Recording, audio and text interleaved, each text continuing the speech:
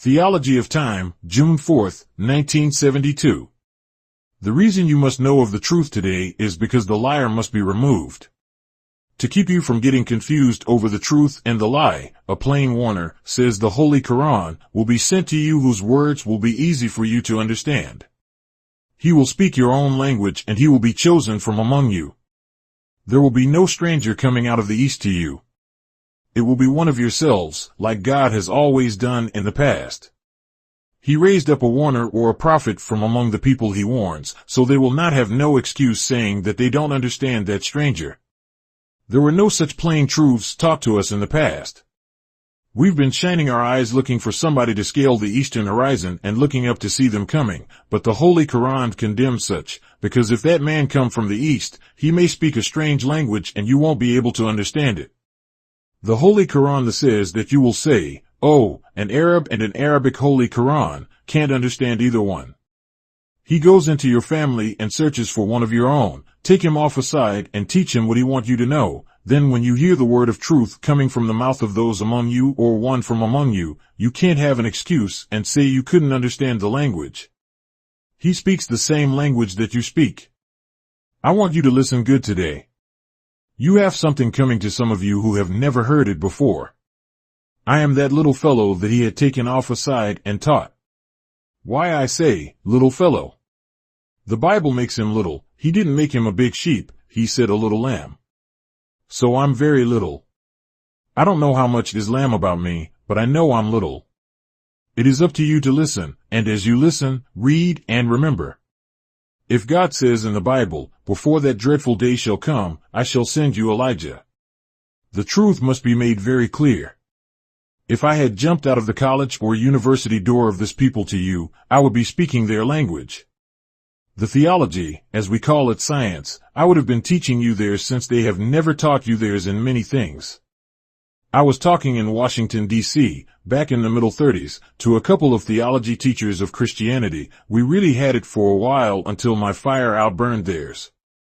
So, at the end of our argument, we got up and shook hands, both of them, and one said, "I never heard that before, because they just don't teach us Negroes nothing over there like that." I said, "They don't have this over there to teach you." It is not that white people of Christianity, the theologians, have this really hidden, they never heard it before. It is the first time they ever heard the real truth of themselves. As one priest told me one day, he said, "Elijah," he said, "we knew this was coming all right enough," he said, "but I never understood it from the Bible like you have it." I said, "Your Bible teaches you that." I said, "It teaches you that the secret of it was never known and would not be known until the end. Then God would send you that preacher to preach to you the truth of it." The Holy Quran warns you that Abraham and Ishmael prayed for such man, that God would raise him up from among you at that time, to teach you the knowledge of the book and to make known to you the wisdom which is hidden from you. This is the little fellow in whose ears God put it all. Why must you have it today? It is due to the removal of the old rule and your old God that you've been worshiping, not knowing where he exists. Some of us said, "He lives in my soul." Yes, that's the truth. That truth does live within us, but knowing where the truth came from is the main thing. Who is the truth giver? If you have patience with me for about a month, I will have you so smart, yes, I will have you so smart, that you can tie him around your finger. I am Elijah of your Bible. I am the Muhammad of your Holy Quran, not the Muhammad that was here 1,400 years ago. I am the one whom the Holy Quran is referring. The Muhammad that was here 1,400 years ago was a white man, then they put up a sign of the real Muhammad. It's there in Mecca, Arabia. They call it the little black stone. I looked at it. I made 7 circuits around it. I kissed the little black stone, but I didn't like kissing it, because I knew what it meant. It means that the people will bow to the real black man who is coming up out of an uneducated people, having not the knowledge of the Bible and Holy Quran, which is why they made it an unhewed stone. He will be uneducated. So, what you have been told, it was told to you to understand. It was not given to you to understand before time. This is the time that you must know the secret to all truths which has been put into symbolic language. Now, today, the veil must be lifted. Do you understand? If you believe that I'm he, then you are a very lucky man or woman. It is not that I want you to believe and worship me, but believe and worship him of whom I teach to you. It's been a long time since I had a chance to get on the rostrum to teach. I don't come out very often due to the fact that I'm forbidden to do so until the proper hour. We are going into the theology of time and history of the people. We are not to do this until time. This is the time and end of what we call the white race. They are white and the only people that were made white. You are to know who they are. You are no more to be blind, deaf, and dumb to the knowledge of people, races, and why we have races. Everything that we say to you today, it must be proven. God gave me the proof. I'm the little fellow in your Bible of whom it is written that they will shut their mouths at him. If any man will be able to condemn what I'm teaching, you bring him to me. We pay no more attention to magicians. They are considered liars, and they can be proven liars if you understand the truth. Why you are so far behind is due to the white man who knew the truth of you.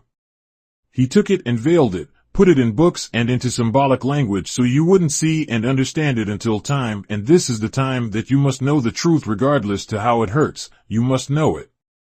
Regardless to what becomes of the speaker for teaching you, he must teach it if he knows it. So today, we're going at the root of the creation of the white race and how there came to be a white race on our planet. As you used to think and I used to think the same, that God made them all at once. No. Or that the white man was the first. No. I was wrong.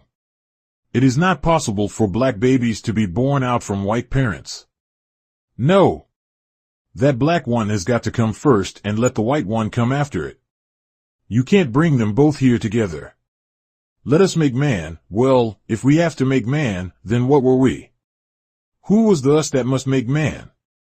What man are you talking about? All this you will learn. You will learn the first step before you leave here. I won't be able to teach you all of it here this afternoon, because I got to go step by step to the first step to get you to see, but once you see you will be like the donkey Balaam was riding. Remember, the donkey had never met an angel before, and he had never had no talk with an angel. He was confounded to see an angel standing before him, teaching him the knowledge of what he was carrying on his back. He spoke with man's voice. Very good. This is what we want you to do. We want you to speak the knowledge that he has, not the original man but the made man. You don't have to teach the knowledge to the original man, because he was the first, he knows it. But the made man, you must have the knowledge of him, and that's my subject today, is to start you off into the knowledge of the made man. You are the original man. There is no such thing as a birth record to you. The Adam in the Bible, you have never understood who Adam was. You have been calling Adam your father. Adam is not your father. We are very happy to teach you if you would but listen, and I will assure you that if you listen to me teach you how all of this began and how it will end, you will never be able to thank me for it.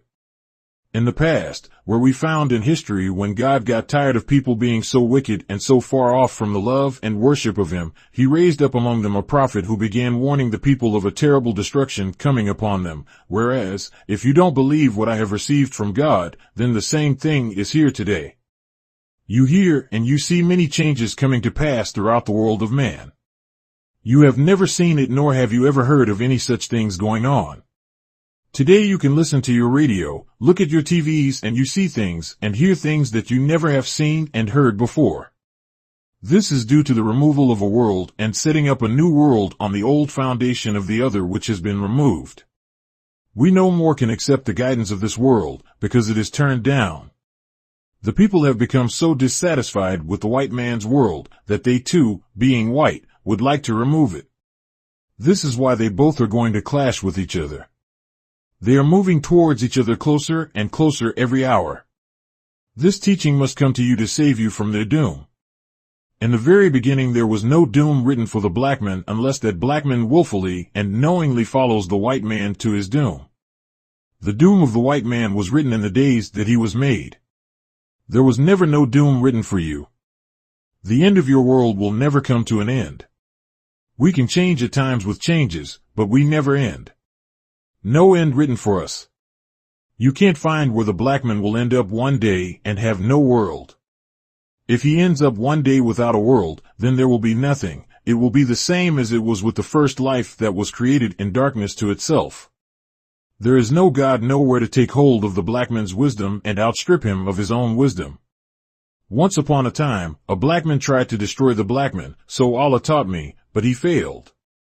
He couldn't destroy himself because he was the creator, so he left some of us back here right on it.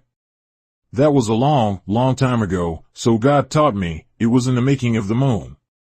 In his effort to destroy the black man, he caused a new world of thought to come in. He split this one, Earth, in two. He had taken one part of it and put it out before our eyes to serve as signs for this part. He wanted to destroy us, but he couldn't. He wanted his teachings to go like the one that went into Africa, and we came from him. 50,000 years ago, as God taught me, a black man disagreed with the 11 scientists. The 11 stuck together and let him go and prove his new God wisdom somewhere else. It was Africa into which he went to prove it, in the jungles of Africa. He said he could make a people like himself and would bring everything to a naught, because they would be strong, powerful, and nothing could defeat them. So he went into the jungles of Africa 50,000 years ago, so God taught me, and he showed me signs that I could recognize today. He pointed out to me one night, 2 little stars in the southeastern skies, a blue one and a red one. He said, when they go away out of the skies from our sight this time, it will be 50,000 years before they reappear. Every time they reappear there will be a universal change. The white man recognizes these things, they're scholars and scientists, but they don't talk to you on nothing of the kind. A blue star beside a red one, that means removal of a world that doesn't correspond with the original world. You say, well, how many more times is it? The end is up. The wisdom that this one brought is to bring an end to these kind of workings, showing forth something to come after this man's wisdom. There is no wisdom to come after this that will be able to erase this wisdom, because this wisdom is brought to you from the root of wisdom, from the originator of the universe. You notice that the whole universe is egg-shaped. The planets in the universe is also egg-shaped. They are not a perfectly round sphere. Well, this is leaving a little work for some wise man, that is, that I am not able to perfect, then someone must perfect that thing. This is the way that we look at wisdom. When scholars are arguing with each other, they take one word, most time. They don't take a whole book. One word is sufficient for them to argue on. If that is not perfect, then all right, he challenges you to prove your work. These are scientists. I don't say that I'm one, but I can entertain them. I'm raised up in your midst, which crowns you with glory and happiness. If you can think of anything in the basic teaching of the resurrection of the dead that I don't understand, I'll give you $10,000 out of my brother's vest pocket. We must have a man today to teach us, who knows and doesn't guess. We no more are going to rely on guessing and theories. Theory is not truth until you prove it true. Many of us can have theories, but not all those can bring our theories true. I hope you have patience with me a little longer. You did not see this board here, last Sunday, turned this way. This is the thing that I am going after, the root of the signs and of the make. We must go at the root to prove that the all-wise, the best knower, is with us in the person of Master Fard Muhammad. Fard is a name used by the God of the last day, who is opening up the kingdom of heaven to you and me. The name Fard is a name outside of the 100 attributes of God. It's an extra name to itself. The Bible gives it to you like this: he had a name written up and down his thighs that no man knew but he himself. So, all of this is understood now. God has taught me, there is nothing of the Bible, nothing else of the Quran, that is yet to be misunderstood. It's understood today. This is the little fellow to whom God has made all of that secret known, and I don't say that I'm guessing at anything, it's all what God has given to me. If you take it and tell it to the scientists of this world and you find one that can dispute with one word that I'm telling you, I'll give you $10,000 out of my brother's pocket. You should be happy if you know that these are truths that have been buried from your ears all of your life and all your parents' lives. This is the first time that you ever heard this, and they are true. I don't say that I tell you because I don't think you ever read nothing about it, no. You read about it, but you were unable to understand what you read. You should come out and listen to truth and stop listening to guessing. The Bible has been taught to you through people who guessed at it not know the truth, but guessing at the truth. Well, it's time to give that fellow the truth and stop him from guessing at it. The Bible teaches you in the beginning God made the heaven and the earth, right? That is true, in the beginning, but when was beginning? You say in the beginning, when was that beginning? And how did you make heaven and earth? You see, you must know the truth of these things, and if the truth does not compare with what you see and what you hear, then you don't have the truth. So, I don't run from you when I teach. You can question me all you want, because I have your answer. God has given it to me, not just for me myself, He gave it to me to give to you, and if you use it, lucky are you. We see, here on this board, before our eyes, 2 flags, and we see under one flag, here, a cross and a man hanging on a tree. All of this you know to be true. I thought I'd wait until you go over this drawing a little bit as I'm coming in to teach you the understanding of it. Here on this board you see the flag of America here, and you see the flag of Islam. In the flag of America here, you see the sign that they use for their religion. You see red, white, and blue as colors.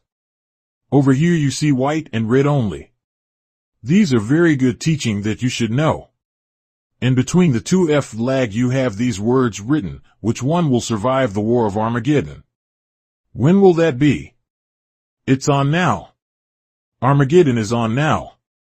You would not be hearing the truth of these things. The truth is only to come when the falsehood had failed. As long as falsehood can rule, it remains like night. As long as the night can rule, you won't see no day. So we use all these signs and truth teachings to contend with each other daily. Now between the 2 flags we have written, which one will survive the war of Armageddon? What is the Armageddon War? It's a war where truth clashes with falsehood and falsehood clashes with truth. Falsehood will try to continue to rule and truth must overcome it and cast it out. That flag to our right, here, contains only 2 colors, red and white. The meaning of these 2 colors are that red represents truth. This is the first thing that we have in the universe. It was a red ball of fire to lighten up the universe. That's the sun. The sun is a red ball of fire, or something like about 800,000 miles in diameter. That's a very big sun, 800 miles in diameter right through it. Now the sun is nothing but a big ball of fire. Don't get it mixed up with some old slavery teaching. It's no spook. We're sure it's fire. We have tested it and drawn fire out of it, so it is a ball of fire that warms up a circle with 9 planets.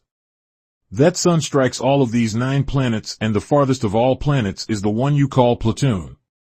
That planet is 4,600,000,000 miles from the sun, yet that sun strikes it just a few hours in our regular day and makes it revolve around it. What sign is that? Whatever amount of the light of truth touches us as human beings, it changes us. Since God teaches us the science that the planet Pluto of Platoon is 4,600,000,000 miles from us, He uses it for a sign of us. We being 4,000 years off from Him, 4,000 years off from the history of the 6,000 years that Moses taught Israel, Moses' teaching didn't touch Israel until after they already had been cast out from Arabia 2,000 years, that left us 4,000 years to work with Him. Now since we worked with Him for 4,000 years, He clipped us for 400 years of it. We have been blinded to the knowledge of ourselves for 400 years. So we have this sign before you so you can read and learn something from it. You see stripes of red, stripes of white, and then you see a blue square here full of stars. What does that mean, Elijah? It means truth of the America people. This is their flag, the root meaning of themselves. It means that this white represents themselves, their color. That red represents the sun, and the red representing the sun beside an equal stripe of white represents the truth, and the white represents the white people, and that blue represent untrue like the sky. We say there's a blue sky, but you can go up there 1,000,000,000 miles and you will never find no blue. So today, God has given me the secret of all these things, and I'm here to teach you the secret. That blue represent untrue. Just as the sky looks blue, but there's no blue sky, so you may chase it all day and all night long in your planes and you won't find no blue sky up there. You may say, well, Mr. Muhammad, I see you have on a blue suit. Does that mean you're untrue? No, this blue I'm wearing is so, because I live among untrue people and to get among them to get their attention. You look like them and you can creep up to them. He thinks that's himself.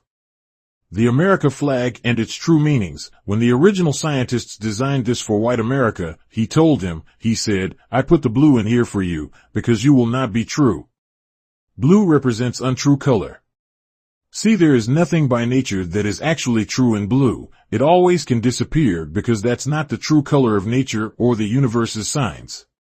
The true color in the universe is the sun, and the sun is something that is fire. It's red and it produces color. Whenever there is an artificial-like plant, it can change that artificial plant into another color, because it is the master that does this. The sun brings up the colors out of the earth into plant life and into other creeping, crawling, walking life. The sun can change it to whatever it wants it to be or change it to something else.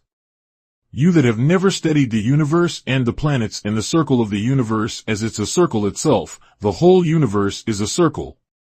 You that have never studied this, though you have studied astronomy yourself. Some of you have not gotten this deep into this, because the teachers that taught you knowledge of astronomy didn't have it themselves, and if they had it and knew the meaning of it, that the end of it is you, he's not going to teach it no way. This is why they don't attack me and put in their paper to make me prove what I teach. It makes him so little until you have to take something like a magnifying glass to find him.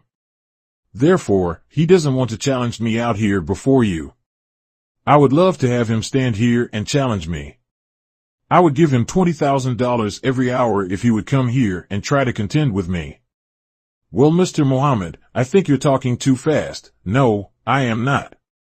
I have mine from God, and what he has also came from God, but God gave him the worst that he had in his storehouse.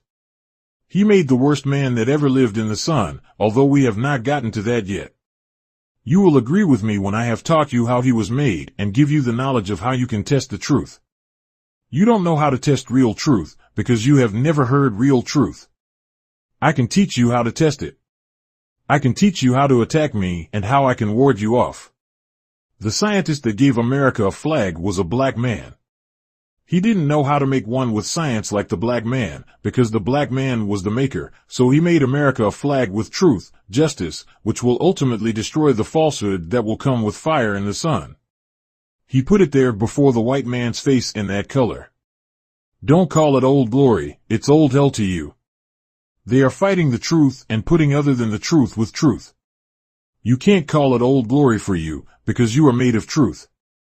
A deceiver of truth deceived you of the knowledge of truth, therefore, you think you're the same fellow that he is. You are not, because one like yourself made him. He didn't come with us. We made him just 6,000 years ago, and he will tell you himself that man has been on this earth for hundreds of thousands and millions of years, and the man he refers to is you. The man that didn't come with the sun, moon, and stars is not referred to as the man. The human made into man is called a human man, and not to be called man is you and I. The white man is called mankind, and he knows himself to be that. He refers to himself as mankind. In the Bible, it says he made him like a man, but he yet was not the man. So that's pretty good, he admits these things. When he says mankind, he's referring to you.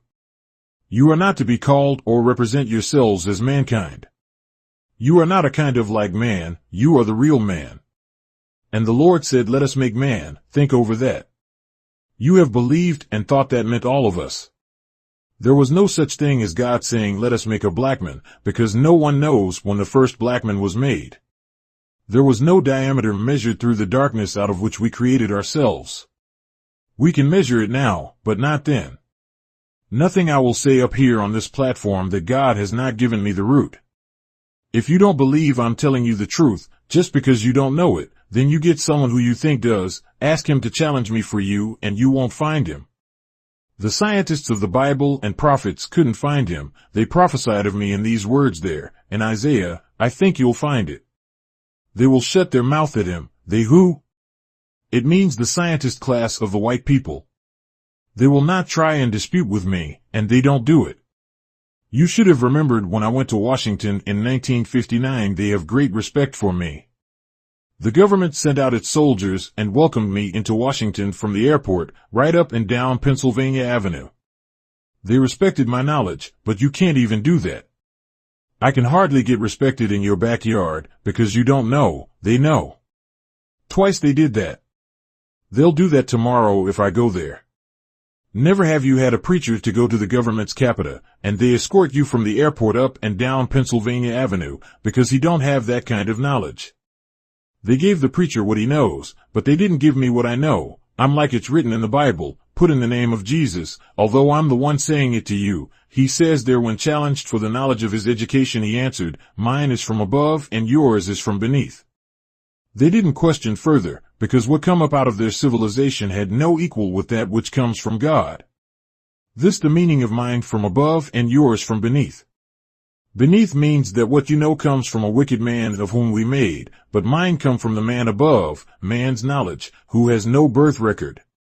As we return to our left here on the board under the American flag, we find there is a cross outside of his flag. What does that mean? It means that he's at the crossroads of the truth. He will lead you either way, because he has no straight path to the truth. He calls it Christianity. Christian. Christ means the crusher. The plural part of the word means all that follow such teaching, Christianity. Anything that pertains to the teaching of the gospel of the Christian religion. Christianity refers to a prophet that they killed when he came among them trying to teach them Islam. They killed that man. They killed and persecuted all the prophets of Islam who were teaching them the truth. They being made just opposite of the truth, they could not have truth come up and among them. It would destroy the future of their civilization. The people would believe in truth, and he would not be able to get them to believe in his teaching of other than truth. Christianity is other than the truth. That's why white people who are made of other than the truth want you to believe it. They don't tell you that it came from God when they made Adam. Adam was not taught truth. He was taught evil so that he could trick the truth believer and make the true believer believe in their other than the truth. This would get him off the path of righteousness, thereby becoming an evildoer. You notice that all of your life, you can get a good laugh out of white people as long as you act a fool, jump up on the stage dancing and singing evil and filthy songs, pulling off half your clothes and showing the filth of yourselves. You're all right with them. All they want the so-called Negro for is to show the world that he, the white man, has made a fool out of one of your members who you now don't want. So, as long as your own people and my people of the good and of the good world refuses you, then he can laugh and say, oh, I beat your God. I've robbed your God of him and he follows and obey me. So my friends, brothers and sisters of the nation that has no birth record and have no end. There's no such thing as a beginning to the black man, nor is there such a thing of you proving truthfully that there's an end of him. You can't prove truthfully his birth, though we can pinpoint him after his birth, but we can't tell you of the life after which he started into perfection as a stature and form of a man. We can't tell you that part. We can get back there. God has taught me so near to it, although I will not go into that kind of teaching with you, because I don't believe you have enough knowledge to go halfway with me. I have been taught so near to him that you would have to put the counting of years on it yourself. I am not able, because I would have to go through how long darkness took to produce the atom from which the man was made. For 400 years he made our fathers and ourselves bow to death. The cross is a sign that represents death. The corpse hanging off the tree shows you what he will do for you in Christianity. He can't do that so easily when you come out into the star, the moon, and the sun. He will be overtaken one day and slaughtered. He will not be able, out of all the Muslims in the country, be able to kill 300 before the end of himself would come. That number 300 is not from myself, but from the mouth of God. He won't be able to kill over 300 Muslims before they kill all of them. He knows all of this. He's bound to attack us one day, but we have, what they call in the Bible, 7 angels with us, and Allah told me he's not enough for one. All of the 7 would like to get a hold of him, but he's like a mouse for one of these 7 cats. I'm challenging the root of what you've been listening to, therefore, I cannot tell you the root of the creation of man, his characteristics, and what he's to end up doing in a few minutes. I don't care how fast I talk, I couldn't do it. The best time I have made of teaching this history is about 5 hours. I cut it down from 6 to about 5, but it takes hard work to do it. The world of the white man was given 6,000 years to live, rule us and take us to hell with him if he could. It takes 6 hours to teach that history. I have worked on this history for 40 years, 40 years.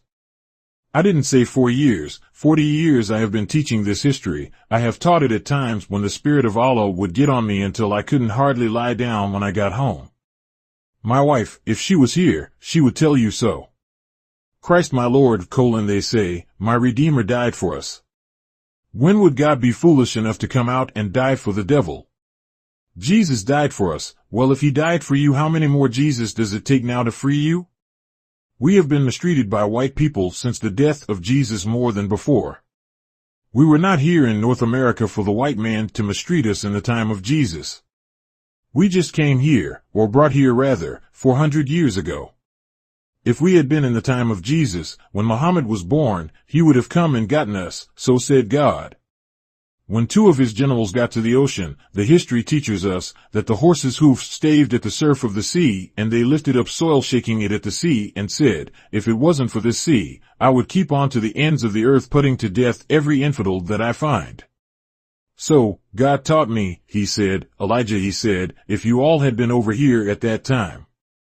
He said, he would have gotten over here and got you himself. He said, they all love you, but the devil and I have spoiled you so much that they don't want to take the time to try to put you back where you once came from. He said they don't want to teach you. You are so spoiled and ruined by the devil that they can't stand your insults, so they left the work up to me and you to do.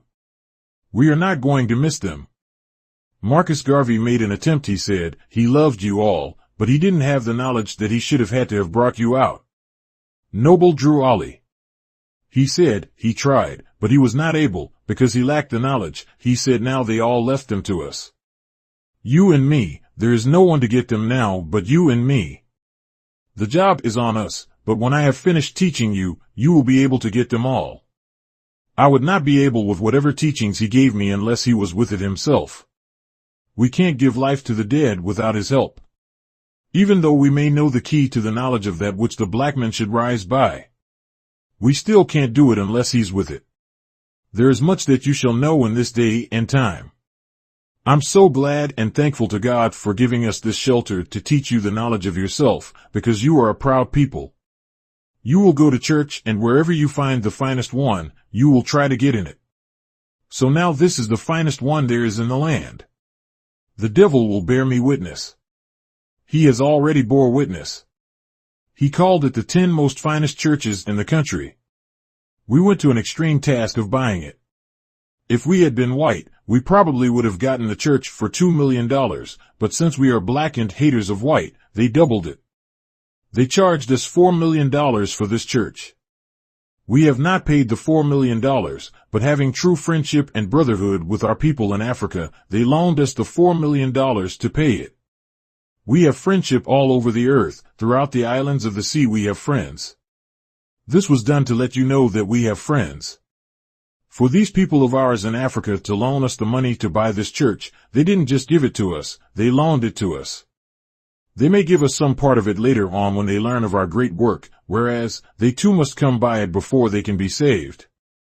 The old Christianity, the doom of the black man. This is the thing that dooms you. The knowledge of it will save you. That cross represents their bloodthirst for death of righteous human beings. All throughout your Bible they were after prophets who would come among them preaching the truth. Some they beat up, jailed, and some they killed.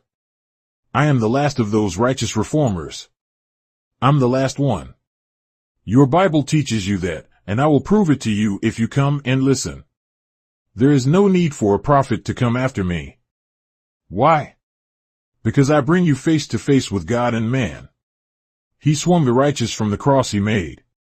Following him was his people. Hung high in the limbs of trees for his body to be riddled with bullets from the Christian guns. So we are here, sent from God himself, having the power from God to put an end to it. My work is to put an end to it, and by Allah, we will do it. Christianity. What is Christ? What does Christ mean? What is the real truth of the meaning of Christ? It means one coming in the last days to crush the world of evil. Christ is a crusher. You don't get that name in the Bible until his time, then you read of Christ coming. He's the crusher of this religion, a lying religion, a religion that teaches you must die before you can see the hereafter or the heaven. This is true if you understood what the liar was saying. Sure, you have to die mentally, out of the evil death that he put you in. He teaches you that there is a hereafter after you die, that's right, but after you die the mental death that he put you in from slavery, up until now, until the judgment comes in, then you got to be resurrected totally from the mental death that you died in, not physically. There's nothing after this flesh and bone goes back to the earth. I got it from earth to build me a body for breath to enter, and when breath entered into the body, he made a sound, and from the sound I could walk and I could guide myself the breath of life. Every human being that is born from a parent, if it does not breathe the breath that is carrying the earth, which we all are breathing, it won't live. We say it's a stillborn, right? He made you to look at it differently. He made you look at breath as something like a spirit of the body that we can't see, that's right too. We can't see the air that we are breathing unless we get a microscope, then we could see the very atom of life in the air. Those atoms of life in the air are the things that give us life, and whenever the body gets to the point that it can't draw it in, then we say he's dead. The biggest soul we have is air. If you deprive the man of air, then he's dead. You could come up here now and start me on my neck, soon you will have me so I can't breath and I won't be talking. That's the soul that they preach to you about, that's the real soul. It is your breath. There's no such thing as a little man going out of your mouth and going to an unknown place, no, no. When you get to the point that you can't breath, the little man and you don't be a little man yourself. Go take this home with you and study. You will come to the knowledge of truth. You see people drowning and you see him standing up the man on his head to run water out of his lungs.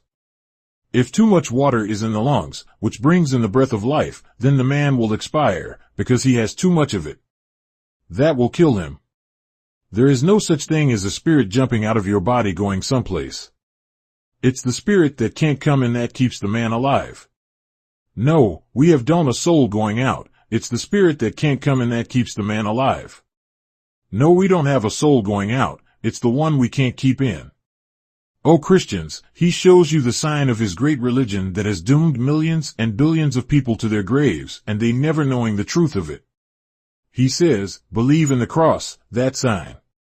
He says believe in Jesus, and you don't have sense enough to chase him. You don't have sense enough to make him give you the knowledge of what he's teaching. You take it for granted that everything he says is the truth. The cross, believe in the cross, my brother, he says. I will cling to that old cross. Yeah, oh yonder, he says, on yonder hills stands an old cross. Yeah, it's a sign of shame. It's a sign of my guilt of murdering the prophets of God, because I was at crossroads with them in the science of truth. So, here it is, blind, deaf, and dumb black man, follow this and you will go to heaven and meet Jesus. How many have been there and came back and told you that? There is no man that dies and goes back to the earth, then returns again. That is the thing that just doesn't happen. You say, well, Jesus rose again. Yes, he's rising now. The resurrection of Jesus means the resurrection of justice among you and me, that's what it means. It doesn't mean that man will come back alive like he once was. He hoists that sign and tries making you, who he has made blind, deaf, and dumb to the knowledge of the truth, believe in it, and you believe just as he says, that Jesus will come back and take us all home. Yes, that's right, if you understand. Justice will come and condemn the liar of his lie and take you back home again. What home? It is justice that takes you back into the knowledge of yourself, and you can live in any part of the earth, Africa, Australia, or the islands of the Pacific, which actually is being ruled out there now.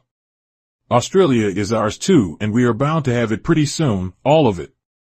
If I were among the Australian whites today on that continent, I would tell them the same, that pretty soon we will own it again like we once owned it. New Zealand and all of those other continents, islands, and inlands out there in the Pacific belong to us, but we were not to take them before the time of the present rule of the white people. Their end has now come, as you will see these islands falling into the rule of the black people very, very, very soon.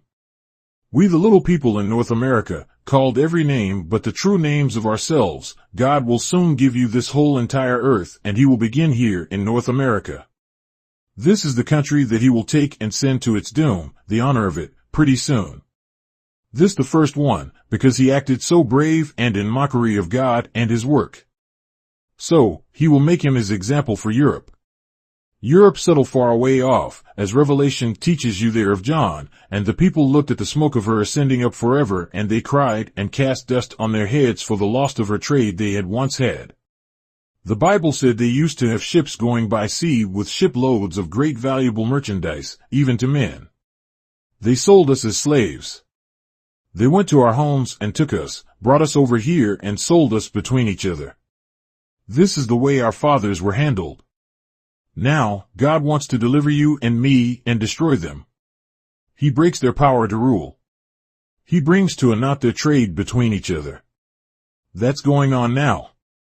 Never, since you've been born, have you seen a president of this country going over the earth to the nations of the earth begging them to agree with him to live longer.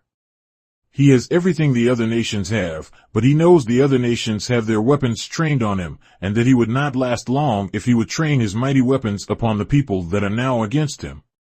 They will tell you, "We have it, but we're scared to use it, because others have the same." He's pleading with the nations not to use these dreadful destroyers of nations on each other, whereas we will destroy ourselves if we destroy them. We can, because they have that champion of war with them, the Mahdi, and he won't allow us to fight the black men in such a way to annihilate them from the earth.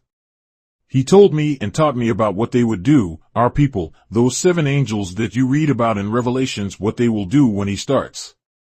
They are capable of cutting a corridor in the air between this country and the other countries, confining all of his destruction in this sphere. Think over that. Teaches you and me that we made that white man. This book challenges the white man to prove that we did make him. Who created you? Who made you? Did you make yourself, is the way it reads, or did not we make you? The white man knows he came from black man, but he has killed you of that knowledge, since he had the use of you for 400 years. He killed you of that knowledge.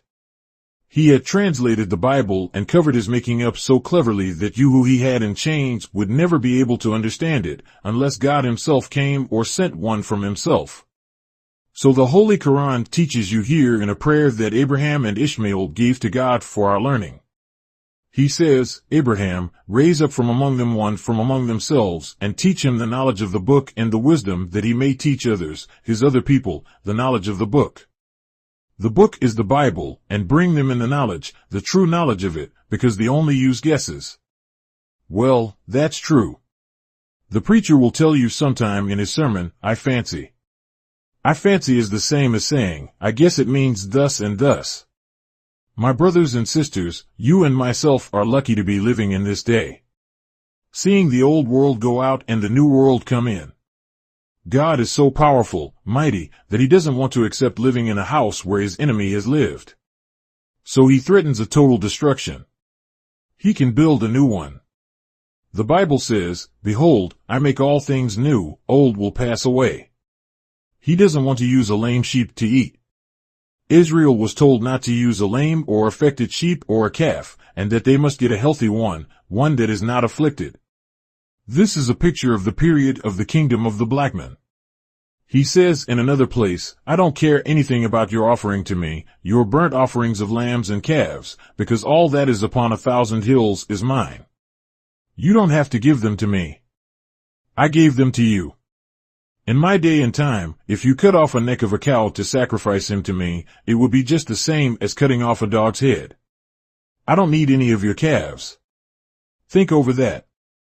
Gradually, he wants to turn us into forsaking the flesh of an animal and give us a better one.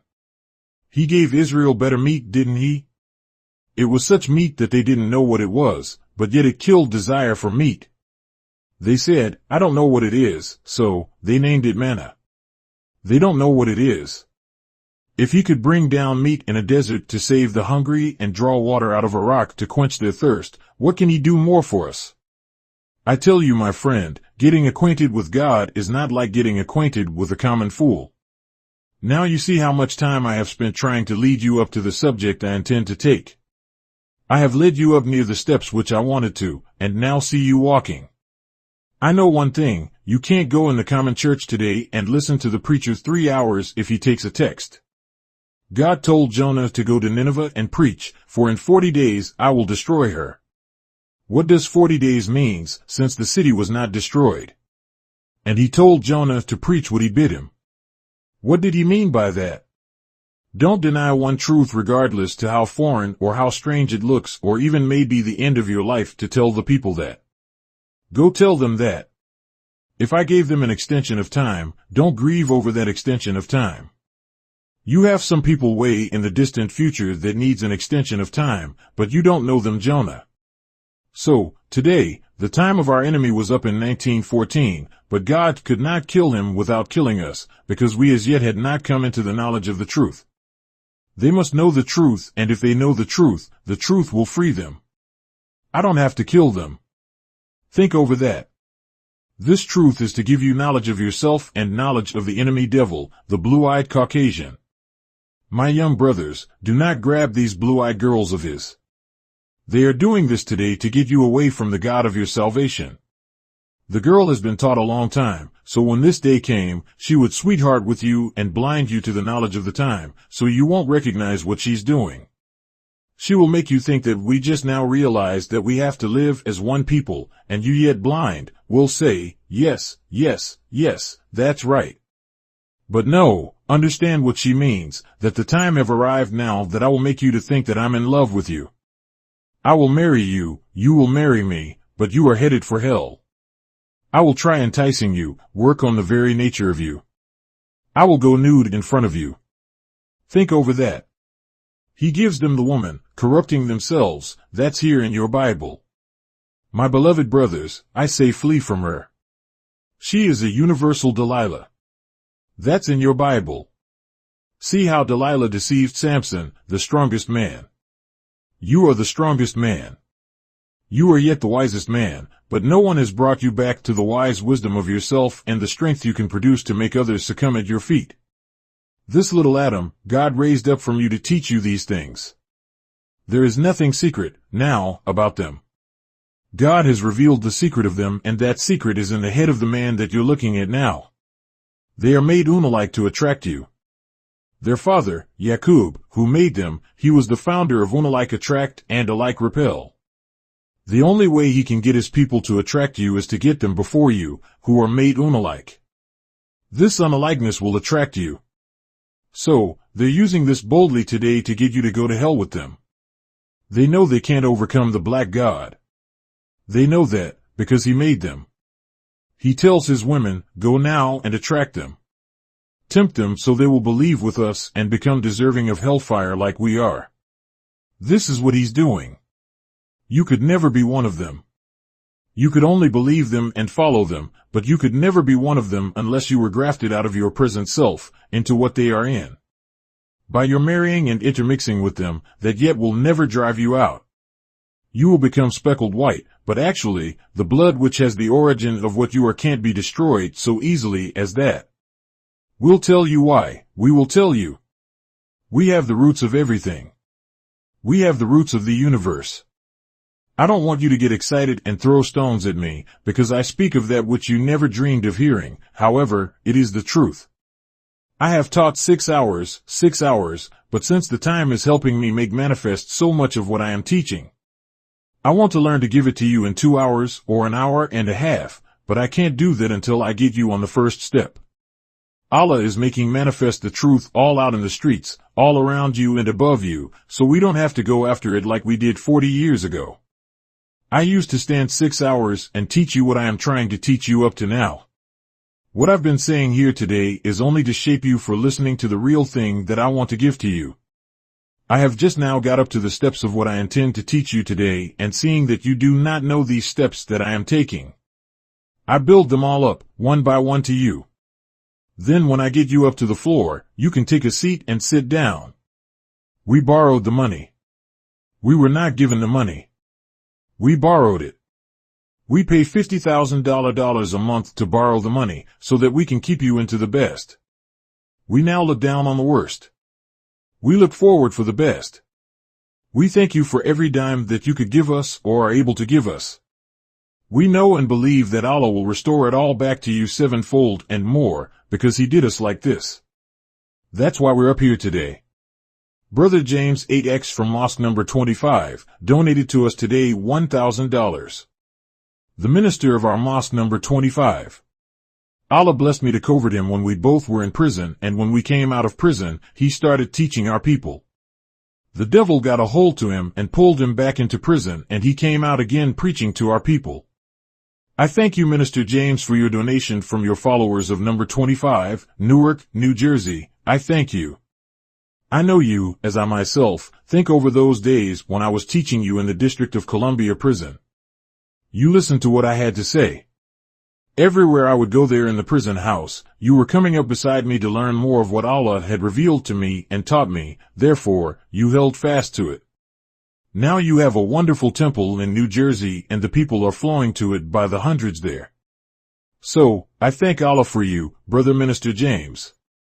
My beloved brothers and sisters, I thank each and every one of you that offers so much as a penny for the help of this great work of getting a nation out of a nation and reforming them in such a way that they won't return to that which they were reformed out of. I thank you. I pray to Allah that heaven and earth, both, comes to you, because both belongs to you, so God has taught me. I thank you for respecting me enough to what I have to say. I thank you. And I pray to our God, Allah, which means the first and last. This name means what you have in the Bible, the first and He is the last. In Arabic, it's Allah. What I have started stepping you towards, we're going to add a few more steps towards the apex of what God has given to me. If you can find that you can walk out of it, then you will have to build more steps. I don't think you will be able to do so. I will be here, if it pleases Allah, ready to give you some untold truth, ready to give you that which has been hidden from you all your lives, and to bring you forth, putting you over your people as you once were, not as God, but be the God that you once were. The sun is going down in the west. This teaching will raise a powerful sun and spirit of truth from this part of our planet by us, from whom God has raised. No more will you look toward the east after this for a light of truth to come. That light of truth, which the scientists of the East were not able to give you, will come from the West.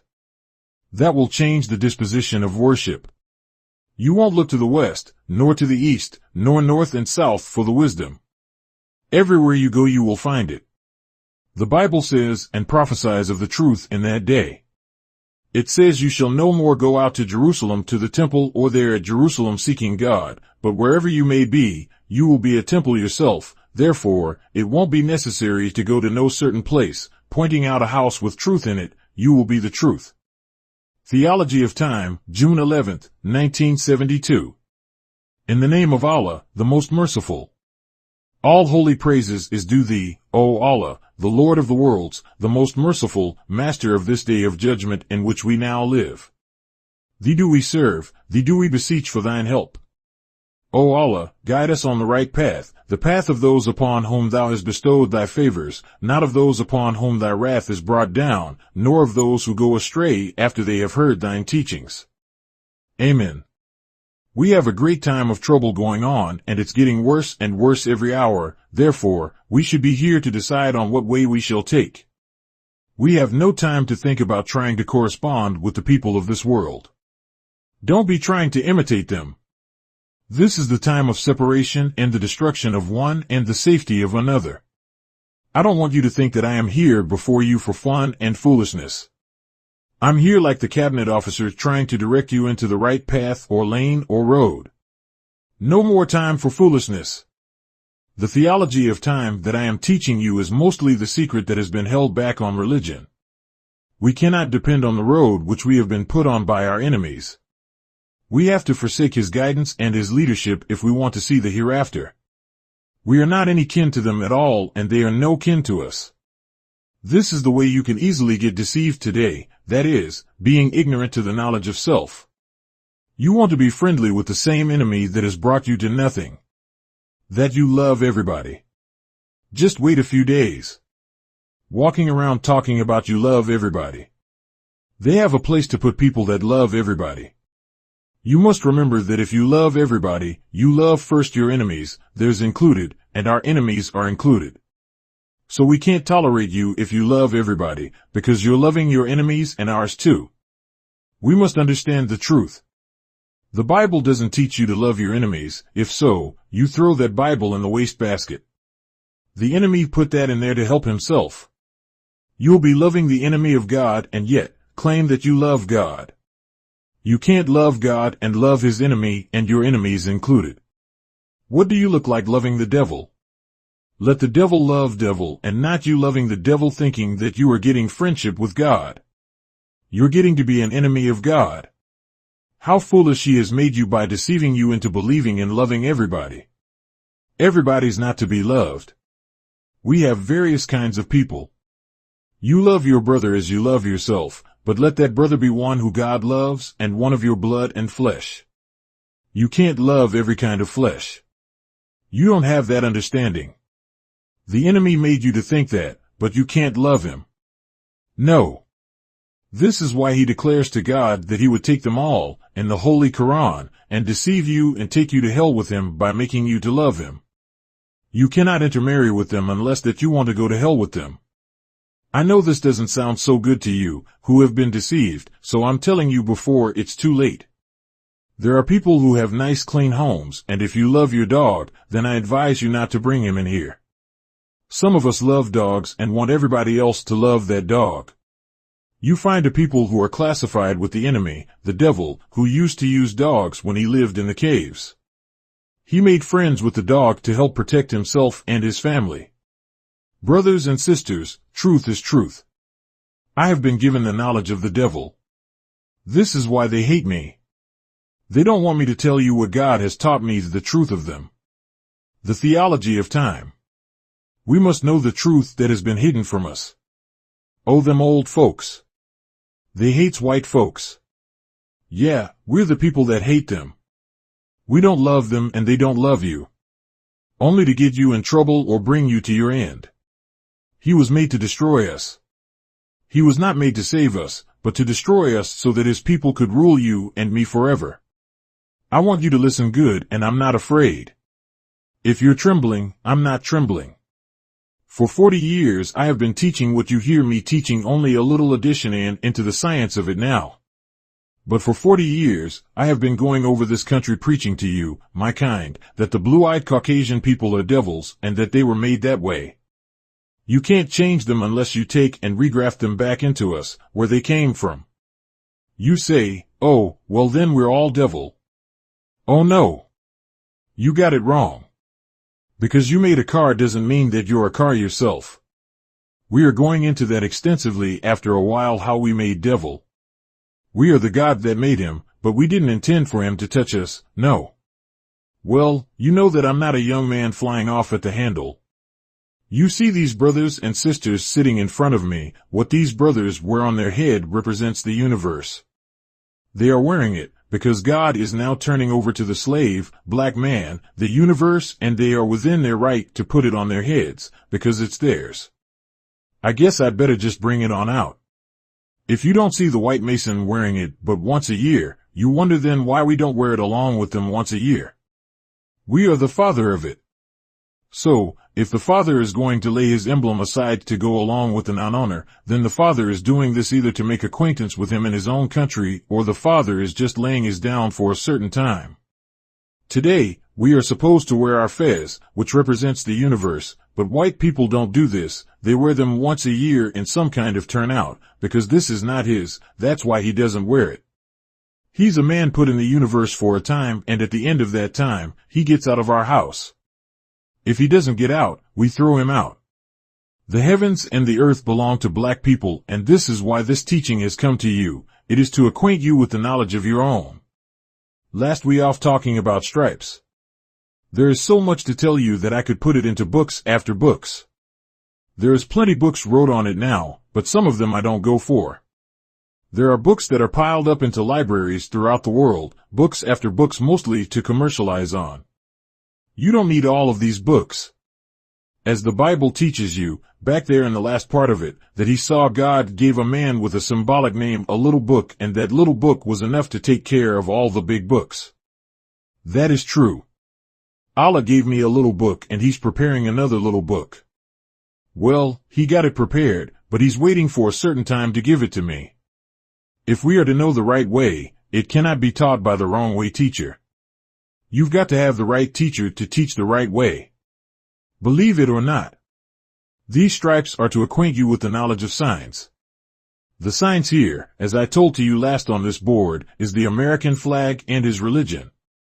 With it, to the left, is an awful sign of your brother swinging on a tree and the sign of his religion beside him. Don't fear, they will not try stopping me from putting this up here, because they can't condemn it. The righteous people of Christianity will swing his own brother up on limbs like that. Ever since we have been in this country, we have been in his religion. You are black and believes in Christianity, and he will take you and swing you on the tree. This proves that you are not a brother of his. The reading in between his flag says, which one will survive the war of Armageddon? I don't have to ask you. You know that the stars and stripes are not going to survive the star and the moon. You know that. So it's a big question mark there. Again, if I asked you when was Christianity inserted into the religion of man? If it didn't come or change with the earth, with the star and moon, you don't have God's religion. You must have the religion of God who created the heavens and the earth and taught man the right way. You cannot boast of a religion that did not come with the heavens and the earth. That's right. No theologian will condemn you. Take you down to the road of peace and get you guessing and wondering when it come about. God never changed his religion. If he did change it, it shows that he didn't foreknow things. He's supposed to know the future and the end of all things. So he chooses one religion. That religion must be capable of defining the truth of what he has made. If God made the universe and did not define it in telling you and what he made it for, then the God is not accurate with his truth of his creation. Let's listen good and try and learn something. I don't argue with you, because I know what you know and I'm not boasting in what I know. I put it out here to you. You are welcome to take it or leave it. It is yours as well as mine.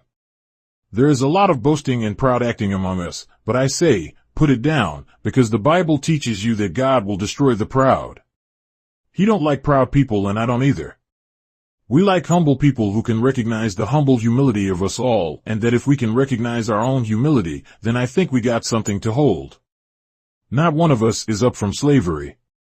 Not one of us is the President of the United States. So, let us be careful what we boast of. If you have quite a bit of money, that's all right, it's here in the earth, maybe we could get some one day. You didn't get it all. This teaching that God has brought to me is to level us off. That's right. Some of us are up too high, as the Holy Quran speaks to a proud man and is kind in this way, trying to be up over everybody. It says, you cannot reach the top of mountains in your height, nor can you go and step through the earth. So, since you can't step through the earth, it's too deep and you're not able to reach the top of mountains and hills on the earth, then even the earth is taller than you and deeper than you. So let us take our place where we were created and try to man it. The secret of the time has been held back from you by your enemy, because they have the worst feeling of time.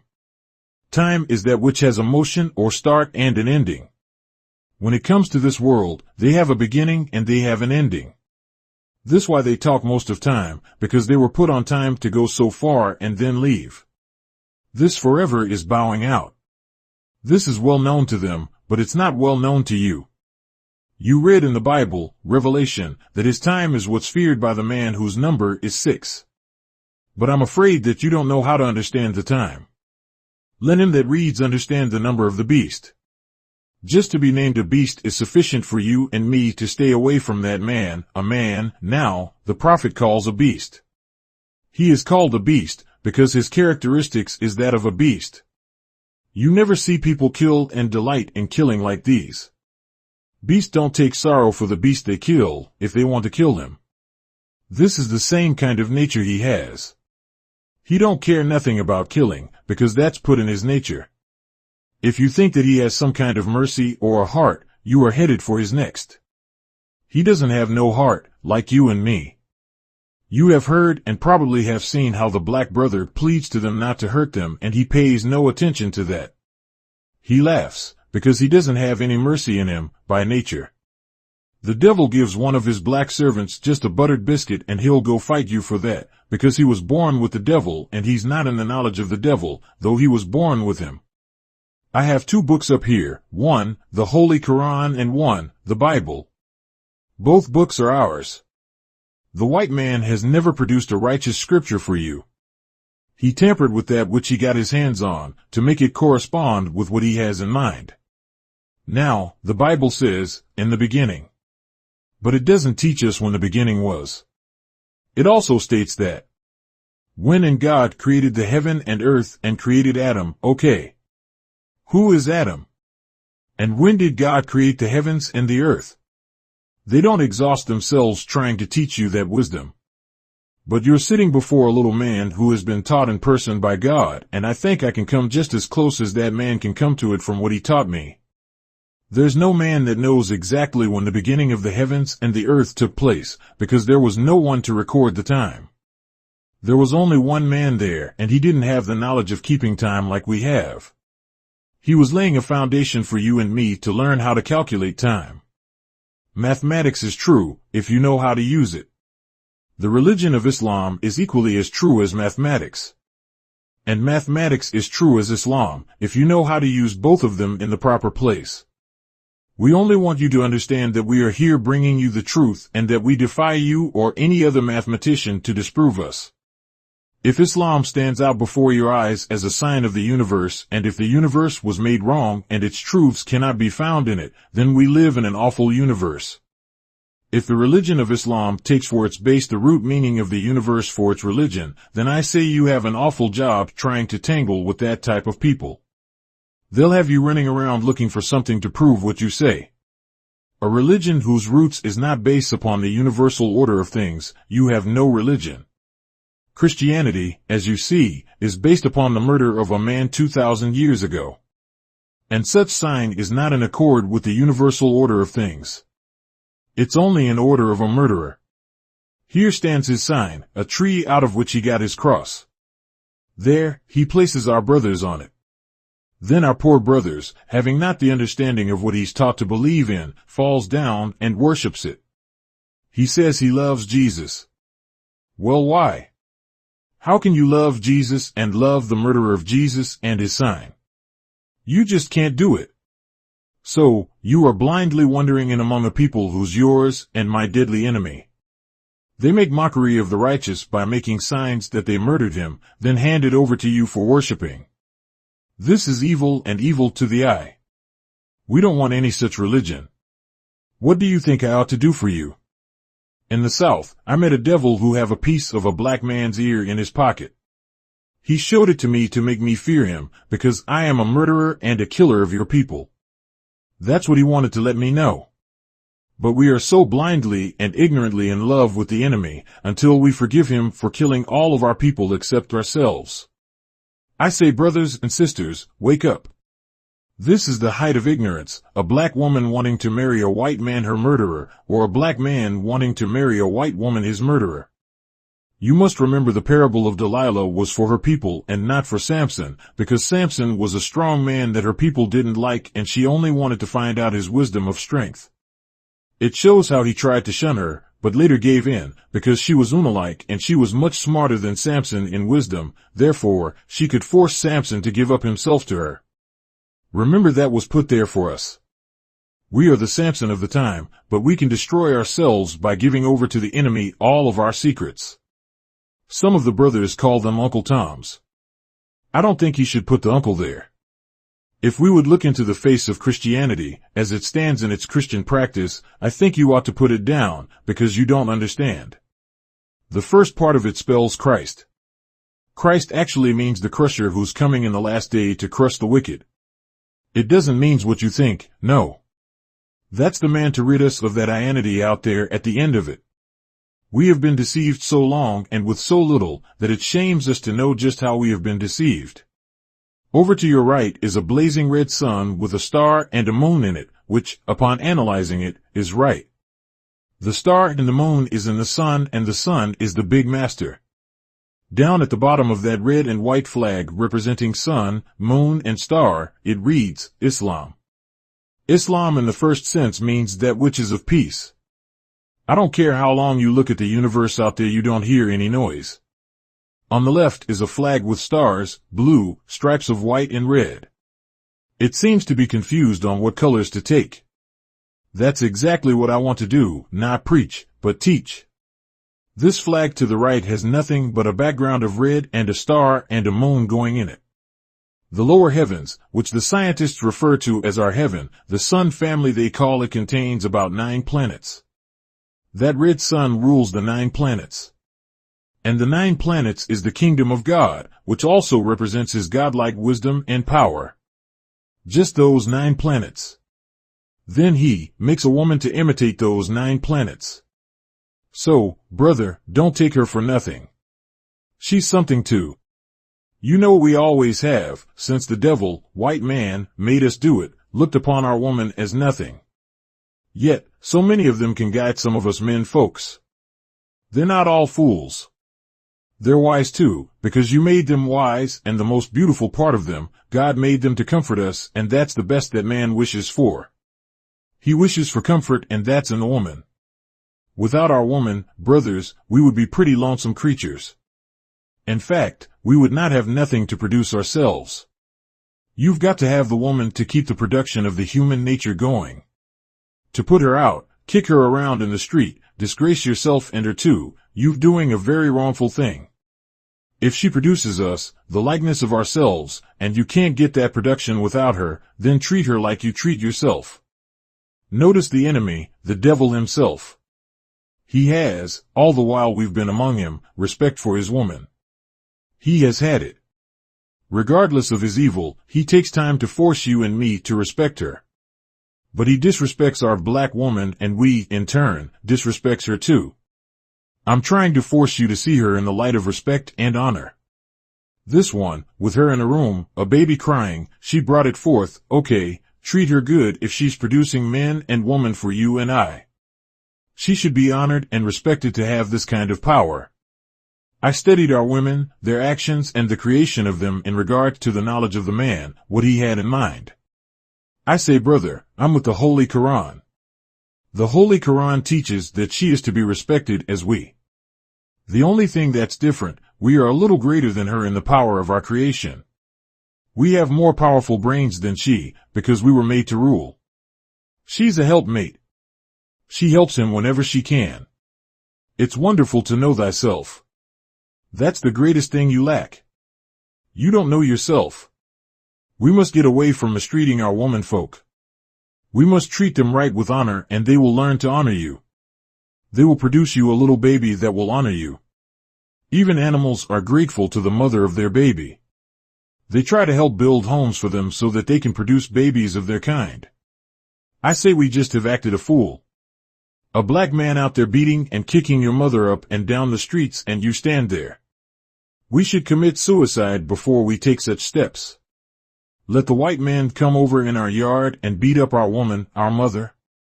No, brother, we both go down together. He loves to destroy her, that's all he knows.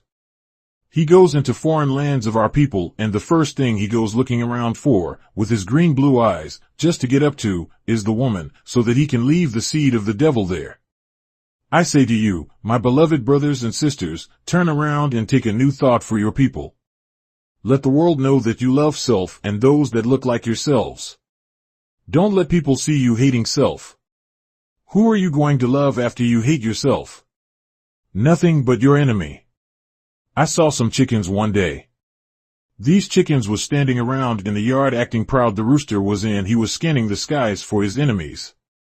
Anything like a hawk, he warns his family to go, but he doesn't run. He stays out there to battle the hawk when it hits the ground. Until you learn to stand up to the enemy, die or live, live or die, we will not be respected by all the people of the earth. We must learn to do that. The Muslim is trying to learn to respect their black sisters. The black brother Muslim is trying to show you how to do the same. A coward Muslim is not a Muslim. If we claim that we are backed by God and that we are with God to back him among enemies of his, I say, brothers and sisters, let us prove these things that don't act, but prove it. In the oath of Islam it goes like this: my prayer, my life, and my death is all for Allah. This is an oath that we take and a prayer. If we don't do what we say in the prayer, we are telling other than the truth to God. In Christianity, it was a religion that we did as we pleased. Not so in Islam. You can't do as you please in Islam, because some of your pleases may not please Allah. So, we do that which pleases Allah with us. If we are asked to pray 5 times a day in Islam, to show that we are a good Muslim, well, if we want Allah to take care of us every 5 minutes, every 5 seconds, every fraction of a second, then I don't think we're praying too regular to him just putting up 5 prayers. That's not so much from the much that we're getting from him and much we hope from him. It reads which one will survive the war of Armageddon, which is now taking place. We're going into that war and we're in it now this very minute. If you believe in Christianity, which has mistreated and hung you on trees, then I think you should look at this and think, well, a murderer survived peace, which we have experienced all of our lives. The heavens do not give us any trouble, yet we disobey the law and rules of the heaven, which are obeying the Creator. The star, moon, and sun obey the laws of its Creator, but this stuff, to our left, is the makeup of an enemy against that to our right. He is opposed to the laws that governs that which he cannot do without himself. He cannot find any place to live, but in the peaceful kingdom of the universe. And regardless to how far he goes, he can't build one outside of this one. Let him try and build him a universe, then he can be independent of ours. But since he was not able to build him a universe, then obey the laws of ours. That he can't do, because one of our black scientists, a little over 6,600 years ago, made him according to his worship. He didn't make him according to our worship, he made him according to his worship. This troublemaker was made of the nature of making trouble. When his God made him, he said, "Go now and make all the mischief that you can before the coming of the Mahdi." Who is the Mahdi? He is the God we call Allah. We call him other names, but he is the one, also, who is referred to in our Bible that will come. Mahdi means a name of self-independence, one who doesn't rely on others. He's self-independent and he's one that is coming in the last days to bring about the judgment of the made man. He's referred to by many as being the Son of Man. I don't know whether I should tell you all of this or not. The Son of Man is that man who is given authority and power by God to carry out his judgment upon the people. That's what Son of Man is. Then, it goes also for the Mahdi being born out of his nation by a woman that was not of his nation. The man that produced the child, who she gave birth to, was of us, the black nation. He married her to get an Una-like child, so that he could send that child among our people, and his people, to produce a ruler from us. We, who were lost among the Una-like people. The man who had been made from part of his people and the enemy, was and is the God of the judgment and of the destruction of the Una-like, who has attracted the black man for these last 6,000 years to follow. The Una-like is the white people. They are Una-like us. We are not like them and they're not like us, only in the nature of a man. That's why they call him mankind, because he's just kind of like the real man, but he's not the real man. A God who is able to fulfill his promise to us, having come and offered you that flag on the right, means that it is time now that you to rule your own. That's your own and he has offered it to us. We have a song we sing of that beauty like this: Allah has given to us our own, the sun, moon and star, for a flag. I don't think you will find the white people running all over the earth with that on their head. They know better. They don't have part in it. They have time in it, but not part in the creation. When you ask the white man about his secret order, called Masonry or Masonic, he wants you to answer that you were not made that, but you were born that. That's true. We are born Muslim and cannot be accepted by saying I was made a Muslim. We were created Muslim. Some of you may be Masons in here. I want to come over in that corner with you to teach you how. In reading a book in the Washington Congressional Library on ancient Masonry, I had to laugh sometimes to see how we have been fooled. Now you are getting the highest degree in that order which no white man would ever teach you. However, we won't stop here to deal with some kind of society. We will move on with truth. If we bring to you, I'm talking about the disbelievers and hypocrites that flag and tell you that's our sign or emblem. You that have studied degrees in masonry should not hesitate to come over, because we give you more than what the devil has given you. These brothers sitting here before our eyes patrolling the floor space, they are men that have learned more about masonry than you. Your masonry has included the history of your slavery, which it also teaches you, but you don't know it. Your first 3 degrees takes you into your slavery. Those 3 degrees, they are the answer to your slavery, if you understand. But not understanding them, as the white man would not teach you the theology side of it, it makes you dumb even to that which you actually own. I don't like to call you such names, but it's an easy answer to the truth of it. The ignorant among you look at that and laugh at it, because he's ignorant of the truth of it and he don't know what he's done. He'll smile at his old stars and stripes, he calls it old glory. If I were you, I'd change the name and say it's old hell. I know it's hard to take, but if you would let me teach you, you'd go sticking out your little chest. It'll make you feel like sticking your chest out, but I say, don't act proud, be humble and yet commanding. If we bring to you the sun, moon and star and you laugh at it and criticize it and say you don't want it and would rather have a made square of the devil, enough for you to get by with, because you're only wishing to be recognized by the devil, not by your people. That's why you go and join up with them in every society that you think he will let you in. You want to be his equal, be recognized and respected by him. He didn't make his society or societies to make you his equal. He robbed you of money, all right enough, to be called one of them. He doesn't like to call you a brother in any society. Before we tell him that we will accept him calling us brother, he try calling us brother. Many white people out there call us brother or refer to us as the brothers, because we have the truth and the light, and in our right position of the square. We don't do this for form and fashion. No, it is the truth. If we say that we are on the square with you, it doesn't mean that we're just saying that because of the sign of the square. No. We say that because we are the square ourselves. Not that we make a sign to go by. We're the square and we are the star and we are the moon. While you do these things according to his teaching just for the respect of the white people who are one, they'll get recognition of it in America, Australia, and in Europe. This is just the act that they have for you to buy to get among them, and Freemasonry in and of itself does not take you any further than Australia and into Europe, but this on the right here takes you all over the earth. I want you to wake up and know yourself to be people of the first order, not of the last order, but of the first order. We are to respect each other as brothers and not as enemies. We are to respect our woman as our mother. I say, my friend, this means that we have to love each other. We can't do these things if we hate each other. That's why we are very careful with you. We know the poison in which the devil has put you. He has poisoned your mind against self and has deceived you into wanting to be like him, hoping you would be like him. Hope that you don't become like him. These people were made for hellfire. They were made to live only until a certain time. He tells us himself, some places he goes, now, that the children of the natives see him and say, there goes a foreign devil. They know him better than you. A real devil is one who is made, by nature of evil, his very nature and material from which he is made. I don't use the word created, because he is not from the creation. He's a made man that our scientist Yakub made here 6,000 years ago. But we have been on this earth ever since it was created. Your history has been taught to me as far back as the atom that first burst forth to give away sound, and that was beyond 76 trillion years ago. 1 trillion years is a long time, but when you put 7 tens of them together, it runs you out of reading. I want to talk with you on the time. If I don't do it, God will hold me responsible for him giving me the knowledge that you never have dreamed of getting out of the head of God, the knower of all things.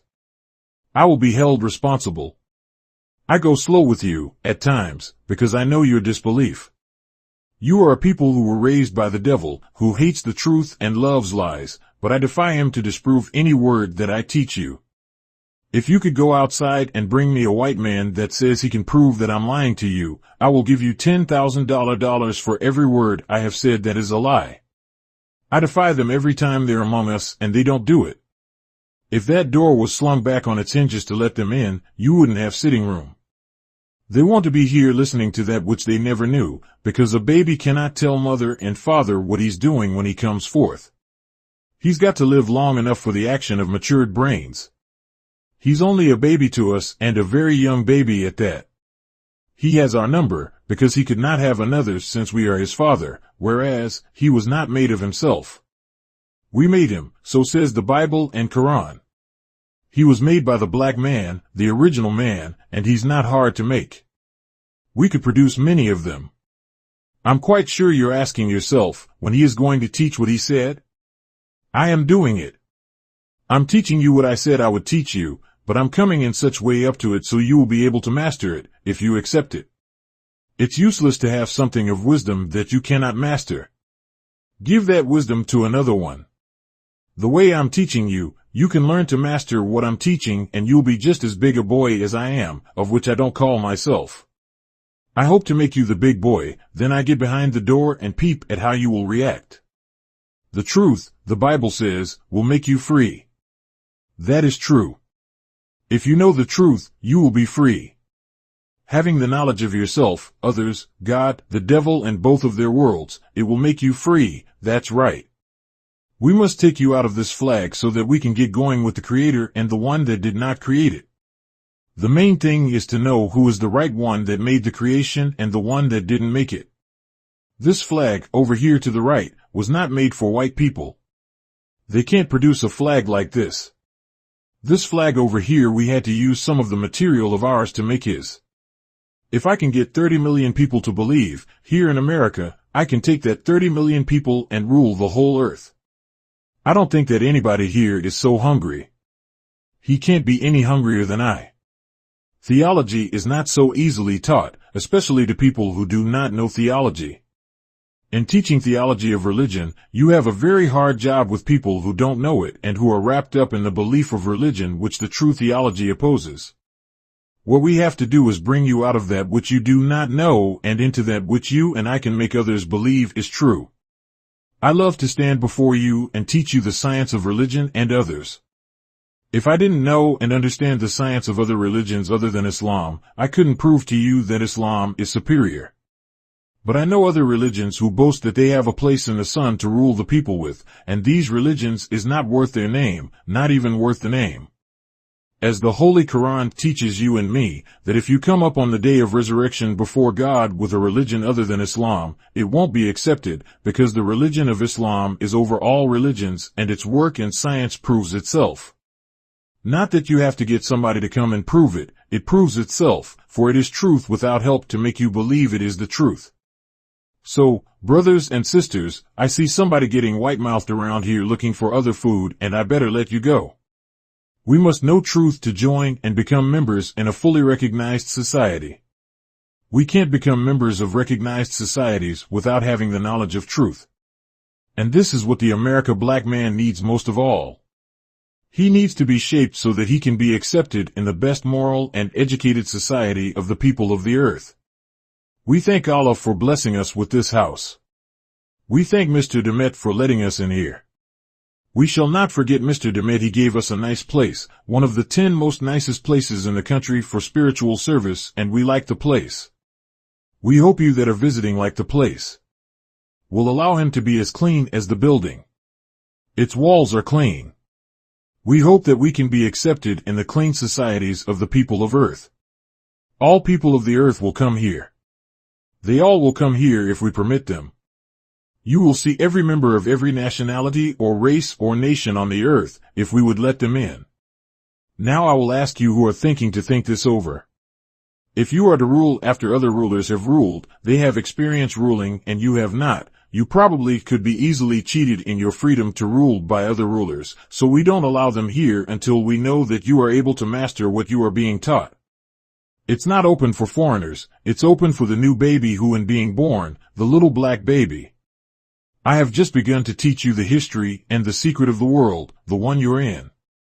I can't say when we're going to finish, but I'm inviting you to come back next Sunday. As you know, we carry on our own school independent of others. We will never get our own by mixing up with others and letting our children be brought up in their school. That has been the wrong thing to do. Teach your own children the knowledge of education yourself. I have long since been seeking teachers. We have some mighty learned teachers out here, and what we want you to do is come over and put your wisdom here. Let us raise up our nation from your knowledge. Love to teach and train your children in the knowledge of the black nation who had no beginning nor will they have an ending. They are chasing the white man all over the earth to push him off the earth, and you that likes to go along with him will push you off too. This is the end of the time of white people ruling black people, believe it or not. I'm sure some strange things are happening now, even in nature. It is changing up against our enemy. Look what you hear happening up in the northern part of this country. It's happening every hour, but they don't tell you every hour what is going on. They think you already know, and you do know some. I want to give you Jesus' whole history, as God gave it to me. I don't have time now, but I can say this according to that which you can read. The Holy Quran does not call him a god. He was not a god, and he had mentioned it in the Bible, that he came before time to do his type of teaching, and he also admits it in the Holy Quran. It was not the time of the Jews.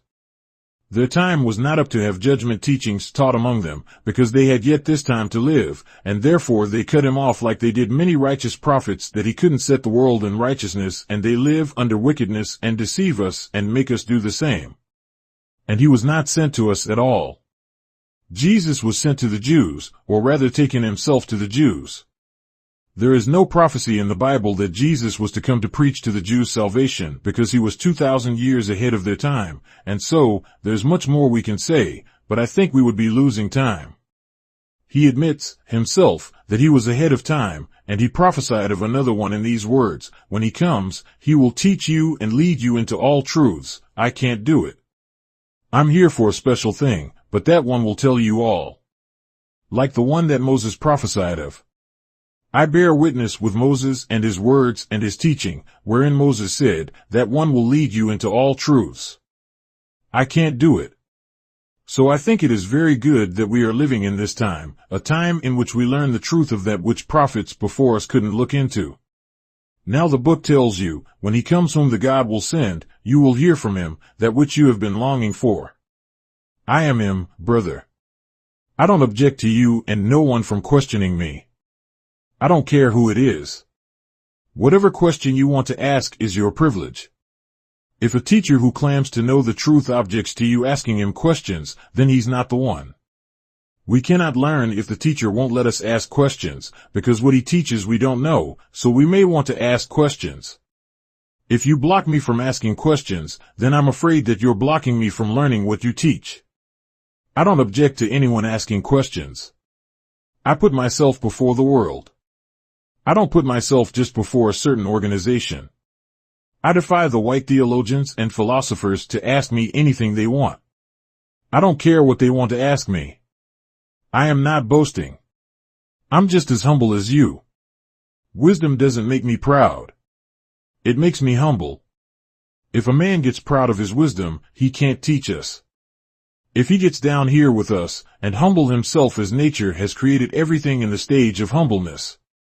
If you're too proud to go along with the law of nature, then you won't be able to teach me much. If I teach you and you don't understand, it's your freedom to ask me of that which you don't understand to make it clear to you. If I can't make it clear, then I am not the last teacher. And I am your last teacher. We want above all, unity of brotherhood. That's what Islam is here for, to unite us into a circle of brotherhood, every one of us believing that we are the same. Islam is not made up of big I's and little U's. We all are alike before Allah. As the Holy Quran teaches us, that the noblest among you is the one most careful of his duty to Allah. We have a religion of equality, and Islam is equality. That is what the moon in our flag stands for. It's equal with the earth, and the earth is equal with the moon. All the planets are equal in the sun, because it being the greater attraction, doesn't make it greater in the eyesight of God. The scientist of ours ripped up the moon 66 trillion years ago, and we go back there through the white man looking at it. We look at the destroyed piece of our planet, and let man know that he shouldn't worship that either, because it's the same as what you're on. It has been deprived of its life. just like the white man holds the black man, deprived of his life. This is a sign of us. If we don't make what God has revealed clear to our people, then the revealing was unnecessary. There is no God in the sun before you. The black man has no beginning. There was no God before him, or we would be following another people, but we are here on the earth, and we made the white race ourselves just a little while ago. The Holy Quran teaches us that God didn't make us to live forever. Only the nation lives forever, but no single black man lives forever. We have accounts of them living near 1,000 years, but they are not to live forever. After the scientists lived here and learn all about his earth and knows what has come to his earth tomorrow, it could be 1,000 years or 20,000 years. He's not particular about staying around to see it coming in, because he already knows it. He gets tired and start living a life which he knows will have an end to it. The Savior said some of these great scientists just start eating 3 times a day and soon dies, because the food is the thing that sustains life and keeps us here, and the same food will take us away. The poison that's in the food will eventually destroy our physical form. This is the way highly learned scientists among the black men gets away out of our family. They just start eating against the way he should eat. We are now living in the last of the 15,000 years, although the God of this present cycle, his time of wisdom was supposed to have gone for 25,000 years, but since the mighty has come in against all previous gods, because he is God of us all. His wisdom is not matched by no God in the past or in the future to come. Therefore, the scientists say that he lives forever, because nobody can remove his knowledge. I'm the little boy that challenged the world of science to disprove just one word I said.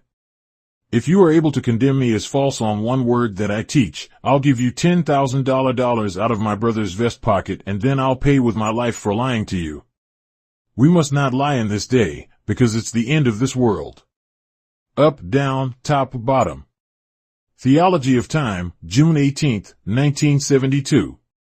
The preacher had been trying to get his audience to listen to him so he could teach them, but every time he would get there they would start talking about the party they had on Saturday night.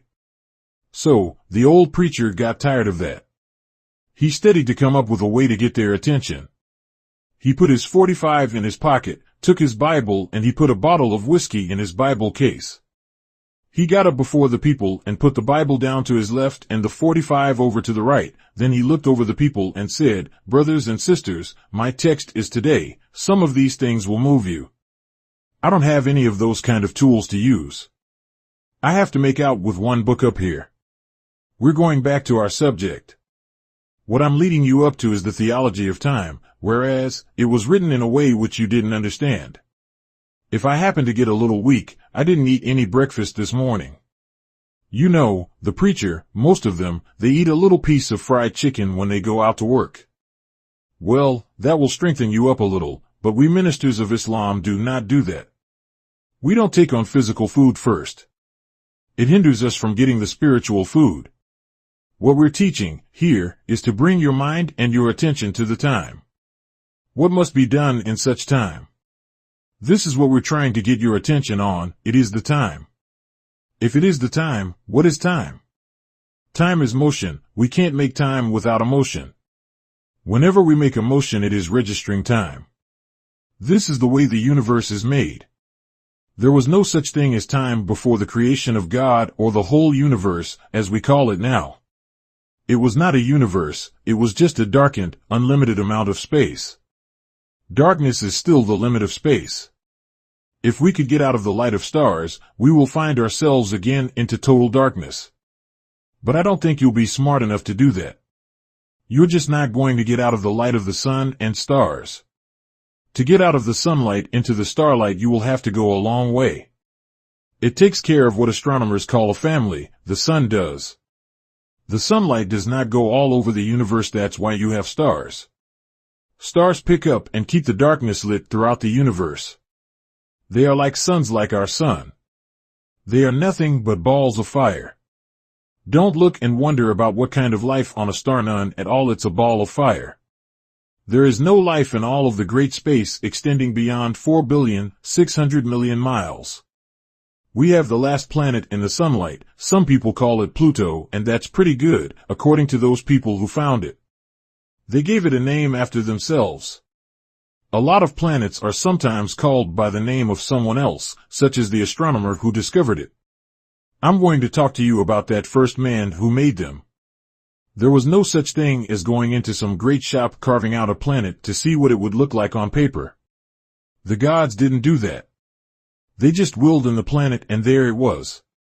That's pretty smart, isn't it? It was your own brother doing that. We are practically bringing you up to the time of which God has revealed to me. If you would like to ask questions, think well of how you form your questions. You're not asking Elijah Muhammad. Just remember that you're questioning what God has told Elijah. If you are the winner and find that Elijah is lying, you're saying God has lied and I will give you $10,000 out of the captain's vest pocket. The main thing about this meeting and its teaching is unity. We have been so divided against each other for the last 400 years that we ought to unite. We look alike. You don't look like you're more whiter than I, and I know we can unite if you're black. I was sitting down this morning reading about the Indians talk over Oklahoma. They claim that's the first state, indirectly, that they are going to take over. The Red Indians have been mad ever since the white man came across the Atlantic and took over his country. He has been crazily angry ever since. We have been here and made so blind, deaf, and dumb that we aren't angry. We're satisfied. We don't want no other place. Suppose Allah gave you this place to see how you will act? You rule over a country, that's nothing hard for you to do. Your fathers once ruled the whole earth. And so, for you to get back ruling, you're just getting back in the chair, because you belong here. You have never heard the truth as long as you were under the cross and glorifying it to be the way to God. You glorify it as being, actually, the right way to Jesus and God. I want you to know this, and I guess I'm bringing up a fight now, but you don't have Jesus to guide you today. I want you to know that.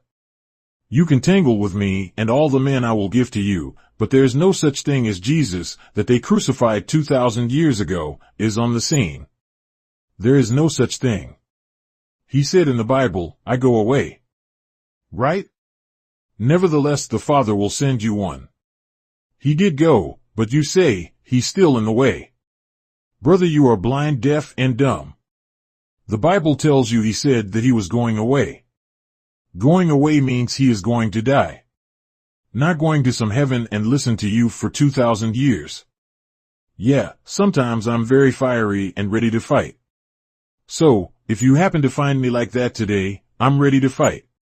It makes me and you, who are awake to the knowledge of what is going on, so angry with this blue-eyed devil, who is blinding you and making you hate me when I love you. He makes you hate me, because you love what he gives you and not what God and myself are giving you. My God and myself, as stated in my joke at the beginning of the lecture, we have something that is going to move you.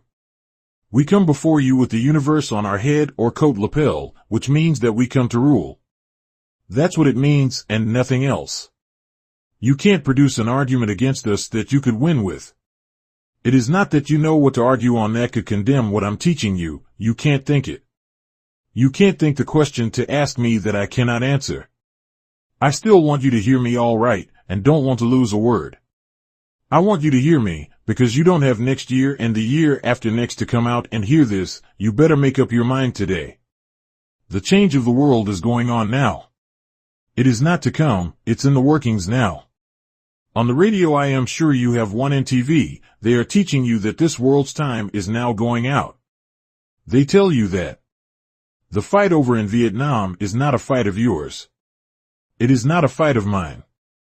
They are not the people that my God sent after, trying to save Vietnam people, nor the white Americans, who are fighting them.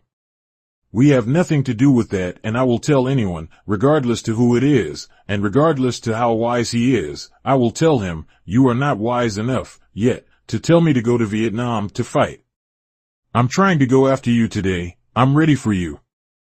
A couple of Sundays ago, I was kind of weak. I'm struck with some of these devils' complaints and diseases. I don't know if I should use the word disease, however, I must fulfill that which is written of me, and all their afflictions he was afflicted, but the pleasure of the Lord will prosper with him. And when he's not allowing me to prosper in getting to you to save you from the destruction of the world of the devil, then maybe the God don't want you.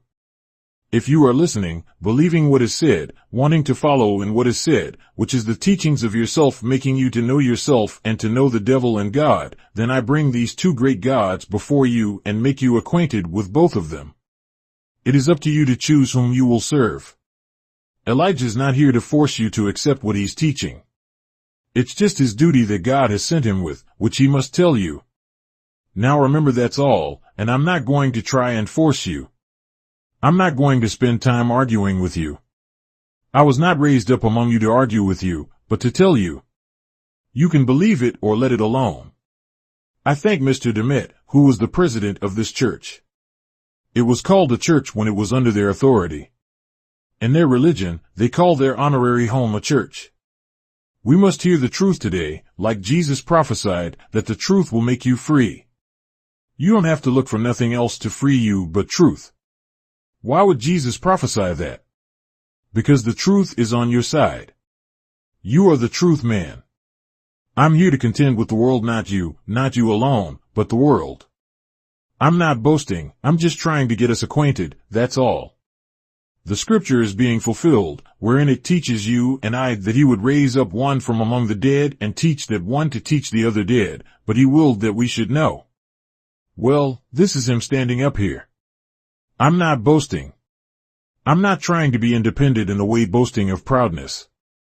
I'm only trying to make you acquainted with me, that I am your brother and the best brother you have. This is why I'm up here before you. I told God, when he was looking for one of us to do this job, I said to him, back me up and I will do it. He looked at me and smiled and said, brother, are you with me to put our people on top of civilization? I said, yes, sir, if you back me up. He said, I will back you up, brother. You go, he says, I will back you up. He has been doing that for 40 years. I have been in many close calls when somebody has been after your life. I have been that many times. I'm still in it. We have set up 2 classes called F.OI and MGT and G.C.C. The F.O.I. are brothers, who you see wearing the initials on their headpieces, which represents the circle, only this does not give to you the signs of the theology inside of the headpiece. It gives you the sign of the universe, the sun, moon, and star. Although the sun is not up there, the moon and star is. It is the closest thing that represents us as who we are. You can't get around from being what you are if you represent the sun, moon, and star. We are the first people in the sun. In fact, the sun did not make us, but we made the sun, also, the stars that lights up the once darkened globe. Our God made them. Not the same one that created himself and brought forth life from himself, but other gods behind him threw balls out there in the darkness and made light so far into darkness that you can't find the end of it. Light out there is so far that we can't make a telescope to pierce the distance to the outer edge. So, it must be a long ways. It goes into trillions, sextillions, and into all the trillions you can mention. You just can't find the outer edge. Would you follow a religion that will hang you from a tree? Would you believe in a religion that teaches you that the cross is a sign of what the murderers of Jesus did? Would you now follow that same people? Would you say that Christianity is right when they teach you that they killed Jesus, their last prophet? Would you now follow them? You follow them because you don't know, you don't understand. You are so righteous by nature absolutely that when they had you tied up under slavery, they could tell you anything regarding religion of which you didn't know, and you would follow them because you were created religious and you want someone to teach you religion of some kind, whether it is the right one or not. That's right. You were born a righteous person. The devil has taken you away from righteousness, enslaved you in log houses and whatnot, and taught you different from what you were created and made of. He put his way into you, and his way is opposed to the right way. I'm here with the truth from God to challenge the world, that they are unrighteous and we are righteous. Look in your papers and magazines, listen over the radio and TVs of the land, and you will never see him on there trying to condemn me. If he says anything in condemnation to what I'm teaching, he'll hide away. He won't come out in the front and do it. I would like to bring him out, stand him over there before you like I am, and question him. He's not going to do it, because he knows it's the truth. Islam has produced him and not for righteousness. Their theologians and scientists are making new editions of the Bible. He is doing it for two reasons. His purpose and aim is to keep you blind to the truth in it and keep the book away from your knowledge, keeping it to himself others that have not yet caught up with his lies. Is the Bible a lie, Elijah? No, it's not a lie, if you understand it. If you don't understand, it makes you see wrong. And we see that the wrong way you are seeing. It was put there purposely by the liars to keep you away from the truth. You are a great and blessed people to have God raise up from among you, your own brother, and teach him the knowledge of the book. I have been given the knowledge of the Bible. This is why I tell you that I will give you $10,000 if you can find me lying, because God taught me the knowledge of the Bible. I wasn't born like that. He said that I was born with pretty good material. That's why he had taken me over, because I was already born with the right material that he wanted, but everybody's not born like that. You find that in the Bible. It shows that we are not wise. If a man offered us a cross and then tells us that they killed a great man, once upon a time, by hanging him on that cross, we should have said, "Away with you. We don't want you teaching us anything about a religion." You weren't able. You didn't know what a religion was and you didn't know what to tell him yours was. If you tell him that you don't want it, he will ask you. He knows that he's made you dumb. He'll say, "Well, what kind of religion do you have?" You can't tell him, because you didn't have one and he had not taught you one other than his own. The white man was made to take all black people out of their real religion. Not just one, but all. He has gone all over the earth asking black people out of their original way of life. The America flag doesn't represent what you think it does. You have always been worshiping it as Old Glory. When have you found Old Glory for yourself? You have not found no glory in that flag for yourself. He's teaching us against the flag of the country. He must be a communist. No, brother, this is not the communist flag. I'm trying to teach you that this is your own flag and no other people is to offer it to you. Go and look over the flags which the nations have in your encyclopedia and in the regular common books. They teach you that all the nations of your kind and my kind have a little piece of the sun, moon, and star in their flag. Some of them just have a star of it. Some of them have a moon, but the white man is in the stars and stripes, not in the sun, moon, and star. Those that have their flag made after the design of America's flag or Europe's have something to do with it. What I mean is that Europe and America rules that people. Even your good little brother over in Africa called Liberia. That's America's flag, and the black man over there that he owns in the midst of others. He can take them and try enslaving the others into going along with him because he's backed by America. You say, Liberia is my country, my state. No. It's the white man's state which he rules. When he gets out of the state or country, then that native people can call it their own. They rule and can rule themselves. As I teach, I will ask Brother Minister James Shabazz to do certain drawings and figures on the board as I instruct. I want you to draw me a long hyphen. Cut it off about 6 inches of it on each side. Put a O on this end. This O represents nothing. Put another 0 on the other end. Now you have nothing to go from or nothing to start with, right? Because the beginning of 0 is nothing and the end is nothing. Listen good. If we have one of those erased and have O here, and we go from 0 out here at the other end finding 1, then from nothing is created, what we call in arithmetic, the number 1. We go from that to study the others. How many ones do we have to study? It's 9, isn't it? From this 0 we go out to the end of that long hyphen and we find 1. What produced 1? It was nothing, wasn't it? If he puts the 1 to the right of the 0, he makes a fraction out of 1, right? But, if he put it to the left of the 0, he makes it a whole number. We are multiplying that 1 by putting just that 0 in front of it, making it tenfold. This represents you and me. We were nothing until the coming of Allah. We were like that 0 there, nothing. Now he came and put himself with us. When he puts himself with us, he increased us tenfold. God has increased us tenfold by adding his number 1 self. He's the great number one God, putting himself beside nothing, zero. He made nothing, zero, come forth. He made something out of nothing by coming and standing beside nothing, zero, which was no more than a zero. It made the zero something we could count from. This is you and me. You are getting up in the world, capable of being looked upon and respected, because the one God is beside us who are considered nothing, zero. I only want to bring you into the knowledge of yourself. Why are you nothing, zero? Are you in any way tallied with the universe? Yes. Elijah, why did you make the zero round? Because that's the way the universe was before the creation of man. Out of it we came by one who was self-created. He didn't come from the creation of another. He's the creator himself, the first. Remember that. He made himself in a circle so that the wisdom of his self-creation could keep going to give knowledge, wisdom, and understanding to you and me. I want us to remember that out of this darkness came one, and then he took the unknown and put it in front of himself. For what? To produce the known.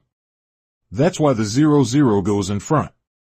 To make more 00, he puts more up there beside 00, and it keeps producing or making this 110-fold more powerful than it is, just by adding zeros. What are you trying to drive us to, Muhammad? I'm saying that the more of you, who knew nothing and was like that zero, are added to the one God, you become something. I'm only, now, making figures of us. And from the figures we teach and you can understand. Since we started from nothing, and God himself started from nothing, we're going to something. Because the Creator found something more in the darkened circle than he had thought that he would find. He's not here today, that same man, but he laid a base for a wise God to come and get a platform out of his work of self-creating. Once every 25,000 years, there's a new God that's been coming up in the past, so God taught me. Their wisdom would always run through to about 25,000 years, then they would change and bring in another one. All the gods that ruled, as you didn't know, they ruled by ones, and not by just the same one. This is why you are taught God is one.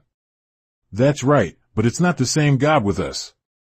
They all are dealt with righteousness until about 6,000 years ago or better. They produced a contrary God, who wanted to make his name known in power and wisdom in the universe. This was only 6,000 years ago.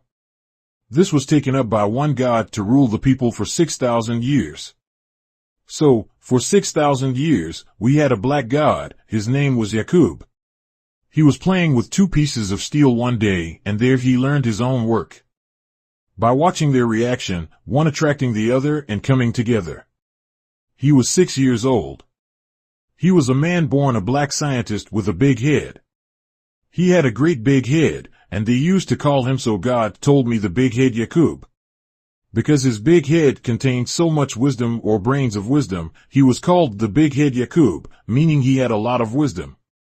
He told his uncle, saying, when I get to be an old man, I'm going to make a man that will rule you. His uncle looked at his nephew and said, what will you make other than something that will cause bloodshed and mischief in the land? He said that he didn't tell his uncle no. He knew his uncle was telling the truth. He said, that's all right, I know what you do not know. Yaqub did not tell him that he was wrong, because that was just the thing he was going to do. I know what you did not know, and he did. Muhammad, who is this questioning, Muhammad? It's the gods. He was in the circle of gods, and that was God speaking to him, questioning him on his make of a man. When he got to be a grown-up man, he went out to start grafting the man that he decided to make a ruler out from us. Think over that. He didn't go out to make him otherwise, but to get him out of us, because we had the right material in us for making of such man. You would say to me, well, Muhammad, what kind of material? In college, school, and the laboratory of his day and time, he took the germ of the black man and experimented on it to see what was in it. He saw in the black man's germ two people, and one was weaker than the other, and this weaker germ was brown. He kept experimenting with it, and he said, yes, I can separate this brown germ, which is weaker than the other one, the black one. I can make a man out of that germ, and then I will teach him my wisdom, and then he will rule the black one until the black one produces a God greater than I. He discovered the black germ that he would use to make an inferior man to rule a superior man. It would take 6,000 years for the black germ to produce a white man who would have more wisdom than he, then he could erase my civilization and set his into orbit. Listen to what I say to you carefully. Maybe someday you'll think you can argue with me. But what I say, in 10,000 years, you still will never be able to condemn me. You can't. Because what I give to you is from God, and you can't condemn God. You know, we're up from slavery with the white man's teaching and education. We think he knows everything. He has the know-how in his world, but he doesn't have the know-how in our world. Our world was first, and it will be the last, if there is to be any last. We can take his wisdom today and wrap it around our little finger and ask our little finger, what's that around you? I am risen up among you to condemn the white man's teaching and condemn him to death. This is what I am here for. I don't want you to think you're playing with no light boy at all.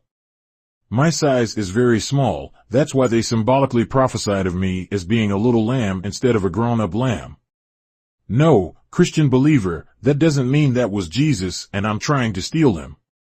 Jesus was a well-learned man. The lamb, there, is a man that's not only little in stature, but little in education. Jesus was an highly educated man. He was not any dumbbell. He graduated from Al-Azhar, and he was no dumbbell. He walked 600 miles from Cairo University in Al-Azhar into the land of Israel to start teaching Israel 2,000 years ahead of Israel's time to live, but this one is on time. I'm not only on time, but I'm a little behind the time. The time of Israel was out in 1914. Count the years since 1914, as the FBI told me when I was arrested by them in 1942 in Washington, D.C., not for what I was teaching. He says, if you had come with this teaching 20 years ago, you would have been shot outright, but it's time that your people should know this. So, we are not trying to stop you from teaching, but President Roosevelt don't want you out here in the public with that kind of teaching while America is trying to prosecute the war between her, Germany and Japan. That's all they're putting you away for, is to keep you out of public while we are trying to prosecute the war between Japan and Germany. Well, I said it's a terrible thing to set a man in jail to wait until a war ends to free him. He said just that one. I was freed in 1946. The U.S. parole officer told me, down there in the loop, Elijah, you can go ahead and teach what you have been teaching and nobody will bother you anymore. You teach whatever you have been teaching. We didn't put you up for what you were teaching, but just to keep you from teaching others while we were at war. We didn't want them saying that they wouldn't go to the war, like you were doing. There has been 2 wars since then which you have fallen in with them, wholeheartedly, because you don't know yourself. You're blind, deaf, and dumb to the knowledge of self, therefore, you say, come on, let's go over to Vietnam and kill them so America can rule without her. You didn't know what you were saying, because you didn't know yourself. What is the root of the Vietnam War with America? It is to let these 2 fight. They, both, are enemies of God. Let them fight and let them kill off as many as they want of themselves, the Christian and the Hindus. Vietnam people are Hindus and you have no right, whatsoever, trying to make yourself a Hindu by defending them, but you didn't know that. I'm telling you, they're no kin to us, they're no brothers of ours. They hate you if you let them go free and let their Hinduism, which is their religion, rule longer. If you don't believe like they believe, in Hinduism, they would want to kill you. In the first place, you were the dumbbell. You had no rights over there, but you went because he called you and told you to come and go with me to fight my enemy. You said, yes sir. But if I don't go he will put me in jail. What about that one he put in the grave? We have been made just like our enemy, the devil. We have the desire to defend him, even at the price of killing each other. The Hindu people are not brothers of ours, just because they have black eyes or something, or because you see some natural part of the man looking like you. No sir. They're not of us at all. That old Hinduism has been taught by them, so God taught me, for 35,000 years. Not just 3,000 or 2,000 from Jesus, but 35,000 years. That's the age of Hinduism. You can't change them hardly. As the Muslims tell me over there, that if they make one convert to Islam a year, they think they're doing fine. He's an old enemy of God. That war was to run him and his Hinduism off the planet. That's why God let him and Christian fight each other, because he intends to get both of them. God is here after us, because we were born under the enemy, and the enemy has taught us from the cradle to do as he does, which is against us and our people. His teaching is so strong that we start cutting each other's throats or shooting each other down. Two brothers shoot each other to death, or cut each other to death. Think over that. It's strange to see two brothers, by nature, out there killing each other. For what? That's your brother. You don't kill your brother. You kill other than your brother, if other than your brother attacks you, but not another brother. He put fear in our parents when they were little babies, and they came up nursing that fear from the breast of their mothers. She sits and nurses her poor little baby boy child with fear of the white man. It went right into the baby, and then the child comes up trembling. He's scared of white folks. I'm saying, brother, take it or leave it. It's the truth. Who is Yaqub? He was the brother of our people and the maker of who's been ruling us for 6,000 years. There was no man that had come up who had the wisdom of Yaqub to take away his rule until the birth of the Mahdi, whom I represent to you, in the name of Master Fard Muhammad. That is your and my God, Master Fard Muhammad in person. As the Bible teaches you, you will see God as he is in person in the judgment. If you deny it and say that you will not believe in no man for God, I will tell you, then produce me a God other than man. Everything that man desires, man prepares it and gives it to us. This microphone was not prepared by no spook. It was prepared by a man. Show me anything that was not prepared by man. I am coming from this sky by telling you what the stars are, how they were made, and what they were made from. I come to the sun and tell you what the sun is, what it is, and what it was made for. I come to the moon and tell you what the moon was made from and why it's called the moon and why it has not been replaced since it was taken away from a certain place. It has to serve its purpose in raising you and I, brothers and sisters, to rule the whole universe in the hereafter. Our words will become be over the creation of the first God who said be, and there it is. Our word must be that now. It must come to pass that one of you will say the same tomorrow and will have something different, though it may be 100, it may be 1,000, or it may be 1,000,000 years, it will come to pass. Remember that. I don't have time for us to go into argument over these things, because I have to get you up to the position to argue if you want. This man that made the white man was here 6,000 years ago, breaking the 25,000 years into the 6,000 years of his rule. He doesn't go to the end of the 6,000 years. In the calendar of our rule, once every 25,000 years, we change gods. His wisdom is limited to only 25,000 years. Here, Yaqub came in a vacuum like that of 25,000 years, from the year 9,000 to the year of 15,000. 9,000 years into the calendar history of 25,000 years, this man Yaqub was born, and his civilization was to lead us for 6,000 years, until the year 15,000 of our calendar. That year, 6,000, the wise theologians of the white man know what I'm talking about. They know their time is out. It went out in 1914. Then why are not we ruling? Because you are yet still asleep. You are yet still asleep, and this is my work, to wake you up completely and make you command your way.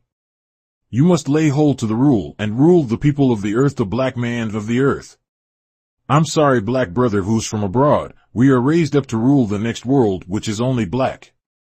A class of rulers must be prepared to rule that people. We are the ones.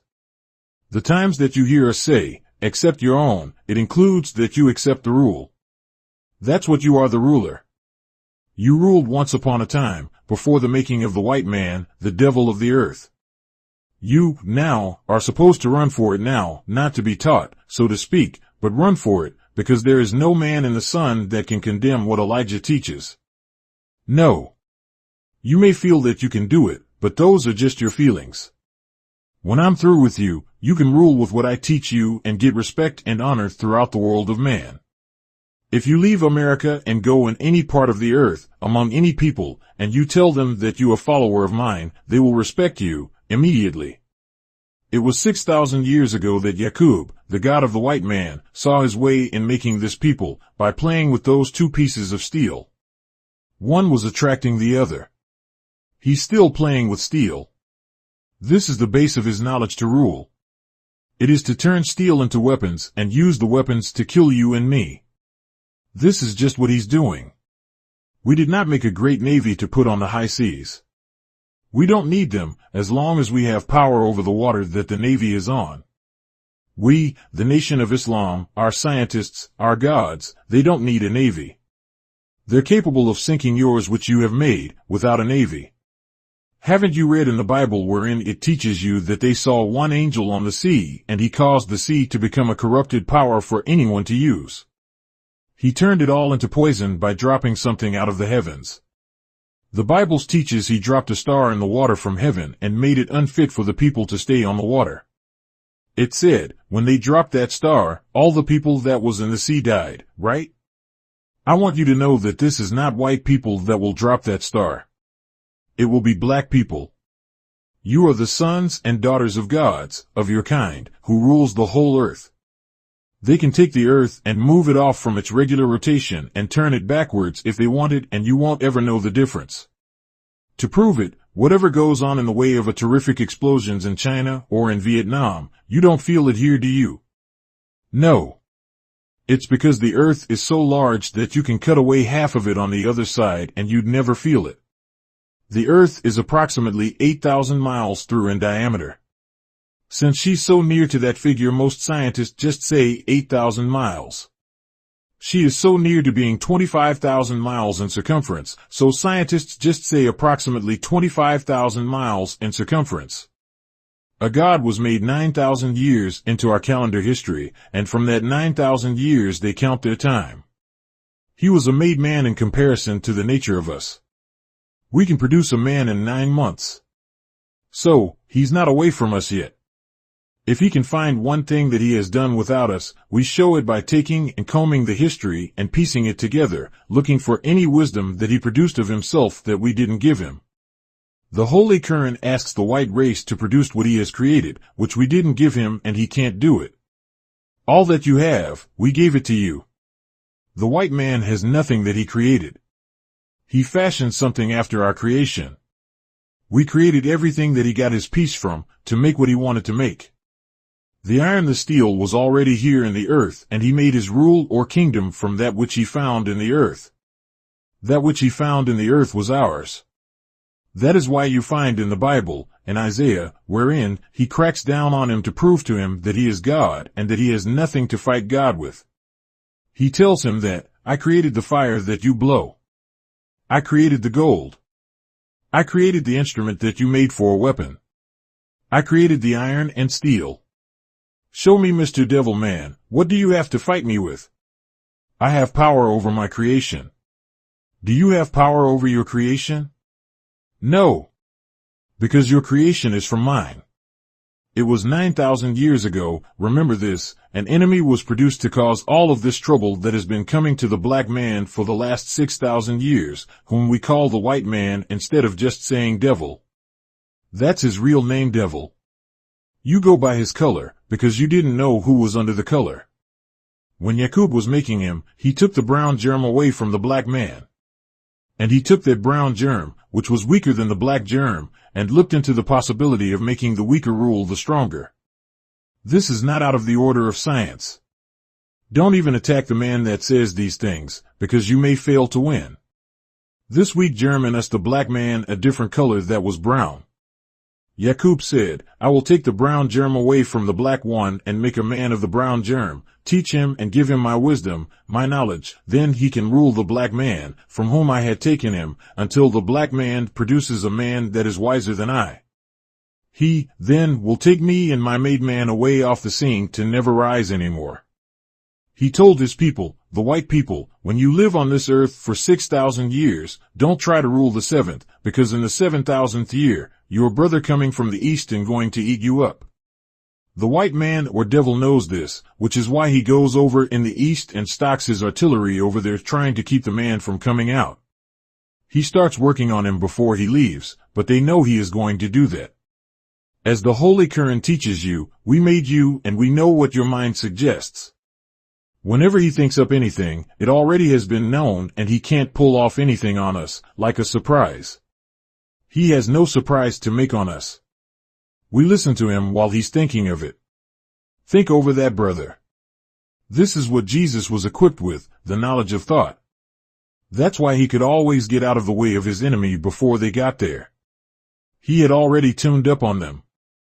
When he knew they were coming from this way, he'd go that way and they couldn't overtake him because they were not equipped with the instrument to tune in on the thoughts of other people. He could always evade them. Yaqub was not that type of man either. He could not tune up on the people and tell them what they were thinking about, but this one that I preach to you of, he can tune up on you and tell you what you're thinking about, and then see if whether or not he wants to stop you from making any progress with that thought or allow you to make progress. It depends on how it affects others and yourself. I'm not saying this to make a prophecy for you to carry out, but I do believe that in about 20 or 30 years, you will be able to do just that same thing. If any of you keep yourself and your heart clean, the more easily you can hear. If you keep your heart clean with God, you could go over there across the street, you could go there to Oklahoma, you could go to California, you then could listen to what I'm saying without the aid of anything like this.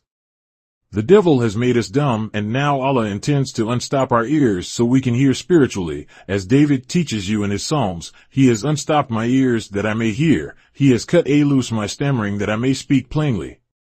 That's there in your Bible. This is coming true right along now, at this time. You don't have to live in that time, it's now. I will tell you. God has told me how this is done. It comes to your ears just like the bell in your telephone. It starts ringing in your ears, but you can't pick up on who's on the line. If you do have that ear ringing, that's me or somebody else trying to get in touch with you. I'm not trying to make you think that I'm a great scientist who can pick up and tune in on you at will. God didn't raise me up to do that. I go so far as he lets me go. Regardless to the nature, the organs of nature are there to use for such purpose. David says in his Psalms, God had opened his ears that he may hear. You have it there in Psalms. And I think maybe God will bless me with the same someday, when it pleases him. I don't think David was any better than I. Yaqub was the God of this people and he made gods out of them, as Jesus tells you, that they are the God of this world, and they are. Anything they want, they don't get on their knees praying for it, they make it. They make it for you and me. Anything that the civilization needs, he produces it. This is what you call godlike power. He is God of this world. He can produce their desires and materials for the people. You can remember when you were a little boy. 50 and 75 years ago, brothers, you didn't see all the scientific achievement for the advancement of the civilization as you see now, right? Indeed I'm right, because I was back along there myself and I didn't see it. All praise is due to Allah. I was so dead to the knowledge of you. I am honored to be living today, by God. So many of my brothers have fallen since I was born and I can't find them. Don't be ashamed to tell people that you are 150 years old, if you are that, because God has blessed you. What if you would live as long as Moses? What if you would live as long as Methuselah? He lived nearly 1,000 years. What are you talking about being under 100 years? You're nothing but a baby. Some of you may think that you should tell me that I'm too old. I want the young brother to come up and tell me whether you can master the mission that I am giving you from Allah. I suppose that if you would have lived in the days of Moses and the other long-life prophets, you would have killed them to get them out of the way by thinking, they're too old. The Bible teaches you that at the age of 120 years Moses he walked upright. He didn't walk stooped. When he died, he and the others were like that. So, brother, I think you need to study history. You think that I am too old and you're yet not able to take my place. You would leave the world in a bad condition, because you wouldn't be able to carry on. Kind of stick around until God takes me away. I will go away. Don't think I'm here forever. Of course, there is no death mentioned in the life of Elijah. In the Bible, he comes up from the kings and runs out here in the New Testament in Revelation. So he comes all the way through the Bible, and if he died, we don't know where he died at. I'm not saying that I will live a great long time. I don't know how long Allah will let me live. He may not let me live another year as far as that's concerned. I don't know, but while I'm here, I must work and do that which He raised me up from among you to do for you. It's a powerful job, as He told me out of His own mouth. He said, "Brother, you have the worst job of any man that ever lived. When you start contending with me, you're making the burden heavy because you can't win and you're wasting my time and yours too." This man was 6 years old when he started his work. If he was 6 years old, he was on time, because he was going to make a people to live 6,000 years. He did do just that as we see them, and they call their number 6. In the Bible, they say their number is equal with the man. That's right, because we, ourselves, were also created on the number 6, but it was not just a little 6 years. Ours went into billions and trillions of years, while his stopped at just a few years, carrying 12 months, 365 and a quarter days. This is his type or his kind of years that he has lived, this 6,000. There is no more for him regardless of your love for him to continue staying here, letting you enjoy his civilization. That doesn't make any difference. His time is up. You should be happy that his time is up, as many worries as he gives you in this time. He didn't give us nothing but hell. Why should we want him to live? It is because we are so lazy, we don't want to go for self, and we would rather be a slave to a smart man than to be a smart man ourselves. So remember that, brothers. I may not please you much by speaking about the white man, because you love his way of life. That's why you don't like to hear me say too much against him. But we're at the time when it's your and my time that we don't need to worship him. He's not going to live to rule us any longer. He'll bear me witness that their time is up. They're just staying around giving you hell while they are here as long as you don't remove them. It is our people that are to remove them, but they can't be moved as long as you are here worshiping them. They got to put a stop to your worshiping them, so the thing they're going to do is break his power on land, sea, and air. This is what they are fixing to do now. Believe it or let it alone. Then, if you want to go along with them, they will give you a fair chance, for on every other corner of the streets, there will be messengers of God separating the people for final destruction. He'll ask you, what side are you on? If you tell him that, I'm on America's side, then another one will tell you where to stand or where to take your stand so they will not make you ill. They will come to another one who will ask, what side are you on? I'm on Allah's side, the black people's, the Muslims. Okay, come go with me. This is the way it will be done. It won't be long and you will tell me, you certainly told us the truth. This is what the Bible calls the great separation, putting the sheep to one side and the goats to another. The goats represent the white man and those who follow him. The sheep represents you who believe in the truth, believe that you were born of the truth and that you belong to Allah by nature. You will easily take your place. Be aware that in these days and times, the words that are dropping into your ears are nothing for you to ignore. Do you ignore your own life? It is not 20 years to come. It is not a lifetime, unless you get killed accidentally. It's right at your door now. I'm satisfied to teach you the truth of this. How it began and how it will end. This is what I'm doing now, teaching you the beginning of this world and how this world will end. I have everything of that knowledge in my head from God Himself. You may say, when will this be? I'm not to tell you the day, if I knew it. God didn't tell me to do so, nor anyone else, until that day comes. There is no man that knows that day or that hour. Some of them think they know the year of it. I have read the knowledge they have and what they calculate from.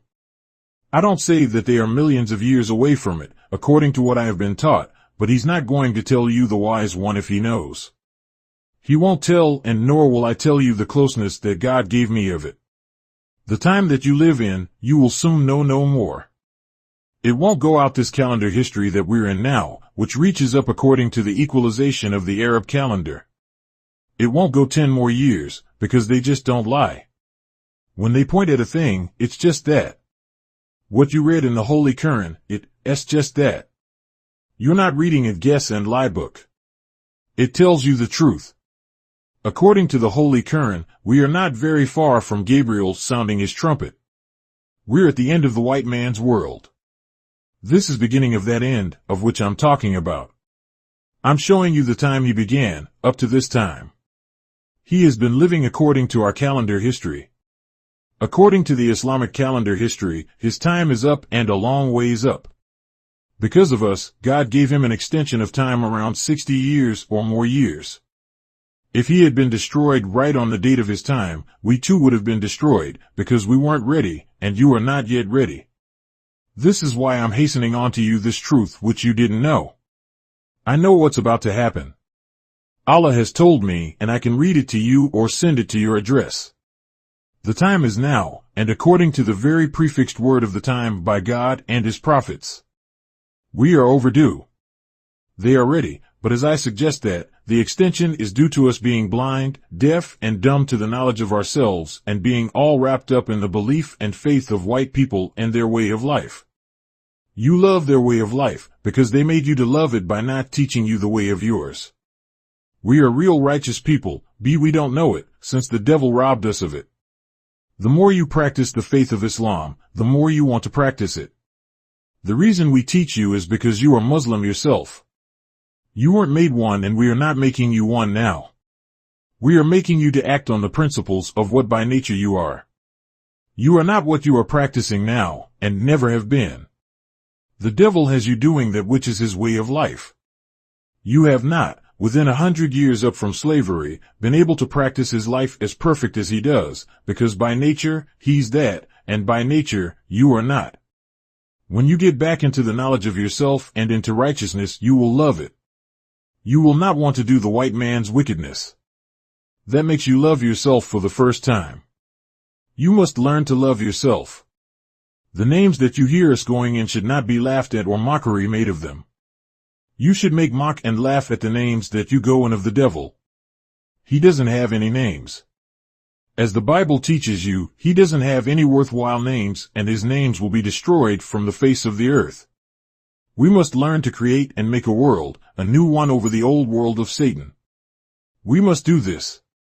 We must have our own. Our own must come to us. We must seek our own as even the Indians out in Oklahoma are trying to seek it for their first state. They want their own. There are millions of us, while there's only a few Indians, but millions of us don't know how to use God wisdom and the tact of wisdom to get our own. You don't need guns you don't need. You see the Muslims and myself walking and riding around this civilization without arms. We handle sometimes 10,000 people at a gathering. We strip them of their arms and let them go into our meeting place, and you never come around saying that we had to go kill some of the Muslims because they were being other than themselves. We don't carry weapons. We don't need weapons if we have God on our side.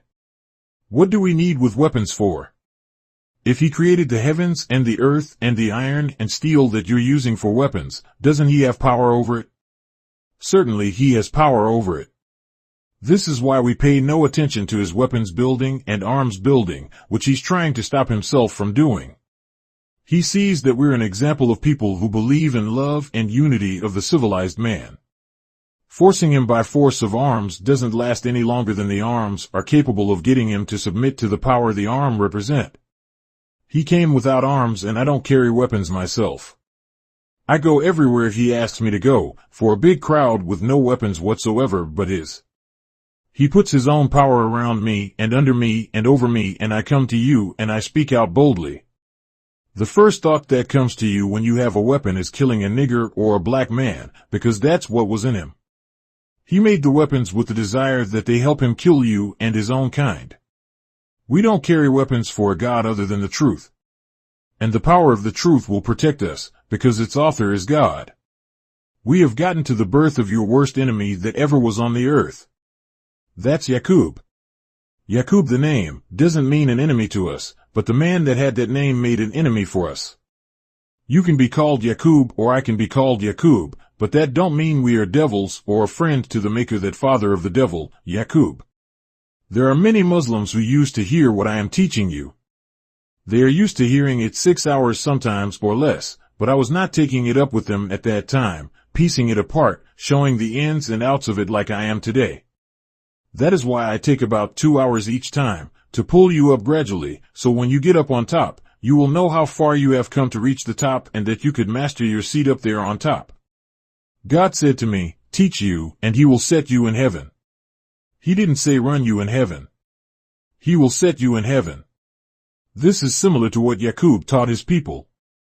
This means that you will not be a slave to nobody, white nor black. That's just it, set you in heaven with plenty money. There's plenty of money here and plenty money all over the earth. He took it out of the pockets of nations and blessed you and me with it. So I'm going to say to you that if there's any one of you that have a question that you want to ask me, you may ask anyone.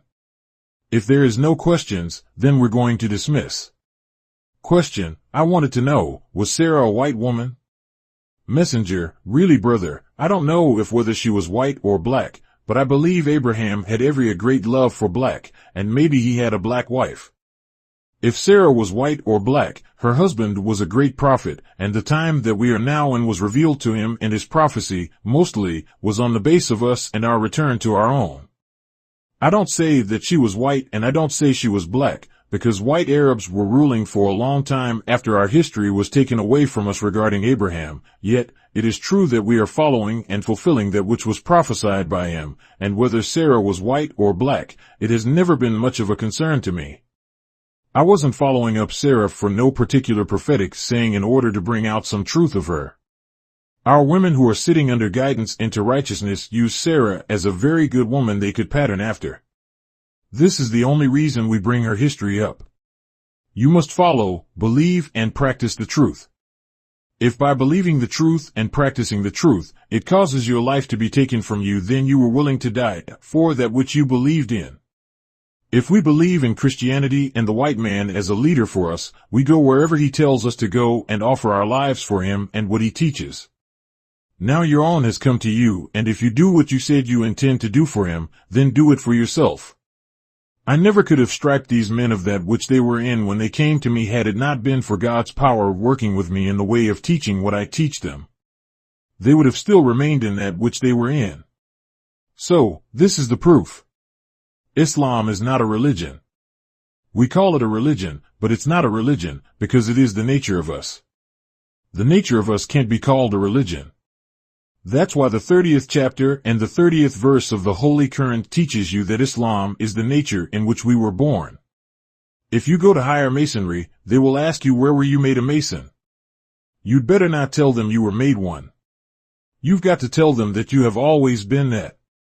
Theology of Time, June 25, 1972. As you are here waiting to look at me and hear me, it kind of reminds me of a story the Savior told me about when the trains first started running in Egypt. When it came through, everybody was out looking for the train, to see it come through. After it passed, one of the Muslims said, "Oh, it's a good thing it stayed on the track." He said, if it had come sideways, it would have wiped us all off the earth. Thanks be to Allah. I'm glad to see your smiling faces, here again, but I'm so sorry that you are only just a little family out of the south side of Chicago and of the cities outside of Chicago. I don't understand why you don't want to get yourself saved before you're caught up in the net of the devil. This is the end of the devils. They're going to kill him of the face of the earth to keep him from ever filling up the earth again. This is actually the earth of the black man and not of the white man. He said that he has a place wherever you have one. He talks as though he has as much rights as you. The Bible teaches you and me that the earth belongs to the Lord, but it never explained, 100%, who the Lord is. We are the Lord's, and since we are the Lord's, which means masters, we let them use our earth and control the people on it with what they worship evil. Their time has been up ever since 1914. This shows how merciful God is. He won't kill you even when the day comes. He give you a little more extension of time. I don't have much time to talk on those old scriptures of the Bible, because I think you know them. You have read them and you can continue reading them as long as you understand them. The Bible is a kind of book that if you don't understand what you read, you are headed directly to the fisher's net. The fisher's net doesn't mean the one out there in Lake Michigan. It means that the fisher is the devil and the net is his tricknology. When he gets you tricked into his net, then you're going on your way to the lake of fire. We want to tell you what Islam is. This is what you came for. You have never known what Christianity is, although you glorify that it's your religion and that it's Jesus Christ's religion. Jesus Christ never taught Christianity, and you can't prove it to me. The Christ, on the front end of that name, means the crusher. The plural part of it means that which the people believe in. Actually, you are believing in a religion which is not yours. It means a crusher coming at the end of their time to crush the people that believe in that kind of religion. Christ definitely means a crusher. Today we have a lot of work to do, a lot of work. The brothers have beautified my board. I have said it again and again, the earth belongs to the black man. The white man's history is in the Bible, but it is cloaked over with symbolic language and teaching, therefore you cannot understand it. The beginning of the white man was the beginning of a murderer. The Bible teaches you that. Cain slew Abel. These were two brothers, and the two brothers have been killing each other ever since they've been on the planet, right? Every few minutes somebody is killed. Every minute, almost, someone is being slaughtered by the devil or by his rule of technology that is set up. He was given authority, knowledge, and wisdom to rule all life on the earth, and the sea and in the air, for 6,000 years. As Jesus said, and I agree with it, the white man is the God of this world. He's limited to the time he is to rule. The time has arrived and passed by, giving him or those he has deceived a chance to repent, if they want. You and I were reared by the devil, in his hell. Since we were reared by the devil, it takes an awful powerful teacher to get him out of you.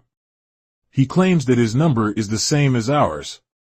It's got to be the same as ours since we made him. He didn't make himself. We made him. The Holy Quran teaches us that the God of Islam, called Allah, which is his most proper name, because Allah covers it all, but he being the Supreme One, they distinguish him by calling him the Mahdi, an independent God. He's self-sufficient. I want you to know this God, of whom the Holy Quran teaches us, is coming in the last day, according to the 22nd surah of the Quran, with the name Mahdi. It means he's self-independent. We must strive hard to set up self. Satan, the devil, is not going to take you and set you down in his seat, get up and walk away from it. You've got to take him out of the seat. They don't tell you, but they know it. They were made, not created, they were made, M-A-D-E. The Bible teaches you that they were made. It says, let us make man. In the Holy Quran and Bible, the make was condemned by the black scientist in those days. In the Quran, it's got it very good there. The scientist questioned the maker of the white man in these words, what will you make other than something to cause, or rather to make mischief and cause bloodshed? This he has done and is still doing. In the Bible, the firstborn from Adam killed another of them before he was able to exercise any rule. Jealousy. Did you know that comes down through us today? If we would not envy and be jealous of each other's progress, we would have been a long way from where we are. Satan boasts that he has the number of a man. He's referring to us. He does have our number, because we made him and not he made himself. He can't make a man. They've been working on us ever since he had the privilege, but he just keeps coloring them up. That's working with another man's material. So, I guess I'd better work with another man's material too. The question is, which one will survive the war of Armageddon? What is Armageddon? You have been listening to this all your life, that the war of Armageddon will be fought at the judgment. Let's look and see what the first three letters pronounce. ARM, Armageddon, Armageddon. Armies that have been trying to get to each other for ages and working towards the doom of each other. It is between this fellow and this man hanging on that tree. There is no shadow of a doubt that you have read how Christians, under this flag, especially, have murdered and hung our brothers on trees. I want you to remember that it is good that you see how you have been mistreated. If the people have treated you with such evils and they're still doing it, what right do you have defending them and living that same life under that flag? I'm only asking you for truth. Many of us are lazy. We don't want to leave the white man because we want him to take care of us. I say, my brothers, if you are that lazy, who do you think wants you? No one likes lazy fellow who wants someone else to take care of him. They don't like it. It's getting so apparent today that every eye can see this in the working. We don't care if it comes from someone else, and if we can't get it, many times, we put our gun in our pocket and go out and take it. The devil has seen us go around for many years without weapons. He sees that we don't go around fighting each other, carrying guns for each other. He comes here and finds that we search everybody for weapons that comes in, then take it off them. You get along when you're unarmed. When you're armed, you're always strutting about, because of what you have in your pocket. The worst part of it, you buy arms to kill each other. You don't buy arms to kill your enemy, who is the devil, but you buy them to kill yourselves. I'm saying to you, we have been acting very crazy. Then the devil comes in and kills both of you. He knows that he's well protected. Not a one of us are going to fight back. This is terrible. Which one will survive the war of Armageddon? This is Islam's flag, and this is the Christian flag. You would dare not tell me that the stars and stripes will survive the sun, moon, and star. The stars and stripes was made while the sun, moon, and star was created.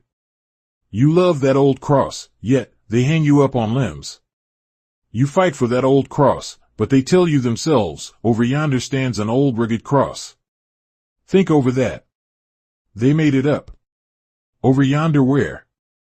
Over in Christianity, from killing a man that was a prophet. They killed him. Over yonder stands a rugged cross, an emblem of suffering and shame. He makes you worship that kind of suffering, shame, and finally death. You put it on your coat lapel. You put it around your neck thinking that you're on the way to heaven, when you're on the way to hell. It makes sense for you to worship the sun, moon, and stars instead of the stars and stripes, because the stars and stripes is copied from the sun, moon, and star, but they decreased or destroyed the value of it. He has several stars representing that one. He has the sky in the upper left and will tell you it's blue, which can't represent something that's pure and something that's eternal. He tells you that the blue and the stars represents truth. How can blue color represent truth when it passes away? You can start upward and you'll never get to blue. You can go through and pass on out towards others' planets, but you'll never find blue. A blue gas that we call ether is sent up from the earth towards the sun. A ceiling is made out of it at a distance. If you go trying to catch hold of it, you don't find it. So it is with falsehood. You chase falsehood with truth, it disappears and you just don't find it. If we take this flag and wrap it around our head, then what does that represent? The high-degree Mason takes our flag and puts it on their coat lapel and head, then walks out celebrating one day a year. Why doesn't he wear it every day? It doesn't belong to him. So, Muhammad, when was the devil permitted to wear the flag of Islam on his head once a day? He got permission when he began studying and trying to act on the principles for 35, 40, or 50 years. You don't see young men in the devil's higher masonry. They all are elder men, because he's not supposed to come out with that red fez on his head until he's so old in the study of it. If he has the number 6, which he claims is equal to our 6, then he's right. We have a 6, which is ours. This is what we were made on. He says the number 6 is his too. That is true, because we made him and he had to go under our number. He had no other number to go under. This is why he doesn't attack or dispute with me. He knows I will tell him that. This is the original man 6. How did the original man come to being on a 6 instead of being on a 1? Since you were the first, your number should be 1, but since you are not saying in numbers that your number or his number is 1, he uses a 6. Now, I'm going to tell you where that 6 came from in him. It was 6 trillion years, so God taught me, before he put the sun into use. After the sun, then other gods were born and they thought up the same idea of making something out of fire. Never have you known what and how fire came into space. Those stars of fire and the big star, which we call sun, are nothing but balls of fire. I want you to remember these things so that you don't make mistakes. If the God created himself out of matter which still exists, then he took it out of the darkness of space. How then can we declare that the fiery stars, along with our sun, was created out of space? Where did the fire come from? Today, everything is full of fire. I'm full of fire, you're full of fire. This is our figure here? No, I'm not going to tell you where the fire came from today, but if you keep coming back, I will tell you. If I tell you everything, you will forget most all of it, then you will start adding in your God science. I then won't remember what I said after you get through with it. This is our number 6. We began revolving as he was. He made himself to revolve, and then he caused whatever came in the darkness to revolve like himself. That he has done. We can't help but revolve. We are not a perfect human being, because, actually, our form is not perfect. Since 6 is our number, what were we before that number? It was like this, we left out of nothing and we made ourselves one. I'm taking my time. Don't worry. If we made ourselves in the beginning, 1. Okay, here comes this nothing, again, and it goes over here, a piece, and 1 stands over at this end. We were in America for 400 years, before the coming of Allah to us. If from nothing this 1 comes back and gets behind nothing, that makes the nothing increase its power tenfold, 10, right? For 400 years we were considered nothing. Well, that's right. You were just everything which the white man made you or taught you. These 400 years we have received again is nothing 0, but now has 1 behind it, and that 1 is Almighty God, Allah. It made us tenfold. The power and value that we were before he came, right? This is because the power of this 1 is generated into nothing and made nothing become something. If I had moved this over here in front of that nothing, it would make it a fraction of nothing to build, 0.01. But it didn't do that. The 1 did not come in front, it got behind us. It backed us up to make us recognized from the power of 1 generated into nothing. Right? The things I say, which you don't understand, then when I'm through working on this board, ask me. I'm not the teacher that teaches something I don't know. We are really catching up with the God of this world. The time of the making of this world was 9,000 years into our calendar history. Back during the 9,000th year of our calendar history, we had been, for many millions of years, using a God wisdom for only 25,000 years. One man's wisdom rules for 25,000 years, and after that, we take him down and put up another one to rule for 25,000 years. This is in accord with the circumference of our planet. Our planet Earth is approximately 25,000 miles in circumference. Although not quite, but we use the word 25,000. Why don't we have 25,000? Because at the top of our planet's rotation called the axis of the Earth, we have at the end of the axis of the Earth, 23.5 degrees to the circle of the Earth at the axis point. We have 23.1/2 degrees here. We also have 23 gods, here, who write and justify history once every 25,000 years. They're equal with the pole's degrees. They both measure the same, 23.1/2 degrees. It's equal, almost, with the gods that rule. They're really 24, but this number is used whenever they make up history. 23 gods work and 1 does the calculating on what they find.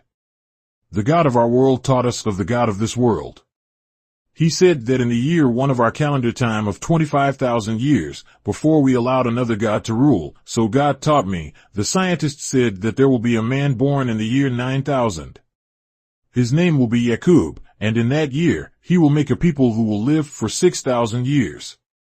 This 9,000th year is the birth of the man you call white folks. They were made by this man. Not created now, by a man called Yaqub. In the Bible you call him Jacob. That's the same man. The Bible says Jacob had 12 sons. Actually, Jacob could not produce the 12 scientists. The 12 scientists were already here. Yaqub did not come out making scientists. He was not that wise, though he was a wise man, he was a wise God. They called him the big head Yaqub, meaning, he had a lot of brains. In the year 9000, this man came out with a new civilization to take over us. He did not make any mistakes. He took us over, and it's hard for us to get away from him today. The Bible is right, it says to Adam, have dominion over all creatures, all life. And he has power over all the life. Regardless to what kind of life if is, he has had power over it and power to use it as he pleases. Even using it on the original man. The God, the original creator. The original creator was only allowed to keep just a little, just a spark, to keep from going out of the time. The holy city Mecca had this little spark. This holy city Mecca of Arabia, the original scientists didn't rule there, nor do they rule there today, but they're gradually easing in. There are white scientists who's ruling there. This is why Muhammad must destroy the old. You find in the history of Muhammad that he declared war on Mecca and he overcame them. So today, I'm telling you that we are not going to fight to become the ruler under the same thing that the old world has ruled under. We're going to make our own holy city. You will read in the Bible where it says that, I saw a new Jerusalem coming down from out of the throne of God the new God. He has a new city. He won't let his new wisdom and his new kingdom be built upon an old foundation. When the god, Yaqub, was 6 years old, he was sitting down playing with 2 pieces of steel and watching the reaction of these 2 pieces attracting each other. He looked up at his uncle and said, Uncle, when I get to be an old man, I'm going to make a man what shall rule you. The unalike in the steel was making the steel come together, from the magnetic power, drawing the 2 together. He saw this future from the steel reacting. So today, for 6,000 years, he has been playing with steel. He saw that the steel was a good piece metal to murder with. He fashioned all kinds of weapon out of steel. They are using it today. They're clashing in war with steel. The first time they went to war with steel was with bow and arrow, shooting arrows. They began from stone to that. They learned to put a little piece of steel on the end of the stone. Today he learned to make a gun that could shoot steel into our bodies. He's been a murderer ever since he set foot on the face of the earth. I can preach if I wanted to, but this is teaching and I think you need teaching. If I add 6,000 onto 9.000, we come to the year 15,000. This man's number is 6, because he rules from 9,000 to the year 15,000. And this is the 15,000th of our calendar history, in which we live. Don't forget now, I'm not talking about the Christians' history, but here in the Christians' time. They've been here for 6,000 years. We add their 6,000 years that they've lived and made trouble on our planet, which brings us into the year's 15,000. We are living in the 15,000th year. There's many little things in the Bible, in history and science of us, that I could take up with you, but I don't think it's necessary until I lay the base. Then, when I lay the base, I'll come right back and answer your question that you failed to pick up on in the base.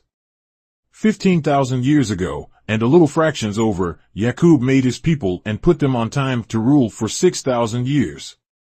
He said to his people, after you have lived 6,000 years, your brother coming in the 7,000th year will eat you up. This is well known by the theologians of white people. They know this. Jacob had a ladder which had 15 rungs on it, and he saw angels coming up and down, ascending and descending. This bird over here knew all of that, whereas, and this time they will take him and his people off. The people will be going to heaven and coming down from heaven. Because of what, Muhammad? It will be because those who are down on the first rung of the ladder will be freed to come up and meet the angels of heaven. And the angels of heaven will be coming down, meeting those who had never come up the ladder. This is what that means. The old saying that Jacob, the devil of our people who made a devil, dreamed of seeing a ladder reaching from heaven to the earth and that he saw angels ascending and descending up and down.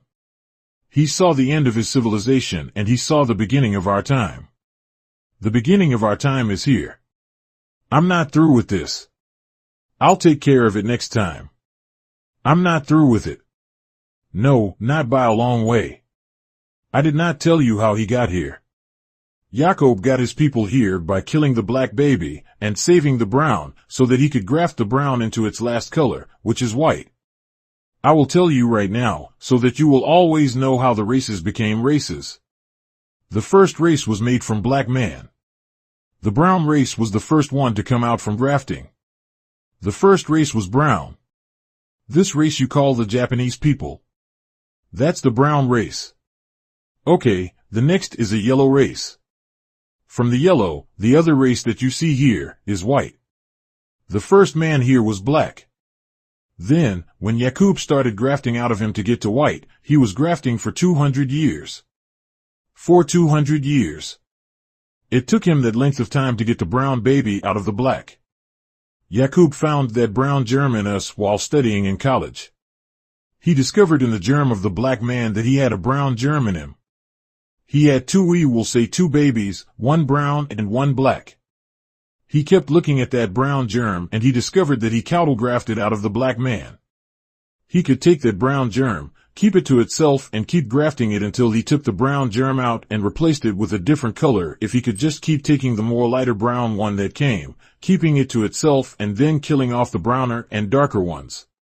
He did that for 600 years. He took the brown baby, set it aside and keep every brown baby that was produced with a lighter brown color to itself. He killed off the other brown babies. Made the lighter brown ones reproduce among themselves until they produced lighter and lighter babies. Actually, there were only two races from the real black man. When Yaqub got to the third, it was a white man. All through the grafting this was done. Every time he grafted one it was weaker than the other. The brown babies were weaker than his father, the black man. The brown baby was stronger than the yellow baby. And the yellow baby, who produced the white baby, was a little stronger than the white. The closer to the father, the black man of the races, the stronger and more righteous. The little yellow baby became kind of evil and wicked, like the next brother, the white. This is the Chinese that I'm talking about. The Chinaman is near equal with white folks. He loves to fight.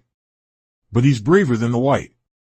Because he back more closer to the father than the white. The father of the races is the black man. These grafted people went and mixed with many. And by mixing with many, they produced many different colors that made many different races. I want you, my beloved, to remember that the white man didn't come from the same God that you came from.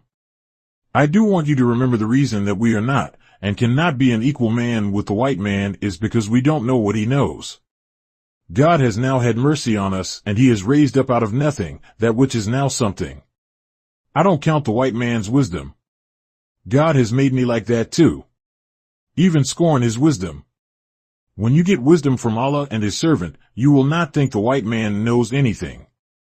It takes a long time to get the wisdom of 6,000 years unfolded so you can understand it. But I do think that I could have you walking around and talking back to me in about a month. One thing about it, he told Adam to give them a name. Make them know their names. So Adam named them. This work is divine works, mostly done by a servant of his. I want to say to you that I'm his humble servant. And I don't want to take over that which he has not given to me. But let us prepare ourselves by coming out here learning the way of God. As the old books say, come and learn of his way. I say, I'm here to make you aware of his way. And I don't think that no one will come up and tell you that he's teaching you wrong. I am for you. And you are for me. Jacob told the angel, he said, I'm not going to let you go until you bless my soul. The angel started having an excuse. He said, it's day now, it's getting day. He said, it's all right. I'm gonna hold you. I'm gonna hold you. I heard a preacher in Macon, Georgia preach that once. My brother next to me, who is now dead, he and I got so happy over the preacher's subject and the way he preached it. He kept us laughing all the way through the meeting. His name was Hennison, and he was a tall big fellow and his voice roared loud. He took that text that Sunday night and would say, Jacob said, I'm gonna hold you, I'm gonna hold you. I'm gonna hold you. Actually, he was holding us. He was not the dumbest preacher you ever heard.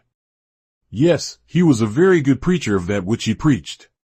Theology of Time, July 2nd, 1972. Jesus, according to the Bible, never did have many people. The Savior told me that he never had over 30 at one time. So, all of those thousands of people that you read of, that he was feeding, I didn't get that from our Savior's mouth, so I figured it must be me. I am blessed with more people to listen to me than the devil himself.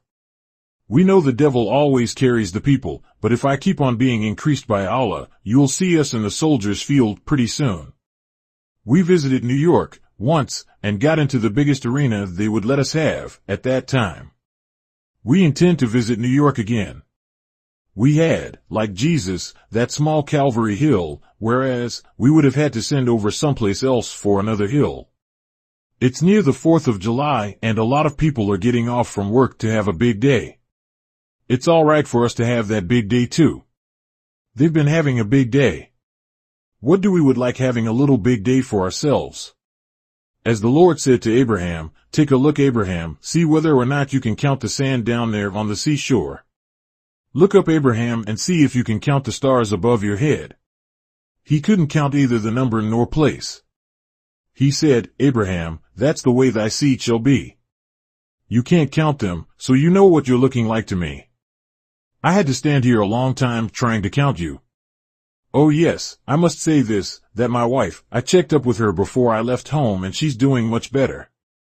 The doctor brought me her x-rays, we went over them, not this morning, but last evening, and according to the way the first ones looked to me, I think she's doing fine. We talked with each other this morning, and I know her voice was sounding good. I told her that Allah, He's a mighty fine doctor. One thing I think about every time I come out here, how we were laughed at when holding meetings in some of the worst places in the city. I don't care how much we would beg our brothers, they looked at us and laughed. Just think over that. They would look at us laugh, and scornfully laugh, as good as to say, what do I look like helping you? I don't want to help you. I want to help destroy what you are teaching. Today, all of a sudden, Allah pushed us right up. Now, we have the finest temple of any black group in the country. There's no black group that has a finer temple or church than we have. Those of you are friends of the devil, that's right, I said it right, I'm telling you, all white people is devils. On this board over here. You may think some are good. Some are better than others, but that doesn't remove the very nature of him. He's still a devil. There are little, small, snakes that are very dangerous, and there are little, small, snakes that are not dangerous, but it's not the snake's fault.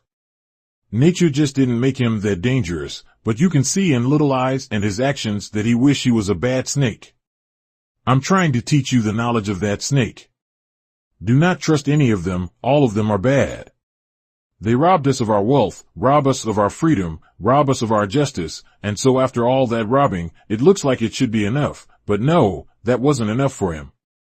He robbed you of the knowledge of yourself. Any man that is robbed or any robber that robs him of the knowledge of himself commits the worst robbery that he could have done to you. The Bible says that Delilah was a terribly tricky woman. She tricked Samson going and coming. And Samson was very foolish to let her trick him. She said to Samson, "O Samson, where lies your strength?" That was not enough for Samson not to be fooled. If she was so anxious to find out where his great strength laid, he should have been smart enough to never tell her, especially when she was not one of his people. He then made an attempt to see if she was putting one over on him. She was, then he went right back and let her trick him again. You are modern Samsons. Please, brothers, do not let Delilah's sister, a deceiver, trick you like that. They are falsely making love with you. They don't love you. They only want you to go to the fire like they are in for. Read that and study it good. This means a modern Samson and a modern Delilah. She's out there just looking and winking her blue eyes at you only for winking you into hellfire. They don't love you today any more than they loved you yesterday, but they want to get you to go to hell with them, believe it or not. You have been told the meaning of the American flag, her stripes, stars and blue background under her stars, which you think represents the sky. Oh, no. The flag over to the right with her red background, star and moon. What does that mean, Muhammad? They're up over your head day and night. You should know what they mean, with that I.F.J.E. on it. There are no letters around the American flag, but we know what these stripes and stars represent. If I told you that I don't want that sun, moon and star flag, and would rather have the stars and stripes, I would be making a fool of myself, because you could easily tell if whether I liked it or not, for I'm already living under the sun, moon and stars. You worship them. One would have to be a fool who doesn't worship the sun, moon, and star. If he turned it down, then he's telling other than the truth. He loves that flag. He looks for the sun to rise every morning, and if a night passes him by and he can't see a star nor a moon, he would go crazy. They can take, shoot up, and tear up the stars and stripes, representing America's flag anytime, because he's going to live under that sun, moon, and star. No one can tear that up, but the gods. This is how it started 6 trillion years from the beginning. We now have in time such figures as 6, 7, 8, 9. The zero counts for nothing until something is put up there with it to make it something. In all of your figuring up to 9, there is nothing to put with that 0 unless you take one of these figures between 9 and 0 and put it beside 0. If you put a figure on either side, then you make something out of it, right? You can put it on this side and it counts for 10, and you can put it on that side, it counts for 1/10, right? I'm not making fun. If I am a man who would make mockery of you, God would not have chosen me. We have 1 beside nothing, which made this nothing become 10-fold. If we put it on this side, we still don't have much. There's a fraction on this side, and on that side is a whole number. Allah came and he came on this side. We were inferior/nothing, so he came and got behind us. Do you understand? By his number 1 self getting behind nothing, it made nothing 10-fold more valuable. If we say that we are in this figure 9, we then got up to 9 going forward, not backing up. I'm only just trying to show you where we were. If our Father was made on the number 1, how did he get that figure? If there had not been any more on the earth or in the universe in his creation, how did he become 1? We only want to build up ourselves so that we may know who we are and how we got to be who we are. If the atom was 1, could it have really been 1? We are taught that an atom is 1/10,000 of 1. This is 1/10,000th of 1, certain parts of it, or elements as they call it. Then how did our Father get up all those other parts to become 1 part? I'm only driving at points. I'm not saying to you that I'm trying to be a God over you, I'm trying to be that which he made me. If what we call, today, a universe was just darkness of space before life was created in it, what was in that particular space that could produce life? We, scholars and scientists, attack each other. That's what makes us know more. We attack each other. Then, if you can't answer what you attack with truth, okay, then something is wrong. We go back, again, after you, and ask you, then what did we mean when we said space? How could there have been space? My subject is theology of time. So many people think we are fools, because they don't believe in Islam, and that is due to them not having the knowledge of what Islam is. Islam is not only your religion and my religion, but Islam is and should be respected as the religion of everybody because of what it means. When you laugh at Islam, you are laughing at the creation of the wisdom of God. So please, do not laugh at God's wisdom when you are trying to survive by it. Don't do that. He's ready to strike, out of his universe, everyone who doesn't like it. As long as Satan was ruling, he let you pass up. As the Bible teaches you, he would wink at ignorance once upon a time, but now he calls it actual facts. We must give account of that which we know and that which we don't know. That which we don't know, we have to give account of our actions against that. If we see one emerge out of all of this darkness, what force or power in the darkness brought it out? One could not have come out of darkness unless force was in the darkness to bring it out. In the universe, there is a force that moves seemingly immovable stars. After so long and so long, the star which we see at one point has moved over to another point. If that star moved over to another point within 10, 20, 30, 40, 50,000, 100 years, or 1,000 years, force made it move. It could not have moved alone. This teaches you to go back and get your scientists, and I will contend with him and he will contend with me, that the force of the actual space seemingly looks as though nothing is moving, but it brings out objects to us that are hidden in it, to our view. We don't wind up the universe and tell it to bring Jupiter over to us. Jupiter moves by a force that's already out there. Again, we don't say to a star that is probably 100 trillion years back out there, to come out and show us itself. There's already a force that's out there which is going to bring it into our view. We have these things in space by view. This one was already here in the darkness, but nothing did not give it to us until the time brought it about. Then when the time brought it about, it merged out there into our view as a revolving light. It was a light revolving that was hidden there in the dark. We don't know how many trillions of years it was there, but it was there. Having made itself out of an atom of water that was found in the darkness of the universe, we could not see light emerging out of the space without water, because we can't produce life without water. Therefore, it was water out there in that darkened world of space. This space had produced life, but how long was that life out there before it produced us a form? You calculate on how long life takes to make one atom. This is the way it's understood. You and I being dead over here in North America for so many years, so many thousands, that we can't calculate the actual time. It is only by the instruments that we have now that we can calculate time from. Then we say that we estimate so long and so long. Do you understand? If you want to ask questions, I'm fixing it up so you can ask. But remember, in your asking questions, they must be intelligent questions, not foolish questions. We don't have that kind of time to waste. If one emerged out of this blackened darkness and put the black darkness moving with instruments that the black darkness can count itself in the clear of calculating on time. This is a wise God, brothers, don't play with it. So just imagine that we are this darkness, we are looking at it in space, and here is one who came out of space, or out of that black darkness. How did he produce himself to talk, walk, preaching things? What is earth made out of? The earth is a ball of what looks like finely ground stone.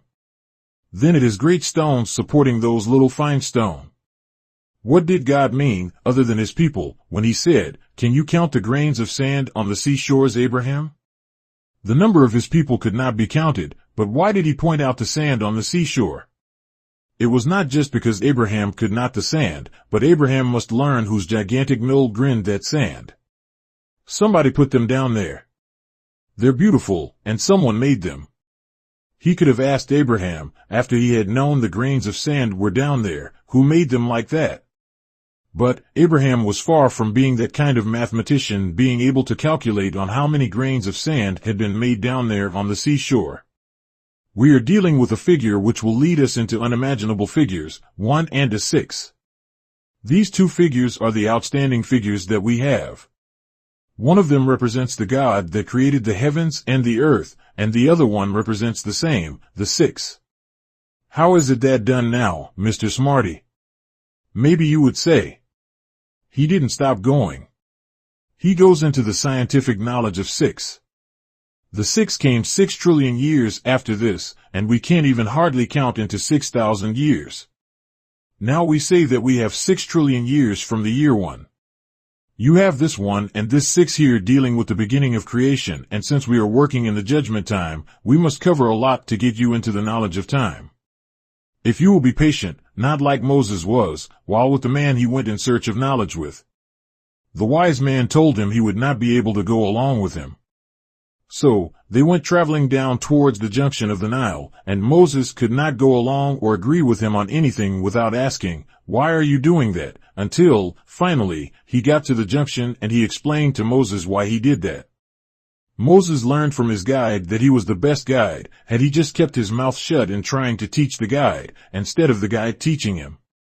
Since we are traveling on Yaqub's history, we think it's good to take along a little something every now and then to show you the destruction of his history and his people. It's pretty sad that a father, after producing his son, looks at his son and tells him the end of himself. It's pretty sad to do that. Since America has invented many dangerous and destructive works to destroy the original black man from the face of the earth, God has already prepared a destructive weapon for him. This is something that you have read about, but you didn't know what it was. The Bible is a very good book to study, if you understand it.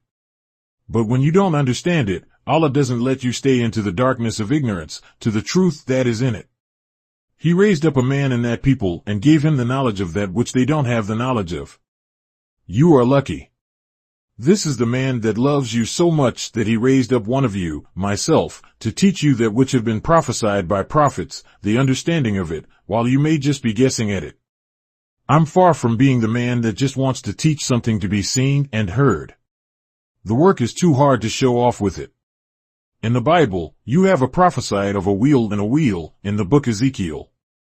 This represents Ezekiel's wheel. You've read about it in the Bible. They actually have it up there.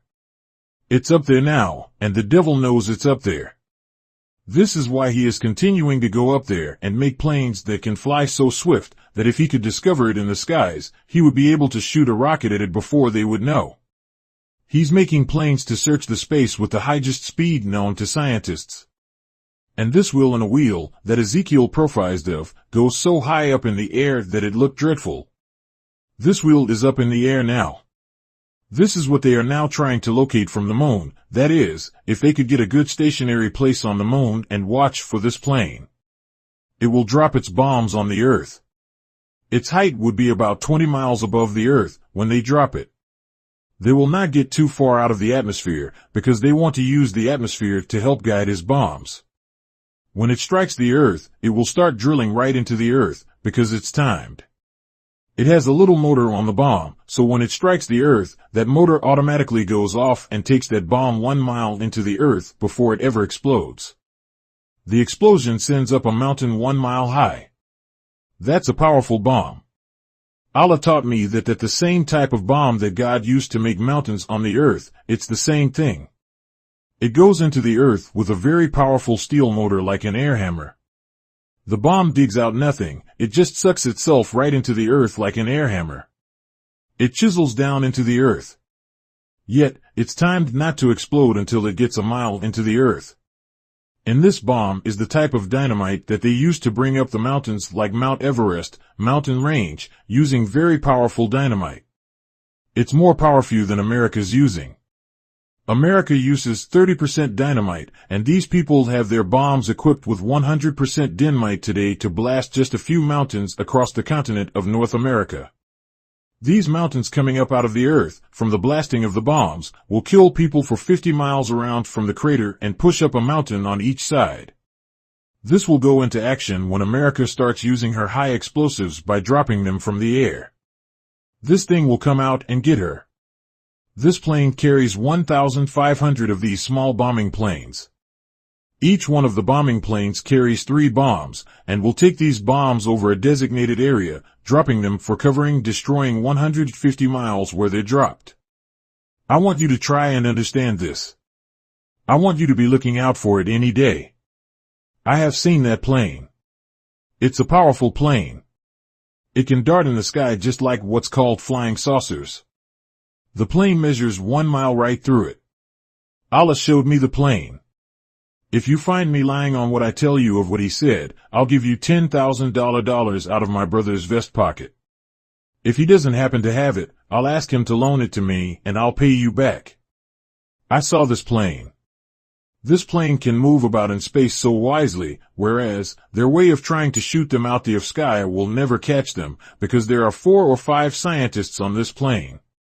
This plane is a half a mile by a half a mile. Those in this plane you may see look like us here. It can dart out of your eyesight so fast, until it looks like nothing was there. You will see this plane one day, because it is a civilization on it. They stay up there a year and sometimes a year and a half in that plane. It's a wonderful thing. Dreadful looking plane.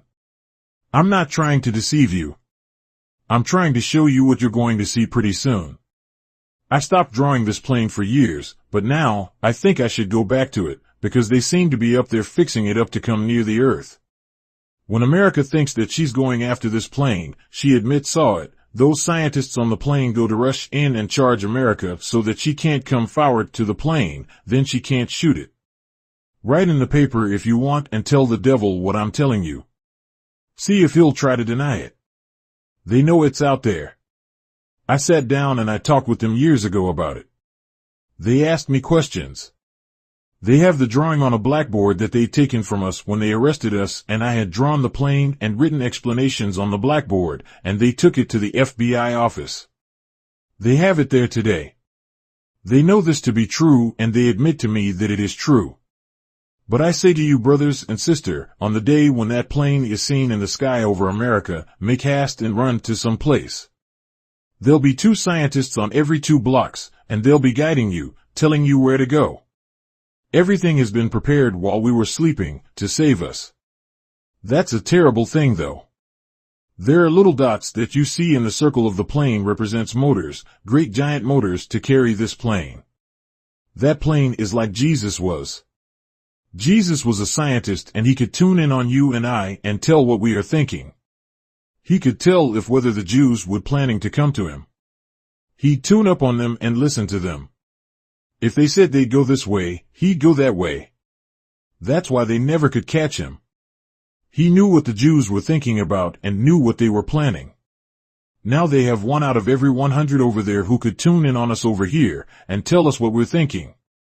Think over that. We're a pretty smart people.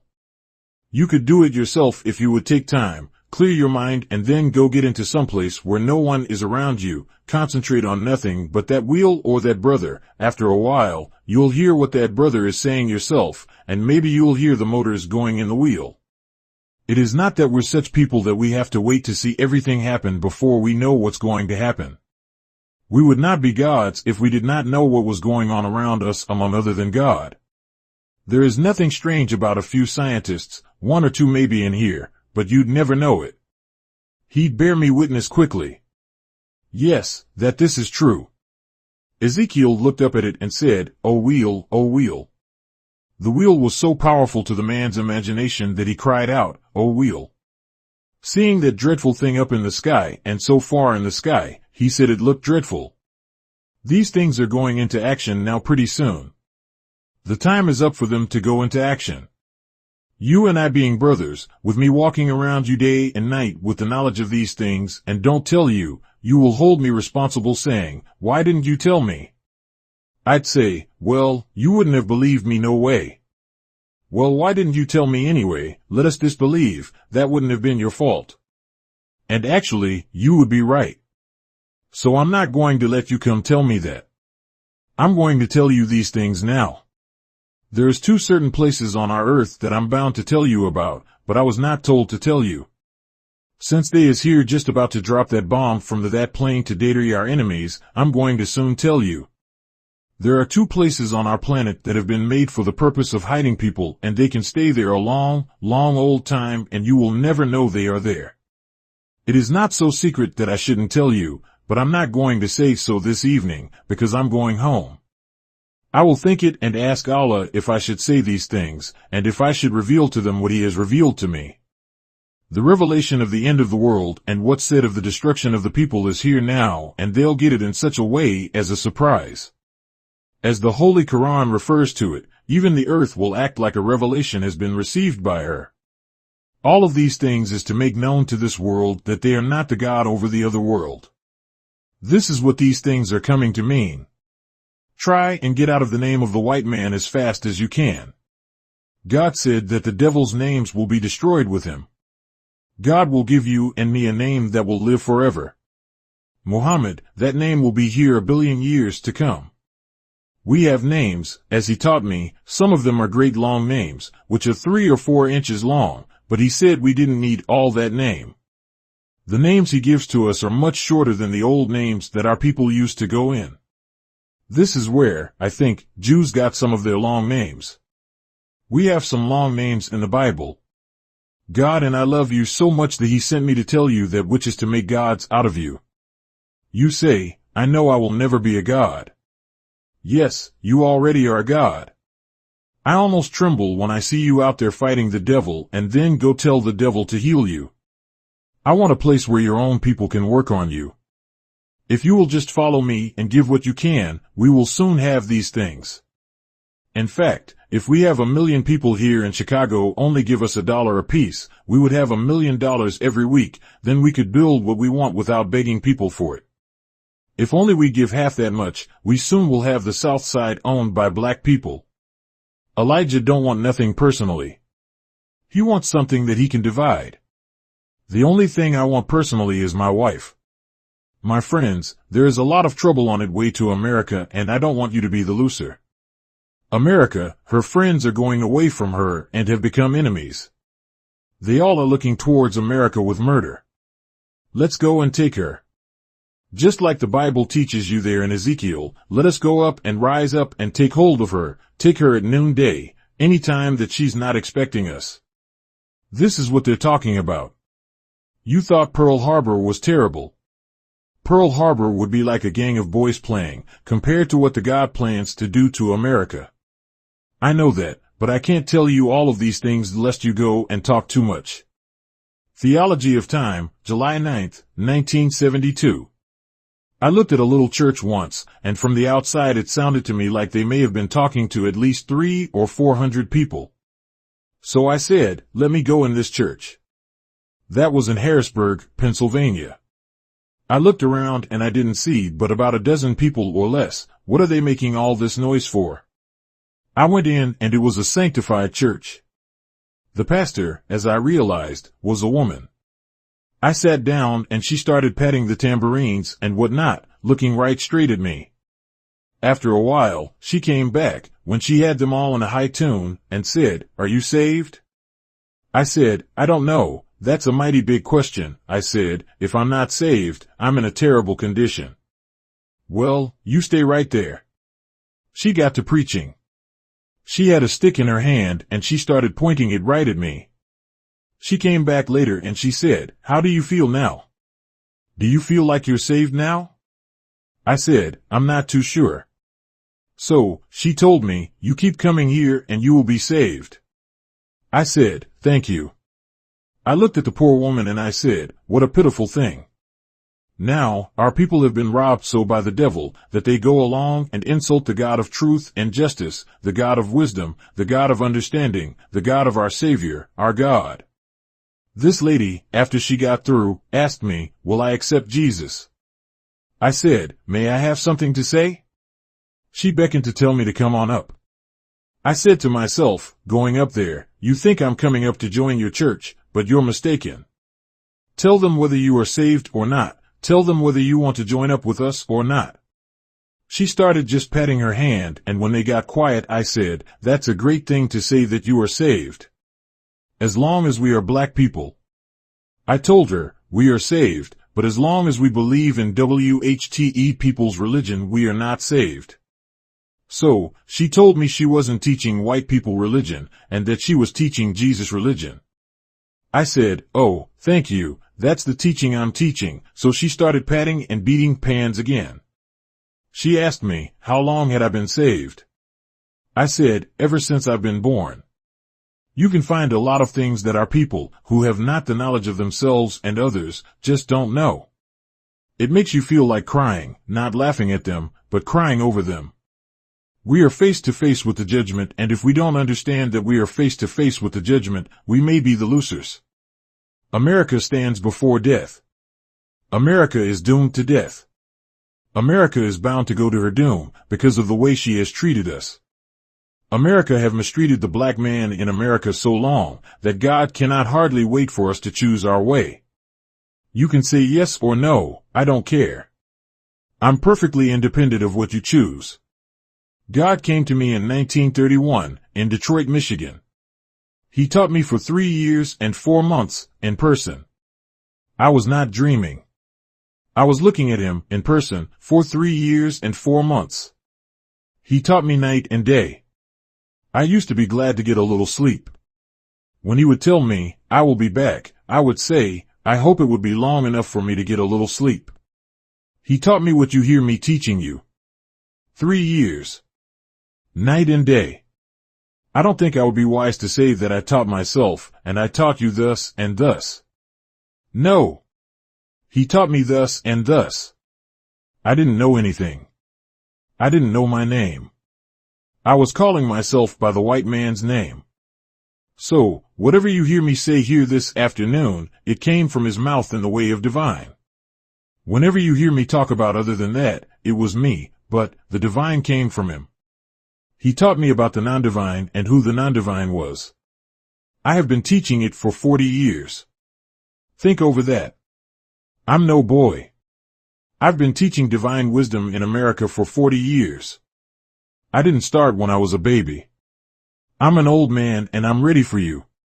Today we are here and we thank you for what I have to say, or rather, I should make it clearer, what God has taught me. All black people are the brothers of each other. You have been told that all people are brothers. In the way of being people, we are brothers, but we are not all brothers by races and nations. We have a stranger in our midst, and that is the white man. We are not brothers to the white man. He is a total stranger. He didn't come from the God that we came from. He came from a made God, not a created God. Our God is a created God, and we are created people, but the white man is a made man. Yes, he didn't come here with us. We've been here ever since the earth was made. We were right there beside our Father who made you. We the black people didn't come from white people, but white people came from us. We made the white man and can do it at no limit of time. When it came to us, we were created. If this were heard and believed among you, this alone would set you free. When he represents himself to you, he puts it in such a way that you don't make a mistake that he is not the created man, but he is the made man. He puts himself in his place, but you take yourself out of place when you follow him and call yourself the same thing that he's calling himself. We have no equal. We've been here on the planet Earth, according to the teaching of God to me, in the person of Master Fard Muhammad, to whom praises are due, ever since light of our created man appeared in the total darkness. We are not people who came here just 6,000 years ago. We are people who came here trillions of years ago. The white man is a made man from one of our scientists 6,000 years ago. That's no time with us. We've been here for trillions of years, and if you try to compare his time to our time to calculate it down to the number one man, that's self-created, you wouldn't hardly find a second to give him in time. Take 1,000,000,000,000 years and divide it by 6,000 years, then see what a little time you will have there, then take 6,000 years and divide it into 6,000,000,000,000. He hasn't been here that long. Take that same 6,000 years, push it past the 6,000,000,000,000 years and move it over to 76,000,000,000,000 years and you will hardly be able to find it. You may think that Elijah Muhammad doesn't know what he's talking about. How could you have heard of anything like that following a baby that's only 6,000 years old? How could he know anything about billions and trillions of years with a man's voice ringing throughout that time? How could you hear it just being 6,000 years old? We don't care nothing about the little white man. We don't care anything about his big talk. We know it's like a little puppy running alongside a great big hound. He doesn't know how old the man is who's walking around with a big cane, cracking you across the head. How long has this big shot been here? He's been here 6 days to our counting. He's not been here but a few days. 6,000 years is nothing to trillions of years. Black man, remember, you are the father of creation. Black man, remember that no white man can dispute with me. I'm a God-taught man. I'm a God-raised man. I wear this on my head, but we dare the white man to wear it publicly, but once a year. You know why he can't wear it, but once a year? Because he had nothing to do with the making of it. The black man made this fez. I mean the sun, moon, and star. The white man knows nothing about the creation of the planets. This is why I want to teach you the theology of it. Anything in the universe and anything on earth about human beings or life of any kind, I'm here to tell you what Allah has taught me. I don't think you'll be able to make him out a liar. You know, I'm pretty tough fellow, especially with these brothers that I've been knowing for over 40 years. I know they don't want to be called 40 years old, but I've been knowing them for that length of time. My son-in-law, Wali Muhammad, he has my name. You know, when I found him, he had the devil's name. He started following me and married my daughter. I thought I would make her call him after her name, because I didn't want a son-in-law in my house called by the devil's name. In this world, we worship and love to be called by the white man's names. We love to look like him. I'm going to see if whether you love to look like him. The white man has been here for only 6,000 years and he has ruled. I have learned to be humorous with people to gain friendship. If you're going to be stern and tell them about the pitchfork that Satan's going to throw them in the fire with, you'll only get blank faces, but tomorrow morning you'll wake up and say, "Oh, I don't believe that." No, we don't want to fool you. We're going to talk about some fire, but it's not the kind of fire that disappears overnight. It's the kind that lingers around and you feel it. We were never taught to read the Holy Quran by the white man. We never were taught that there was a universal religion, besides his, that was called Islam. He never did talk about any other religion, but Christianity. If God made Adam and he waited until Adam's children got about 2,000 years old, then he sends the teachings, the right religion, I'd say God put himself in a very ugly position. The people could charge him and say, "Why did you leave us without a religion all that time?" You'd say these things. Was it 2,000 years after Adam, before he sent Jesus with the right religion? Just think over that. What kind of God was he? It is said that this one is the best one. And if you believe in Jesus and Christianity, then you will go to heaven. What about all those people before Jesus was born? Where did they go? Just think over these things.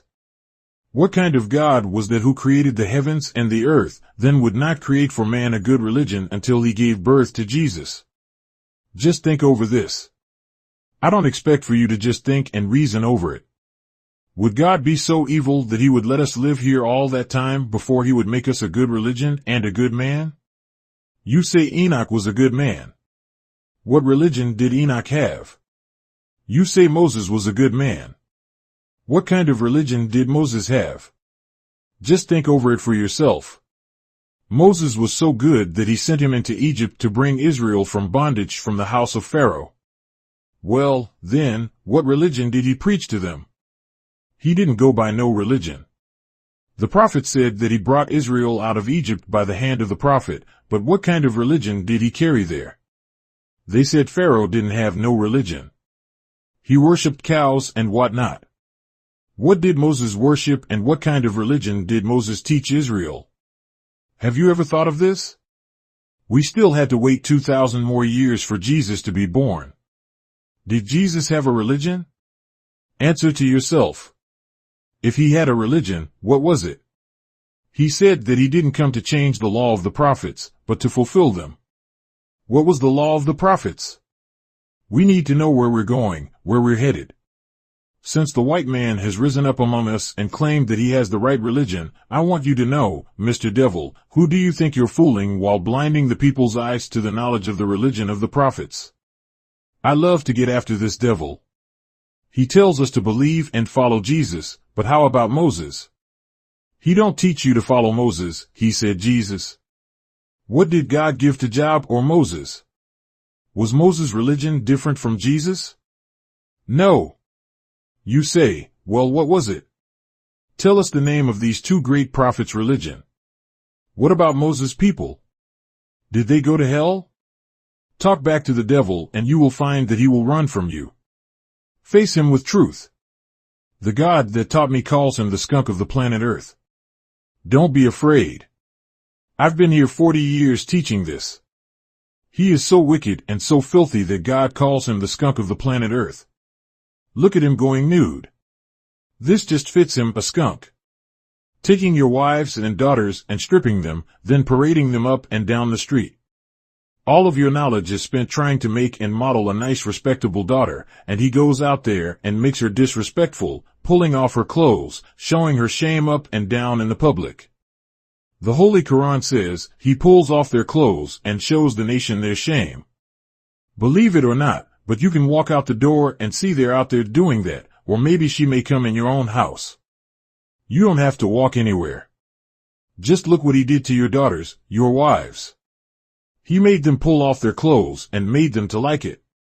I'm only telling you the truth. What does a preacher, Baptist, Methodist, or Catholic, look like preaching to you decency, and there sits his daughter with nearly all of her clothes off? Just think over it. Any of you, preachers, following the white man in pulling you wife and daughter's clothes off in public need to go back and ask God, I think you made a mistake if you sent me. You say that God sent me, but I say, go back and tell him that he made a mistake. No minister of any religion will allow another people to pull his wife and daughter's clothes off and made them walk in the public nude almost. You would never be able to convert me. No, Because you should first do like the preacher in the jungle of Africa and Australia and other far-off Pacific islands, preach to the savage to hide his nakedness. This is the first preaching we give to a savage to cover your nakedness. You're here in what is called civilization. Think over it. Civilization. You say that you are a civilized man and got your daughter and your wife walking out there in the street half nude. Is that not what we see in Africa, in certain spots? Yes, I've been there. I have traveled a little in Africa myself and also in Asia. I'm not telling you something wrong. I'm telling you what I know. And if you've been there, you will bear me witness that you saw the same. It's ugly looking. Wife sitting down under a shade tree with her body near nude, with her baby nursing from it as though this is the right civilization. We've got to civilize people.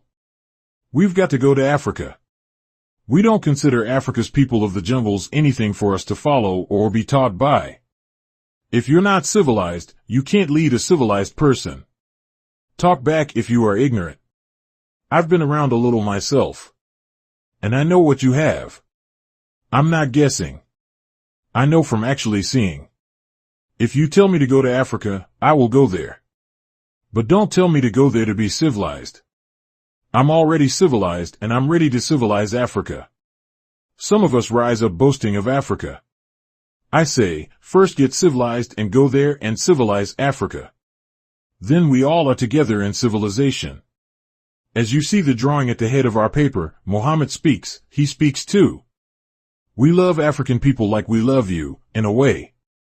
Not quite as much, because they've been free and they let England, Germany and other European people go over there and rob them, push them back in the jungle and take over their country. I dare us to get a country. They certainly won't push us over and out of it. I'm only you up on just simple things. We love Africa. That's why we have our hands joined on the upper part of our paper. This is just what we want to do with Africa. We want to make Africa our brother. But Africa cannot lead us until they, themselves, have become perfectly civilized. What God has taught me is a perfect civilizing teaching. It's not something you could add to and make civilized. It's perfect civilizing teaching to civilize any savage, regardless to where he comes from. I have been visited by many Africans, many of them right here in my home in Chicago. They come to me. They are happy to meet me, and I'm happy to meet them. There are many fine scholars and scientists in Africa. But in all of their knowledge that they have, it is not from the right source. The white man has taught them. They have some of their ancient teachings, but now it must be replaced for the new wisdom, knowledge and understanding that is brought forth to liberate the black man all over the earth, and that knowledge is here with me. I am not saying this to criticize anyone. I want to join hand with you and be your brother, but not with what England, the Dutch and these other slave-making rascals gave you. They gave you their knowledge to enslave you like they did us here, America and Africa. Anyone coming from out of the country of America sees you acting a little foolish and ignorant, they jump on and rob you, yet they don't give you anything to relieve you of the robber that you were born under and brought up in his system. I'm here to fight any robber. As the Bible teach you of me, and you thought it was the Jesus of 2,000 years ago, but it's Elijah. All before me were thieves and robbers, this means leadership. Jesus could not say all those before him were thieves and robbers, because he would have been classifying the prophets before him to be thieves and robbers. He could not have mentioned anything like that. But it's me. I'm the one who is to say that, and the spirit and knowledge of the prophets that wrote it, not before Jesus. Those were prophets before him and not thieves and robbers, but thieves and robbers were before me, robbing you of all they could. Every black leader who came before you was out robbing you, most all of them. Thiefy Aquays liked to see how heavy your pockets were and they set out to rob them. I see how empty your pockets are and I set out to put something in it. The time that we are living in now is the judgment of the white folks, and America is number one. God has made the whole world turn against America in order to destroy her. As Daniel says in the Bible, prophesying of America, under the four beasts. Think over it. For beast is the name given to the four greatest governments of the white man by the prophets. He didn't call them nothing but beasts, and now you want to call them angels while the prophets call them beasts. That's about what they are. They have a human look, but their characteristics are that of a beast. You may not believe me, but the time will prove that I am teaching you the truth.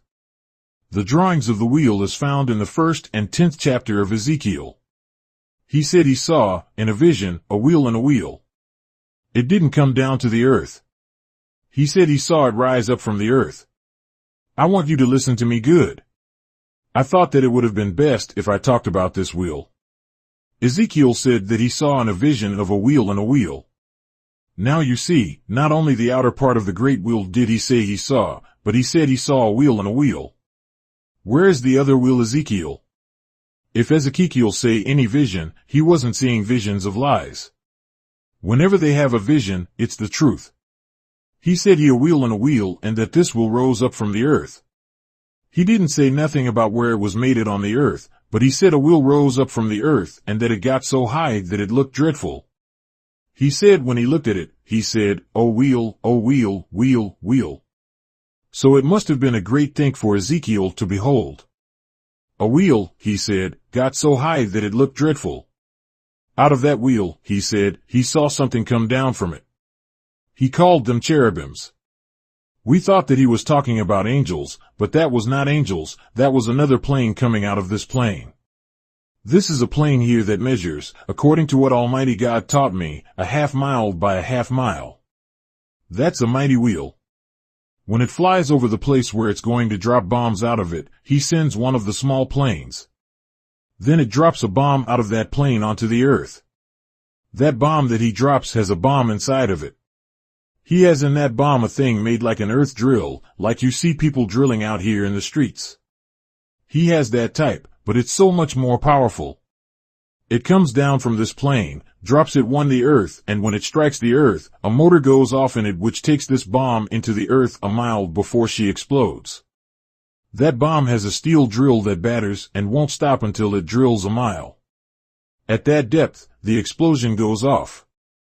100% dynamite is used in it, while the white man is presently using 70% on earth. God taught me that they use a 100% type of bomb to drop on the earth from a terrific height, depending on what height the mountains are to be.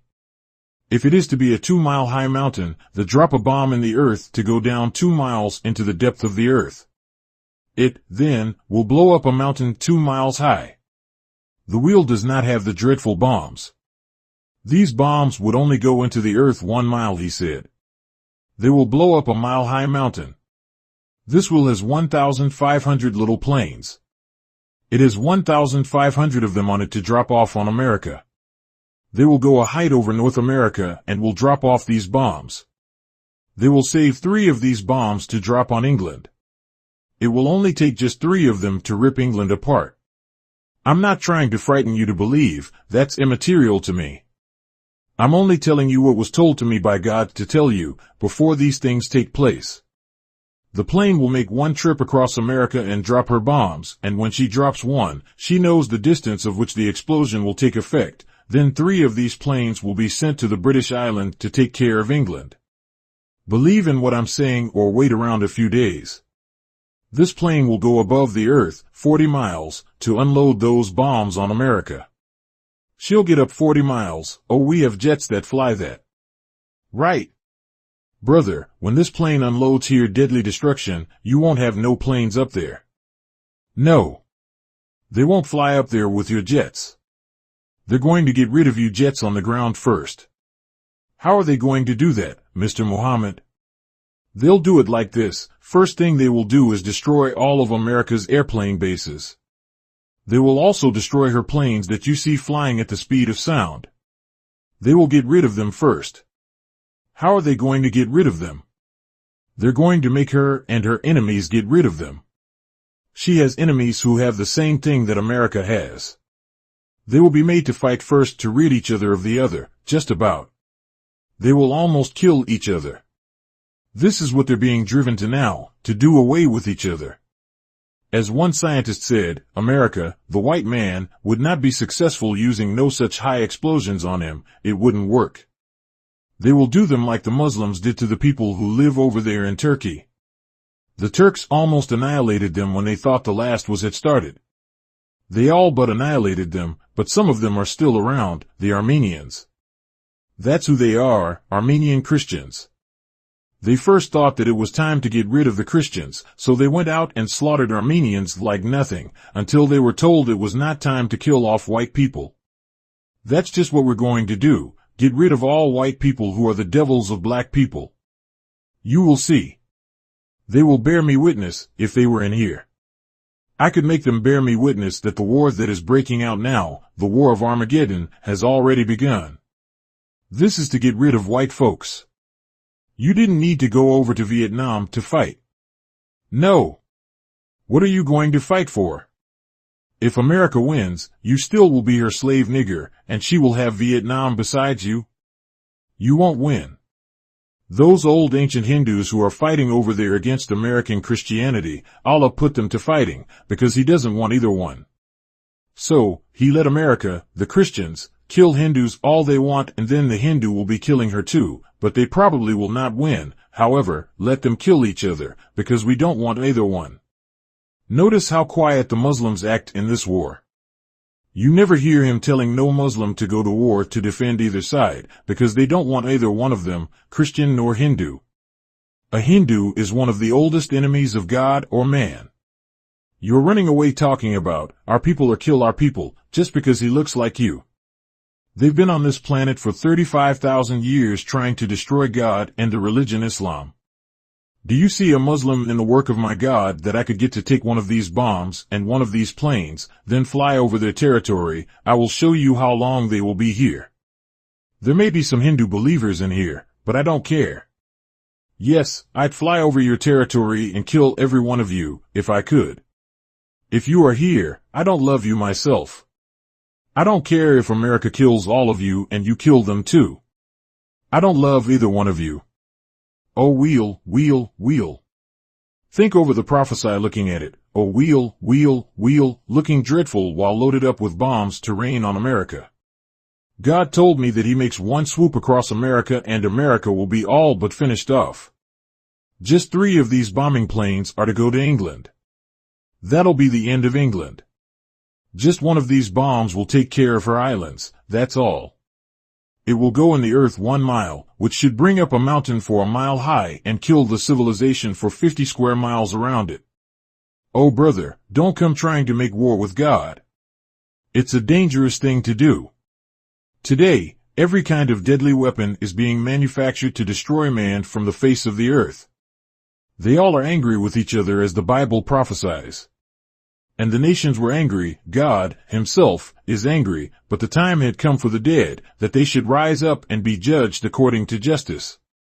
It's there in your Bible and Revelation. God was angry. The Lamb was angry. Everybody was angry, because the war of the devils were against God and His messenger. God and His messenger were both angry. I'm angry now and ready to fight. This is why I'm here. I come out alone. I don't have any armies with me. My few followers are very weak, they have no arms. If they follow me to my God, they have perfect arms. Arms that don't miss. Save yourself from this war. This is a terrible war. Everybody's throwing at the other one all he has, deadly bombs, guns, and everything. They're doing it. They're prepared to do it. If you don't have a savior in this day, it is time to make haste and get one. Over in Europe, it's at boiling point. In America, it is to the point of death. Everything is pointing at her. Oh, save America, you will say. Yes, if America had not destroyed you, she could be saved, but she has destroyed you. Night and day, she's killing the black man. Someone must stand up for the black man. I have God on my side to defend you. Storms, rain, hail, earthquakes, droughts, and plagues of all sorts are going on. I won't tell you that I'm doing that. This is what they want to charge me with. But I say, charge it to the right one, the powerful one. That's God, Himself. Not me. Certainly I am with Him. Certainly I hope that he will rid us of our enemies. I have given you a description of what is in the sky. There's a scientist or toe on it that knows every spot where America has got her dreadful planes, which are scouting around with bombs that is capable of ripping the wheel apart, but they can't get to her.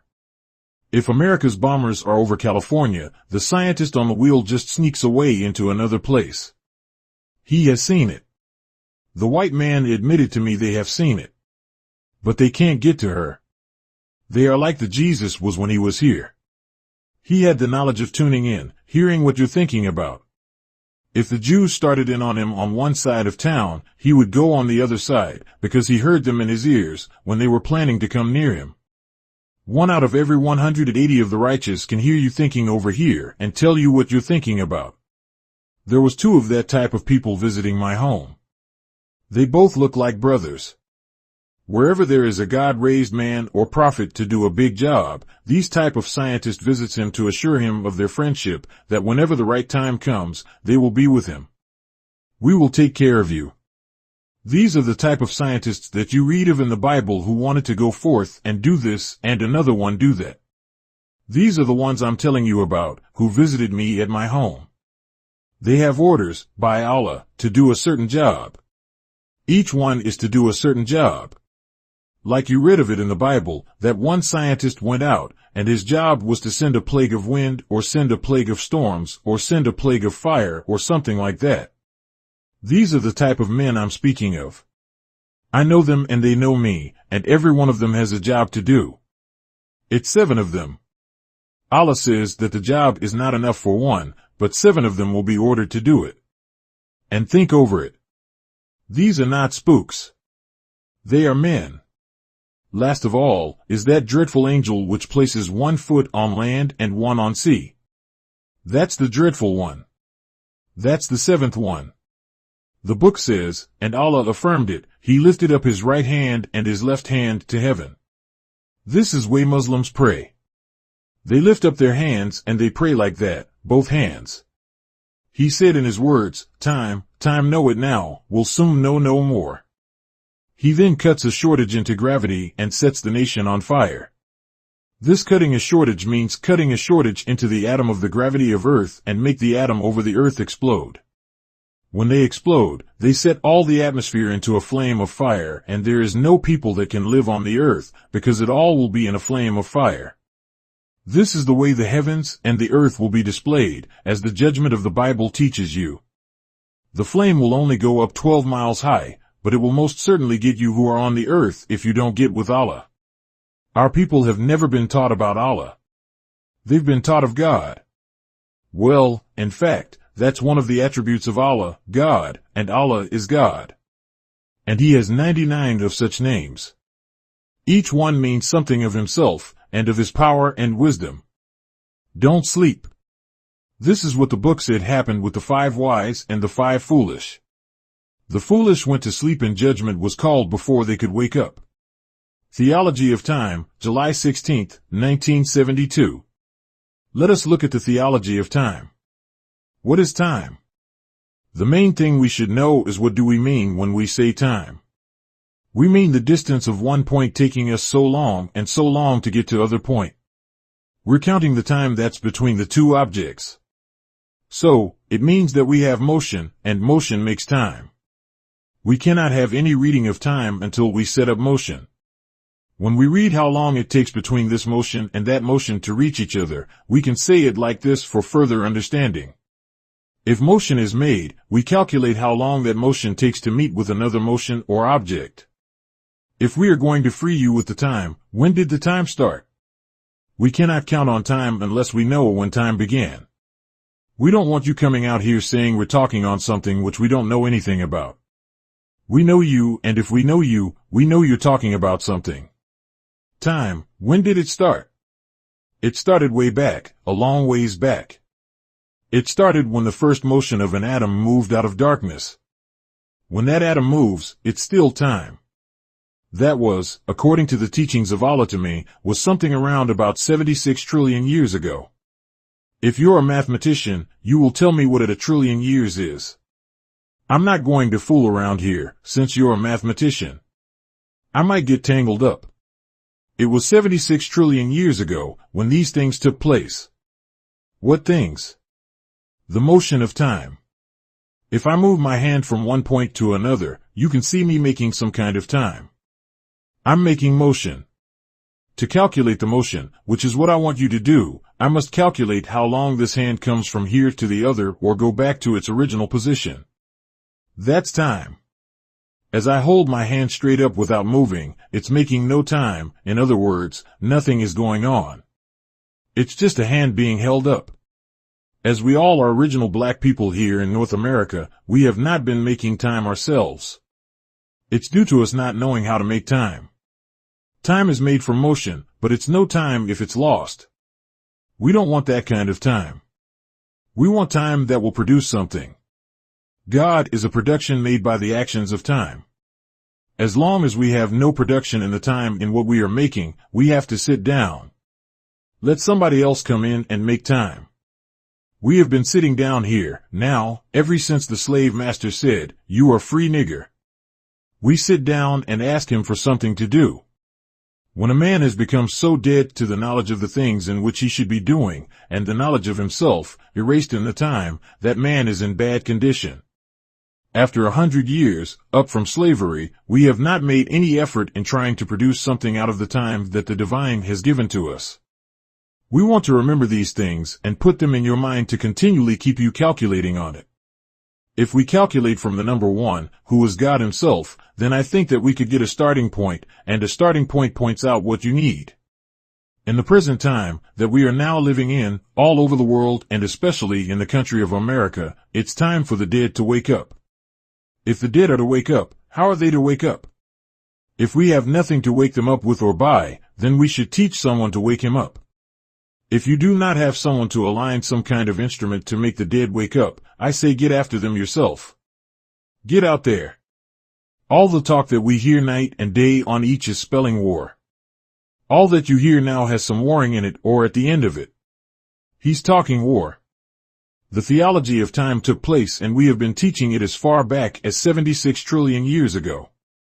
You should feel good to know that we were the first people. You should feel good to know that we are the righteous. If we were not the righteous, there would not be a judgment, because if you're going to judge one wicked fellow and you have another wicked one to judge, there shouldn't be judgment at all. Just take these two wicked fellows, agree they're wicked, and go on with your work.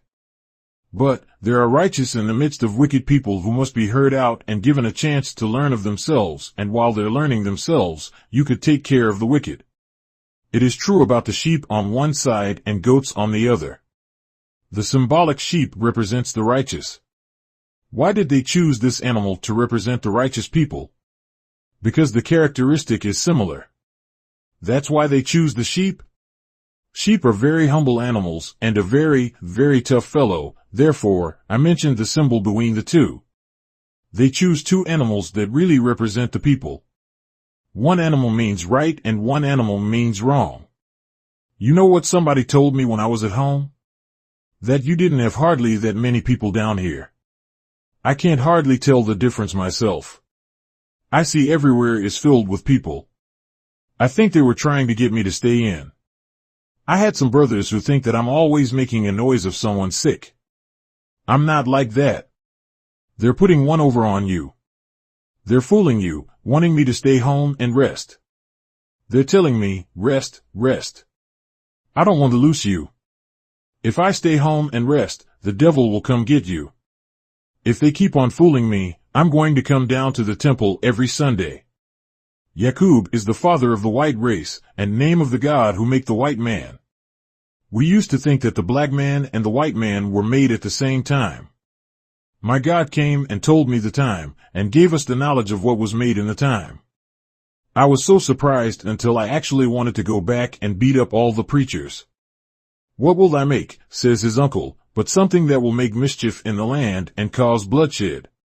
Today we have mischief going on in all parts of the world and bloodshed is following.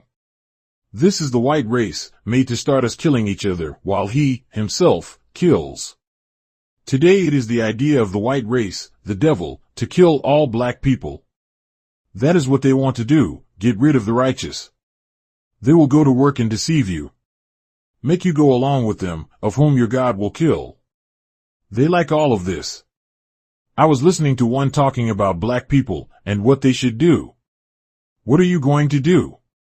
They are talking over wholesale killing of black people. He can't put that small-time stuff over on Allah. He would not be a savior if he could not save you and I, the righteous. All black people are the righteous. They were created righteous. Never were they unrighteous. Your makeup is absolutely right, but the devil made you and our parents to follow him, and he put unrighteous acts in us. However, by nature, we are the righteous. This is what the Bible means when it says, he will separate the goats from the sheep. Kill the goats and save the sheep. They are talking about us and the white man. The white man is the goat and you and I are the sheep. I want you to remember, at all times, that you are not the goat. It is the white man who is the goat. Remember, at all times, that you are no brother with them. Remember that. When Yaqub made them, he made them out of the essence of evil and not out of the essence of good. This is what we have been talking about all the while. We have been talking about the evil race and the good nation. You are the good nation and they are the evil race. Stay away from them. Don't marry them. It's just like going out there and marrying fire, because they were made for the fire. The Bible teaches you that, and the Quran too. We were created good, and we are now removing from us that which is no good. I want you and me to unite together and be good. You remember this. We look alike, act alike, then we are one. We are one. I want you to unite with us. You say, I don't know nothing about Islam. What do you know about Christianity? This is the thing that we must answer to. If we are not dead, what are we? If we're not deaf, what are we? You can't answer to yourselves, because you don't know self. I'm raised up among you to teach you who we are and to teach you who the white people are, of whom you've been bowing down to worshiping. You've been putting them above God when you are the God of this world, but you must follow someone. The black man is the God of the race. He is the creator. I don't care how you've been mistreated, still, your father was a black man and he is the one who created this earth and is now taking it over. This is our earth. When did you ever see people like us come out with the moon and star on our heads? You have never seen that before. You never dreamed that you could just accept yourself, the black man, and the white man respect you. You never dreamed that the day would come in your lifetime that is here today. And I mean here to stay. Well, we've been trying to get you into the knowledge of your own and what your God and my God made for us, the most holy universe flag of Islam. Our Father made it for us. He didn't make it for a goat. The sun, moon, and star is ours. Leave that which belongs to the devil, to the devil. Theology of Time, July 23, 1972. My father was a preacher. When I got old enough, I used to sit on the speaker's stand with him, and everybody would try hurrying to get me on the speaker's stand.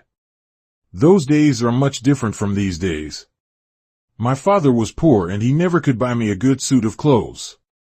And I would sit up there, about 2 or 3 years old, with a little dress on. They put little dresses on us. I used to hear my father preach in the South. He was a preacher of the Baptist church and used to preach about that fire, hellfire. He would teach it so frightening until I, being his son, would be trembling sometime, thinking, I wonder will I live to get to heaven before that ever comes? I was lucky, I didn't have to go to heaven. Heaven came to me. Our subject is the theology of time. We are still working on time. We want to take hold of the real root of time. This has been our subject for many years. It is what we've been looking for. What you've been looking for is the time of judgment.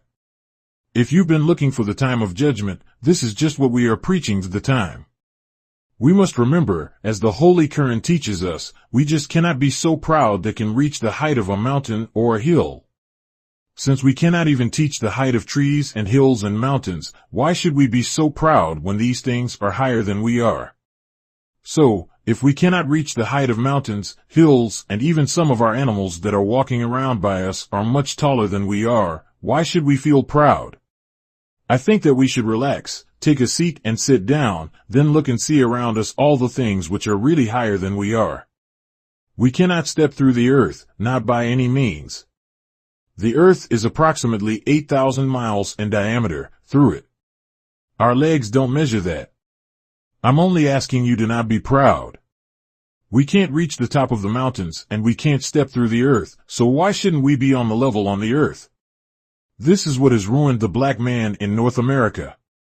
He's taking steps after his slave master, wanting to be proud and act like a big boy. You cannot be a big boy. You were with him. He has the world and you have nothing. We have men of all types and these men want to know if whether or not we have something above what they have or something equal, on which we can listen to each other. We don't believe in criticism because we all came from slave parents. If we want to criticize each other, we have to go back and get a hold of the devil's slave master and see how many of us did he raise higher than the other. I love common language. I love to be equal with you. I don't like raising myself above you just because I believe I know more than you. No. We don't do that. I may have insulted you when I said what I said, but I am a man taught by God. Lived with God for 3 years and a half, and he taught me his wisdom. I know you didn't hear all of this as I did. I know you did not see all of this which took place 40 years ago, of which I'm teaching you about today. I want to let you know that I am not proud over you, in the way that we say the enemy's proudness comes to us. I'm not that kind of man. I'm a little old man that just loves to talk with you and loves to see you in a better condition than you're in. I love to make you acquainted with my God and your God with you. This is the kind of little fellow you see standing here. He doesn't like showing off by any means. If I have to hurt your feelings, I will try to rub the sore down somewhere in what I say. But if I hurt your feelings, I'm hurting them for the better. Sometimes the doctor has to hurt before he can heal. So this may come to us in our talk or discussion, since we have preachers here. Who do we say sent preachers out to preach? According to the readings of the book, God never sent an army of preachers out. The English language uses the word preach. This is all right for us because we understand it. We don't intend to make fun, however, we want preaching from the right source to send to the people, so they will be taught what is about to come to pass. They are sent from God, and he has never sent a whole group of them. He made the responsibility to lay on one man. He sent Jonah to Nineveh, according to the history of Jonah in the Bible, to call upon the Ninevites to warn them that in just 40 days and 40 nights Nineveh would be overthrown. Why does he specify the 40 days and the 40 nights? We want to find out why did he give them that length of time. Because 40 days and 40 nights are used in the end of the world. To compare his preaching with the end of the world, and the sermon of the man, there, in that time. He should have that number to give us a picture of what the end of the world's figure will look like. Jesus fasted for 40 days in the wilderness. What wilderness did Jesus fast in? We must clean up as we go. This is the way scholars and scientists get after you. Everything you say, they chase you on it.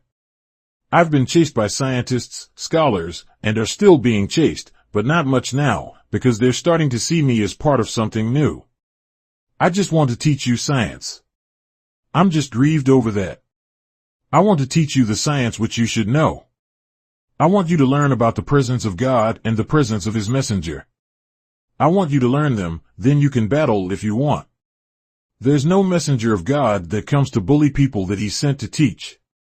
He lets them do that, but he's not to mock and bully them. No. We have thousands of preachers of Christianity in the country of America. You can't find in the Bible where God ever sent 1,000 people. The preacher may have to go there and get 1,000, but he never sends 1,000 to the people. I'm not making fun, but I only want you to understand. If there had been sent, with me, 1,000 more Elijah Muhammads, you would have seen me bowing out of that group, because I don't think God was so weak that he would have to send in 1,000. I just want to tell you the truth. I want to give you the theology side of the truth. This is what I'm here for. I know where we came from. We came from an enemy. Think over the time of slavery. The enemy made his own preachers and then had them to preach what he tells them to preach. He's still like that. Remember, Reverend, I'm not after you, I'm just trying to teach you the theology of time. At the present time, you see that he will back up any reverend if that reverend continues to believe what he tells him to teach. He will give him money to teach his Christianity. Reverend, let us look at when Christianity began. Did not God create Adam, as the Bible says? If God did not give Adam the true religion, what does he look like, then, saying to you and I that, here it is, now since Adam died I raised up Jesus? We have to remember, if Jesus has brought to us that true religion, yet Adam didn't have it, what are we going to say to Jesus if Muhammad in the 7th century, after Jesus, brought out another religion which is sweeping the earth and have more followers than Jesus? What shall we say? If God needed a prophet in the day and time of Jesus to tell the world that they didn't have the right religion, and here he is to give you the right religion, what did he say? Did he say that he came to give the right religion or to preach the religion of Moses or Abraham? He said, I came not to destroy the law of the prophets, but to fulfill. I got my promise from God, the God who was to come and has come. I'm not saying that you believe in a man being a God, maybe you don't. I'm not going to argue with you. If you don't believe man is God, I don't want to argue with you, just show me that which you believe in. Lots of people out there in the street criticize us saying that in the schools of Islam, you can't learn anything there, because the head of it is not a graduate of any school. They do that to keep you from coming here. I want you to remember that there isn't a prophet in the Bible nor Holy Quran who was a graduate of the people he was warning. Not one. If you can find me a prophet in the Bible who was a graduate from some university of the land, I will pay you $10,000 for lying. The Bible says that Moses was highly educated, brought up in the house of Pharaoh. That particular Moses, we don't find in the Bible where he was educated under Pharaoh's school in any degree.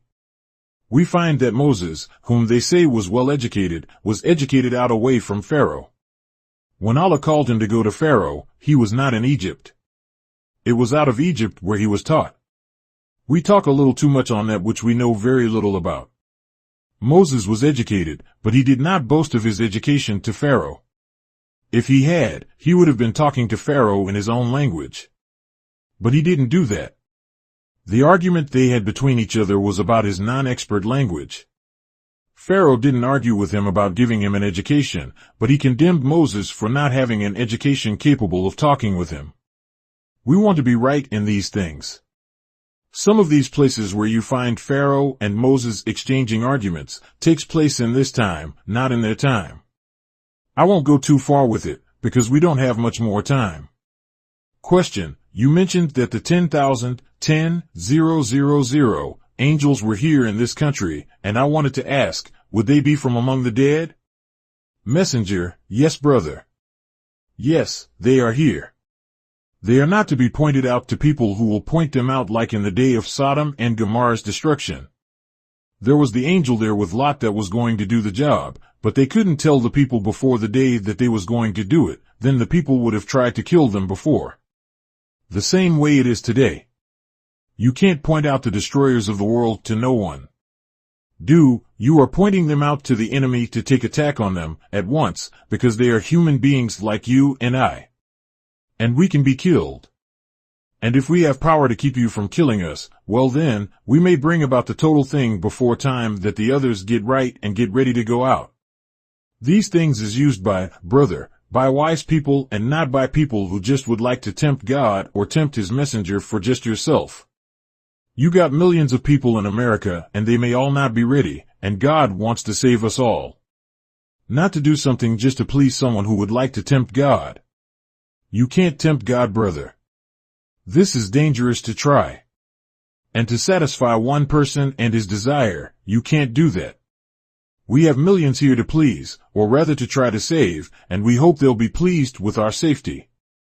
Question: Mr. Elijah Muhammad, about 2 years ago I had a cousin that joined with the Muslims, and she was an Orthodox Muslim, and she was one of 3 wives to her husband, and I can't understand why the two are so diverse and why aren't they just a whole?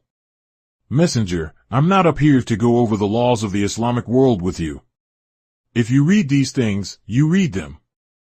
So I'm not up here to condemn nor take away anything, only to teach you which Allah have give to me to teach you. If there's any more of this kind of talk, we're dismissing. Because 1,800 to 2,000 people could talk on the orthodox Muslim rules of Islam, while they don't know it themselves. But you have to come to school for such. You have to be schooled into that. Not come and ask questions, because your question demands more than just a word or two. It demands a lot of answers to your questions, and that the people that is not interested in what you are asking will not like me to keep them in here listening to what you have to say and question until night. It's getting late and the people would like to go home, and that I don't care to get involved in a lots of Orthodox Muslims' rules, regulations, and laws of Islam. We are bringing to you a new Islam. As I tell white people, they ask me sometimes, they say, well, those over there, they don't believe in your teaching. I say, that's natural. I say because this is something new, which they never heard before. I said it takes time. I said, but nevertheless we have the key to the whole world of man whether you believe it or not. I have the key, and it's written in your book, that I have it, and God give him the key. Question: Mr. Muhammad I would like to know why was Yaqub allowed to rule for 6,000 years? Messenger: there was no God in his time that could prevent him, and it was necessary for us to learn from one that was in us, and outmidst, what he had that could rule others for 6,000 years from 9,000 to 15,000. Question: can you tell me why is the white man going into outer space and how far will he get? Messenger: going up in space. It is to fulfill the scripture that thou may ascend up to heaven, above the clouds, but yet I will bring you down to hell. Question: Mr. Muhammad, I'm a old-time Detroiter, and I remember a long time ago there used to be a temple on Theodore and Hastings Street way back in the 20s. I wanted to know, is it the same setup or has it changed since then? Messenger: we haven't changed Islam, we go into more knowledge of it, but we don't change it. Question: have you heard anything to the effect that government officials are trying to put pressure on the black Muslims similar to the pressure that was put on other black organizations in the past? Messenger: I have been doing this work for 40 years. I have known many groups to rise up since that time and carry into practice what you have in mind. But actually our people in LA and New York or any other place, here in Chicago, they have been mistreated right along. They go to prison and the federal penitentiary, as they call it, institutions. But that is all given to us. The trial of the black Muslims in America must come to pass. We must be tried. Theology of Time, July 30th, 1972. We have been teaching on the subject of the theology of time, the secret of time. We have a lot of work to do. We're going to do all we possibly can to get over to you all that we can, so you will have some knowledge of us and our presence in the world. In fact, this is what we are here for, to get over to you an acquaintance which God has sent to you through me. We want to get acquainted so fast until we are nervous. Our acquaintance means much. For a long time, 40 years, I have been around you sounding this kind of trumpet. There was an end to Noah sounding his trumpet in his day and time. There was an end to Abraham and Lot sounding their trumpet in Sodom and Gomorrah at that time. Also there came an end to Moses and Aaron sounding their trumpet to Pharaoh and his people. These kind of trumpets are the mouths of men and the words proceeding from their mouths. These are the first trumpets that sounded an easy sound, because they're coming from man's mouth. The other trumpet is not heard directly from the mouth. It passes through some mechanical instrument. That's the kind of trumpet I'm warning you to be aware of. They are linking it up now. Don't forget that you are in the time that has been kept hidden from you by the enemy of the time. Why is this time a secret from you? Because they don't want you to know the end of their time. They know that you will be happy to meet your God and serve him, because they are not the God that loves you and want to serve you with freedom, justice, and equality. Therefore, they keep it hidden. Allah has raised me up from among you to open my mouth and tell you these things without fail. The Bible, a book of books, has warning in it. If understood, you also would know the time. It's given there in the Bible, but the enemy, knowing it's referring to him and his time, translated it in such way that you would never know it. You would be just like the people of Noah, Lot, and Pharaoh. That is why God has to take one of the dead and give him life first, so that he can go around to the doors of the other sleeping dead and rain truth on them, telling them to come on. In this knocking on the door of the mental sleeper, he wakes them up to join onto his own kind who are already awakened. The enemy is shaking them to sleep as fast as the awakener is waking them. The enemy, blue-eyed Caucasian race, have had the right to keep us asleep for 6,000 years. Now he admits to me that he knows that this time is meant for us to rise. He said to me in Washington in 1942, "Elijah, we knew this was coming for a long time, but if you had started preaching 20 years ago you would have been shot outright." Think of that. Me, little old boy, standing before Washington and getting such answers against you, and to verify the Bible's teachings and holy Qurans, that they killed all the prophets. A prophet of righteousness, a prophet of justice had no place among the white race before today. They have tried to kill me, as you know, many times. Many of you know this. They're still trying to do so, through you. He's afraid himself, but he thinks you foolish and that if he tells you, "Go down there and kill Elijah," you certainly will make an attempt. You're just that silly. You have never loved yourself, and therefore, you could not be expected to love me enough, not to try to attempt to take my life, just because the devil told you to do so. But here is a boy standing of this platform that you know he can put that small time stuff over on. We don't search you at the door thinking that your gun will go off and kill me. We just want to let you know the science of the time, that the weapons of the devil will not be used. No more using the devil's weapons to kill the righteous of God. No. This is your last brother. Your last doorway, out of this mess.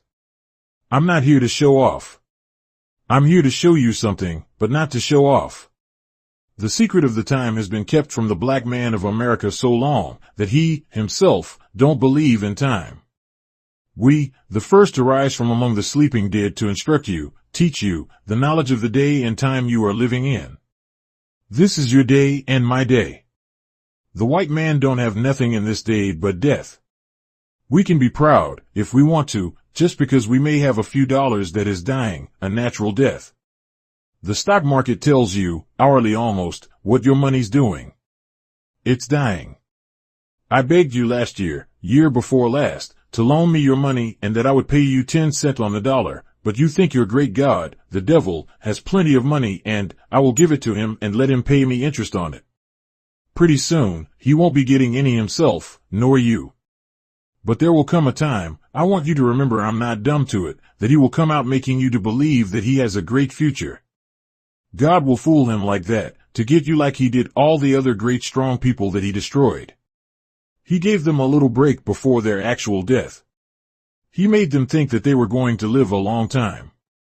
But after that little deceiving break of enjoying happiness in their way of life, death came to them right in the midst of it while they played, while they married, while they were hating the messenger that was among them.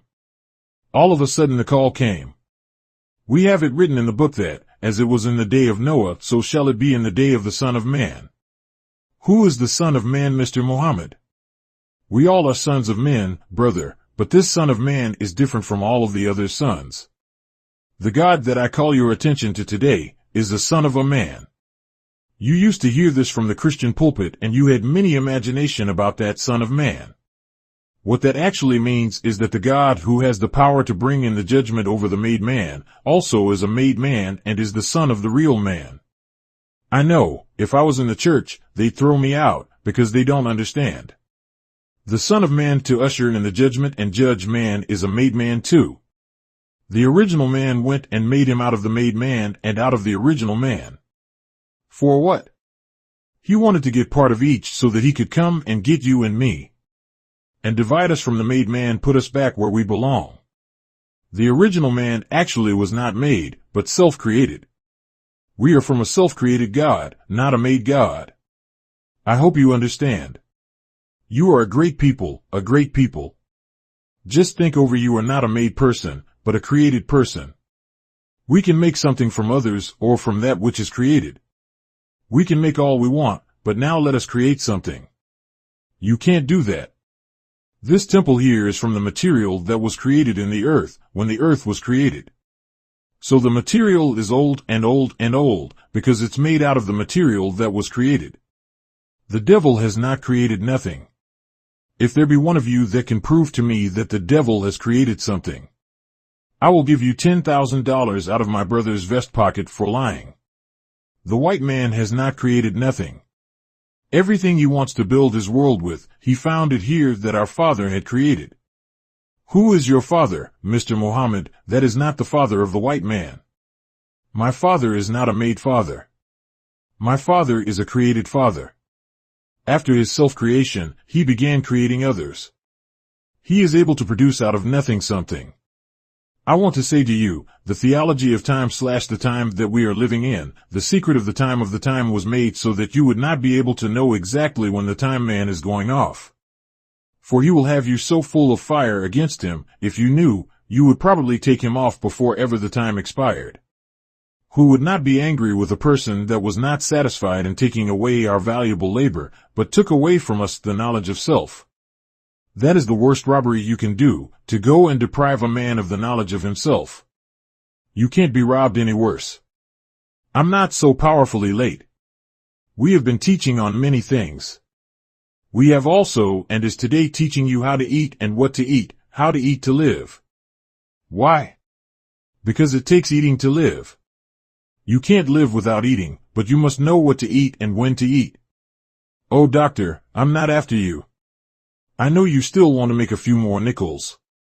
But let us all move around to a more healthy corner. All of our food been prepared by Satan is for death of us. How to eat to live. Number 1, we must learn the right kinds of food to eat.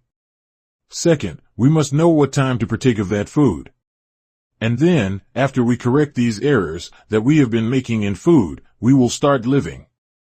God cannot prolong our lives unless we obey Him in what to put in our mouth, because what we put in our mouths keeps us here and the same takes us away.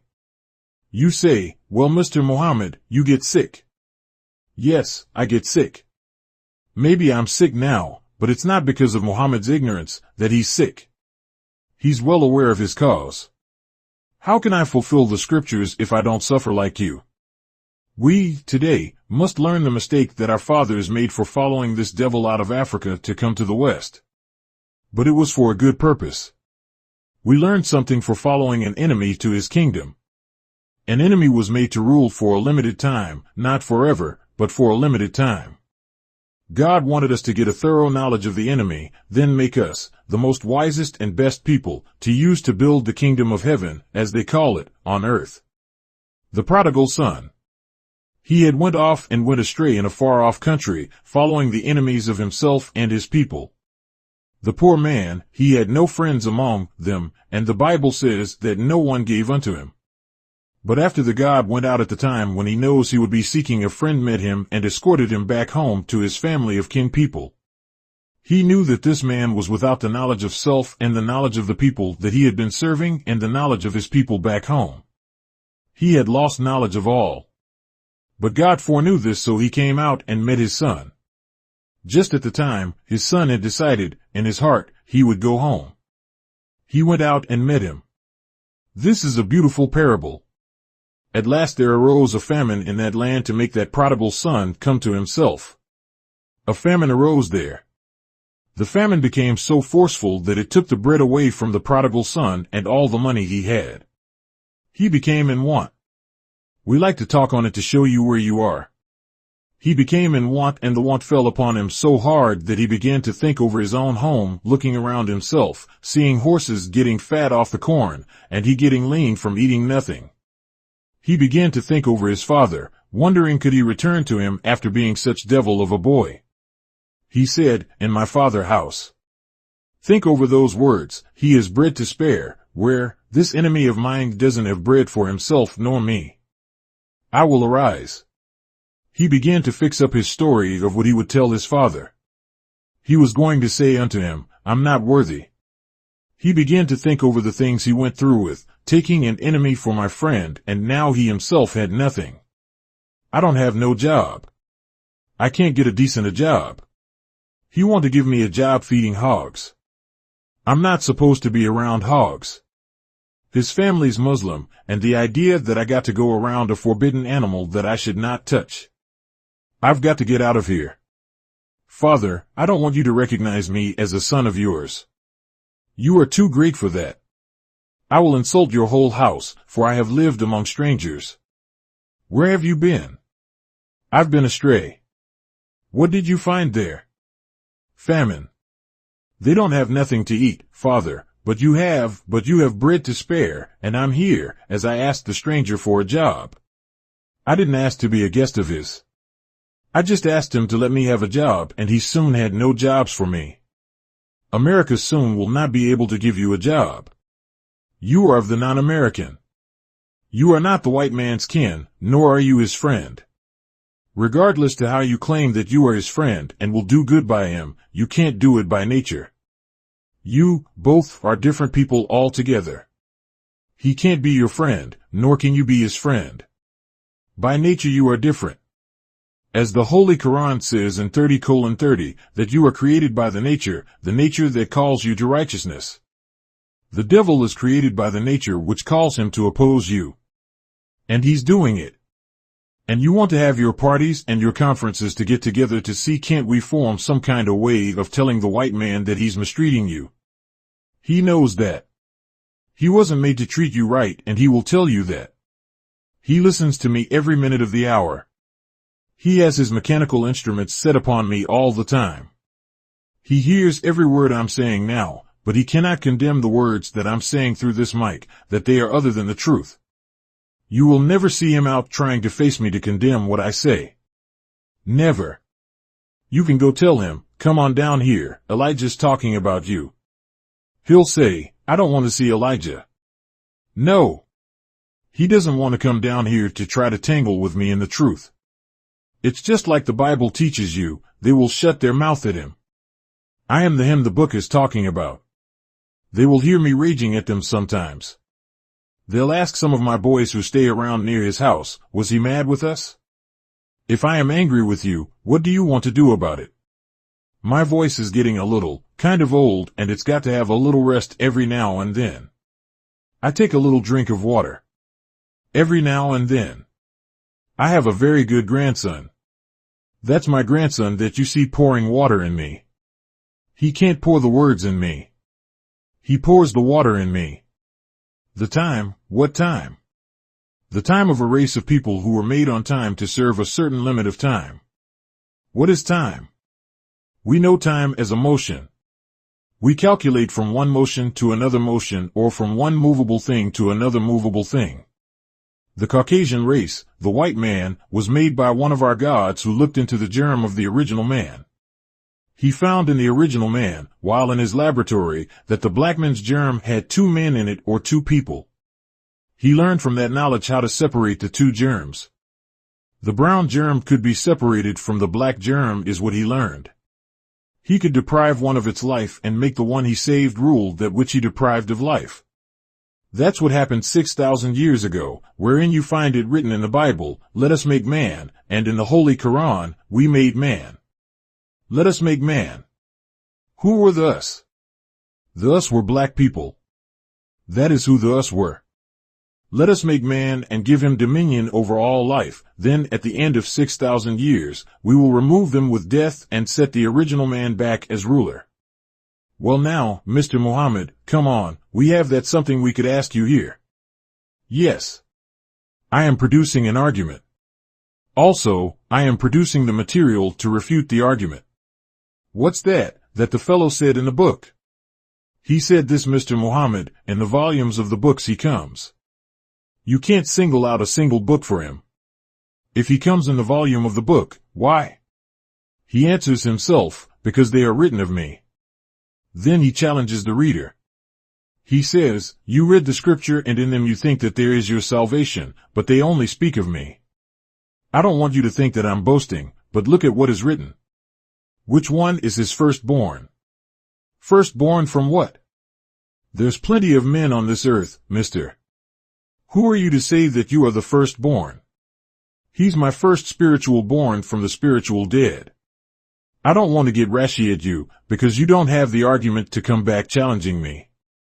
But I want you to get away from that Bible, which Satan has poisoned by the touch of his hands, taking out truth and adding in lies.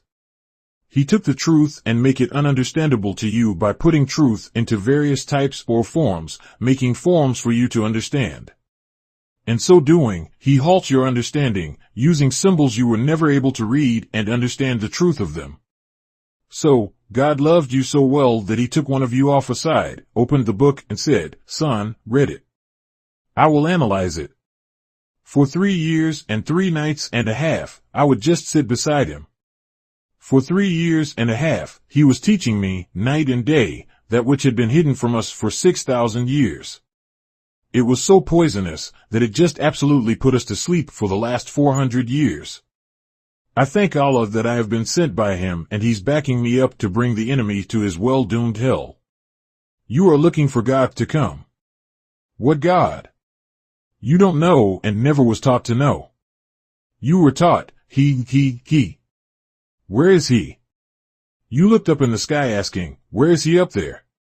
You can't single out he up there. Does the Bible teach you and me to wait for he to come out of the sky? He said the Son of Man is on earth, and his Son. You can't look in the sky for God and his Son to come jumping out of the sky. That's what the devil is up there looking for now, and he will never find him. The parable is given of the water that was gushing up out of the earth at the heel of Ishmael, while his mother was running all over the hills looking for water. There was an ever-flowing spring at the heel of her son. Yes, I feel like going ahead. I don't feel like staying behind at no junction. I would like to make you acquainted with the Almighty God so that you will know him as I know him, and whom he has raised in your midst, out of nothing, to bring you into something. Well, I reckon it's a good thing for me held down, as the Holy Quran teaches you, that suppose Allah shuts the messenger's mouth, then he doesn't warn them.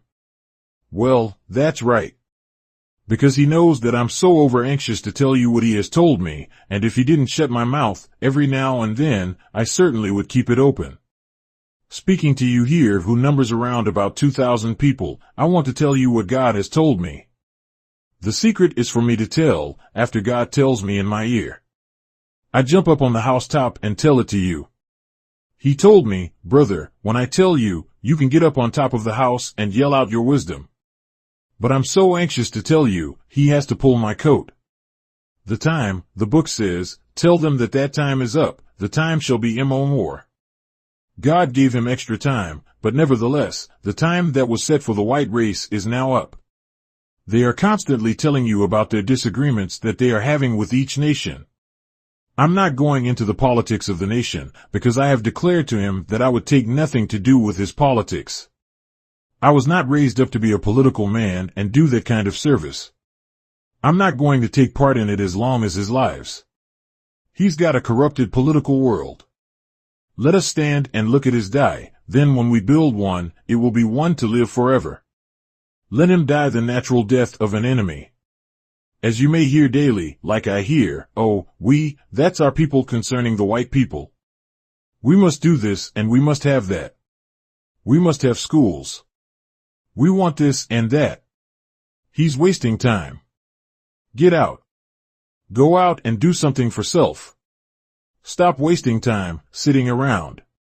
Stop walking up and down the street begging white people to give, the old once slave, a place with him. As you know, these preachers begging preachers. They don't beg for a chance to go for self. They beg for a chance to live with the enemy. He wants to go right back into the slave house, sit down beside his slave master, and tell his slave master, recognize me as one of you. You would think that he would want to get as far from his slave master as is the east is the west. He sees his slave master killing his black brother all up and down the street, all up and down the highway, and he's still begging, let me live with you. Accept me like you would accept yourself. All the history of slavery he reads he should be begging the white man, loan me one of those cannons you have. This is awful to see a people treated like us, by another people, then go back to that same people, begging them to make us their friends and their brothers. I get so vexed when I hear our people begging for a place with the devil that I can hardly sleep anymore that night. That's the truth. He's begging his enemy to take his own life. I don't want to live. I want to die with you. That's what he's telling him. I don't want none of Elijah's teachings. I want to be your friend, not Elijah's friend, hating white folks. Poor foolish man. I don't want to go with him. I'm not going nowhere with no God away from you, Mr. White Man. Oh, my brother, if you only could see what I'm looking at, you would wish that you had not been born on the same earth that they are born on. Oh, my beautiful sisters, running around laughing in his face. Every time he looks at you, you want to show him, yes, sir, I love you. Why do you love the white man? Because he's Una-like. This is why. You're not looking at the principle of the nature that he's made out of and in. All you are looking at is the surface of Una-likeness, and you're ready to cast your little black baby into fire to go along with him, later, in fire. It's awful. But this is the great day of separation. Time. We heard of this kind of time coming ever since we were born. Right? Time. Time for what? Time for the great separation of black and white. The Bible teaches you, there will come a great separation. And that the sheep and the goats will be divided. The sheep to the right. Why to the right? Because in the creation, they were created right and they should stand to my right, representing the members of the creation as being righteous. You don't want to stand there, though. To my left stands a goat. Why do I call him a goat? Because the mischief-making goat, this man is like. A goat will go out and cram the clothesline, then eat up your clothes. He will walk on your nice clean rug, then turn around and chew it up. The God gave him the right name when he said he was like a goat. The poor little sheep stands over here making no trouble with no one. Oh, brother, it's something to think of. I saw a lamb, not a kid goat, but I saw a lamb. Think over how he styles the races up. Out of the lamb's mouth proceeded great words that the enemy couldn't stand the words. Then all the people rose up, blind, deaf, and dumb, to the understanding of the symbolic lamb. They called it Jesus back there 2,000 years ago. Poor thing. They had not studied the nature of the lamb, or why a person is called a sheep. How could Jesus be called a sheep? How could he be called a lamb? He was not the first of his people for you to call him a lamb newly born, or the world would have been changed in his day and time. Why he's called a lamb further in the Revelation is because he's the first that is born to bring about a new civilization, and he's the first of that new civilization. Yes, brother, it is time. Now if we say the time has come, all of our lives, we have been running off at the mouth over the coming of the time, when the time comes this and that. How much knowledge do you know of the time? Why do they refer to the judgment as the time? They are talking about the judgment of the devil Caucasians. Why then are they saying that the time will end? They mean judgment. They understand that. If the white man was made and the God like the man, and he gave the man dominion over all things that was created by him, then why did God make this man for destruction, knowing when he made him that he intended to deter him? Why did he make the devil?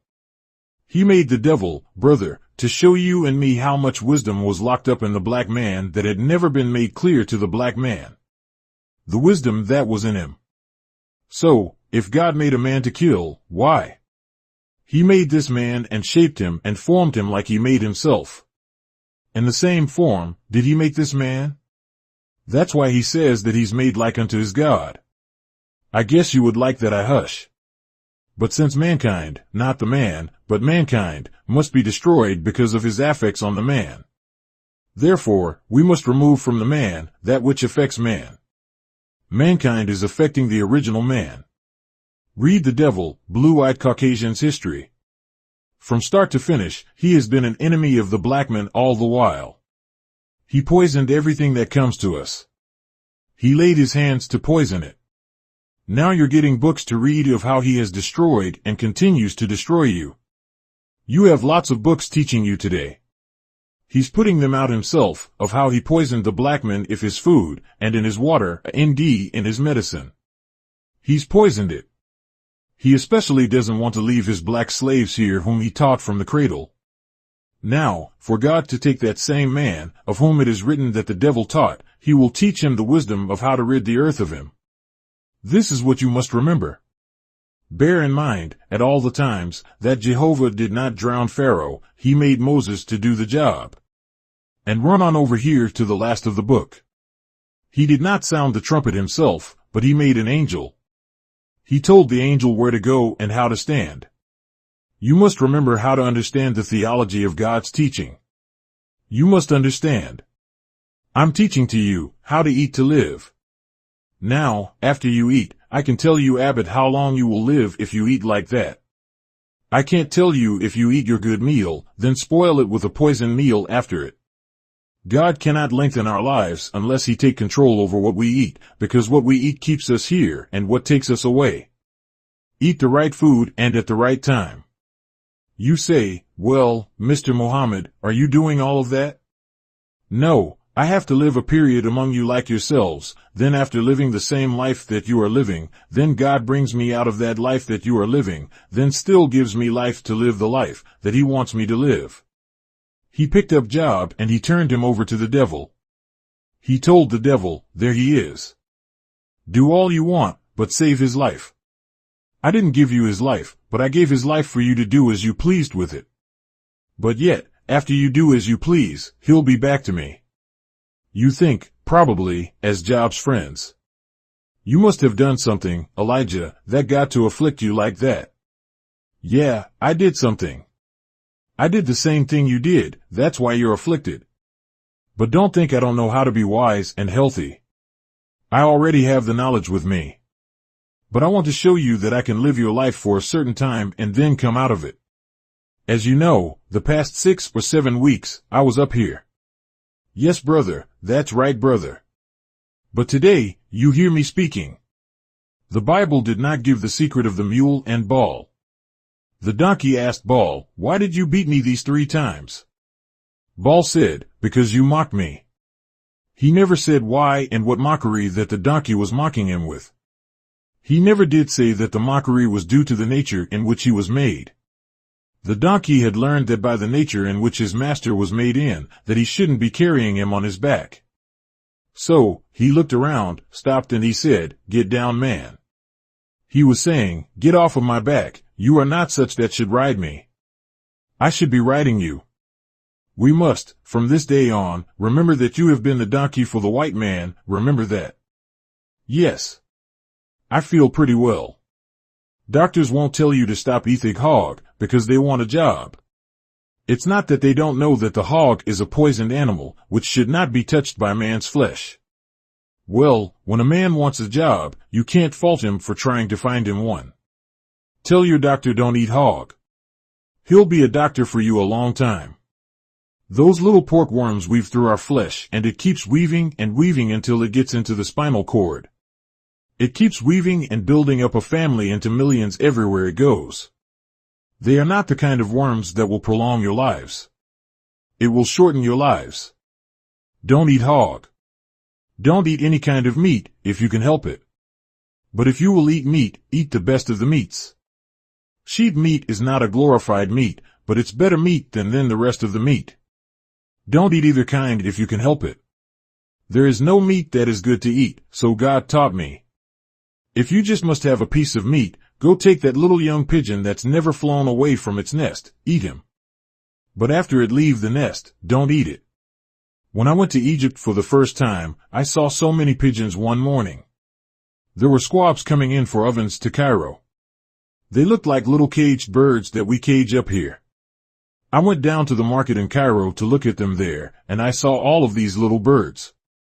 I said those are the birds we need in America. We need a whole truckload of them coming in here, like the chicken raisers do there, coming in with their fowl.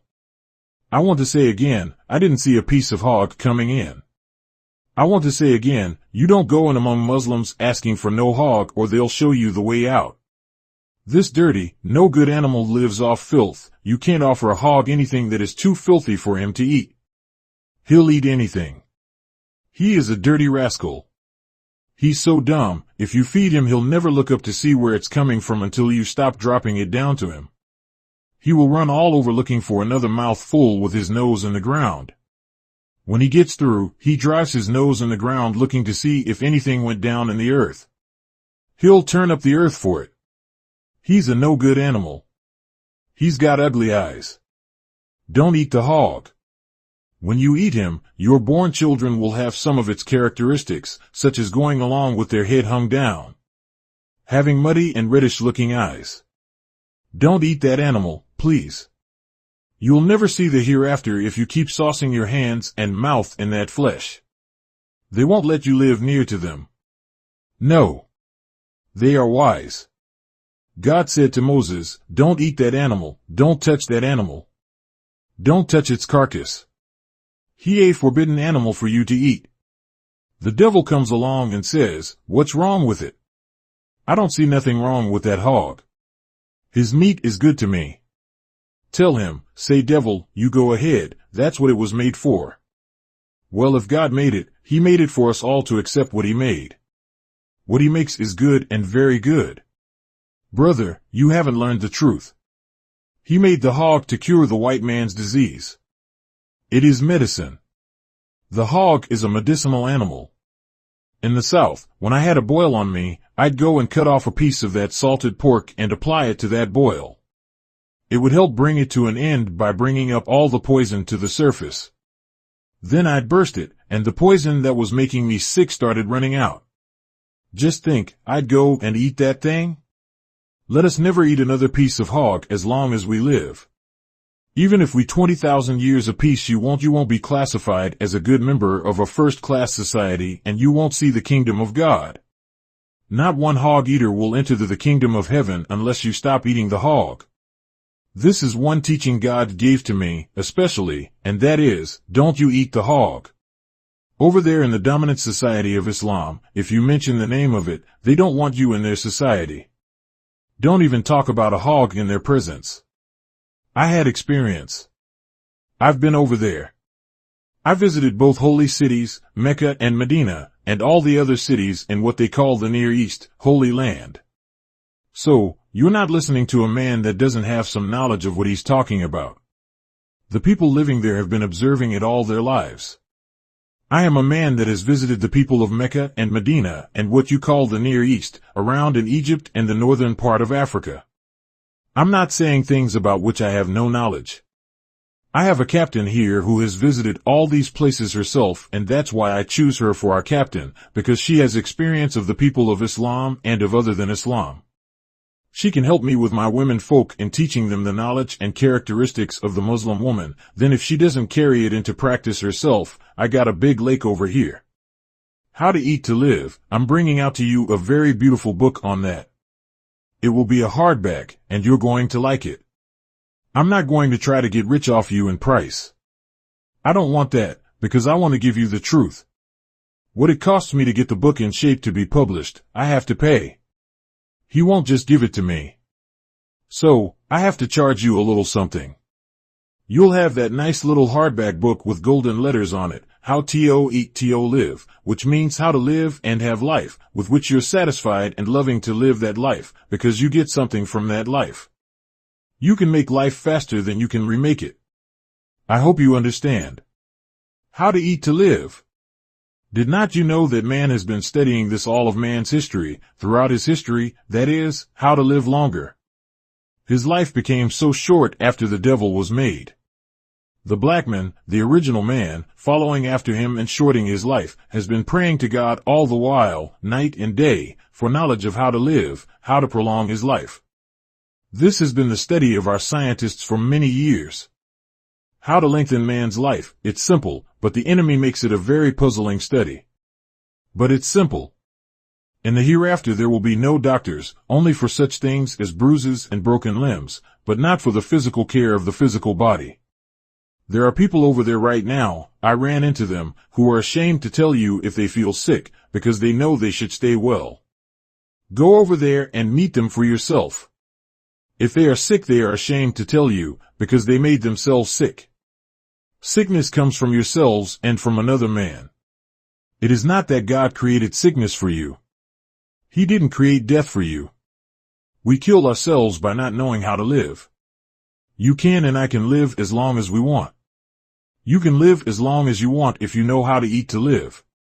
The water of our earth is being poisoned by this blue-eyed devil, thereby cutting you life short by even drinking the water. He has learned how to poison it. He is the one who furnishes our drinking water for our lives. He's fixing us up too. He knows what he's doing. He knows that the black man is going to put that going to him. He, therefore, is angry with the black man, seeking to destroy every black man on the face of the earth. Believe me or let it alone. I don't care how you think your beautiful snake-eyed and blue-eyed devil looks to you. He wants to destroy you and is doing everything to destroy you and me, not tomorrow, but today. Oh, if only you understood. Well, how are you going to escape? I'm going to follow my God and do everything He tells me to do. Don't think that they mean any good for you and me. No. No. He comes to me laughing, "How you do, Mr. Muhammad? How you do, Mr. Jones?" Shaking his hand. Both of us have death in our hearts for each other. Yes, brother, because the time has arrived. I want to eat. For what, Mr. Muhammad? To live. My beloved brothers and sisters, you are beautiful. Soon after this war regarding the going out of the world, as the Bible says, we don't know yet what we will be like, but we know that we will be like Him. Why? Because He must make us like Him in order to prove His civilization that He makes. If we don't look like Him, then He can deny making us and we could deny being made by Him. We will be made like Him. He told me all about that. That's a great long lecture in itself, of what you will look like in the hereafter. He has given me that knowledge and how you will be changed in that way. I have all of that in my little old big head here. You as a child must know your alphabets first. I'm looking for help. I'm looking for the black scientist that knows something about how to build and how to tear down. I want both a wrecker and a builder. I will teach you how. As you see, I'm my own ruler. Those that follow me are coming along fine. They soon can go for themselves. Some of them are already going for themselves. This is what I want to do. I want you to be yourself and rule yourself. Don't jump out before you get your diploma, lest you come running back to me.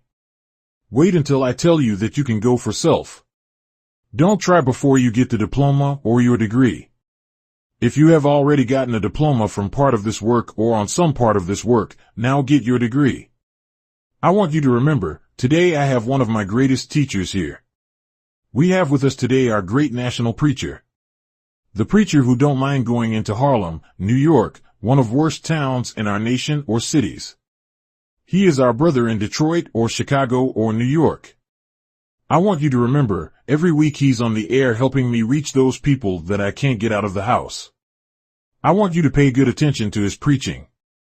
His preaching is a bearing of witness to me and what God has given to me.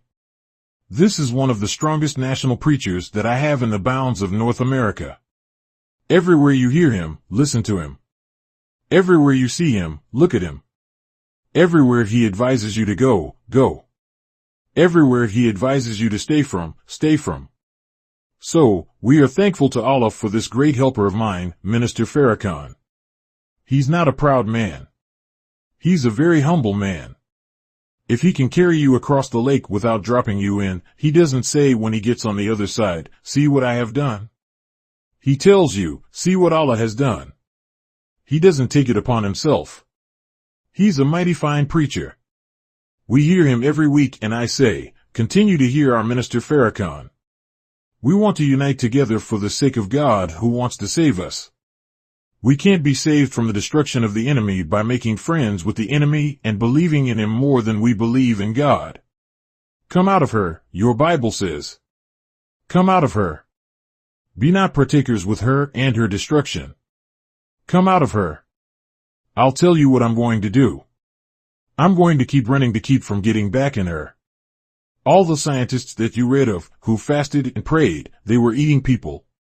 Some of them, that you hear and read of, ate nothing but vegetables, but they were eating. So, let us eat to live. God has taught me to teach you how to eat to live. All the time, I pray that God will enable you to live the years of Noah and Methuselah. I pray that you live 1,000 years too. Theology of Time, August 6, 1972. The theology of time is the thing you should know. You should know what has been, and what's still being hidden from you. I am the fellow who is raised up to open my mouth and tell you what Allah has revealed to me, which was hidden, so that the prayer of the Prophet Abraham and others would be fulfilled.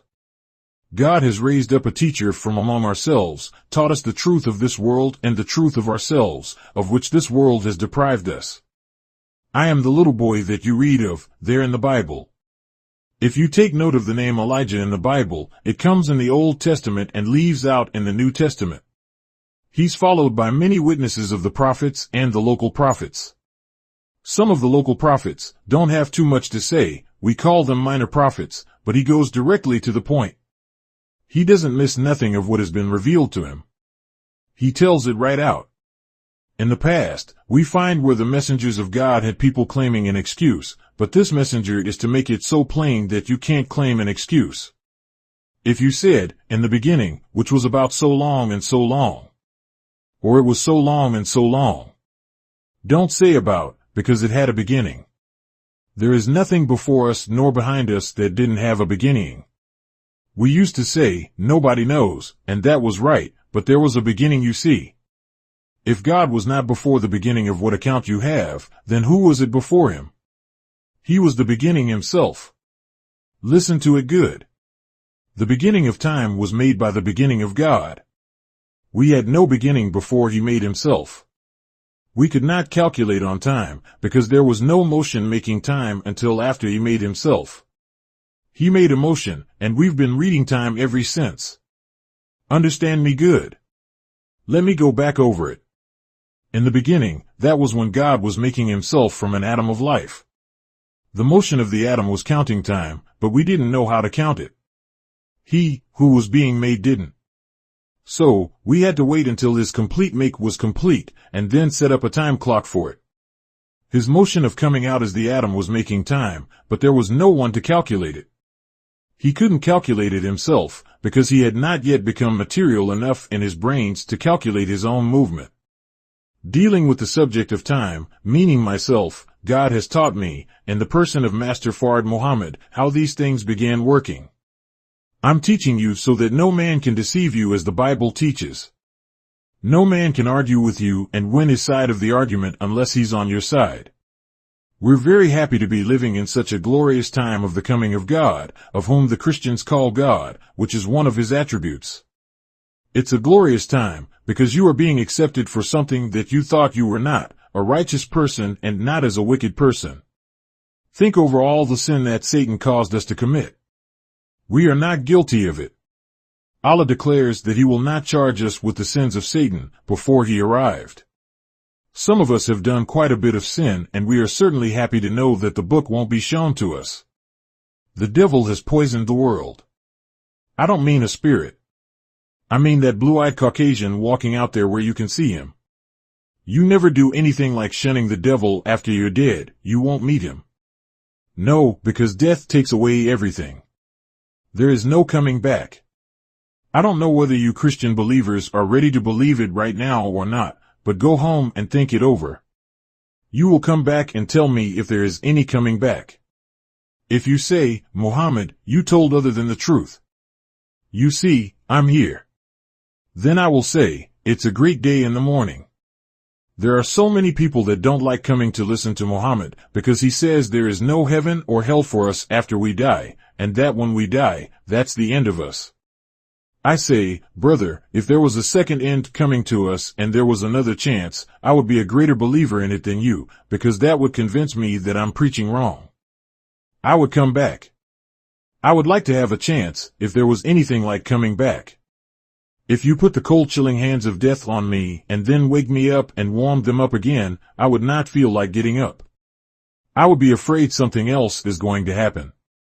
Once death puts me to sleep, let me remain asleep.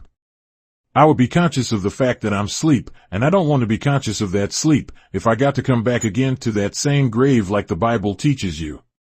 There are a lot of Christian ministers who take it just as that God raised Lazarus up out of the grave and gave him life again. Well then, why did Lazarus have to die then? God is more intelligent than that.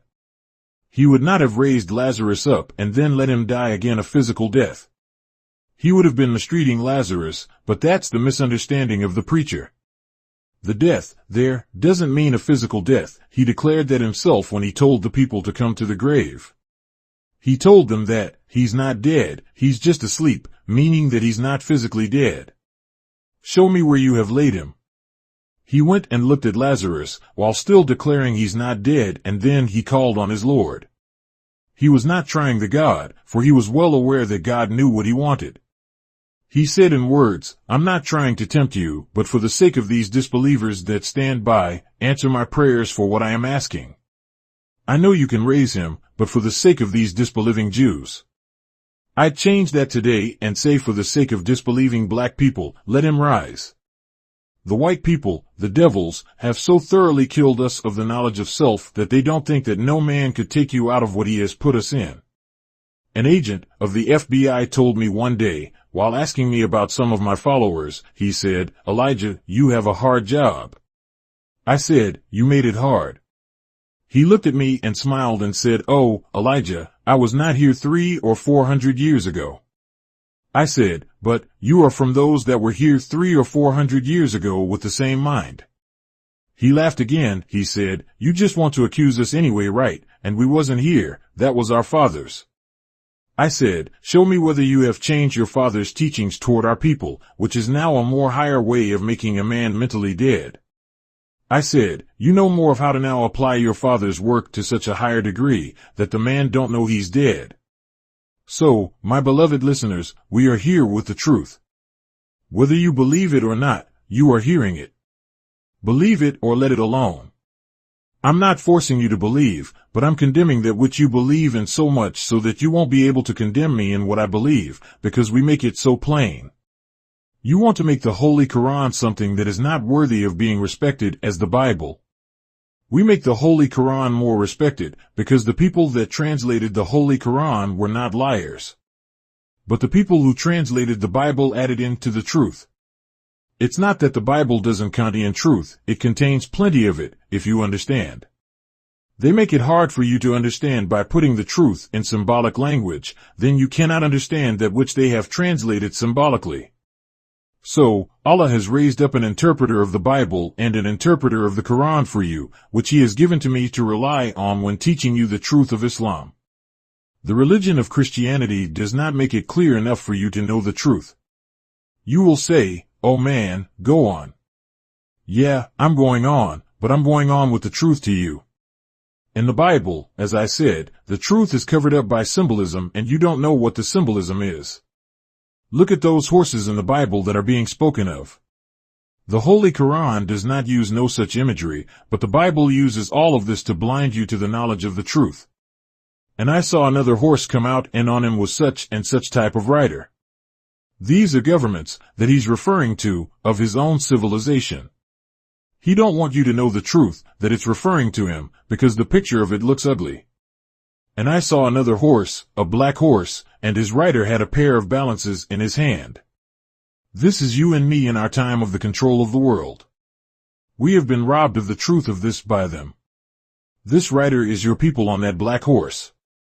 They don't deny that the black man will be last. Even in his symbolism of teaching, he still declares that the black man will be the last. To be born and nursed into the civilization of the devil, the white race, you would not realize it until you have been made right in the understanding of the truth. Then you'll understand that you were afflicted and blinded to the knowledge of it. I know what is going to take place. Allah has taught me of what's going to take place in this time. Some of it, I don't like to tell you. It won't make you feel so good, and I want you to feel good while I'm teaching. The Bible teaches you that the devil will have power to rule over the people until God comes and destroy them. This is true. God prepared hell for him in the day that he was made.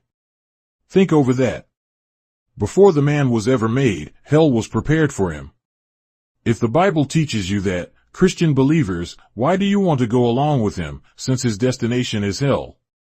You say, I don't know when that will be, neither do you.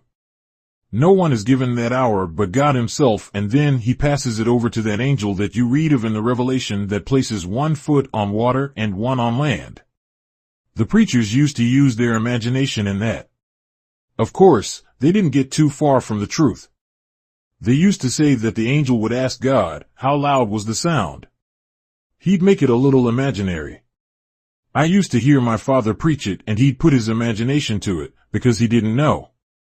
Today all imagination is removed, and the light of truth must shine so clear that you cannot claim that there was a cloud between you and it. I am the little boy that's talking to you now. There is no body coming behind me, but God. I'd better tell you that.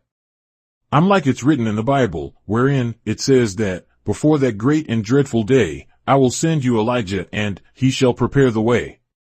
He must have enough converts to lay claim to the devil's world, because God would have some people in it.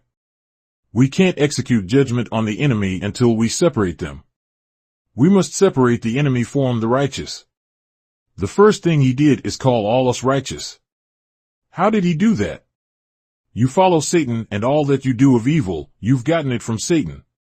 Now, Satan is to be destroyed, and God has come to take that which is not Satan's and give him his own. How are we going to escape? It's plain and easy to separate you by what you do, if you are following after the devil. God comes and declares that you are not one of the devils, and that you are now the righteous. You say, I haven't been righteous. No, you haven't. That which you were, unrighteous, it was not your character, that was the devil's. You had no teacher to argue with the devil and his teaching, which caused us to act contrary to our nature. We are not devils by nature. We have been deceived by the devil and didn't know who he was. We didn't have any teacher of our own to tell us to, come back, don't follow that man. He kept our foreign visitors away from us. When they came in the country, he kept them among himself, and we never saw any of them or knew they were here. We didn't know ourselves. We used to wonder, why do these black Africans come here and he shows more respect to them than he do to us? We all look alike? He was trying to keep your black brother from Africa from mixing with you, to teach you some truth of that about which the white man had lied. You are learning it today, because as it is written in the vision of the dream of Jacob, that he saw a ladder reaching from heaven to the earth, and angels ascending and descending. Well, you never understood what that was, because he had put your mind so far into spooky things. The devil made you think it was something that is not a person, and that it is something like air out there, or the form is out there of air in air. You just didn't understand it. If he saw a ladder reaching from earth to heaven and angels ascending and descending, these were people and the connecting through language. This is what prophets teach of God that will be done. The people in the devil's civilization will come out and go up to Allah, up the ladder of time and teaching. Jacob seeing this ladder means the connection of you and I with the God of righteous people who are called angels. It is true that he was looking at the end of his time, wherein the people he had deceived would one day be connecting with the people of righteous, and they would be going from heaven and from the earth, where they lived. You'll find this in the Muhammad Speaks newspaper on the front page over the head of it, black men locking hands with black men. This is interpreted as we, who have been lost from the way to get to God and the heaven that he prepared for us, now can shake hands with our brothers all the way around the earth. This is now coming to pass.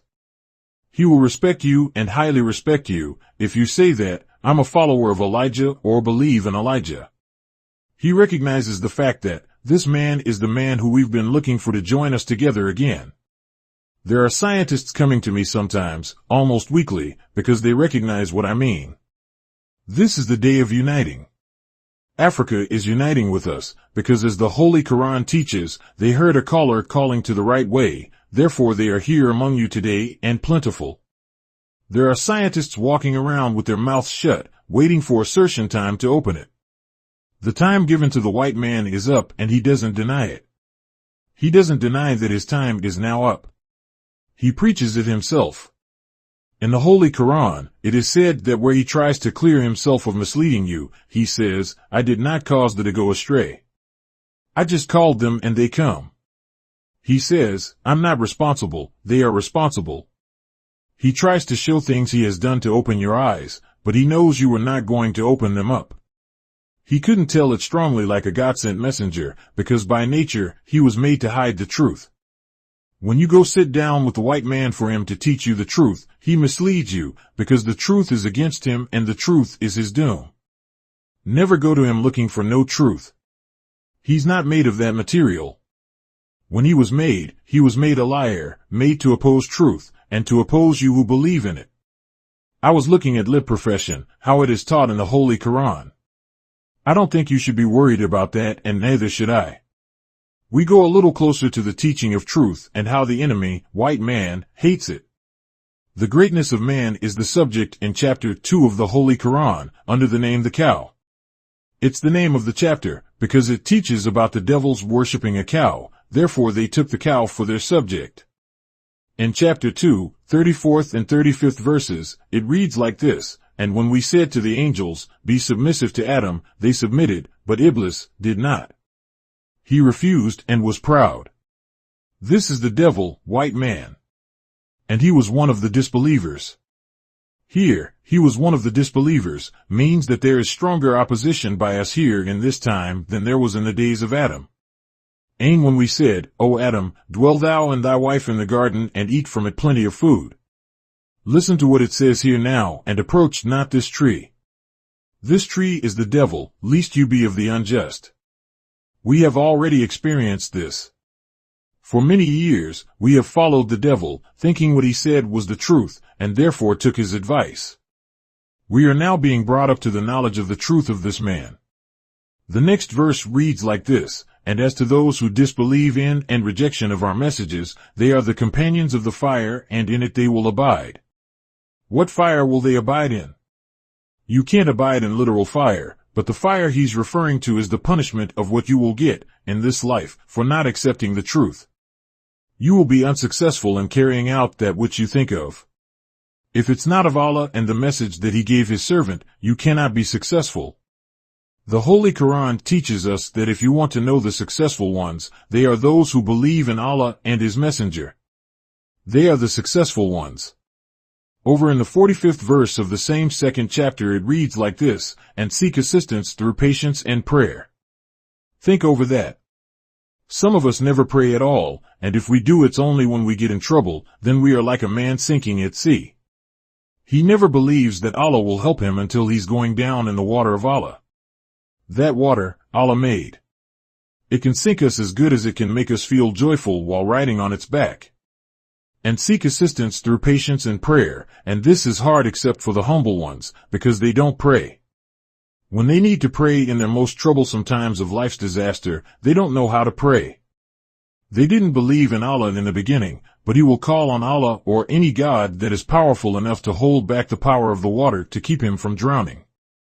This, the Holy Quran teaches, is what Pharaoh did not ever pray and recognize God as being the all-wise and the most powerful one until he started sinking in the Red Sea and his lungs filling with water. He knew that was the end of him. So, the Holy Quran teaches that then he said to Allah, recognizing his greatness and power, calling on him in Arabic, Allahu Akbar, Allahu Akbar. By admitting that Allah was the greatest, after death had taken hold of his body to take him in. At that moment, he recognized Allah to be the greatest, whom he had opposed all his life. Allah was now giving him an overdrink of water, which he was supposed to live by. His lungs were now filled up with water. Allahu Akbar, Allahu Akbar. Allah heard him. Think over that. He heard him and accepted those two words. He made his name to live in order to convince other disbelievers that if you call upon him and recognize him to be the greatest, he'll pardon you of your sins. He pardoned Pharaoh and caused Pharaoh to be talked about and honored by those who have the knowledge of truth, that this king opposed Moses until he had no air in his lungs to continue opposing him. By recognizing Allah as being the greatest, he was recognizing Allah to be greater than he was. So, Allah forgave him, though he was dying, he made his name to be remembered. He's referring only to the white man and those who willfully, after knowing, continue to follow him.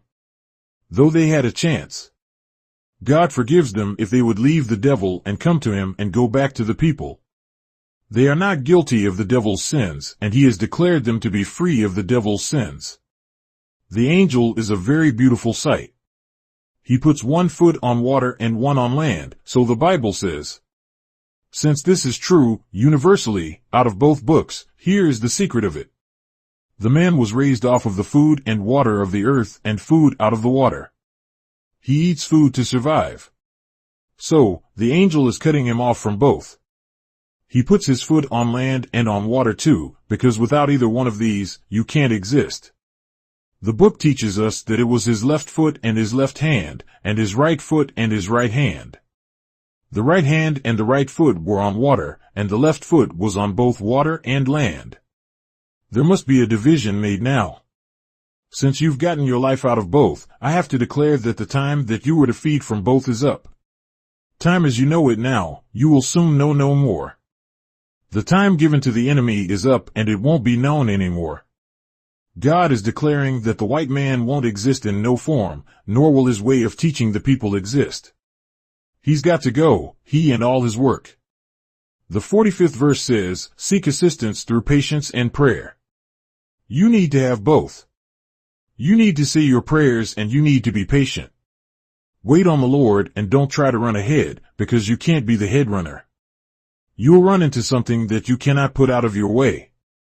If you get in a hurry, ask Allah to assist you to be patient. In the Holy Quran chapter 2, in the Arabic language called the Surah, the 46th verse, he says, who know that they will meet their Lord and that to him they will return. This is the believer, the Muslim. They know that they will again meet with their Lord like the Bible teaches too. He came to them and they recognized him to be God. He puts the faith into their hearts to continue believing, like oil is put in a burning vessel to keep light. Therefore, your 5 wise and 5 foolish virgins have a place here in this. Those who knew that the bridegroom was coming kept their lamps burning.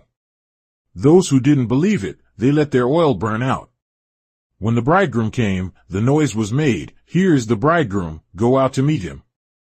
These were surprised, because their belief had gone out and they had no belief that he was coming back. Just like oil burning out of a lamp, it has no more power to give life. So, that's the way it was with half of these who started out, all had the faith, but it went away from them. The Holy Quran refers to this time of those who turn hypocrite. Time can prolong, and hearts harden. That shows you how the people love this world. They can't have patience to wait too long for an execution of it by divine.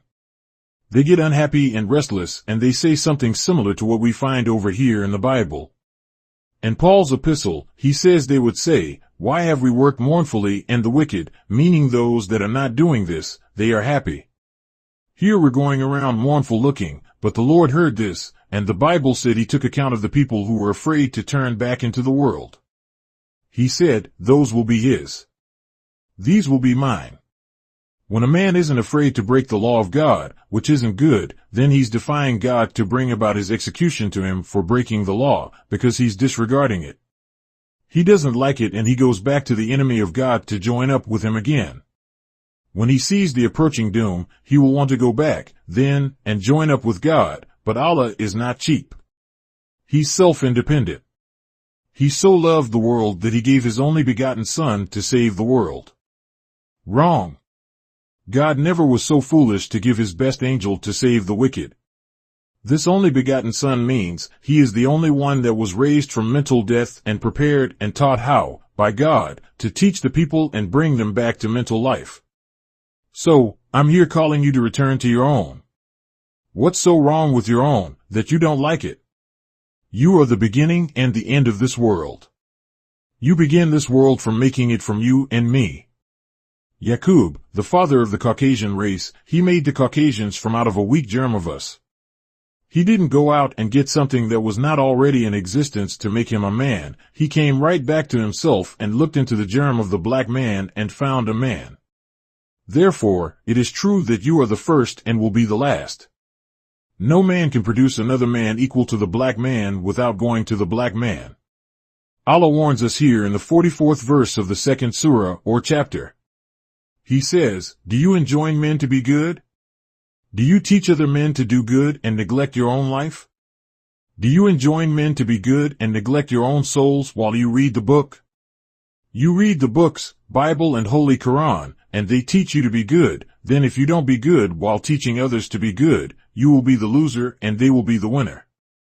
They did good, believed in it, but you being the preacher of good, neglected to be good yourself. Did you think that just the name would save you? No. You have to be saved by works.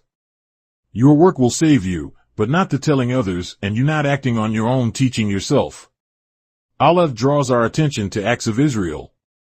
O children of Israel, call to mind my favor which I bestowed upon you, and be faithful to your covenant with me. A covenant is an agreement. I shall fulfill my covenant with you, and me alone should you fear. There is no God to fear beyond God. He is the key of all gods. I am the Lord thy God, he says to Israel. And me alone should you fear, and do not set up another God besides me. Don't try seeking another God to try to make him my equal. The devil is powerful all right enough, but he's no equal to me. This is why Allah make a messenger or apostle to contend with and opposer of his. He's not enough for God himself to attack, so Allah makes an apostle to attack him and show his apostles how to win. He knows both.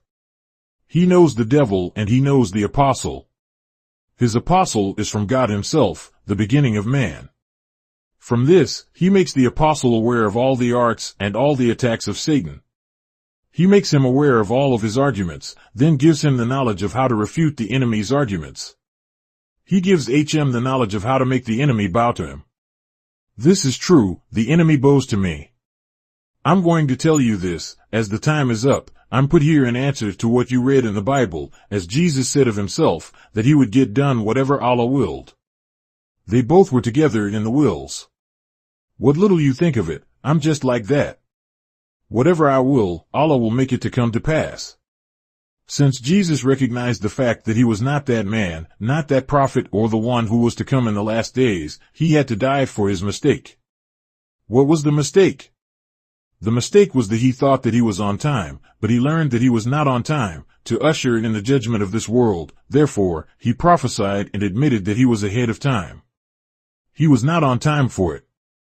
He prophesied in his acknowledgement of his failure to come in due time of the end of the world, and that he couldn't do it, because it was before the time of the world. So, then he prophesied, but in words he said, when he comes. What he is that? He said, the one who Moses prophesied of, and now I see, through Moses prophesy, that this man is yet to come. He will give life to the dead. He will destroy the enemy that I dread and hope to destroy, yet I'm ahead of the time. So in words, he would say, keep waiting, he will be along whom the Father will send from himself. I guess you say, you're preaching too long. When you go to analyze what is written, it takes you longer to do that than the writer. The writer can quickly write it out, but he didn't know what he had written. So I say, my beloved listeners, it takes more time to untangle the entanglement than it did to tangle it up. This is the end of the world. You should know what that world is and what it has done contrary to the world that is coming in, so you won't later say, I didn't see nothing wrong with the people. If they said they were wrong, why didn't you prove this? Why didn't you prove that? Well, we are here to prove it. Take for instance, the white man's world. It is now dying a natural death. Everything he lays his hands on is a failure. If he was ruling in righteousness, according to the teachings of the prophets of old, he would be prosperous instead of being unsuccessful. Even in that which he has prospered and been successful in wicked ways. Now, a righteous one comes, who is an enemy to the ones of evil. He sets up his kingdom on the very basis of righteousness. He gets a servant to champion his world and makes him so firm that he is declared to be like a rock, a stone that is capable of breaking up stones, and that if a stone falls on that stone, it will break to pieces. If this stone falls on that stone, it grinds it to powder. He's a tough stone. If you have a stone that you want to build on, get one that won't crack if you put other stones on it. The Bible says, symbolizing the man and stone, he's a stone that is a tried stone. We didn't make a mistake in knowing whether or not that stone would hold the weight. We've already tried it, and since we have tried the stone on which we want to build, we want this building to stand, so we build it on a stone that will stand. I'm not here just to preach to you that Jonah went to Nineveh, but I'm here to preach to you why the trip was made for Jonah. I don't want you to think that I'm here trying to show off. I'm here doing my work which God sent me to do. In the desert, as Moses gave to us from the history of his travels with Israel, the desert also must be interpreted, because it all reaches back to us. If we don't know why he was out there in the desert, doing what he did, and that it is a history made to reach us here today, we must prove it. What I'm telling you is what's prophesied. He said, "The Lord thy God will rise up from among your brethren a prophet like me." How is he like Moses? Jesus glorified Moses by saying that God will send us a prophet like Moses. Number 1, Moses went after a people that had been deceived by a people. He had gotten a hold to Pharaoh, who was an enemy to Moses and his people. In this history, it gives us more light on the last messenger and his work. I'm not going to preach that sermon. I'm just touching on it as I go along. What you really need is knowledge of understanding, for misunderstanding is the hell to man. I'm here to give you the understanding of divine, which you have failed to get from the enemy of divine. I will help you see what he looks like from the inside out. Then if you want to, after he has deceived you, continue living in his deception, that's up to you. No place in the history and in the scriptures will you find where the last messenger argues with you after he gives the truth to you.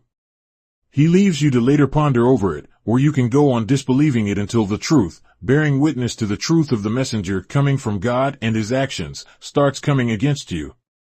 Some of you think that you still have the freedom to do as you please. You can't continue doing as you please in this world, because Allah is erasing this world. So, you won't have no place to carry on your evil. The other people, they're all righteous, and they won't allow you to live in their righteous world with your evil from the devil of this world, of whom they are destroying. You can't hold on to this. This is what I'm telling you. You're not free to hold on to it. You're not free to act. This is a free world, granting you the freedom of doing like this world does. In the next world coming, you won't be free to do anything you want to. You will have to do just one thing, and that's what that world's rules, laws, and regulations bring to us. Take for instance, this devil having the freedom to do evil and to teach us evil, he did not allow interference by prophets.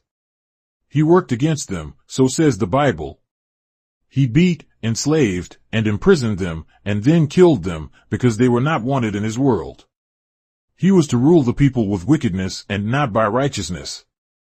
So, being, as the book teaches you, the last of the prophets, he won't put that small-time stuff over on me, because Allah has caged me in his mercy and protection. Therefore, you can't get to me any more than you can get to God, in the way of doing harm. He has made me like himself. Whatever I do and whatever I want done or will to be done, it will come to pass. This is just as important as I'm teaching you the knowledge of him, the devil. You're not going to see the God coming down from heaven and stand here beside me and verify it. The only way the verification comes from him is, if I see you continue being contrary to what I'm teaching you of yourself and the will of God, that will is in me to Allah will let my will be done on you. My wife is at home, gradually dying, but I didn't want her to die in a hospital, lest Satan would boast that her, the wife of the messenger, God didn't save her and he couldn't save her. We would have went out, fearing not Allah. And I knew he would have something to say that would weaken your faith in me and God, whom you have never known. You never did know the God that he preached to you, because it never existed. It was only himself. There's no such thing as a God living upstairs. One preacher I knew in the South, I used to go to his church just to hear him get on this part, that the earth is God's footstool and the heaven is his throne.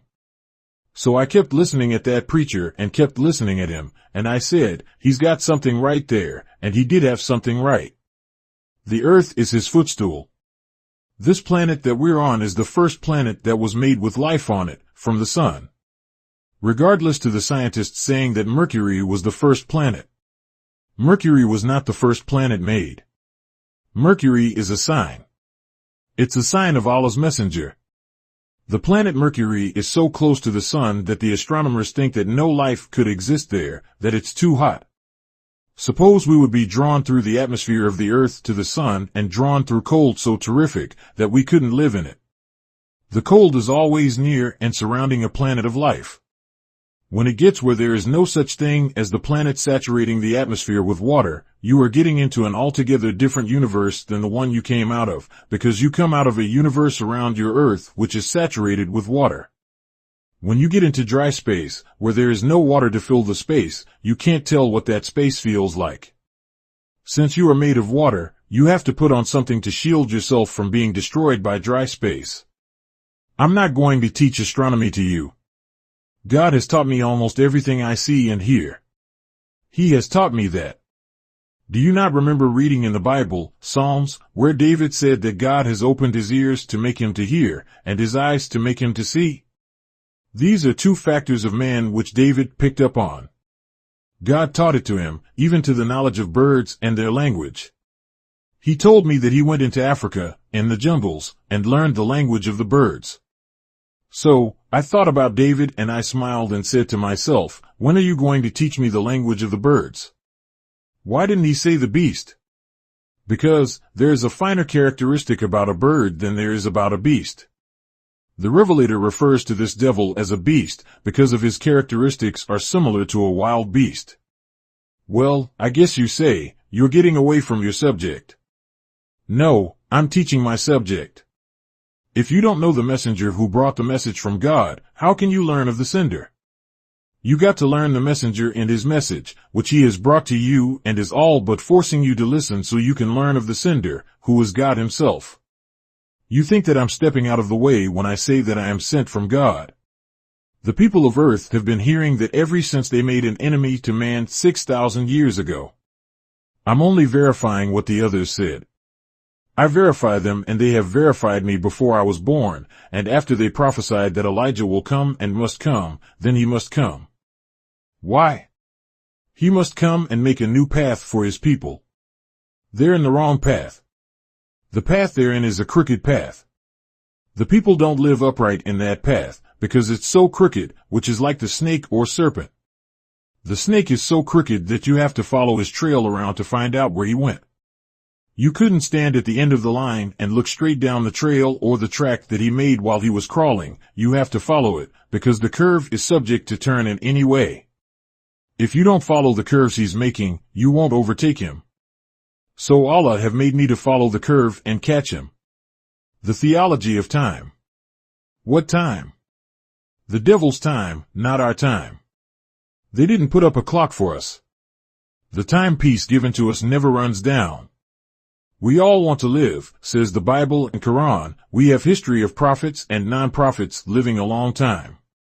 The Bible says, according to David, that the wicked doesn't live out half of that time. Well, that's right, but every man of history that we read of in the Bible, other books, and in the scriptures of the Holy Quran, are all long livers and were prophets or something of the kind. There was some righteous person, not a wicked person, but righteous, because wickedness of the wicked destroys the wicked man. By nature, man was not made to destroy himself unless he's guided by a destroyer. We die quick under the guidance of the white man, because he comes here just to live for a few days and go. I sat up and laid around my poor wife suffering with pain and whatnot. I prayed over her. I don't care anything about too much sleep, no way. God didn't make me to sleep very long. He told me and those others that were listening to him, he will be like myself, a couple of hours will be sufficient for him to sleep. So, I sit up and laid around on the side of the bed honoring her in her helpless state of sickness. I noticed she would sleep sound as long as I was laying around on the bed or sitting there where she could open her eyes and see me. I hated to leave out for the sake of wanting to sleep and rest. What kind of sleep and rest did God prepare for me? He didn't prepare and sleep and rest for me, no. If I'm to be like him, he doesn't have no rest. He works night and day and I have to work night and day. So when people get restless, you'd better let them go. If you don't, they'll turn into being something else, then you'll have another job to do. Of course, I'm not talking about brother back here. He just feels for me, because he thinks I'm not too well. He don't know, but he's looking at the weakness of the body and I'm looking at the strong faith of the body. It can sustain the body, that is, strong belief in the security of you, and security of the power of God. You can't get too weak, because weakness did not bring us into the world. Some days when I come in the MGT and the FOI class, if they ask me to tell them what I meant by this work, I will teach it to them. I will give you a hint here. Man was created in haste, therefore, he's hasty. That is true. You study on this until I get you in your classes, and I'll teach you what that means. In fact, I'm not risen up from among my brethren into the knowledge of divine, to not be able to answer to that physical fact. You will bear me witness whenever I do explain it to you, that it couldn't be nothing else but the answer. This is mentioned in the Holy Quran, that Allah created you and then He completed you, but the man who was made from us, He was making haste. His time is short. He must hurry and get busy in his work, but this is not quite the answer yet and I can't answer it here, but I'll answer it in your classes or to your teacher. I am so full of light. He has a lot of work to do and I'm doing my work. To you, my beloved brothers and sisters. I'm not going to say beautiful brothers and sisters because you can't be beautiful until you accept Islam, that is true. The mark of the devil will remain on you until removed by Allah in Islam. When you accept Islam, you start getting beautiful. As we love to be beautiful, because I see you at the mirror all the time. Come follow me, sisters. You will be beautiful. You're going to be so beautiful until they'll admire you shadow a mile away. Oh yes, they're getting to be like that, which is why they don't leave. If they weren't becoming beautiful, they'd be going, but they're in the process now, believing that the end will be a beautiful woman, and that's right. Allah didn't come here to make us ugly. He didn't come here to let us remain ugly. Everyone that accepts Him, He starts you to growing into a new life. That growth is a beautiful person. I'm your teacher. The Holy Quran teaches us that if you, who turn to righteousness in this day and time, at the end of the Caucasian's world, Allah will make you grow into a new growth. He told me about it when He was with me. He said, "No, brother, we will have no ugly people. We will have no people with gray hair and bald heads." He said, "Brother, all of our black hair will come back to us," and the Holy Quran says this is done by Him blessing the righteous and growing into a new growth, instead of you growing and aging up into decay. Decay stops on the other side. No more decay. He told me, we will look the same as we were when we were 16 years old, and that we'll keep that same look, beautiful and tender as we find in David. He wanted the God to turn him back into tender age, and turn him back into the energy that he had when he was in his teens. He referred to it as a young goat, so he could run, leap, and jump. Well, all of this He proved that we would be just that. As the Holy Quran teaches us, that the hereafter is something to be prayed for and desired. As you move on in days, months, and years, you become a different person altogether. I used to teach in Chicago for 6 long hours. Sometimes I would double it. I remember one time in Robbins, Illinois, I started to teach there in the town hall at 7 o'clock that evening and dismissed the people 7 o'clock the next morning. When I am feeling very well, like I am now, I would teach you all night and all day. When I was in Washington making Temple number 4, I used to dismiss the group and go to some of the sisters' homes to have dinner. When I got there, some of the group from the temple had already arrived. They probably knew where I was going to have dinner, and they all were sitting there just as eager as they were when they arrived at the temple. Sister Dorothy used to work in the secretary's office at that time. I love apple pie, so when I would get to her house that evening, she would have me a nice beautiful apple pie. I would try to go for it along with some lamb she had roasted, then comes almost the whole temple there. I began to have 2 thoughts about them. I wondered which one was I preaching to you, physical food or spiritual food. Sister Dorothy is the sister of the brother who is my son-in-law. She was a wonderful and faithful sister when I and others, even her husband, was in district jail there in Washington for preaching Islam. They were going into war and didn't want any hindrance. They confessed to me. All they put you in jail for was for you not to be out in the public preaching to your people that teaching that you are preaching, which would prevent the successful persecution of the war between us, Japan and Germany. He said, "It is not that what you're teaching should not be taught, but we just want you put up to keep you from teaching it while we're trying to fight these 2 people, Germany and Japan. It's not what you are teaching. And I looked at him and said, "How can you put me up for teaching if you don't put me up for what I'm teaching?" When I came back here to face the parole officer down there in loop of the U.SA, he admitted the same. He said, "Listen, Muhammad, you go ahead and teach what you always have been teaching. Teach the teaching just like you always have. Nobody's going to bother you." He confessed that, "We were just at war and we didn't want you to be out there telling the people that they had no right to this war, although they would have been just like you and nobody would have been going to the war like they should have been going through with. It takes so much to teach you, because you never have heard it before. To try untangling this snake who we've caught up with, then he swallowed us down so deep that it takes a long time pressing his body to push us up to his mouth to get us out of it. I'm charged with delivery of the message. Not a one of you are charged with that, because the message was given to me. And if I have 40 million helpers, every one of them are helping. Not that they are responsible for the message. If you read the Quran and Bible, I'm the only one who Allah will hold responsible for you not getting the truth, because He gave me the truth. The way He gave it to me is like a flowing spring or like a flowing fountain. The fountain has enough drink in it to give everyone a drink that comes to drink. You don't need a new fountain, just try drinking up what this fountain has to drink. In the holy city, Mecca, there is a well there. It's the well of Zamzam. The righteous drink of this water, but they shall drink the spiritual truth from Allah, of which they will never be able to get to the end of it. It's so much. Now that this sign here is a sign of the truth, which the messenger brings to you. He is the well himself. It made me think over Jesus talking to the wicked woman who had been so wicked all her life. She was a woman that was filled with adultery, and that she married one husband after another one.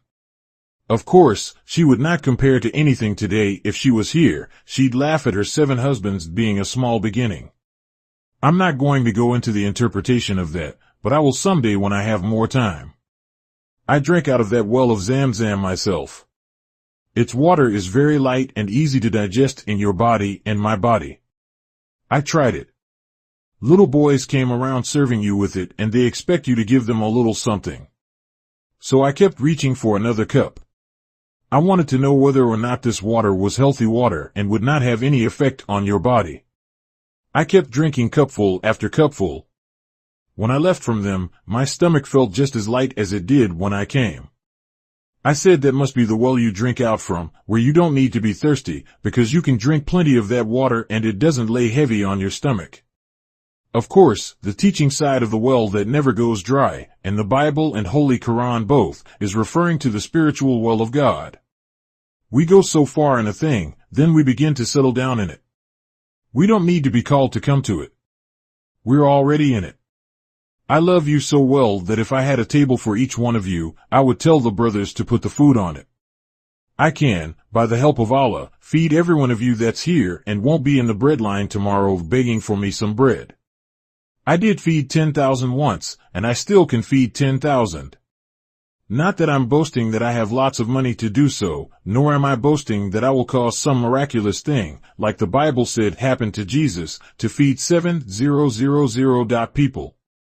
It would be fed similar to that, but I don't call it a miraculous thing.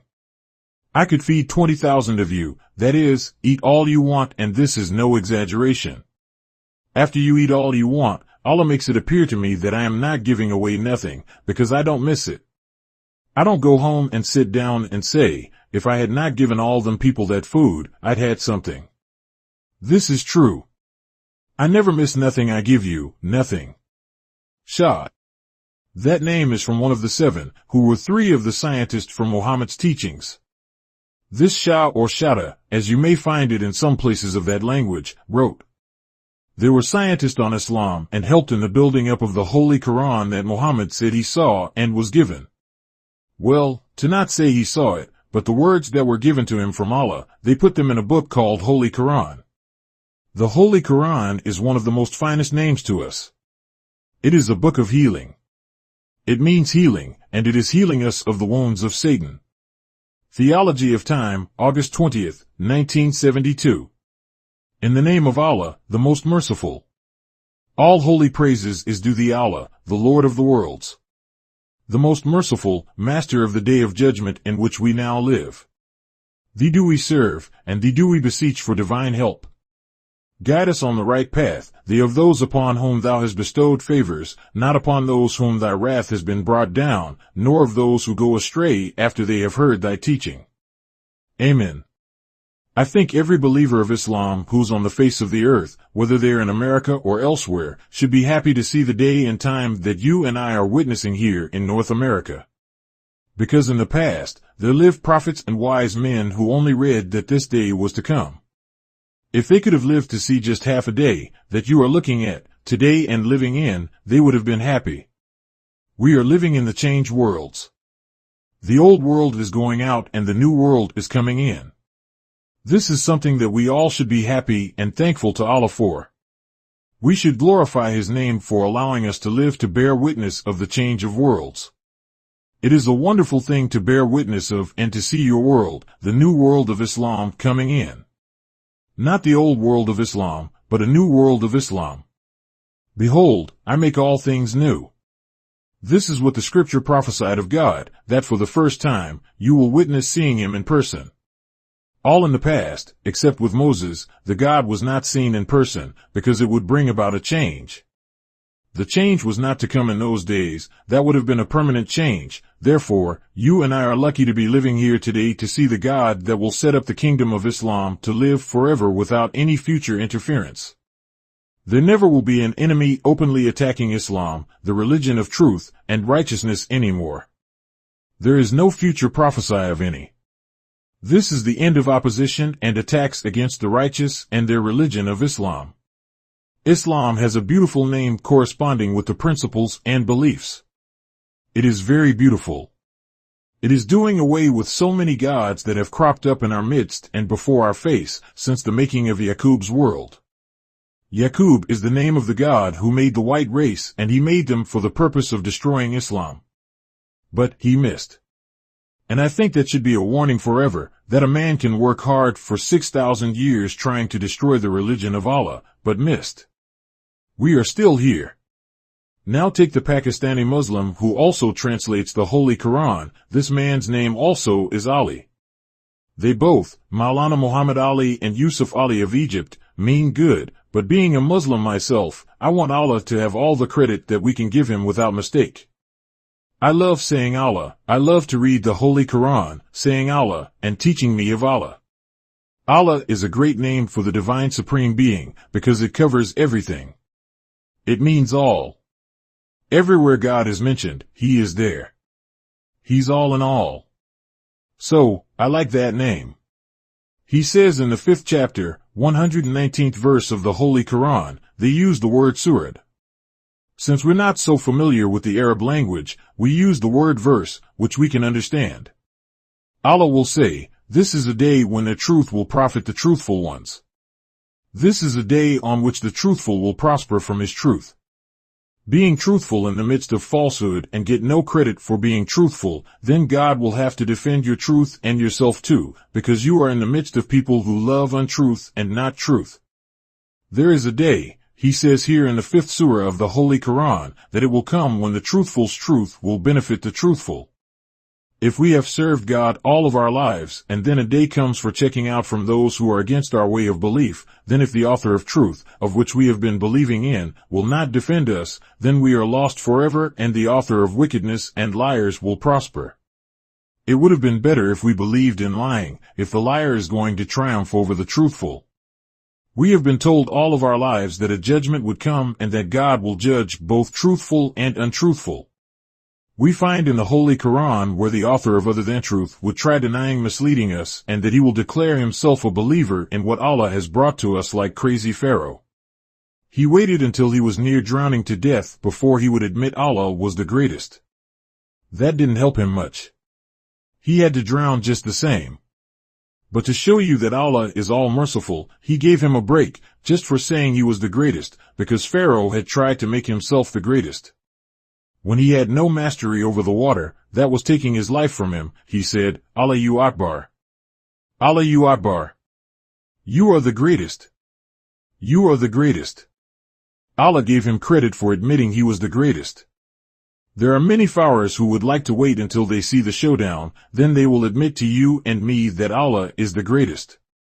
This wait is just right around the corner, it's not very far. The will of God is what I would like to talk with you on for just a while. The will of Allah. Let thy will be done. We always want God to do His will, but we are not always prepared to receive His will. While we wait for His will to be done, we are doing our will. This is not so good. Thy will be done. We must accept the will of Allah today, and not our will nor the will of other than Allah. To you who have never heard this name applied to the Divine Supreme Being, it means that Allah is the greatest of all and the all-knowing one, all-wise one. You have too many gods in your religion. We don't know what God you mean. You curse with the name of God, and you're always disrespecting the honor that's due to that name if you're referring to the Supreme Being. We say the Supreme Being and not something in the sort that you declare Him to be. I want you to get this in your mind. We are not worshiping something spooky or some kind of formless spirit up in the sky. We have never seen anything up there but sky, stars, planets, and that's all we can see up there. We don't see no God walking in the midst of them telling us on earth that, I am the God up here and I am the God down there. We don't hear that. The scientists have made glasses so far reaching into space that they can tell what's on the surface of planets millions of miles away. So, what should we be worshiping when it is that which we know nothing about? It's just a lie which the devil told us, that God was not man. He knows better, but he didn't want you to worship Allah as a man. He has even got some of the Orthodox Muslims believing such lies, that Allah is not a man. The Holy Quran teach you of them, saying that the messenger believes in a man. I don't like to challenge you in no such argument when I know you don't know what you're talking about. That is why we have a day of judgment to test out all of these things that people claim to believe in. Allah says in His Holy Quran that, on the judgment day, if you bring a God up besides myself, you will not be able, in words to say, to win. There is no God. He says, but me. I am Allah, the best knower, I am Allah. Think over that. If you want to make a spook out of me, look at me good. I'm not a spook, but I am Allah. I stayed with Him and He taught me for 3 years, 4 months night and day. If you think you know Allah better than me, let me question you. If we are not going to have a thorough knowledge of God on the judgment day, when will we have thorough knowledge? I want you to remember these things. We are not here to tell you other than the truth. We are here to tell you the truth, because others have gone before who have done the lying, and using things they had no knowledge of. They would guess, and their guessing makes mistakes. The Bible and Quran warns you against such things. One says to Abraham and Ishmael, to raise up one among them, they prayed for this, and teach him the book. The Bible, and the wisdom, for many of them they guess at it. The preachers who love to be called preachers, after their white enemies, will kill himself and his people too, just to have the white man call him reverend. Well, that's right. The Bible teaches it like this, that they love the praise of this world and neglect the hereafter. They just love to do things that satisfy the blue-eyed Caucasians. I care nothing about his blue-eyed devils, for it's written on the judgment day, Allah will gather the guilty blue-eyed. This means white people. The guilty blue-eyed. He'd gather and push them in a lake of fire. So, if your blue eyes don't believe in Allah and Islam, you'd better change them. Have them operated on and put some black eyes in. The will of Allah, let thy will be done. Allah has not been free to do His will for the last 6,000 years. This was due to the time given to the devils to do their will, trying to deter us from Allah and His truth. He gave the devils 6,000 years, remember this, to destroy the truth of us and to destroy us sickly. I don't think you have studied this too much. For nearly 40 years I have studied scripture and history, after Allah taught me for 3 years and 4 months. He gave me 104 books to study. He gave me the number of them and the place where I could find them. I studied, and He gave me a Holy Quran in Arabic, but I couldn't read it. So, He got me one in Arabic and English translated by Muhammad Ali of Pakistan. Later He found one translated by Yusuf Ali of Egypt. He brought me that one. Then He told me, I will give you a holy Quran when you learn how to read Arabic, then I will give you a holy Quran in Arabic. He said, I made it myself. He showed me that holy Quran in Arabic in September last, but I couldn't read it. I could only recognize one letter in it. I expect him within a year to come back with that same book. A man, you can call him what you want to, given a job as I have been given, can't take the material things of this world to bring it in as a foundation for another world. These things here in books that I have read will not do for building a new world. We must have a new teachings. The Holy Quran will live forever. Why? Because it has truth in it. I will not say it has some truth, it's all truth, if you understand. Notice the Holy Quran is unlike the Bible. The Bible is full of prophecy, the Holy Quran is not. The Holy Quran is a message directly to Muhammad, the messenger. This is why it reads, say so and so and so. And when they say so and so and so, you say so and so. This is a direct message to a student under the teaching and guidance of Allah. So I want you to understand these things and why the Bible is a book of prophecy.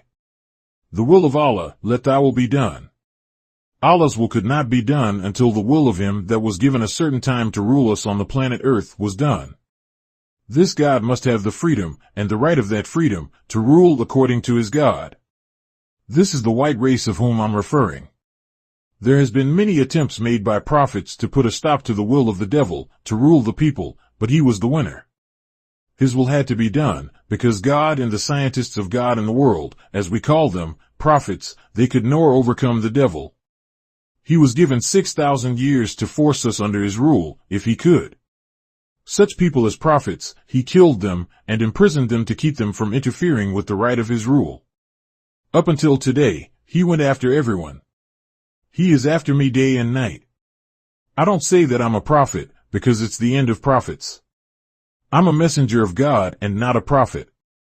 I've got nothing to prophesy, because this is the end of prophecy, so I have nothing to prophesy. Elijah, the man, is prophesied in the Bible. He's spoken of in a few places in the Quran as a righteous man, a good man. The Holy Quran gives it to him. He was with the number of those prophets.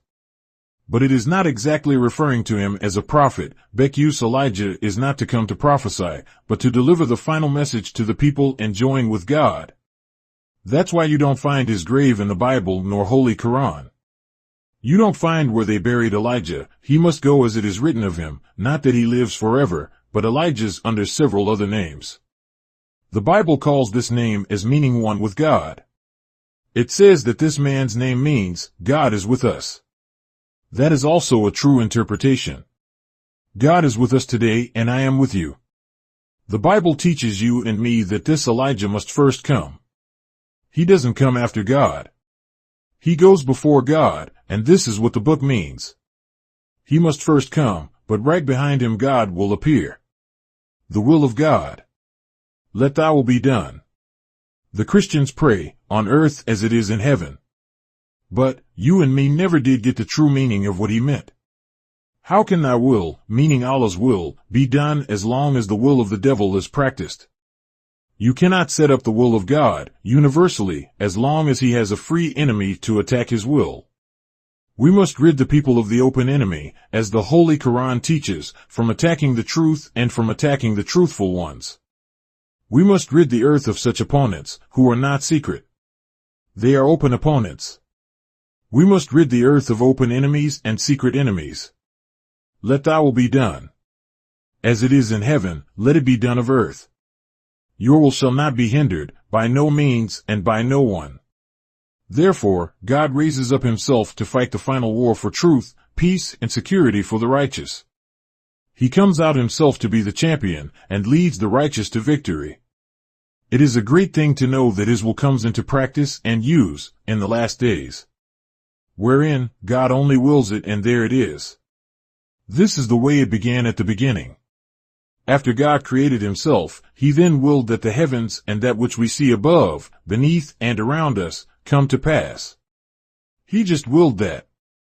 Here today, we see it. Here, today, we are enjoying it. A will that was made in space, where there were no planets and no starlight, but his will comes true and makes material things to come out of nothing. The brain had no limit of power. His power was forever to be respected and made known, the will. This is what's going on today. When a righteous person becomes so righteous, he gets so close to God, God accepts him as his friend. Then the wills of each is with each other, and what one wills, the other wills. This is what the Holy Quran teaches you and me today, that the will of Allah is the will of his messenger, and the will of his messenger is the will of Allah. I will grant you whatever thou desire. Think over that. Your desire is my desire is your desire. The belief in me is the belief in the messenger. The belief in the messenger is the same. Make the messenger an object to take your chance with him if you believe in the messenger. That's sufficient. You believe in me. The messenger's will is according to the will of Allah. He can't will something opposed to Allah. Allah has taken over the messenger's heart, mind, and brain, making him to react according to his will. Thou will be done, let thou will be done. He's on time, that his will should be done. Satan has lived over his time. By we, the poor lost and found black people of America not knowing Allah or the will of Allah, Allah had to give us time to be justified in bringing about an end to Satan's rule. We are here in the midst, born and nursed by the devil himself. We knew nothing but the devil and the devil's work. We didn't have the knowledge of the devils, which is the science of trigonometry. All these years, he had played it on us. This is why I have been saying that we are teaching the theology, the knowledge of secret things said in a theological way, which we had not been studying. We never were smart enough to study the theology side of things. So many of us never went to school for such. I was talking with a few ministers of the seminary college on the East Coast while I was running up and down on it. I happened to be lucky to meet some of them. They quickly gave up and said, "Yes, Mr. Muhammad, we never were taught what you are teaching us here, at the seminary college that we went to. They didn't teach us this." I said, "Surely this lets you know then that they were holding back secrets of yourself and of the scripture, so that you would not be able to understand yourself and teach your people." They beard witness, "You are right, and I believe he's just what you call him." I said, "You don't have to believe it, stick around a few days, brother." Chapter 5, verse 116 of the Holy Quran teaches you and me that we should not have believed Jesus was God. It says, "And when Allah will say, O Jesus, son of Mary, did thou say to men, take me and my mother for two gods besides Allah? He will say, Glory be to thee, it was not for me to say what I had no right." This is Jesus talking. If I had said it, thou would have indeed known it. Thou knowest what is in my mind. And I know not what is in thine. Thou knowest in full all that is hidden. To hear where Jesus denies us from making him a God, he was not a God of the sort which the Christians have made him. He denies it even in the Bible where he says that he is something like all other prophets, and that he was not a God that people should take him for. He was like all the other ones. In fact, this may bring a little dislike of me from you Christians, but there is no place in the Bible, in the whole book, where it prophesy of him coming even as a prophet. I will give you $10,000 if you can find in the Bible where it prophesies of Jesus coming as a prophet. What you read of Jesus in the Bible's prophesy is myself. The Bible teaches you that the man said, "You read the scripture and in them you think you have salvation, and it's all written of me," and that's right. Over in Isaiah, you will find where he prophesies of a prophet coming in the last days. This prophet will have the government upon his shoulders.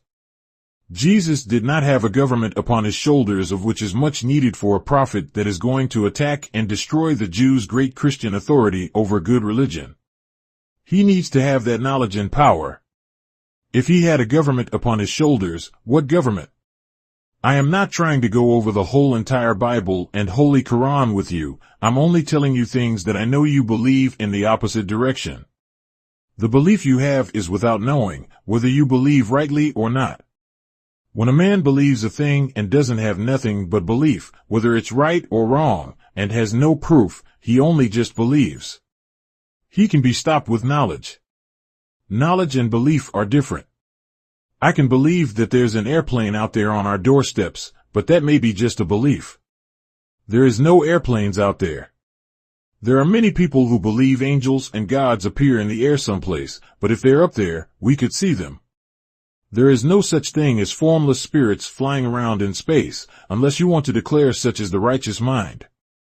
The righteous has a mind that wills certain things to be done and using certain things which are in the space around, but it's not material.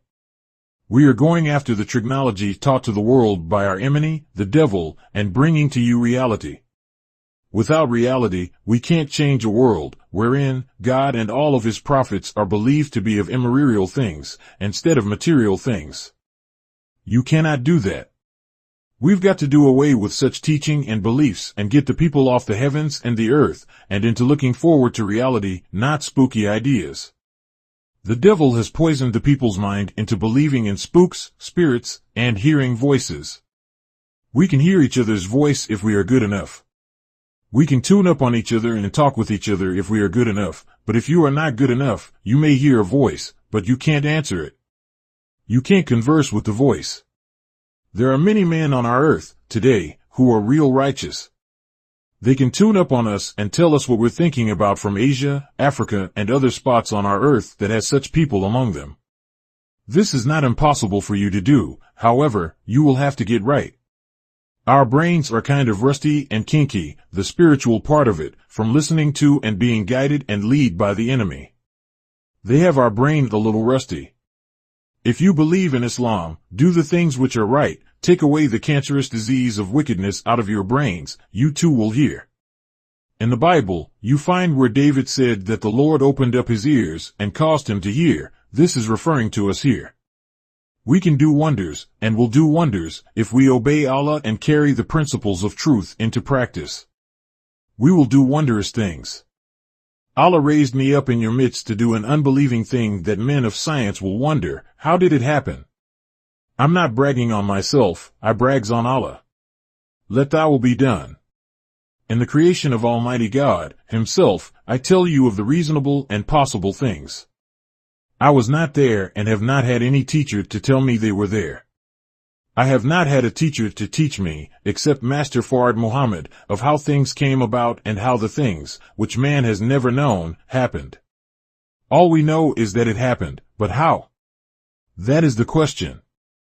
In the making of God, Himself, He could not have had a will until He had brains capable of thinking. He was self-created from an atom of life. He, as well, had to produce flesh, bone, and blood from the earth that He was created on.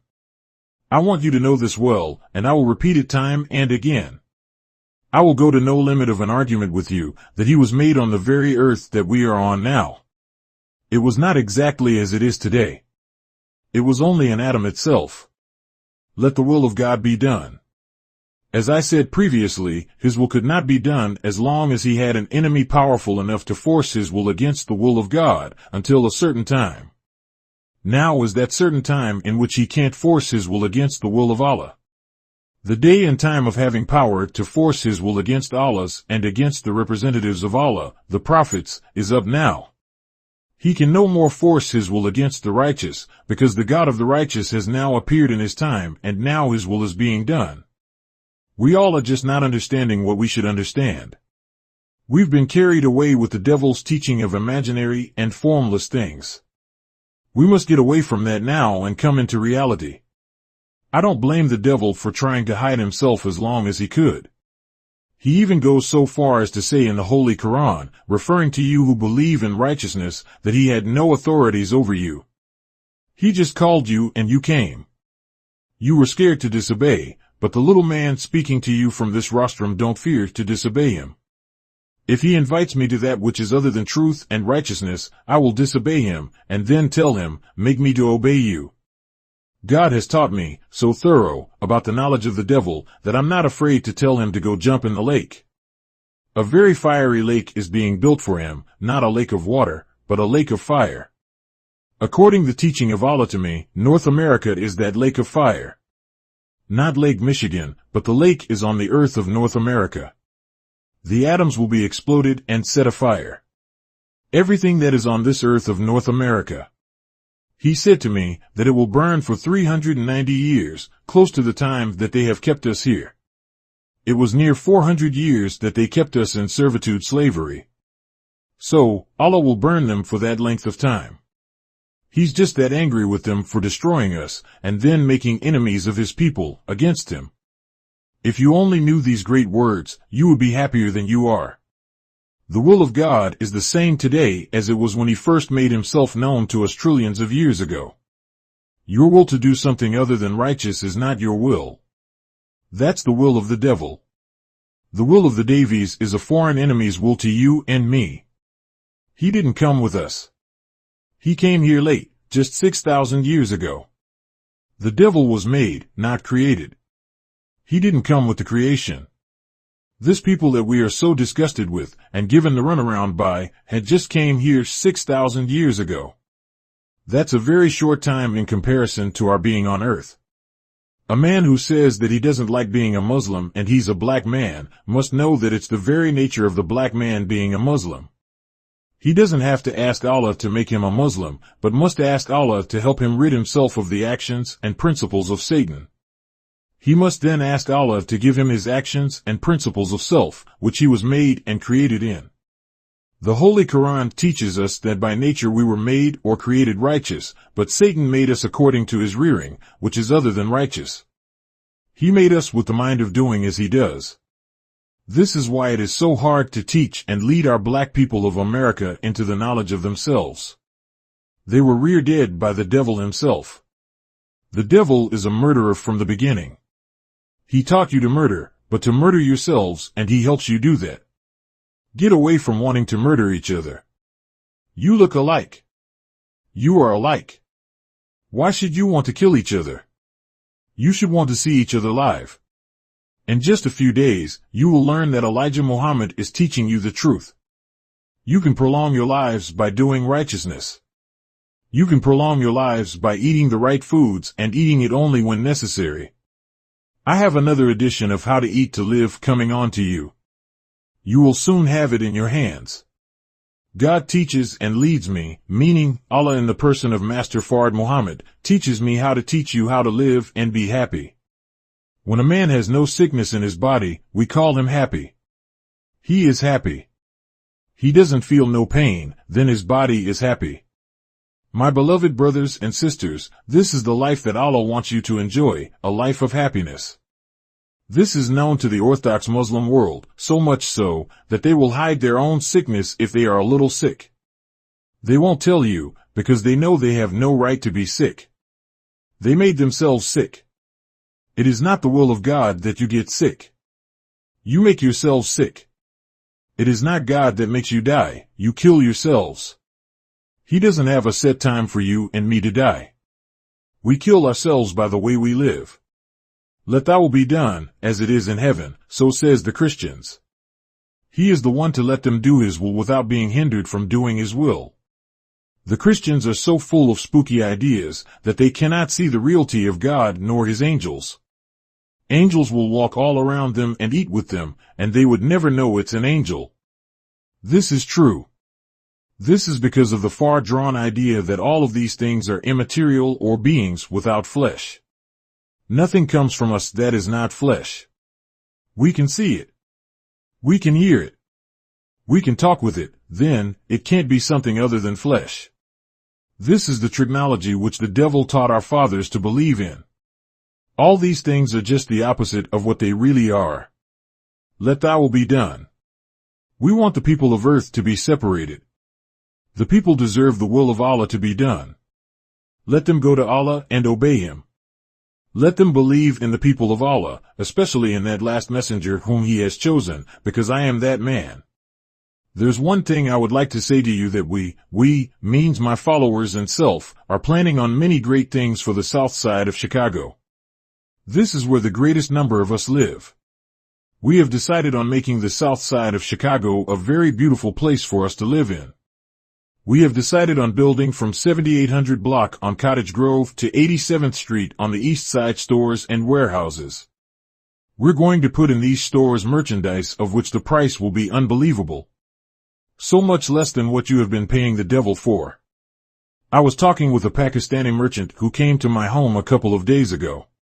He offers to sell us shoes, of which he had samples, and other merchandise at an unbelievable price.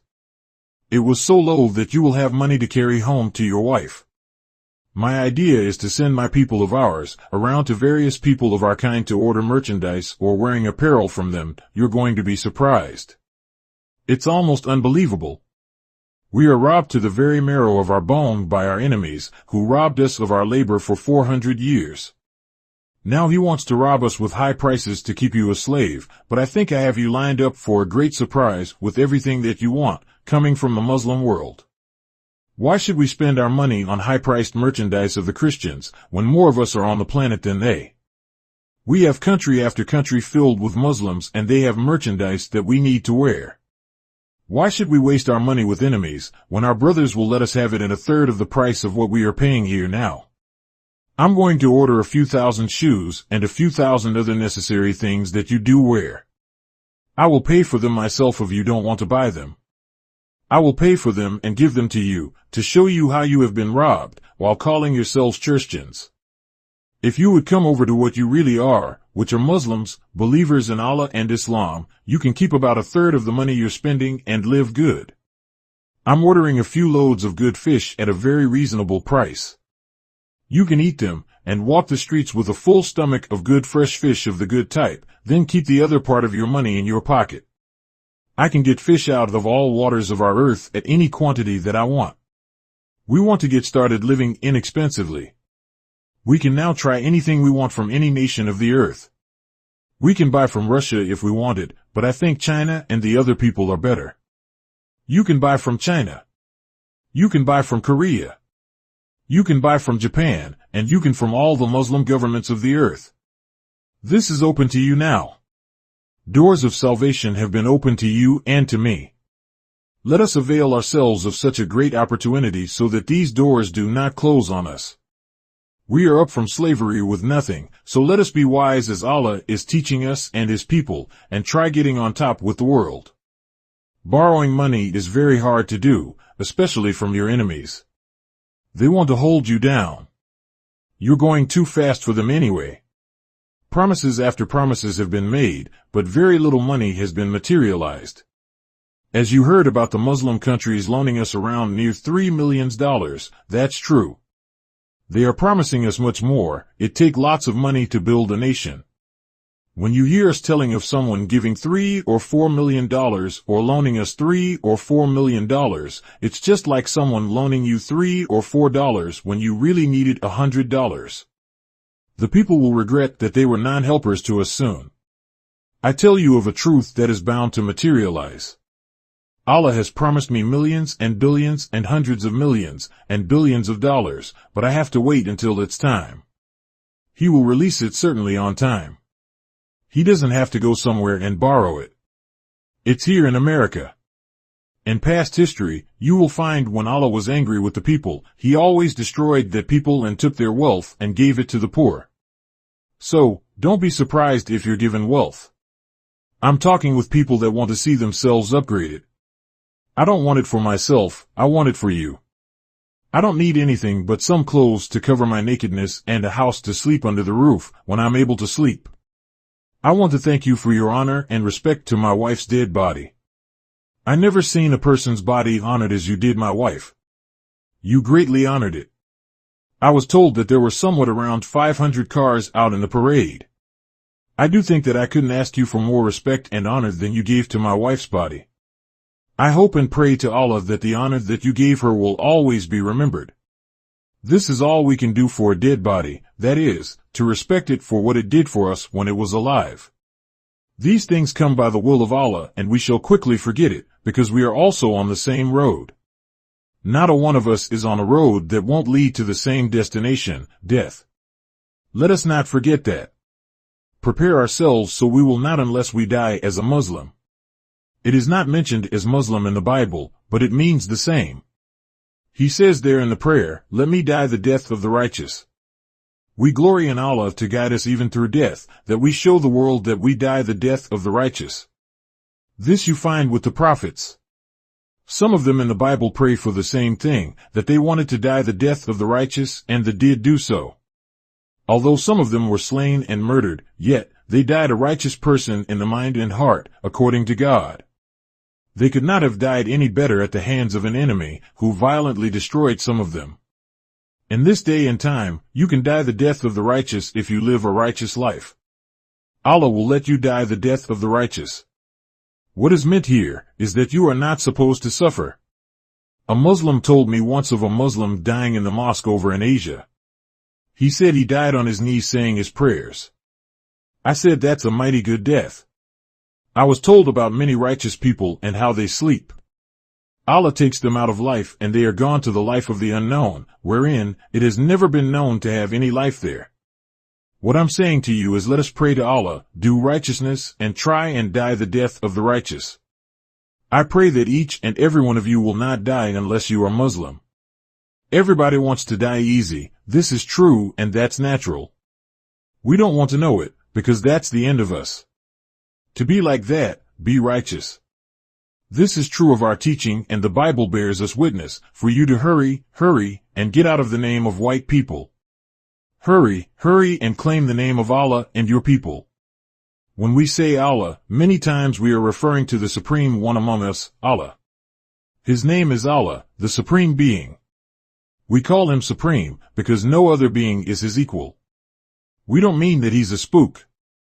There is no such thing as a God having joy in us, who is something other than what we are, or some kind of formless something. No. All the gods who ever were for us were flesh, bone, and blood. That's what they were. There never was a formless God, and there never will be. God could not get joy out of us if he was not one of us. He's just supreme in wisdom and has power to will a thing and it come to pass. Let thy will be done. Will. He just wills a thing and it comes to pass. He has conferred this upon the righteous, that is, if you love Allah, obey Allah and his messenger, prophets, and do the will of him who is sent to teach you. You also could will a thing and it will come to pass, but don't will a thing and then be suspicious of whether it will come to pass or not. You then are disbelieving in your own prayer to God. And disbelieving in God whom you are directing your prayer to. Whatever you ask him in prayer, believe that he heard it and it will come to pass. If it's not vain things, then it will come to pass. I asked Allah something of which you may not know. I saw my wife in a condition with a disease. She had a cancer, and it had been with her ever since he came to us. He told my wife in my presence, "Sister, you have a sick stomach." This sick stomach traveled with my wife up until the day she died. She knew these things and I knew them. I did not want to tell our sons and daughters of the condition which their mother and my wife was in, or they may have grieved themselves. I've known it for over 30 years, but I kept it to myself. I knew what was wrong. God had told her and she knew it, but there was no cure for it in the way that you were taught. I asked Allah to bless my wife to come home and die. I said, don't let her die out there in the hospital of the devil, lest he laughs and say, the Prophet brought her to us to heal. Why did not he go to Master Fard Muhammad if he thought that he was God, to get her healed? So, I asked Allah, knowing Allah, in person, to take her away from that hospital and let me bring her home to die. I said, because the devil is bound to laugh at you and me. I kept asking him for 3 or 4 times, and I felt that he would do so, and he did do so. I told the doctors that I would rather see her die at home. So they admitted that I was right, and that they would find some way to get her out to my house. I said, yes, she'll come out, I'll let her die right here at this house. I said, because I don't want to be laughed at by the devil and I don't want the devil to try to make mock of the power of our God. There are things in that line which must not be ignored. God is not going to do no miracle for us unless it's necessary when it comes to death, because one day we're going to die anyway. As the Holy Quran teaches us, Allah did not design that no man should live forever. So don't be thinking that. It says in the Holy Quran, some of us wish that we had a life of 1,000 years. Well, that's the dread of death. If it pleases Allah, we will die very easy. No one knew when my father had passed. There was no struggle, no, nothing at all, until the nurse examined him and found him dead. I had just left the hospital for an exact hour. I know what he had told me. I wasn't expecting him to live. He talked to me very sanely. Before I left, he told me all of what he had heard the doctors say. So, I left to take my mother away, fearing that she would break down if I tell her what he had said, pertaining to him passing away from us almost at any time. I came home, and before I got settled in a seat good, the telephone rang. They told me that my father had just passed. I wasn't surprised. We returned and began making preparations for his burial. He didn't make one struggle, they said. This is the death which the Holy Quran is teaching you of. Die not unless you are a Muslim, so that you don't feel the sting of death. It's a kind of visitor that we don't never want to visit us. If he visits us, don't let us know you are here, just take us away. This is what the Holy Quran teaches, that you pray to Allah that you die the death of the Muslim, meaning the righteous. I have much that I would like to say to you on many of these things. When I think that you can take it, I'm going to tell you, but I will wait on you.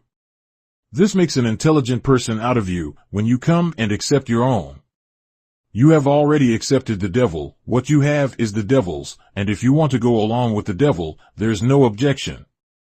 We don't object to you going to the God that you believe in, but we hope that when the day comes, Allah won't miss putting you in the middle of hell, because you rejected your own.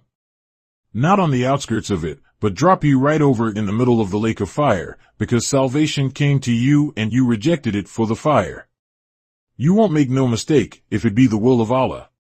I won't make no mistake, because I am supposed to be designed by Allah to help push you into hell, like Moses helped push Pharaoh into hell.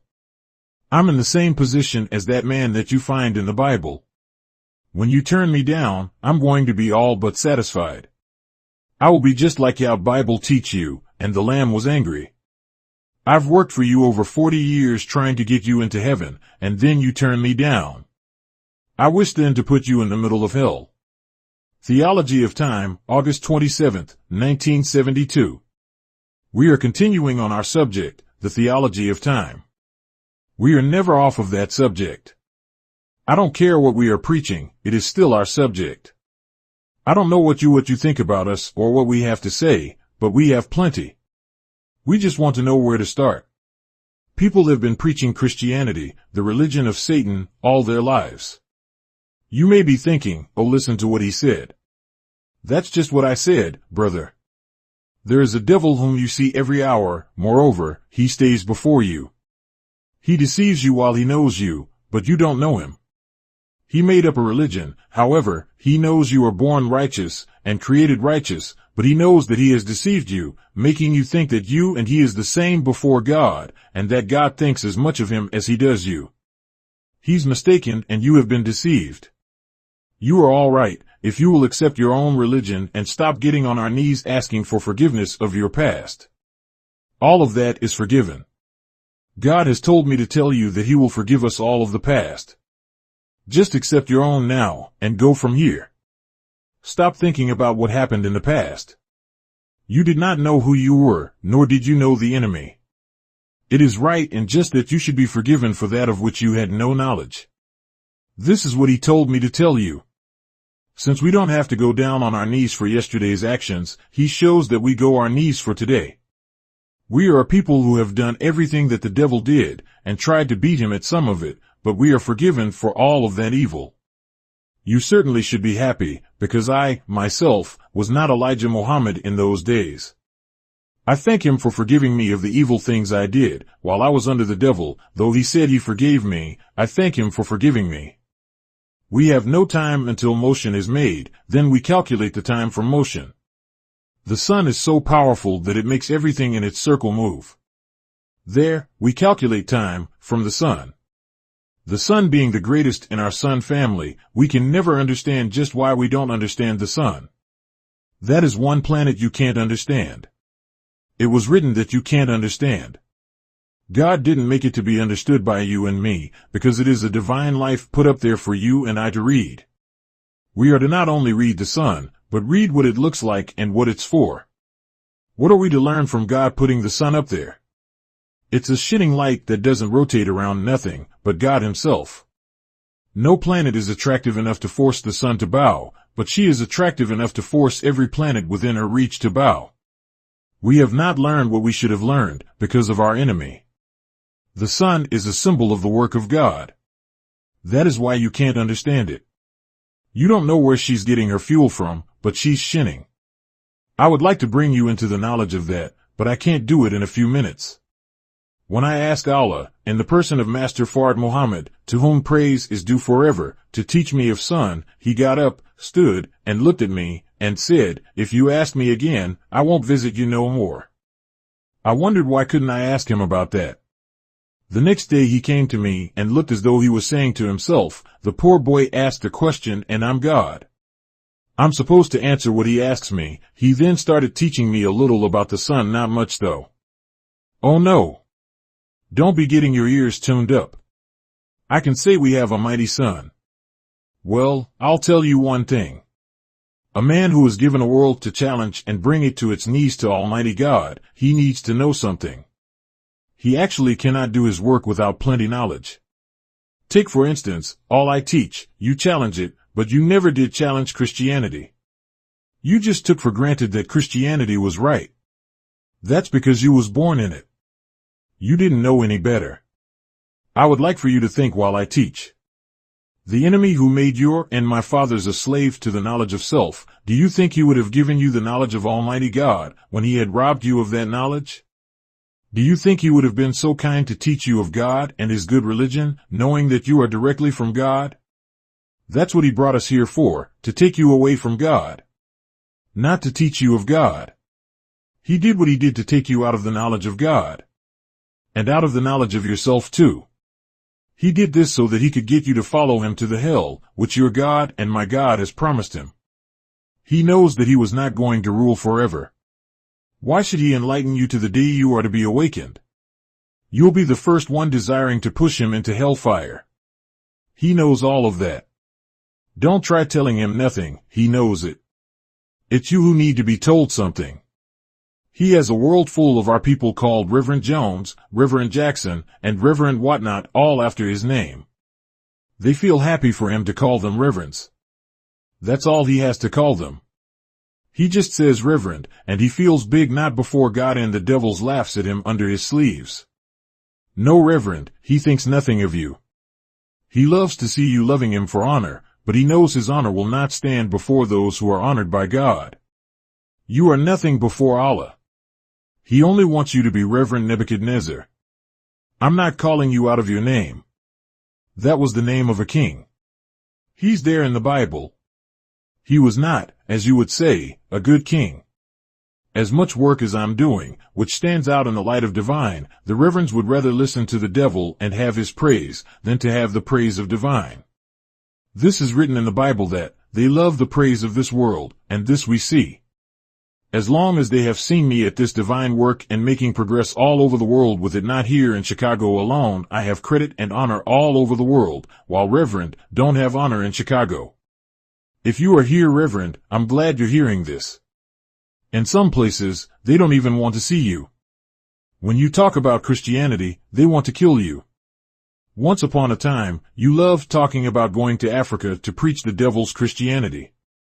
That's what it is, the devil's Christianity. Let's exchange knowledge over it, and I will show you that it's the devil's religion and not yours. It's a lie in which the devil uses a good man's name to make you believe it. Oh, Mr. Muhammad, you're calling Christianity the lie? Yes, and I can make you out of a liar if you believe it. I am here against the will of the enemy who calls his religion Christianity, and against you who believe in it. I'm here against both he and his followers. I can prove it to you by your own Bible that the devil was cast in a lake of fire with his false prophets. A reverend who preaches Christianity is the false prophet, which the Bible is referring to, who went down with his name. You love to be called Reverend Jackson, Reverend Jones. You don't know that you are being called after the devil's names.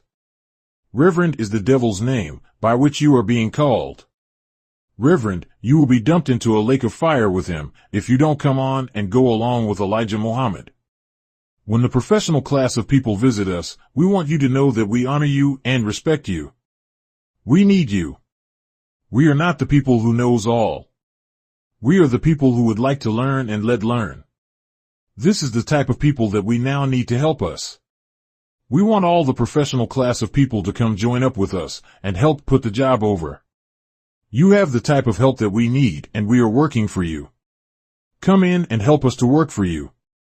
We are building signs everywhere of our work, which we're doing in the name of divine.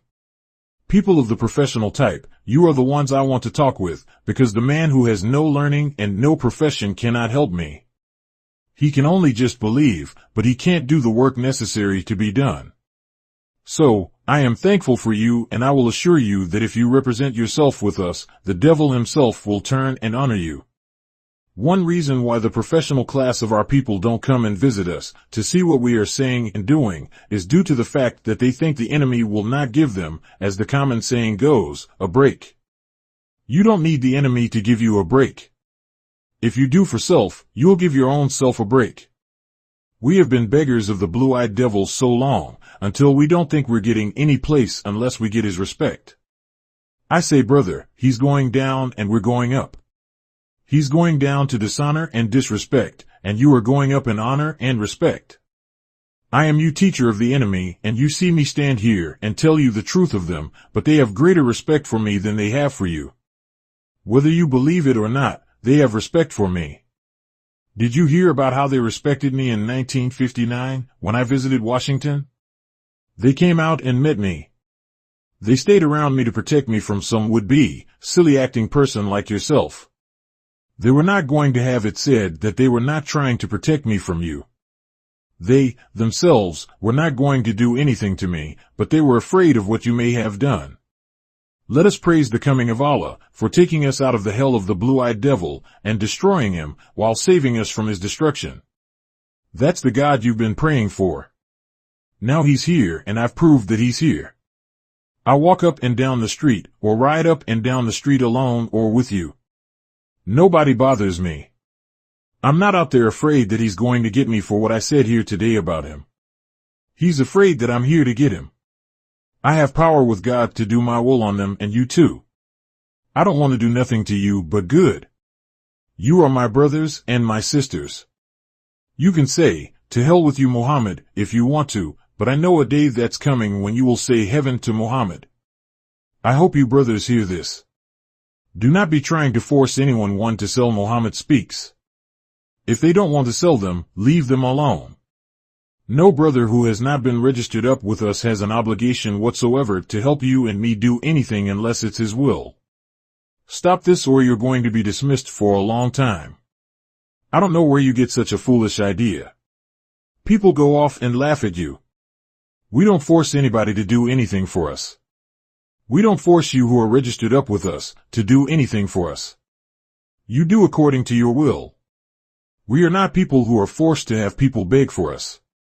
No, you don't have to beg for us. Allah is sufficient. I hope the captains, secretaries, and assistant ministers will bring you to justice and send you out for a long time. You're ruining our own teaching. We are independent. We don't have to beg nobody, but Allah. You are losing your head. I don't want any such followers who are beggars. You are to beg no one. If you don't love us enough to do something from your own will for us, then we don't want that which you do unwillingly. If a brother tells you that he doesn't care to sell no papers, take them back and give them away before you ever be disgraced by such a brother. We are a very foolish people anyway, and I don't like that you are like that. I want you to be intelligent and show the world how intelligence looks in the actions of a human being. Time brings about all things. Time is making you manifest. They call it resurrection. To resurrect the dead, it doesn't mean resurrecting a physically dead person, but a mentally dead person. You must remember that for 400 years, we have been a mentally dead people. I hope you will understand what I'm trying to say. When I got to the schoolhouse, the teacher was dismissing her class, so don't blame me, blame those who held me back. I don't think you were born down north where I was born. I was born down north, and if you were big enough to work, They put you in the field because the devil was forcing your parents to send you to field and work for him. The time. What time? The time of God. The time of Allah. We give him the name Allah, but you call him God. That's one of his names. One of his 99 attributes is God too, but when we say Allah, we mean God. It's an Arabic name, and we like to have the use of the Arabic name, because the devils have no respect for the name. Therefore, he teaches you to call the Supreme Being, God. He uses the same name to curse with. He takes it for a joke and doesn't recognize it. You fall in behind him and do the same. You disgrace the name of the God of Divine. I want you to remember that the time has come in which the enemy of the God of Divine will not have a chance to go around mocking God and his people. The day has arrived that the mockers of God must be bagged up and thrown in a furnace of fire. The devil wants you and me to go with him to be burned with the same fire that Allah has prepared for him. Allah has raised me up from among you, and gave me the knowledge of both gods, the devil God and the God of Divine, to teach you what has been hidden from you for the last 400 years and the last 6,000. I want you to know that the people all over the earth have been robbed of the knowledge of the God of Divine. This is due to the work of this devil. He gave him this time to do his work and his will upon the people. Now today, he has made himself present to prove to you and me that he can remove Satan at once, but has offered us a chance. I warn you to accept it and glorify it. There is no time to waste. This is no time to spend in sport, play, and talking foolishness. This is a time of world destruction, not just a few people, but a world destruction. Everywhere, the people cannot get along with each other in peace. There is no agreement, nothing but disagreement. I warn you that any day now, you can expect most anything of evil, but not of good. The evil world must be cast out. The evil world must be destroyed. The evil world must be shown to you and me so we can see the justice of God destroying her. She is destroying us and had us blind, deaf, and dumb, without the knowledge of her. Now she's open wide to you and me so that we may know her, and know that God is not doing an injustice to her by destroying her. He's justified in destroying her. He will punish you if you go along with it. He will punish you on this side, disgrace you, or let you disgrace yourself. I want you to remember to escape this disgrace and come follow me. No, I'm not going to be here along with you. I don't care what you say about Elijah Muhammad, he will not be rolling in the streets with his eyes set in his head from being punishment and disgrace by Allah. I'm not going to disobey Allah, and I'm going to teach you what he taught me to teach you. What you see me do, search the history, you can read every step I take in the light of history. I am that fellow of whom you read there in the book, I come to do thy will, O Lord, this is him. That was not 2,000 years ago. Jesus didn't come to do the will of God at that time. He did his will by leaving the Jews and the Christians to live out their time. He went back and said that he was ahead of time, but he then said that one coming behind him would be on time and he will do what Jesus would like to have done. But that Jesus was ahead of time. He prophesied that one will come and he will come directly from the face of God. Some of the other prophets prophesied that he would send you one from his face. I'm directly from his face. I was with him for 3.5 years. The things that they did to the prophets before me, you won't do it, and you cannot do it. This one you cannot touch. This is the one whom the Bible warns you of, touch not my anointed. This is the one who was sent directly from his face, and he defies you to do harm to him. I guess you know all of that and you're seeing it now. The things that I do and say, in the face of the enemy, he can't do a thing, but listen to it. He knows I'm directly from the face of God, of whom the book warns you against. He wants to live as long as he can. The book teaches us that all that a man has, would he give, for his life. The time. The time has arrived for what?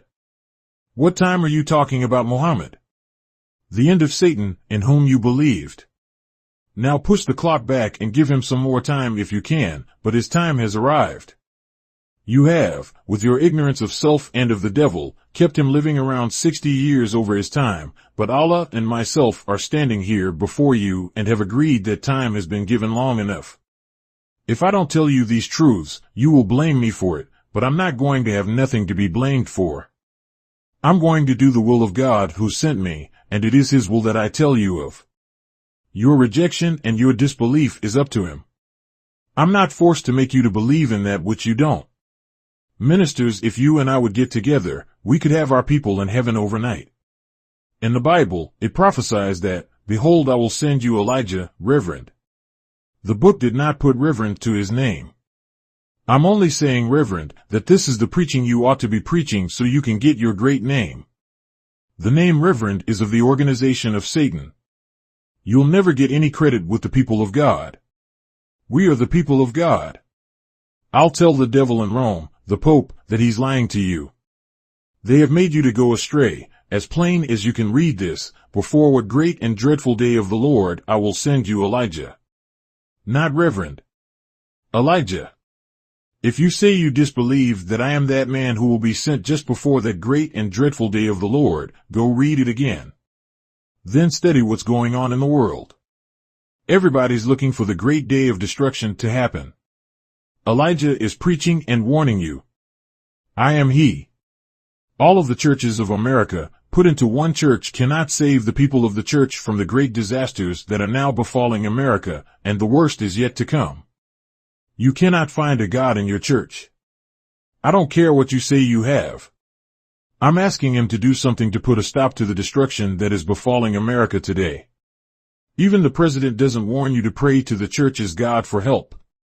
No man at war, today, will ask you to pray to the church's God to put a stop to their slaughter. No. The Muslims sit by and look at you, knowing that you are like the people of the Bible who worshipped Baal, and Elijah sat there and laughed at them. The same thing that goes for you. I don't care how sore you get with me, call on your God and tell Him to do something about it. This is what you need, some frank teaching. If I make a mistake in what you would call making fun of your God, I will give you $10,000 out of my brother's vest pocket, right here, before you leave our checkpoint. Our checks are very good. You have nothing but a lie from your blue-eyed Caucasian devil. I'm not trying to make fun, I'm just making truth, not fun. No, if I was just making fun, I would not have said it. I would be afraid of meeting the consequences when I left this stand. You are going to meet the consequences for believing in these devils and allowing them to teach you away from your own God and the salvation in which He has sent to you. The devil wants you to reject it. Since he's going to hell, he wants you to go too. But not as long as I'm here. I'm not going to send you to hell just because you're ignorant to the knowledge of yourself. I'll beat you up a little bit. That's right, I'll just give you a good beating and you'll come running. That I believe. It won't be the kind of beating you expect with a strap or something like that. No, no. I'll get you here. That's the place to beat you up there in your head. You must submit to the will of God. The will of God must be done today. Not the will of Satan. Allah gave Satan 6,000 years to do his will. Now the will of Almighty God, Allah, comes in. He will do His will and there is none that can stop it. His will must be done. You have prayed in prayer, let thy will be done, on earth as it is in heaven. Now, He's ready to do His will. You don't believe that I'm the one. I'm doing just what the Bible told you or teaches you that I would do. Elijah, I will send you him, before the great and dreadful day of the Lord comes. Do you see anything pretty out there coming? We don't see a thing in the world, but a dreadful time. You are going to be so hungry here, until you will desire to eat each other. If the other one doesn't watch, you will do it. It's written. The Bible says that Allah's righteous people will eat, but you unrighteous and disbelievers will be hungry. The devil is warning you all the time now, against you sitting down and not trying to make preparation for you to get something to eat. We ask you to help us and you won't because you don't want the evil devil to know that you would help those that he don't like. This is why you don't help the Muslims. It's because you don't want to be called a Muslim, to the joy of Satan. Satan wants you to stay with him. He doesn't want you to be called a Muslim and you say, "No sir, boss, I will never join up with them old crazy folks. Them old folks is crazy. We have a finer than you, Reverend. Ours here costs us $4 million. Where's yours in the city that costs that much? We teach an hour. And we bring people to the light of understanding in it. We would ask you, what do you teach, or what do you mean when you tell us that God sent Jonah to Nineveh? What is the sign of such teaching of us here today? We teach the knowledge and understanding of the book. Why didn't Abraham's wife find water elsewhere, but found it pushing up under the foot of the baby? What did that mean, Reverend, after the knowledge of the coming of God and He choosing you and me? It means just what I'm teaching you, that you will be looking for somebody to come from afar to teach you the knowledge of God, and the man is right there at your feet. Abraham prayed, Ishmael prayed, both father and son saw in the distant future that we would need a teacher. He said, "Raise up among them, O Lord, a teacher from among themselves.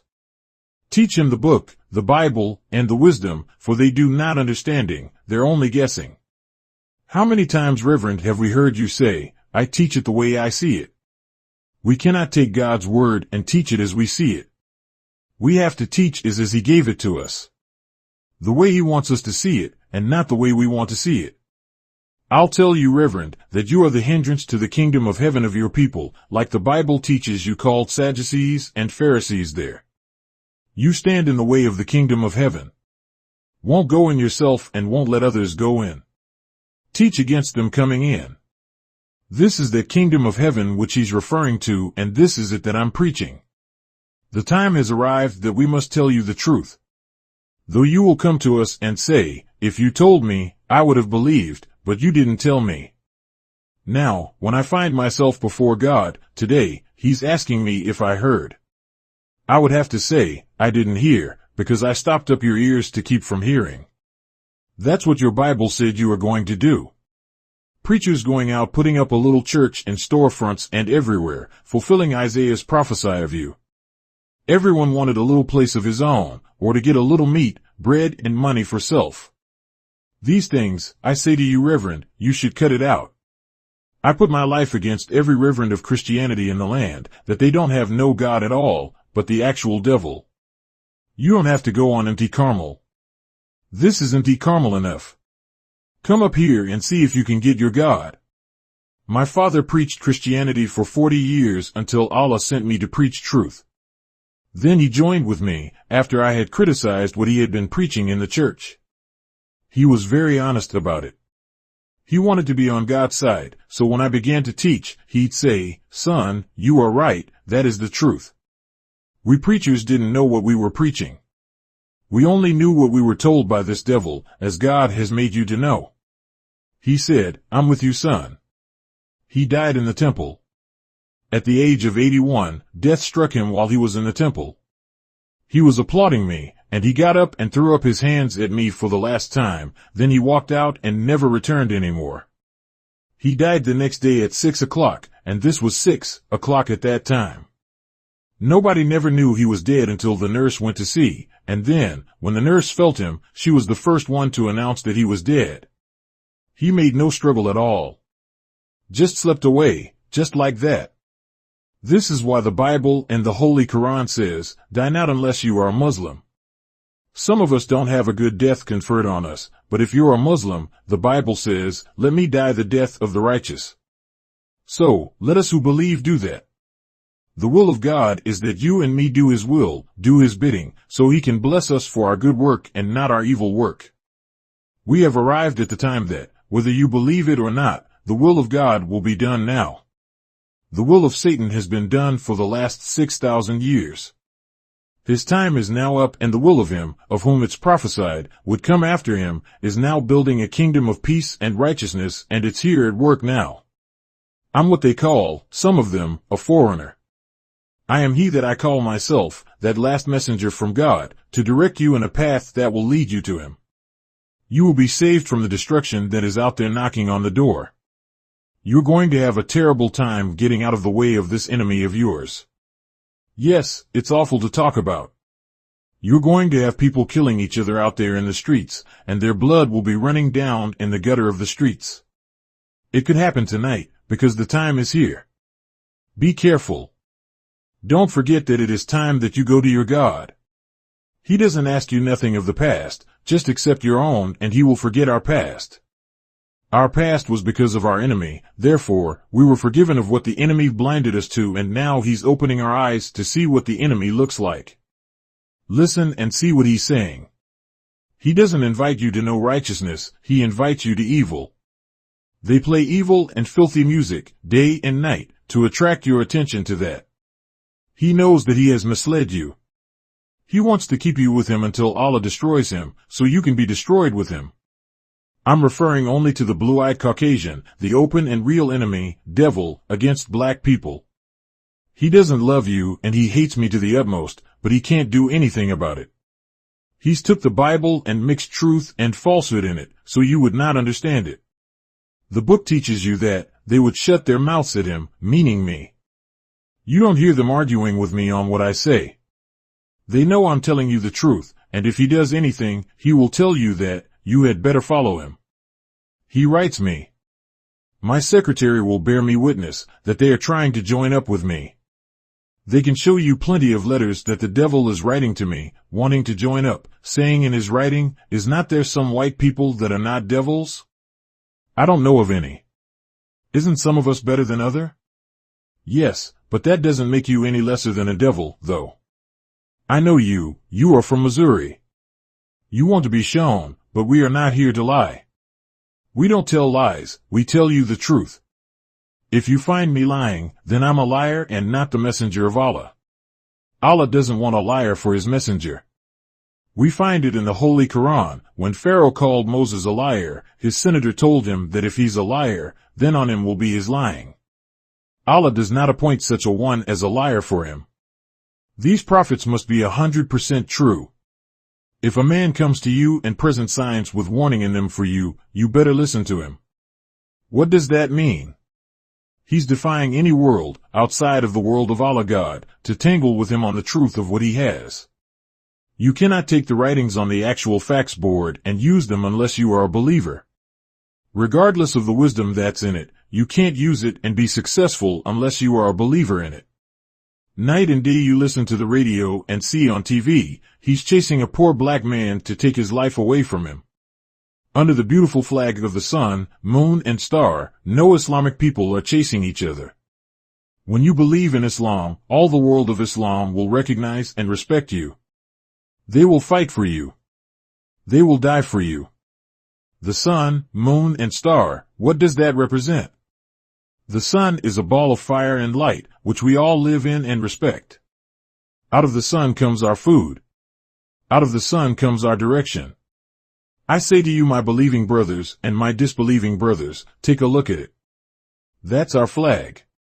And your flag is a flag of mystery, blue, red and white, when ours is only one solid background red. The sun and moon are together and the star is associated with that same crescent, showing the world that we have laid hold of the greatest instruments of heaven and earth to condemn any disputer who would attack us. We used to buy it, trying to make friendship with Satan.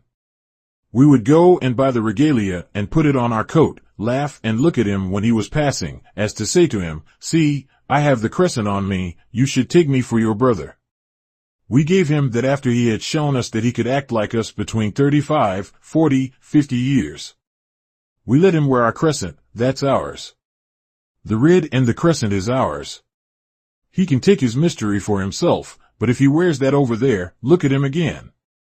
He worked for that. He didn't get that so easy. Blue is an untrue color. You have many stars there in the American flag, which takes all of those stars to justify something. It shouldn't be done like that. We have one star, which justifies, and it represents all the stars. The stripes of red on the American flag, not a solid background of red like ours, represents freedom. He doesn't give freedom only to those who are able and wealthy. If you're able to buy it from him, he'll give you freedom. The cross is a sign evil to us. How can you go to heaven or be justified by freedom and justice, or both? It's the opposite of the right direction, and so, this is what you are supposed to preach when you are a reverend. You are supposed to worship the cross. What are you worshiping it for when he tells you he killed an innocent man on it? You should run from the cross. But, you run to it to be blessed by him, because you are one of his followers. It's a shame and a disgrace for him to have made such a crazy people who do not understand science. I'm here to teach you the science of Christianity, the science of Islam, and the science of anything pertaining to religion. I'm here to teach you. You can take what I said back to him and he will tell you, oh, you're following them. You then can say, I follow the people who gave me wisdom, knowledge, and understanding of what you have given me, which you didn't give. He'll shut his mouth and leave. I want you to remember, again, that to carry a cross on you represent a crucified prophet. You are the one who is joined in the worship of the death of Jesus by the enemy. That shows what the enemy did to him. He boasts of that, not in a way you can understand, but he boasts that he has killed your best prophet. And he still lives and says, I will kill his last one. He can't do it. I'm the last one. He can't do it. Tell him, why don't you go down there to the temple and kill Elijah? He teaches us that you're the devil, maybe you have already did it. He'll tell you, oh, well we know it, we know him. We're watching him. That's the way he will talk to you. I say, go tell him and let him muster up his army and you muster up yours, and then join together and see how far you will get with me.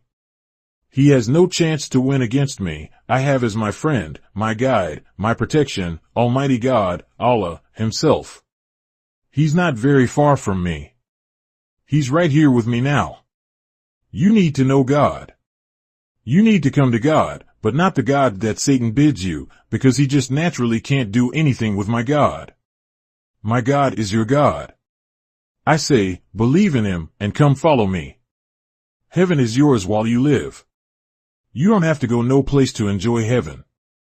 Heaven is not a separate place somewhere. It is a condition, and hell is a condition. I want you to remember these things. Remember that the will of God, now, must be done, as Satan's will is up. He can rule the black man under his will no more. The black man is uniting. Look at what you read and hear about regarding our unity. They sent me millions of dollars to help. I have to ask for outside help because you, of America, are afraid to be singled out by Satan, saying you're helping me. You have the money, but you don't want to spend any of it on us, yet you put it all in the bank of the devil and tell him to help himself. You could build your own self-help if you would bring it over here and put it with us. We don't want you to give it to us, we'll pay you back.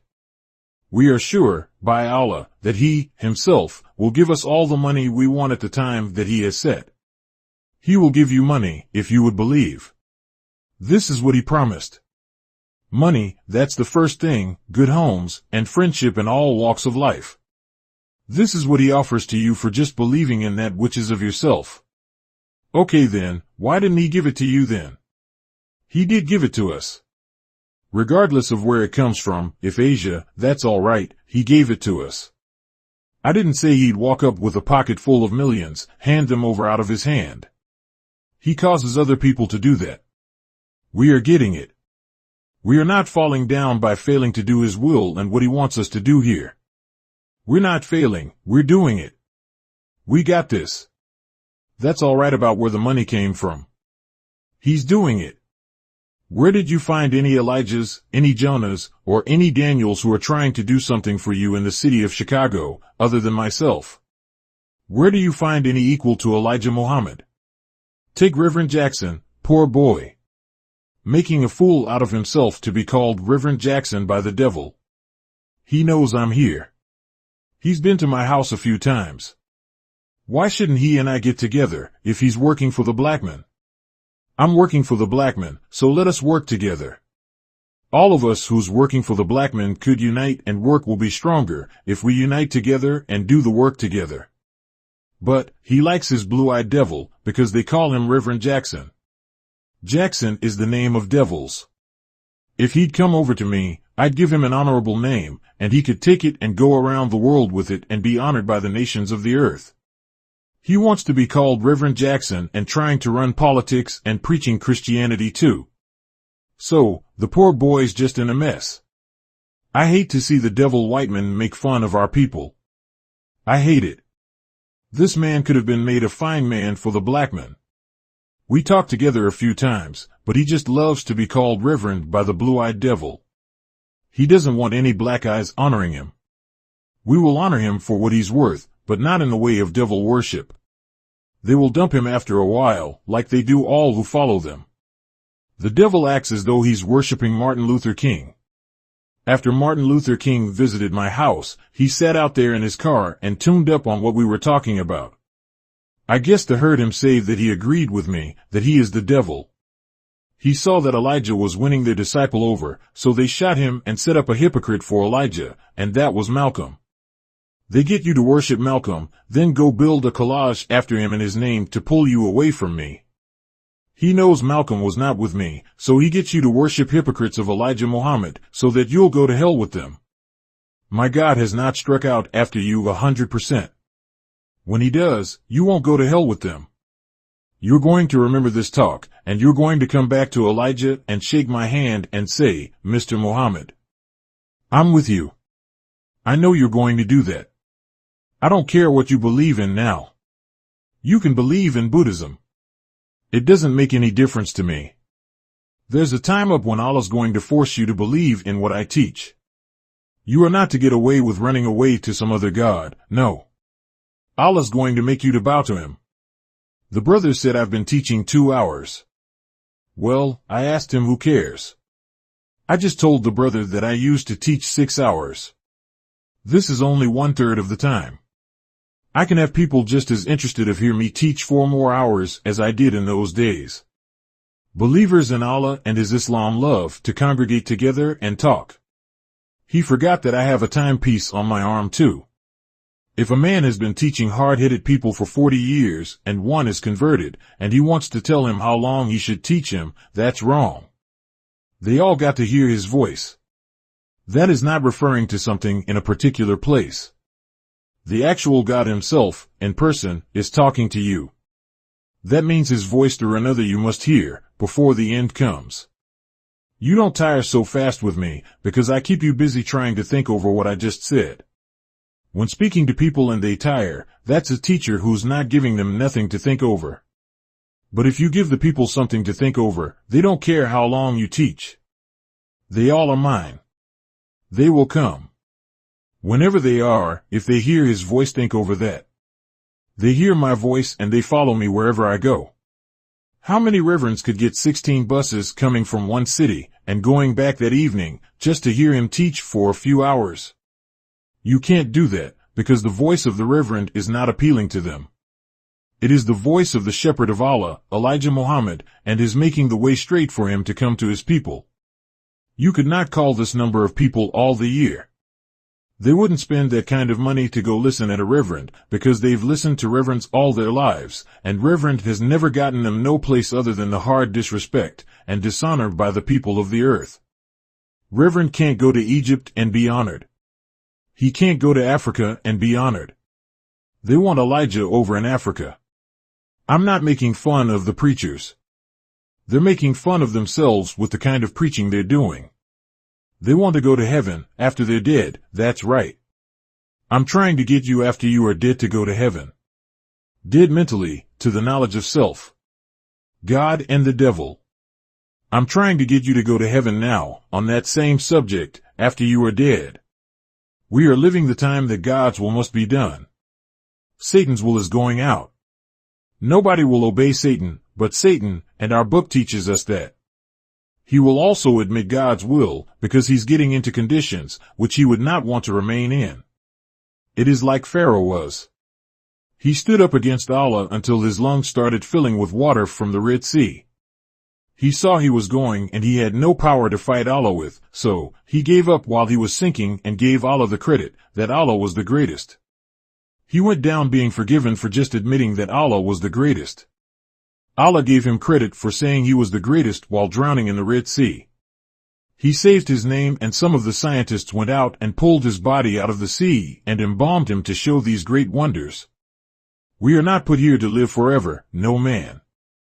God, himself, who made the heavens and the earth, didn't live forever. He too is gone. We all come here and we all die away. No God or prophet live forever. Theology of Time, September 3, 1972. I have what's kind of a new book to you. It's called the Holy Quran, and it verifies what is written in the Bible, and the Bible verifies the Quran. The Bible is ahead of the Quran. The Quran is a late scripture. The Bible is an old scripture. The Holy Quran is nearly 1,400 years old, and the Bible is 4,000 years old or more. It was given to Moses upon being chosen and raised up by Allah. He was raised up from among the well-to-do, and not among the white race, of whom we have learned to be, definitely, a race of devils. This is what we are teaching you, and if you don't believe it, I'm sorry for your future. I don't think it should be hard for the black men of America to learn that the white race are devils. It shouldn't be hard to learn, but it was the devil who reared us. We did not rear ourselves up in North America. It was the devil who reared our parents up from slavery. Some may say, no, he wasn't a devil, because we are here and we are preaching and singing and we all feel happy, but that was created in you. You are from the creation and the white man is from being made. We made the white man. Let us make man. I want the Christian preachers to listen to all I have to say, then you ask me anything that I don't make clear to you, to make it clearer. Since you are a student and preachers of the scripture, then you ought to know me, because the Bible prophesies of Elijah coming to you, and I am Elijah. This man prophesied and the Bible teaches you that he must first come. He must first come, meaning, must come before God to make a way for God to come. If that man has to come first, not God coming first, but he must send this man first, then he comes after this man. What is this man and what and why is he so important that he must go ahead of God? He must prepare the way. Why doesn't God prepare the way? Why should he send Elijah to prepare the way? Because he prepared Elijah to prepare the way. This is done by governments and nations all over the earth. They send an ambassador to a foreign nation to get acquainted with that nation so that the king, president, or the people of a foreign land may get acquainted with a foreign nation. They see if they can make friends with each other. I'm here to get you acquainted with God, so that we can see whether or not you're able to live with God after your acquaintance.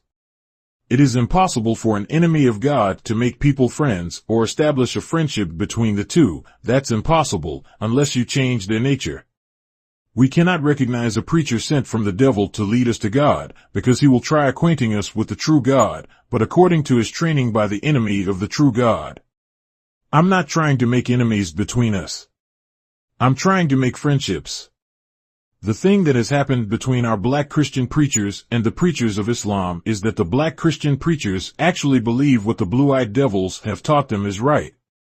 They are being led to believe, by the blue-eyed devils, that they will get to heaven, even ahead of us, when in fact, he's leading you directly to hell.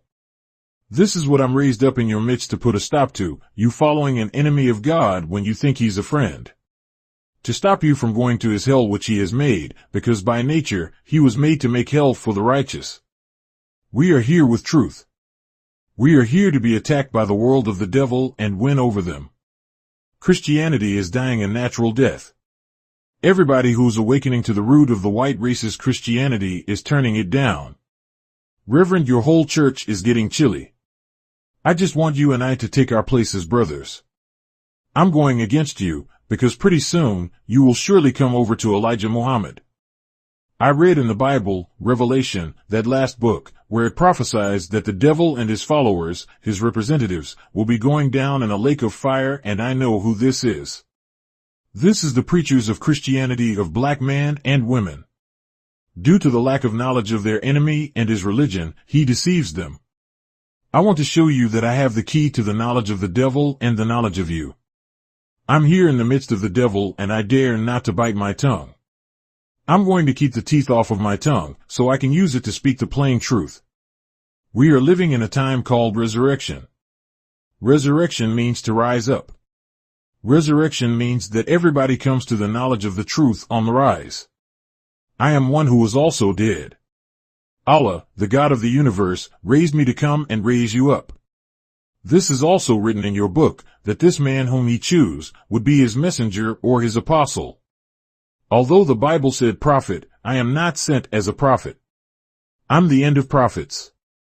You don't need a prophet today, you need direction, and direction comes from a messenger to lead you in the right path. He directs you from himself to God in reality. If the devil had preached to believe in God, the true God, he would not have been a devil.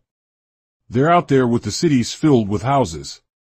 They're only out there trying to deceive you into believing that they are directly from God and are preaching God's word. Tell him then, why don't you call him Allah then? He will say, well, we mean the same as Muhammad's name for God. You tell him then, what is the name of the God you're preaching? Ask him again, who made the Bible? Who made the Holy Quran? Was it you or was it our people? If he had anything he thought he could win for you, Reverend, he'd come down here and do it, but he can't come down here, even with death, and win. The truth is here and falsehood must vanish. If you want to catch the teachings of Elijah Muhammad and his change of the style of garments, go to Africa, go to Asia. They all will say yes, even those who are still in Christianity, they will say, yes, he's right. His women that come here, surely we will respect them. His brothers that come here, surely we will respect them. But, go there with your Christianity and the preaching of Christianity, they won't pay you any attention. No, they'll laugh at you, because those who are already there are laughing at him and trying to get them out of there. They call them representatives of their enemies, the American devils. You must have that new name which God will give to you. There are 99 of them to choose from. Reverend, get you one. Satan is not recognized among the righteous of your black people, nor will you be recognized if you follow Satan after the truth. It's too plain. There's no way for you to win by getting on the side of white people against us, because we don't care nothing about them. If America, England, Europe and Australia, or wherever the white man thinks he has a stake of power, would rise up this moment and declare themselves together in overthrowing Elijah and his work in America, they all would fail. You will love me when you really learn how much I love you and how much I want to do for you of good. And I am doing it. You go into Japan, Korea and other places where you have learned that I'm going, trying to get something to sell to the people yourself, to make personal gain for yourselves and not your people. You're going to fail. I'm going to fight against you. Everything that I make known to you, which I'm doing for the good of the whole of us, you go in for yourselves, trying to get something for yourselves so you can commercialize on your people. I'm going to put a stop to it. I'm going to stop Japan and other nations from letting you have anything over there. I'm trying to set up freedom, justice, equality and love of the brotherhood of the black man, and you're trying to steal by taking the good which I'm offering to you and through other nations of ours. You want to take it and scrap it for your own cause of robbery. You want to rob your brother. I don't want not one penny that is unjust coming from you. The merchandise that I'm after is for you, coming from Japan and other nations over there in the East. You are like one trying to get in. Everywhere that you hear that I'm going, you hasten yourself there to try and get something so you could come back to America and make merchandise out of your people, like the devil. I'm going to put a stop to this kind of thievery. If it be the will of Allah, I repeat, I'm going to put a stop to you. You are a very wicked and low-down person, for you to go in front and get just a small stake among these nations to commercialize on your people, back here. I don't care if my people want to trade with you. I'm going to show you up then, I'm going to the people that you're going to and tell them the consequences of what they are doing with you. I'm not here with only a little power in Chicago, and don't have any in New York. Allah has given me power over the whole entire thing. It's a shame for you to act like you act. Everywhere I go, you follow me up to see if you can get a chance there to come back and commercialize on the people like the devils are doing. I'm going to battle with you. I'm going to battle with those of whom you're trying to get the outlet to do the things you're doing, which is unjust to the people. You want to make yourselves rich, but I say to you, my friend or my brother, you haven't awakened wide enough to do this. I have help from God against you and those with whom you're trying to make friendly relations with to get their merchandise at a low price and come back here and get rich off of it by selling it to your people. You're not going to do that. That's why I'm over there. You have studied that if I can get $1,000 worth of merchandise for $100, I can make 1,000 off of it here. Think over that. I'm after the robber of my people so that it may come true that, before me they all were thieves and robbers. I must prove myself to be a defender of the prey, and I'm going to do it or die trying. I mean to do it. I mean to defend you. I started in the Pacific for fish for you. I went to the British Honduras to get fish for you at a cheaper price. You followed me right along. Everywhere I stopped, you go there trying to get you a trade to win money for yourself, while I'm getting it for all of you. I'm not getting it for myself. I wouldn't need no boat and no such thing as airplanes. We're even trying to dignify the black men here by buying an airport out here and getting planes for them. You don't have that to do. We have already opened the door for that. You are following along with your idea of robbing brothers. We have the airport in our hands. We're offered plenty of planes at just a word. If it's from Elijah, let him have it. But the fool, you are very wicked and deceitful, whereas you will say yes to Elijah before his face, and soon as he turns back, you're trying to rob his plans for good for the others. We will fix you, even if we have to go to war. As the Holy Quran teaches you from Allah, do you not see that we have sent death among them? We are not to be overcome. It is written here. Read it for yourselves in this book. It is also written in the Bible, where God sent death among the Israelites to get them to bow to Moses. I say, my friends, don't play with us, we mean good for you. You can't get help from your enemy and mine. His help was cut off before the appearance of Allah. Allah cut his help off so that he could put you at his servant's mercy. It is not that Allah, God, will stay among us in person, but he raises up one just like himself, having the same ideas. I don't want to see one of you lose your life, but you are attacking death when you try bringing the work of God that's with me to a naught. You are inviting death. I was so ashamed when I was told what you were trying to do in the East, where I'm preparing a way for the whole nation. You want to prepare a way for yourselves, alone. Leave us alone, brother, if you don't like us. Just leave us alone. I'm the last man to attempt pulling you out of the power of the white man and putting you in the power of divine. I'm the last one. There is no other one coming. The others that will come, they're coming to destroy you for not listening to what I'm teaching you. You want the wealth that I want for you, but you can't get it like you're trying to get it. You'll destroy yourself and the plans of others, meaning myself and God. To get what you want, you will destroy them yourself, by the way you are doing it. Everyone wants his own way. Well, why didn't you start it first? You didn't start the way. You're commercializing on the way of another one. You go to Africa, trying to make your black brother there a Christian, yet Christianity has you as a prisoner here in America. We are raised up to show you a light to freedom, justice, and equality for self. Come follow me, and God will set you in heaven at once. Money is only a means or a medium between each other to get what each other wants.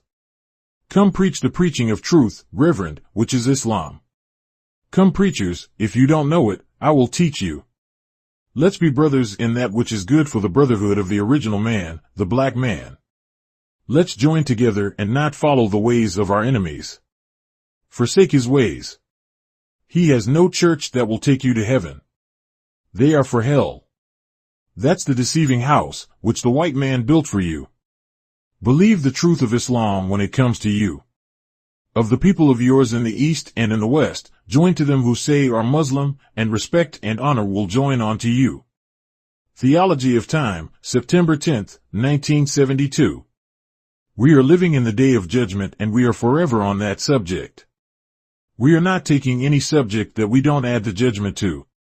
We have been teaching on the theology of time. Of course that is our subject all the time. The coming of Allah and the presence of Allah, we would like to know, why did Allah come? What does he want with us, and why is it so important that he come in person? We must remember that we have been taught that God was a spirit and can't be seen.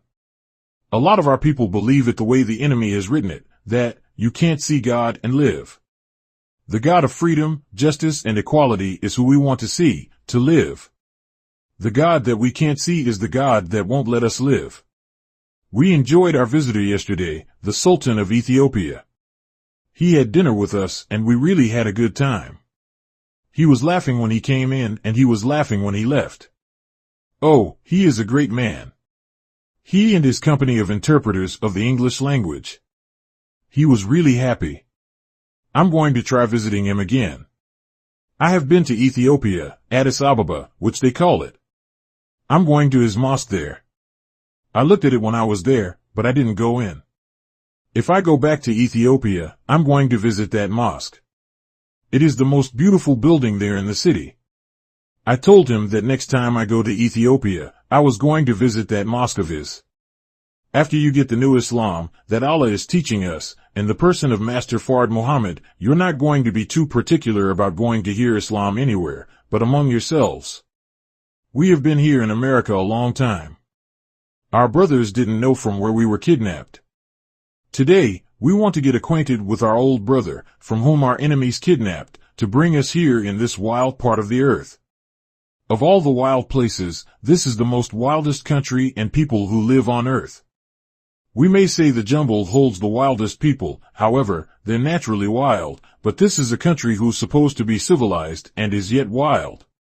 We are living in a country which the Bible calls the wilderness. It's a wilderness of sin, not a fine civilization, but a wilderness of the worst evil and sinful people who ever lived on the earth. They are people who have no moral love for self nor anyone else. It's a terrible country. I'm a fellow who's like this. I love to talk with you. I love making friends with you. If there is anything wrong with my preaching, tell me so. If there is anything wrong with yours, I'm going to tell you. If you have proof that yours is right, I will join you today. I won't go back and think it over. I'll join you today. If yours is not mine and yet is right, then mine must be wrong, so I would join you today. You would have to prove it. I was brought up in a Baptist church. When I was a little boy, my father was a preacher at that time. I was in his church. I used to sit on the minister's lap because my grandmother would let me go up in the pulpit with my father and he would run me out because I was a very preaching little boy myself. I loved to hear people preach, but I didn't love to hear anyone singing. Around the age of 2 or 3 years old and going up there in the speaker's stand with my father. When they would start singing, I would cry. They would frighten me.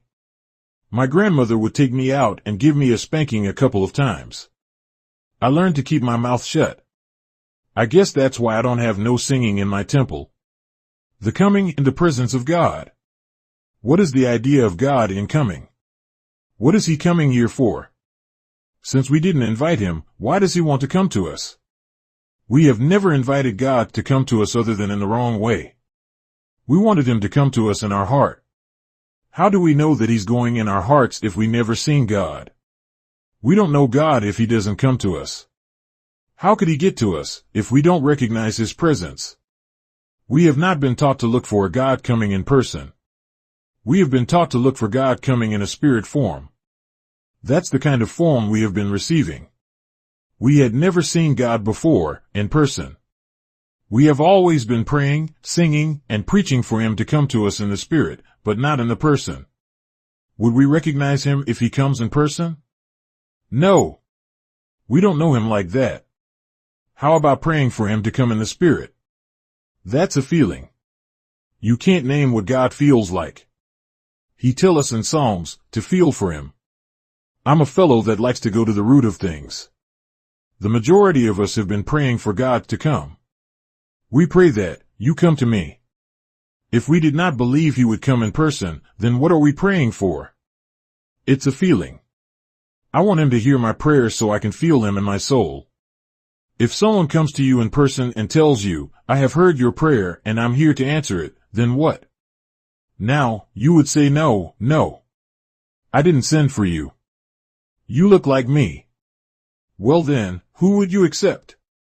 You know we could have a lot of fun with one another when we don't know.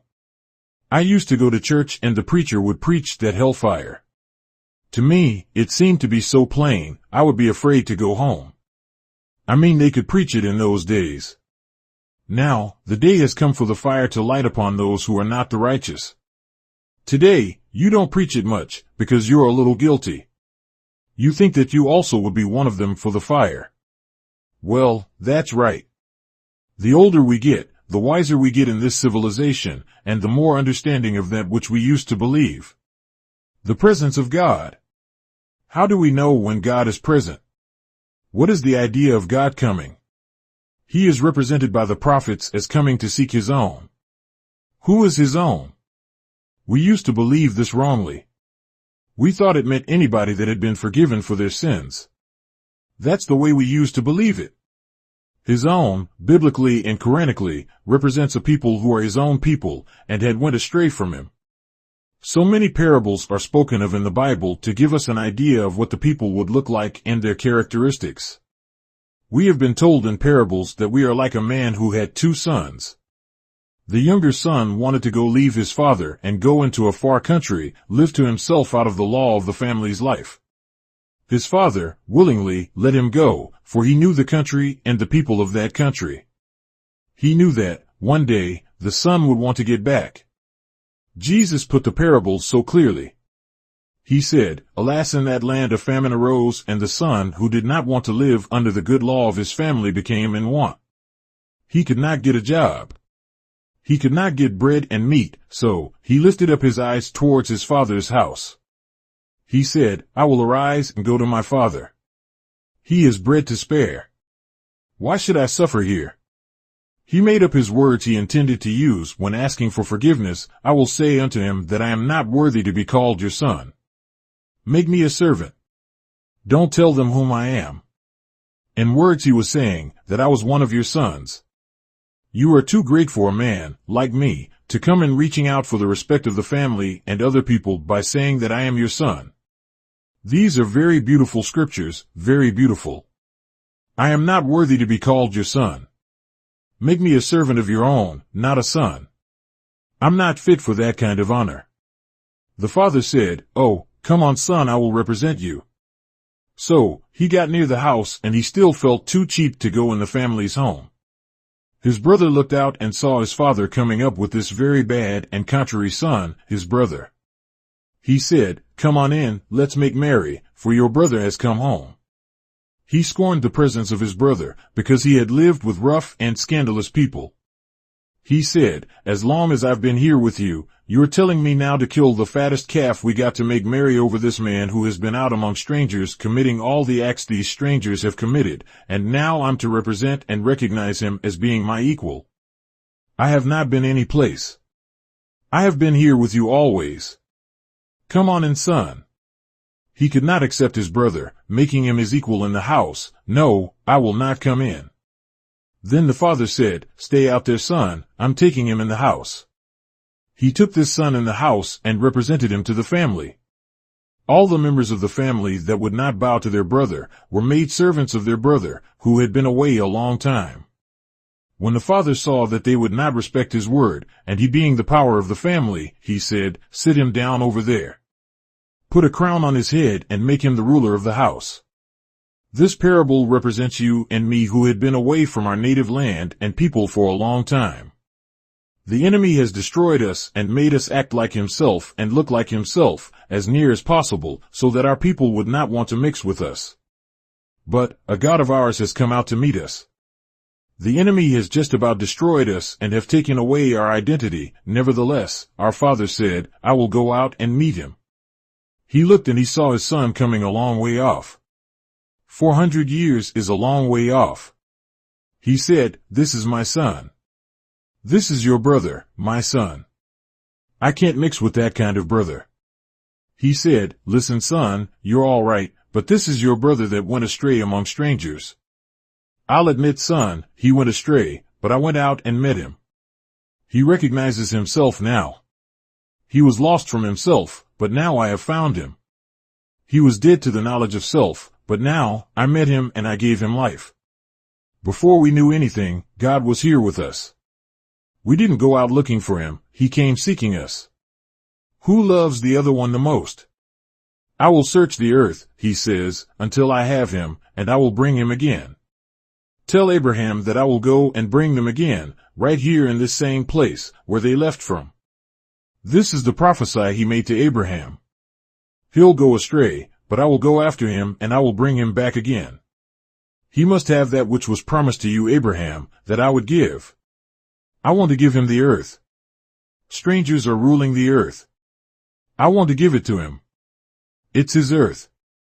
Abraham, I'm going after them. I'm going to search the whole earth until I find him, and those enemies that have him. I will bring him back and I will miserably destroy his enemies. He has come and found us. Now, he wants to take you and me home again by going to war with the enemy. In order to get the prodigal son to thinking of a home, he went to work on the land that he was in. In that land, the book says, a great famine arose and the poor boy became in want. He couldn't get a job. He had nothing fit to eat, only what the hogs ate. In his father's house, they didn't allow hog around there. The enemy knows that, so he gave him a job he knows he didn't want. Go feed my swine. The boy's religion was such that he should not even touch a swine, nor have a swine near him. He was a Muslim. I don't like this job, but I'm so hungry that I could eat the corn the hogs are eating. Remember, brother, this has not passed, it's to come here. These parables are directed towards you and me. God loves his people. He loves that boy regardless to his sins. He loves him. I'm going after them. He promised Abraham that he would do so. I can't break my word with my friend Abraham, I must go after him. We have been here for 400 years, yet never seeking Allah. We didn't know how to pray for him to come to us. Now, today, he's searching the earth for his people. He finally found them, and he was like a man finding a jewel or a pearl that he's not able to take, because there is an enemy that owns the beautiful jewel at the time. He goes and hides them. He goes and prepares to get that land and take it. He's after the country.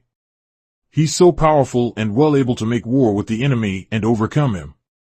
He sets the clouds against him. He sets the wind against him. He sets the snow against him. He sets the ice against him. He sets his own friends against him. He makes it impossible for him to agree and get along in peace with anyone. He's after him. After doing that, he goes and taps his farms by sending enemies like worms and bugs into his farms that eat up his crops. He's a terrible God to fight, as Habakkuk said in his book of prophecy. He said that he, himself, hoped that he would be here when God rises up and invades the people. He hoped he would be here. He's the warrior from the beginning. He was a such warrior in the beginning that when he appeared himself, he made himself to appear out of darkness. He went to war, then, with the darkness by raising up light to lighten up the darkness, so the darkness could not triumph over him. He made a great light for himself. He made his own house to rotate, so that it would stay in and about the light, making it a sign for us here today. Praise be to Allah. What was his idea, spiritually, for coming to us and bringing us out of darkness into his marvelous spiritual light? What does he want with a people who's like the prodigal son? A people who had not served God, but served the enemies. What does he want with us? He doesn't want us as we are. The Holy Quran says, he will cause us to grow into a new growth, and make us new again. This is to rid us of the mark of the enemies. That's a good God, isn't he? He hates the enemy so much so that he removes the scar or the coloring of the enemy from us and changes us into a new growth. No more shall you go along with the scars which the enemy put on you. Allah will put you into a new growth and make you look like him. As the epistle of Paul says, we don't know what we will be like, but we will be like him. What does he want to come to us for? To take us and give to us that which by nature belongs to us. We were brought from our home, following and worshipping an enemy. Now, the enemy has made us like himself, both spiritually and physically, so that God would not want us, but he does. It is written that he would seek and find us, then bring us back to our native people and country. Yet, The enemy has spoiled us so much. What does God want with such a spoiled people, who will run from him, who will hate and curse him out to his face, and then keep the enemy in his glory, worshiping him as his best friend while he's his worst enemy and murderer? What are we talking about here is the good of a God that loves you and wants you to be his people. What will you do for us? I will give you money, good homes, and I will make friends for you in all walks of life. I will destroy those that hate you and bring their kingdom to naught. You say, I won't follow a God like that. I say like the Holy Quran, O foolish. Do you call me to believe in a God other than my God? No, no. What is your God doing for you? Nothing, only trying to get you in trouble. After all of this glory that he offers to you and me, some of us are too proud to accept it, yet we are in trouble, hungry, naked and living in old, broke down, worn out old houses. You would rather stay there and worship the enemy, who is depriving you of a good house to live in, just to have him smile and say, you're doing fine. You're doing fine for him, but not for yourself. I say, we should wake up. The Bible teaches us that he came to save his people from their sins, not charge them with the sins of their enemies, but forgive them, because they were not at fault. It was the enemies who deceived them and made them worship that which they knew not. Allah says, submit to me, I will sit you in heaven at once. You don't have to wait, like the enemy teaches you, saying, wait until you die. No, you have already died. I'm saying this to let you know how much love God has for people who don't love him. You don't even know him and don't even want to learn who he is. It is awful. They want to sit them in heaven at once. Well, where is your proof? I'm the proof. I'm in heaven myself, and if you follow me, you will get in heaven too. Heaven is a place where you don't want for nothing that you cannot reach. You get what you want of good. Yes, brothers and sisters, that's right. We have to remember that we are trying to learn to toil and walk into the path of truth, justice, and equality. We must not forget our duties to ourselves.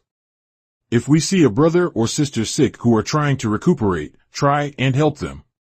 All of you Muslims, help your brother and sister when you find them sick and unable to help themselves. Go to them and see what need you can help them with. Don't be ashamed and stingy. Go and open up your purse and help that brother or sister who is unable to help themselves as a result sickness. Don't send them to me. You have a habit of sending everyone you find to the messenger for me to give them some money.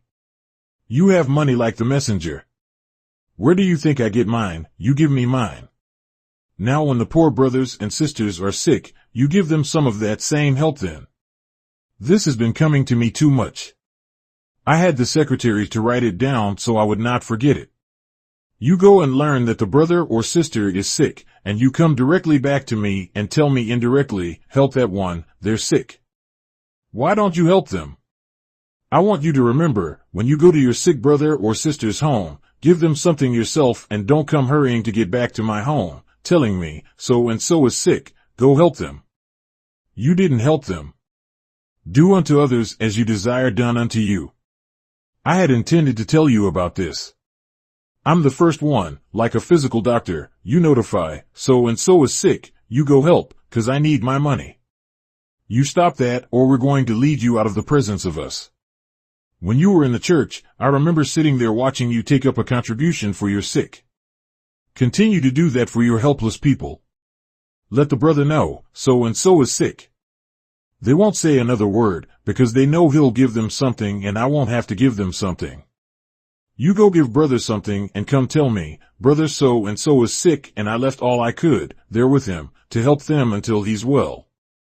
But no, you tries to find a way to find the messenger. Go tell the messenger so and so is sick, for him to give it.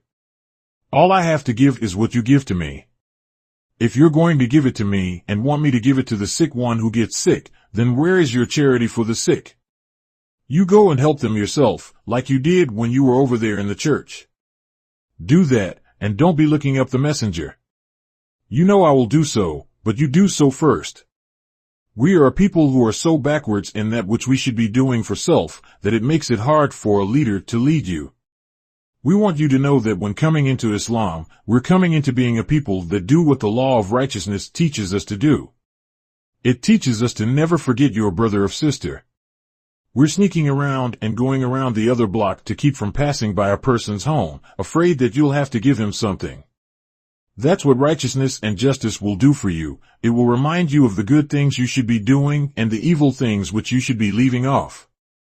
Islam is not here for you and me to take advantage of our brothers. It's here to bring us closer to our brothers and to our sisters. If we don't love one another, then how can God love us? If we ask God to help us and with that help, we won't help one another, He should not help us. I want you to remember that the day has arrived when we all must be separated and go for self. This day is now fast approaching us and we are living in it. I want to teach you how to go for self, as Allah guides me into the knowledge of how to teach and train you to go for yourselves. I want you to remember that this is my greatest job, to teach you how to go for self. We are now farming in nearly every aspect of life. We are farming and trying to grow meat, bread, and everything else that we need to keep hunger and nakedness from taking hold of us. I have now, nearly, gotten our nations of the earth to help me see that you have clothes, and see that you are not going hungry. I have now made such trades with the nations, that I can assure you that if you follow me and do as I tell you to do, you will not hunger nor will you go naked. But, I warn you to stay out of my path of trying to make a way for yourself, personally. I warned the nations of ours, that if they see you coming with a bread basket to buy from them, I will stop and cut the plan short that I have made with them. I also will become an enemy of your country and see that you don't live so happy. We cannot be successful in feeding and clothing our 30 or so million people here in America with any one of that 30 million grabbing up a basket and running over to the wholesale house and tell them to, give me mine separate. They and myself have talked over this and they have told me how you want them to serve you. I told them, go ahead and do it if you want to. I said, but you may find yourself clashing with me again. I am, as it is written, the right hand of God, and as the Holy Quran teaches you and me, that Allah says in it, that He and His apostle are not to be overcome. No, we're not to be overcome. We are together like life veins, and if you try to overcome us, we will send death among you. This Holy Quran teaches the messenger, do not you see that I have sent death among you? We are not to be overcome. He did that in Moses' time with Israel. He sent death among them. The Bible says, a death angel went around and that was a very trying time. Remember, that is directed at you, here. It is reminding you of what I did to an enemy like you.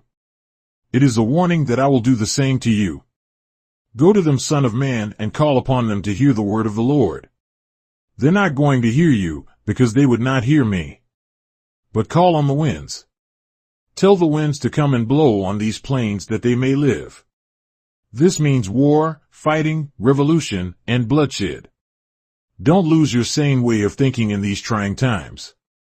Don't get so happy off the devil's world of foolishness, lest you find yourselves like the Sodomites, waking up in a rumbling earthquake and homes afire. He's telling you how God is punishing him here and there. He's warning you of how the earth is trembling in certain places in this country. He knows you're not going to pay any attention. They're not going to pay that any attention until it tremble in Chicago. This is the type of people Sodom and Gomorrah had. I say, my beautiful brothers and sisters, judgment is after America. America is in the throes of divine attack. They know it. They know I'm preaching right to you, but they know that you are not going to believe it until they tell you to believe it, and that will be when you're all washed up. One was bold enough to tell me, isn't this true, Elijah, that your people will not believe none of its leaders unless we put our own finger of approval on what you say? I said it has been, but I meant to let him know that it won't be like that from now on. Then he told me, Elijah, I'm sorry for you. You certainly have a big job. I said, who made it a big job, was it me or you? He laughed it off. You know, they can rip your heart open, telling you something they have done to hinder you from being successful in uniting your people to the God of mercy and truth. They can burn you up. They made him like that, then laugh at you trying to make him other than that. But Allah has come in person, brothers and sisters. He's with me and I am with him. He's angry with the wicked world, and so am I. As it is written, they both were angry, for the wrath had come. It was time to get angry, because the enemy was trying to prevent the dead from rising. God and his messenger are here for that exact purpose. It is to see that they rise, regardless to opposition. They must rise. God intends to make a new nation out of us, not to keep us like we are now. Some may say, where are we going? We don't need to go no place. Hell is made by the people and not by the nature of our reactionary earth. We make the hell and we make the heaven. What is hell? It's a place where people are disagreeable to live with in peace. Heaven is a peaceful place where people live in peace. Every man would like to enjoy peace, though he breaks the peace and contentment in the community. He would like a contented place for himself. My God and myself, we want to see about all of that. Some of you say, I want to go to heaven. You make heaven where you are. There's no certain place what we call heaven. It's only that place where a man makes peace for himself and is able to produce the great abundance of nature for his wants. When we remove evil and the cause of evil, then we are making a heaven there. The earth has always been at peace with itself, but the people on the earth are the ones who are not at peace. As the Bible and Quran teaches us, he created the heavens and the earth in peace. We don't hear one planet up there racing with the other one or trying to destroy the other planet. They are at peace with each other. When one seems to drop into space losing his hold in the orbit of space, this is done for signs. It's not that they voluntarily do these things, they're ordered by God to do these things. They show us signs of ourselves. The roof of the starry canopy is put there for us to learn the wisdom of Almighty God, the Creator, and that is a great lesson. We can study the wisdom in the canopy over our heads, all our lives, and follow after it, and we will be a blessed people. Why is it so hard for us to accept the God of goodness and freedom, and do the will of good? We have to move the hindering cause out of our way, who is the 6,000-year-old enemy that Yaqub made to be an enemy to us. Allah is pushing them together, to destroy them at once. You and I, by right and justice, were created to rule the heavens and the earth. When we find the disobedient one in our midst, we are to remove him out from among us. The day has arrived wherein the blue-eyed devil must go. I was talking with the Sultan of Ethiopia yesterday at my home. He was a big heavy fellow, but he was not much taller than I am. Oh boy, he was much larger than me. We had a big time. You never dream of having such a peaceful and loving time with your brothers abroad, unlike these who were here living next door to you. Did you know we live next door to each other and hardly ever speak to each other? Someone lives way across town comes up and asks us, do Mr. Brown live here? And we never knew he was named Brown, because we don't associate with them. We don't act like brothers of each other. We move in the neighborhood of the other, and it's very seldom that you find our people going over trying to get acquainted with them or to show to the new neighbor that, I'm your neighbor here. You have moved among us. We want to live in peace, love, and friendship together, and I'm over anxious to get acquainted with you. We don't do anything like that. We can live here, side by side, next door for years, and never know each other's names. This is terrible. That shows you how divided we are and how much love we have for ourselves. We don't have any. If there is a white fellow living next door, we want to get acquainted with him so we can show him what a fool we are to love him. It can make me so sick to hear our people speaking to the devil living next door over in his yard. How you do, Mr. So-and-so? How you do, Mrs. So-and-so? I live next door to a devil. But they never find me coming out morning nor evening trying to get a chance to speak to them. I never speak to them unless they speak to me. I'm not seeking their love nor friendship whatsoever. No, I don't want it. So, brothers and sisters, this poor little fellow don't have enough love to spare to an enemy for wanting all the love I can give to my brother. The Sultan of Ethiopia, who visited and dined with us last evening, is a very fine man. We must school our young children how can we create love and unity among ourselves, continually dividing ourselves up with the destroyer of peace and unity among us.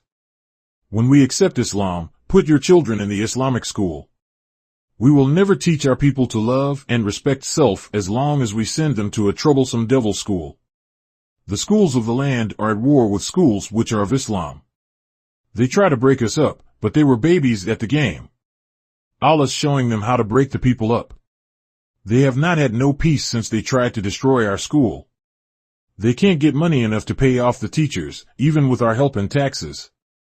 Our school has plenty of teachers. Here we have so many teachers that we could hire out some of ours to them if they had the money to pay for them. Everywhere we begin teaching belief in Allah and His true religion Islam, it puts us to scuffling for a place to build up a school for ourselves and for our children.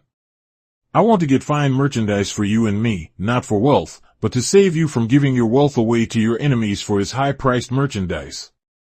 I'm putting in an order for 2 or 3 shiploads of food and merchandise for you to eat and wear. You are following me up everywhere I go trying to get the same people to sell to you personally. You don't want that which Elijah ordered. I want some for myself. How come you can't sell it to me like that? They're complaining and I'm complaining, so, this week, we agreed what they would not sell you nothing unless you put your order in with me. They wonder how in the world are you ever going to get along being so divided? Everything you see one do, that you like, you grab or jumps on his back to pull him down. I can get you all you want from the nations of this earth and get it cheaper than you can get it because you are not going to buy that much. I want to buy by the shiploads. You want to buy by the hundreds or thousands of pounds. I want to get hundreds and thousands of tons. The nations have offered me a very, very reasonable price on all merchandise coming to us. At the beginning, I was willing to let you know where I was looking to get that people to sell to you and me at a very, very low price, but I found out soon as I get it out of my mouth, you flies over there to get yours separate. You don't want to order with me. We are talking on this, brother, and I don't know who's going to win, but I think I'm going to win. If I was like you and I saw you being helped by the nations of the earth into millions of dollars, I would say to you, let me live under your flag, but you can't do that. You can't go over to your people of the earth and ask them for $1 million and they give it to you. They'll look at you and want to know, who are you? I am asking people to give me $1 million, $50 million, $100 million to help this people, here, out of the trouble and mud which they are in. You can't do that. I can do that for you. Why not let me? You know this, but you want, deep in your heart, to get something for yourself to rob self. You want to rob your people. Why don't you get out of that old stubborn, devil way, wanting to rob each other? I think the enemy has robbed us enough. We should not look at one another seeing if there's a little meat left on the bone to get off. Don't do that. Let's get together and keep anybody else from cleaning our bones. This is what I'm trying to do for you. I'm trying to help you. Well, you're trying to help yourself. Certainly, if I help you I am helping myself. Being suspicious is a bad path to be on, especially when you are suspicious of a man of God who's been raised up by Him to lead you into a better life. I want to see you living in heaven, where you once lived in hell. I want to see you passing by each other as though both were brought up in the same family and by the same father and mother. That's what I want for you. God has made me love you as He loves you Himself. I want to see you blessed, not proud, but blessed. You don't want to let me and my God bless you into salvation, out of the poverty-stricken condition that you're in now and the condition which is getting worse every day. There will be no jobs. The government is afraid to let their soldiers return home because they don't have jobs. The country is going down, down, down, and you can be blamed for it, yet you believe that in that fall, you have salvation. Stick around, brother. I want to see heaven given to you divinely. The prophets prophesied that you would receive this from God in the judgment. You would be given a land for yourself. It is Allah's own goodwill. Says the Bible, to give thee the kingdom. You're the thee and the kingdom is America. Don't scorn me. Don't be suspicious of me. You can't win by being suspicious. You got to trust someone. Allah shows you proof that He's with me by bringing fulfillment of that which is written by the prophets of your Bible. Look and see, He tell the prophets. They all come to thee. It's not that you have power to force them into love and submission to you, but I will so that, because you love me and I love you, I'm going to make all of them love you. I'm going to make all of them to bow down. I'm going to clothe you, like one clothing another one with a garment. They shall hear of thee, and they shall come from afar to bow down. That's right. Those who come from afar, they will bow down, and they will submit and ask Allah to continue to bless Elijah, because he's the one. Whatever you desire, Elijah, ask for it and it'll come. That's what he told me from his mouth, right here in this city. He said, you will get it. He pointed down to the street and said, you will get it right here, whatever you want. I don't want nothing but the freedom of my people and the earth that they're on. This is our earth, not the blue-eyed Caucasians. God didn't give him not so much as a square foot of this earth. God didn't give the devil nothing but time. Now his time is up. We don't wait for him to move, we unite with God and move him ourselves. We want to enjoy which is ours by nature. It is earth. How can the white man claim the earth or any part of it when he had no part in the creation of it? I'm about to try you with fish and clothes coming from the outside of this country. I'll try you with what you eat, so I can see how you will go along with me there, when I will try other vital things towards our work of building up a world for ourselves, which will follow. I can get you all the fish you want to eat, of the best kind, for far less than the price you are paying. I'm ordering a shipload to try you and see if you'll buy your own good fish at a very reasonable price. I'm scattering the order throughout the country. Taste these fish, and stop buying them from your enemies. We are paying enough for a pound of fish to buy a shirt, that's right. Think over $1 and $1.25 a pound for good fish, that's terrible. I'll get you 4 or 5 pounds for that. I have sent for every type of merchandise that you need at 1/3 of the price which you are presently paying now. We want to do away with our robber. You can't do away with the robber unless you can come under his price. So, by my Allah, I have the world behind me. Everything that you need, I can get it for you for far less than you can get it from elsewhere. It is being set up for you now. Those fine clothes and fine shoes, I can get you those fine shoes for less than 1/9 of the price. Yes, I can tell you where I'm expecting to get a shipload of them, but I'm not going to tell you, because you'll go there with a market basket asking for it to be filled at the same price. You are a terrible people to handle. You sit here and laugh and say, that's right, and before I can get home, you have told all the enemies what I have said. Then he goes to put a barricade up again, like he did to us in Japan. He told them all I had said concerning the trade in Japan for you. The enemy went over there, set up a higher tax on everything to make it hard for us to get anything. We would have had to pay a larger price. Now, we broke that down, by our Allah, we are many people and he's only a few.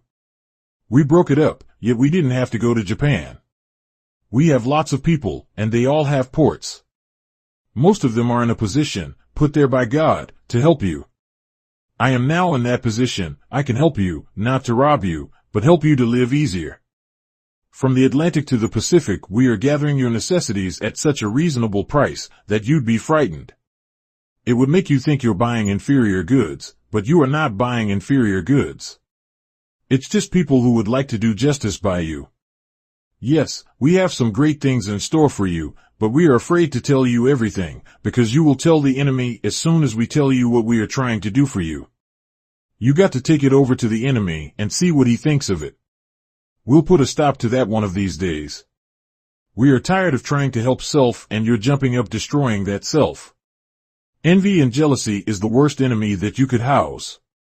Just try housing envy and jealousy, the worst that you can house. That's our greatest trouble, like it was with Cain and Abel. Cain couldn't stand to see Abel being respected by God, so he goes out and kills Abel so that God's respect would be for him, only. This is the way you are. You want to destroy the success coming to your brother, of which he wants to share with you. You've got no time to wait. You are envious and jealous of him.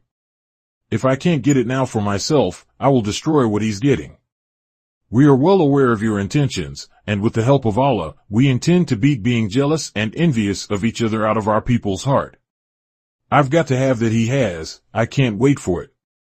I want it right now. We've got to find ways to destroy that kind of evil. That's an evil that will never let the nation rise, so we are after destroying it. We have learned how to get under it and get at the roots of it. I have grieved and cried many times over the way we are being treated by this devil.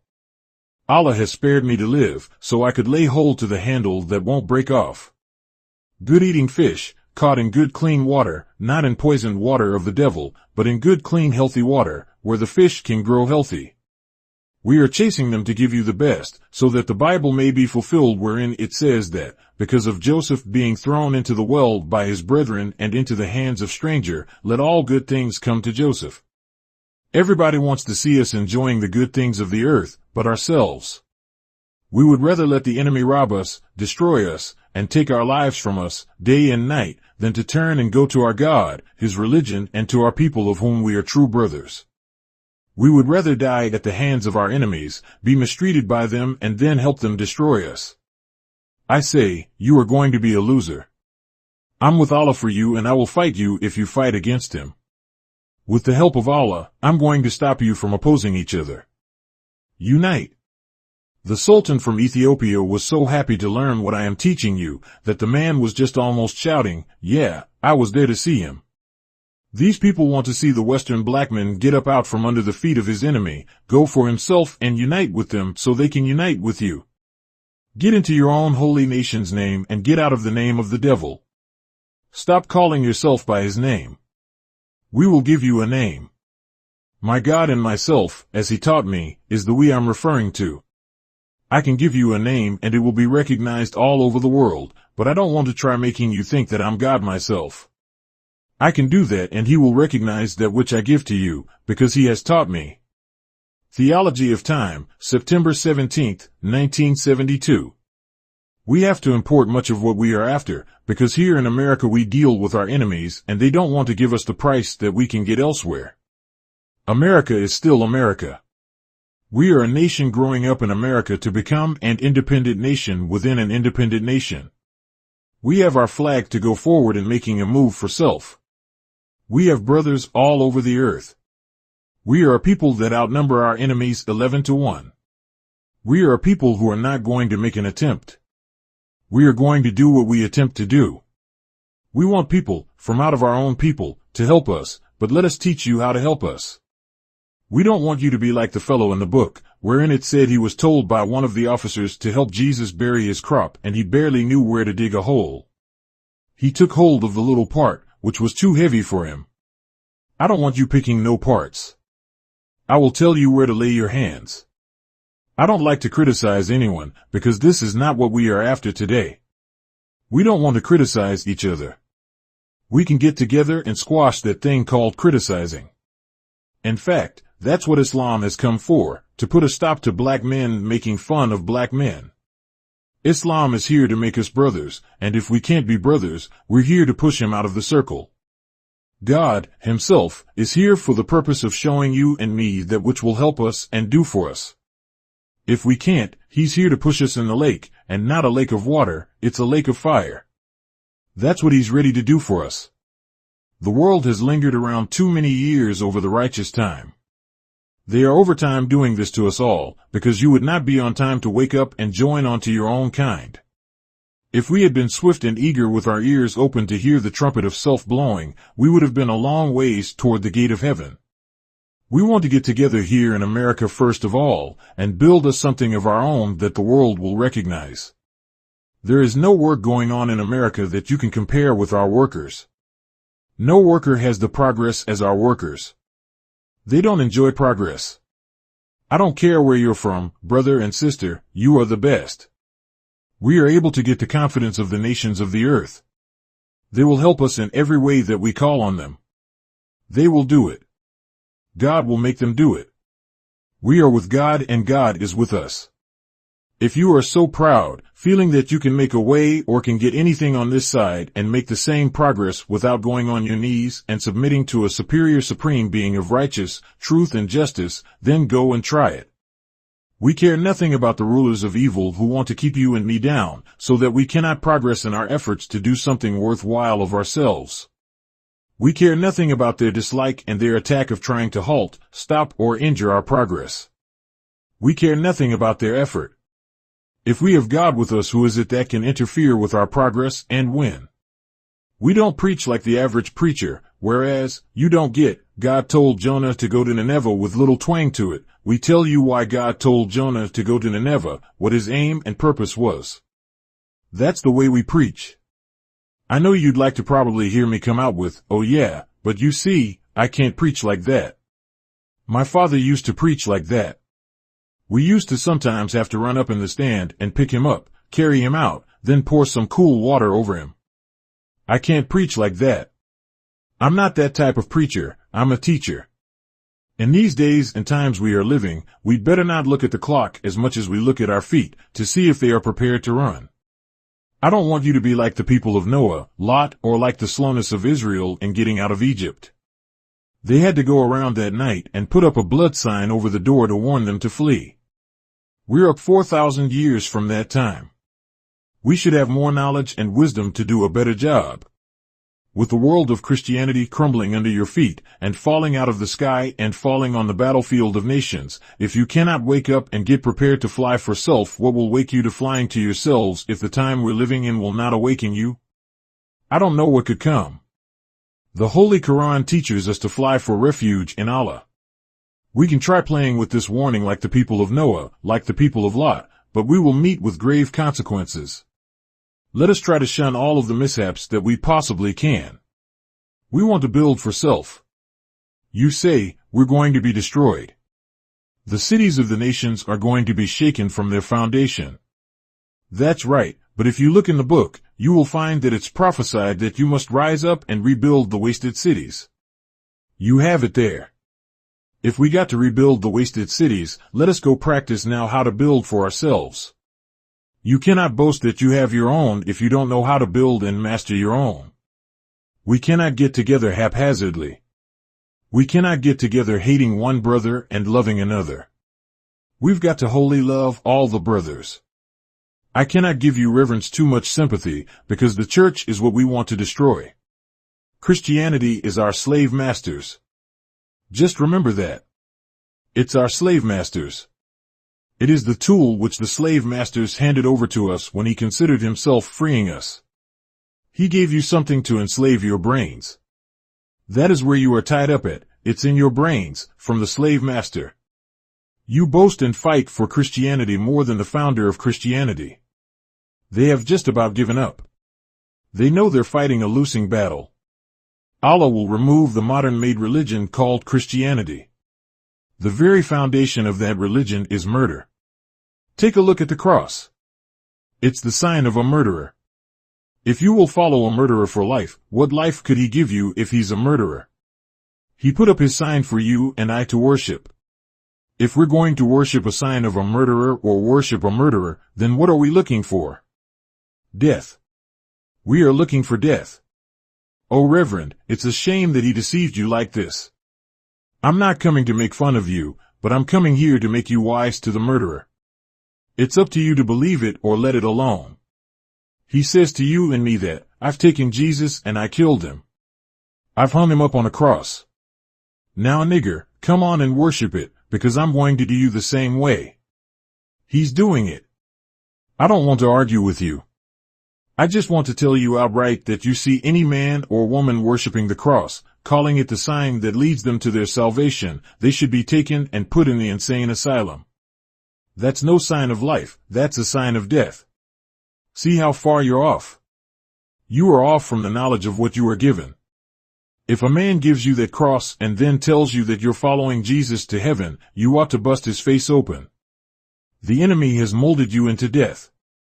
My church, my denomination, your church is hell and your denomination is hell.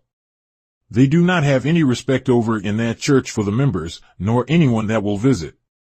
Fight back, they hung you on trees. They say they hung Jesus on the tree. You should be clear on this, because they do hang you. Be like Jesus, he says. Ask him, for what?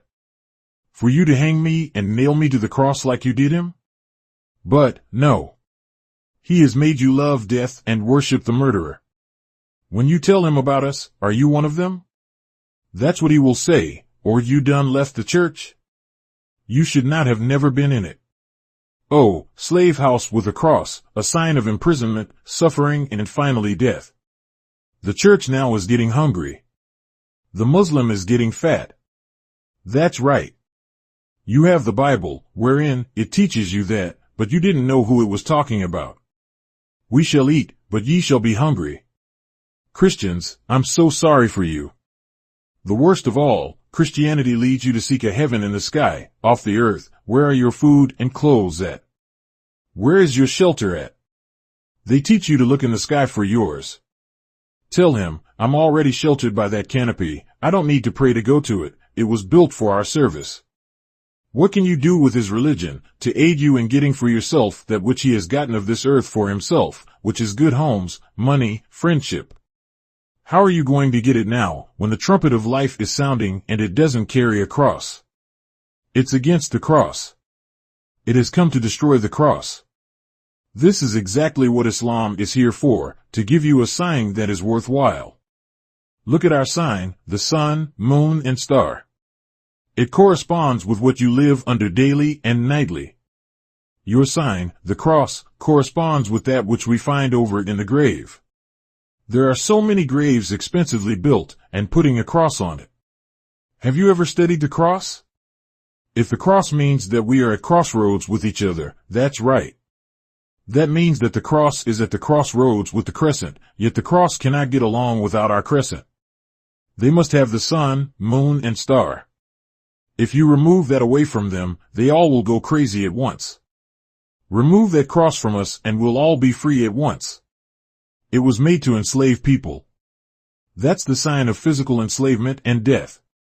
That's the cross you've been deceived to follow. You follow Jesus. He was hung on a cross, they say. He was not hung on the cross. Allah told me that he made a cross out of himself. He stretched forth his hands like that of a cross and let the deputy sheriff stab him to death very quickly through his heart.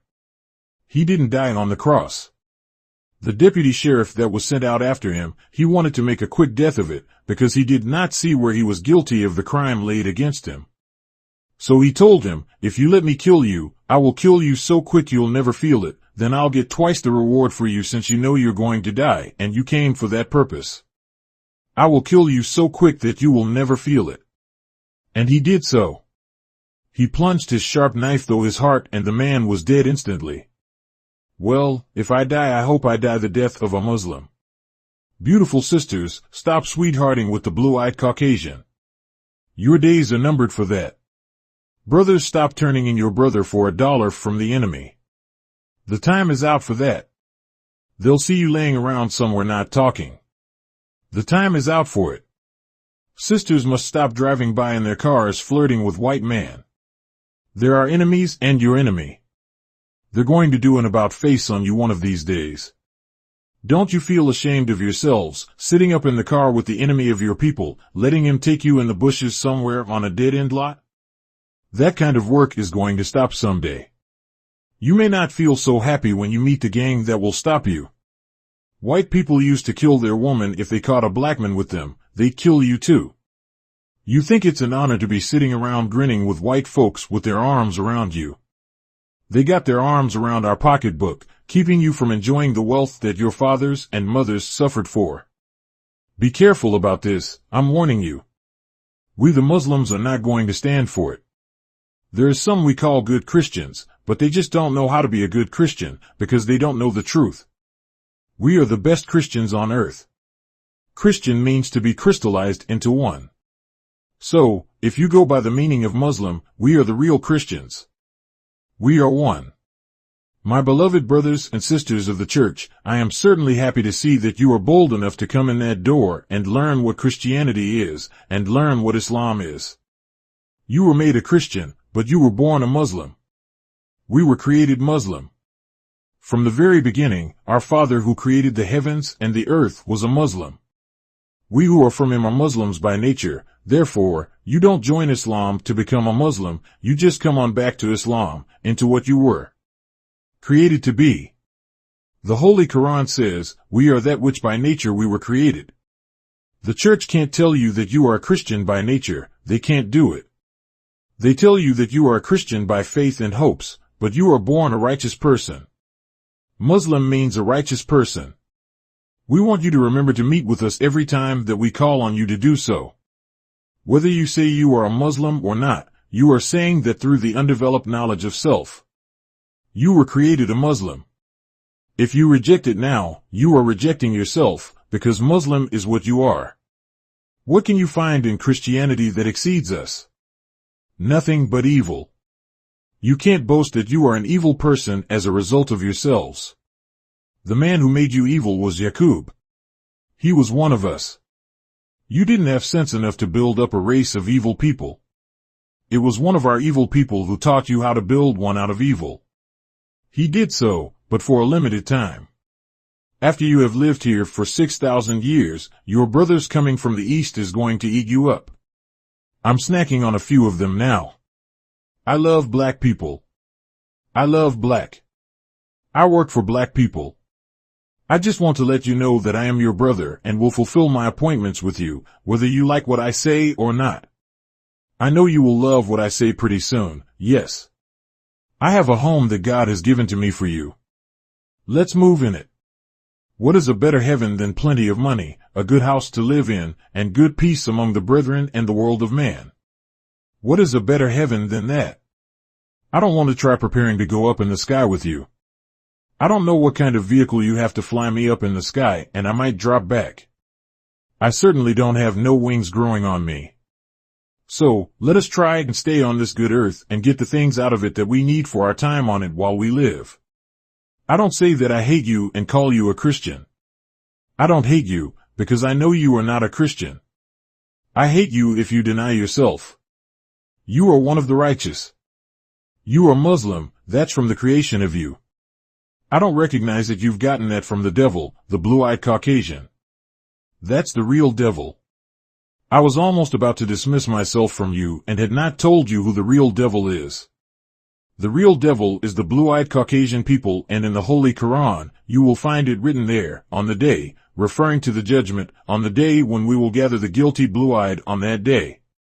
The Holy Quran is an exact, righteous, and truthful book. The blue-eyed are being gathered together now. This is the time they are being gathered. We do own the heavens and the earth, and we are taking it over. You are so beautiful. The devil himself knows that you are the most beautiful people on earth, but he don't want to tell you, because he, with his short temporarily made self, wants you to think he's the most beautiful. He has just been here 6 days, and we've been here years without number. I say, go on like Isaiah teaches you, shine, shine, shine. Theology of Time, September 24th, 1972. I am a messenger. I have a message to deliver to you from the Lord of the world. We need professional people to get going. Get going on what? To get going on building us a world of our own. We want a world of our own. We need professional people to get started with that world. I no longer want the world that I was born in. I want my own world. I don't want you to be so absorbed or immersed in the world that you can't get out of it to build you one of your own. Looking forward to the white man for everything, this was conditioned in us when we were babies. This is why it's so hard to get you to do something for yourself. It is because you have always depended on the white man. You let him take care of self, and you did nothing but play like children. This thing must be stopped, and the only way to get it to stop is to stop it yourself. We want you to know that the Islamic believers are now in for building a world of their own. They are not satisfied with this world, and we are trying to build a world of our own. We don't have to try much, for the world is already carved out by divine, therefore it stops us from trying to carve out pictures trying to make a world. The world is already carved out for us, and the architect is Allah himself. I don't think you have much to argue with. We want you to pay attention to what we are saying. We don't want you to think that we think the way of this world's thinking. I want to change your way of thinking. Once that has been done, then you are on the road for self. We have great men and we have great women with plenty of know-how, but they lay down at the gate of their enemy, the devil, blue-eyed Caucasian, begging him, because they don't know how to get started for self. We must learn to get going for self. Since we have this type of knowledge that we've learned from our enemy, put it towards self and not the enemy. Look how silly you are. God sent the Christian and the Buddhist to fight a war killing each other. You jump in there trying to help save both of them. Just think over that. You had no rights in that war, any more than a turtle have rights to be standing up here trying to preach to you. You say, well, I was fighting for my country. When did you have a country to fight for? Just tell me that and then I am through. Back in the days of the First War, I joined up for that. Allah must have known that I didn't belong in it. One day before they called up that group which I was in, they declared that the war was over. I never have seen people so in love with going to war as you have been in Vietnam and the one before it. I wasn't thinking about going to the war. I even went fasting, trying to get as little as possible, so I would not be in that war. They said that if you didn't weigh 112 pounds, they wouldn't take you. I tried my best to come down to that. Even if they had waited until today, I still would not have had to fast to get down to that weight. I'm not much over that now. I'm one of the happiest men on the earth to own a whole nation. That must be a rich man, to own a whole nation.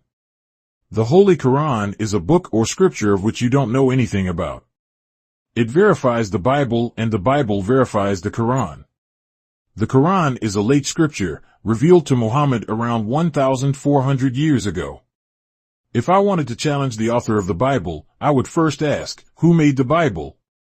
Did the white people make it or did the black people make it? Who made the Holy Quran? You say, Muhammad. Muhammad will say to you, it was revealed to me, but who was the revealer? Oh yeah, we want to attack some of these know-it-alls. Do you think a spook came down to Moses and questioned him on what Moses said the spook said to him? Spirits don't talk like that. Moses said that he met God and God told him after Moses asked God who he was, who shall I tell them who you are? He was so mighty in wisdom and his strength. He just told Moses, tell them I am that I am. That's a mighty man. I'm not particular about whether they know me or not, but I am that I am. When I let go I am, they will know who it is. He said to Moses, I am the God of your fathers. You're asking me who I am when I'm the father of you. You know, these are beautiful answers. He said again to Moses, come Moses, I want to send you to Pharaoh. Moses didn't want to show his mighty self. He said, who am I to send to Pharaoh? He said to Moses, you go and tell Pharaoh that you have met with me. Pharaoh is a scholar, he should know that you are not talking about yourself. You are talking about a man that he's been dreading to look upon. Who am I to go to Pharaoh? I'm going with you, Moses.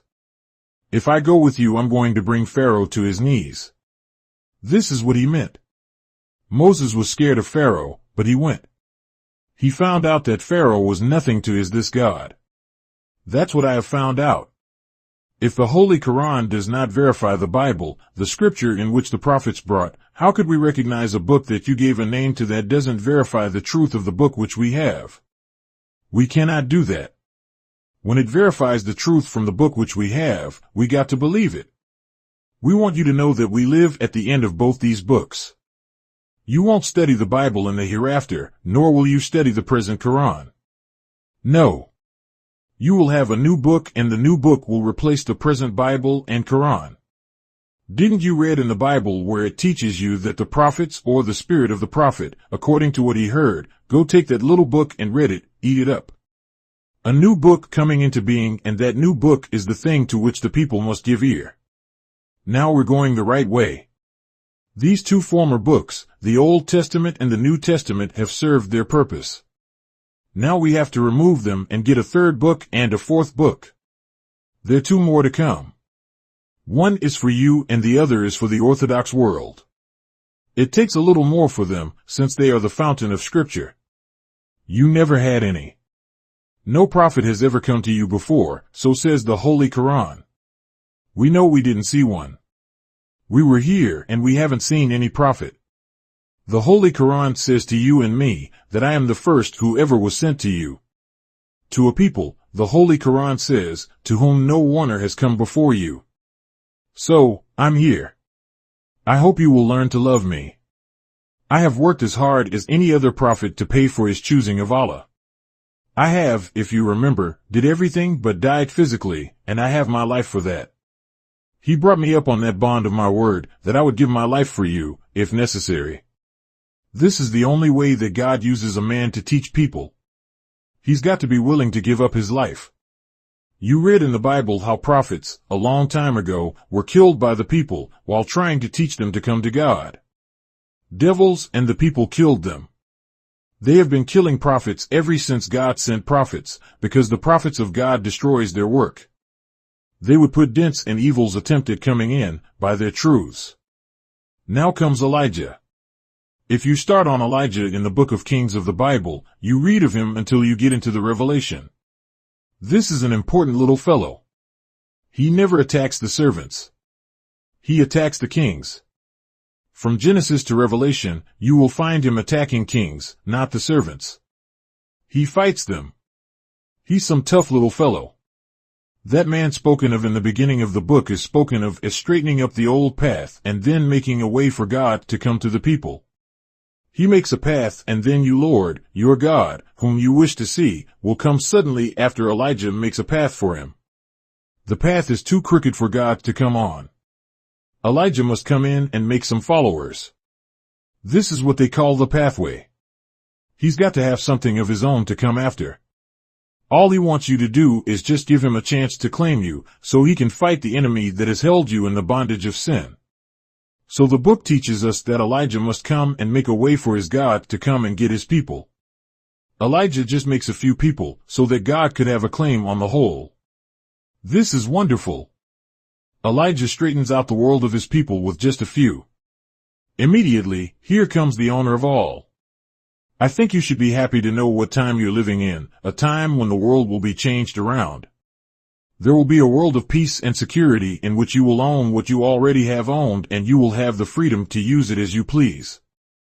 Build a world that the people will be happy to live in. We cannot be happy living in a world that we are afraid for our own lives and our children's lives every day and night. We don't want a world like that. The root of it is the presence of an enemy on our earth that doesn't belong on it. In the creation of the heavens and the earth, our fathers didn't make enemies. They had peace. Here comes an enemy of ours just 6,000 years ago. He goes and makes a people to be our enemy, but he can't last longer than 6,000 years. We're ready to throw him in the fire, because we can't live with such people. You can't get along with them in peace, so they must be removed. We're not saying go and isolate them into some part of the earth. He will come out, for he's too smart. Go and kill them, then burn him. Burn him up.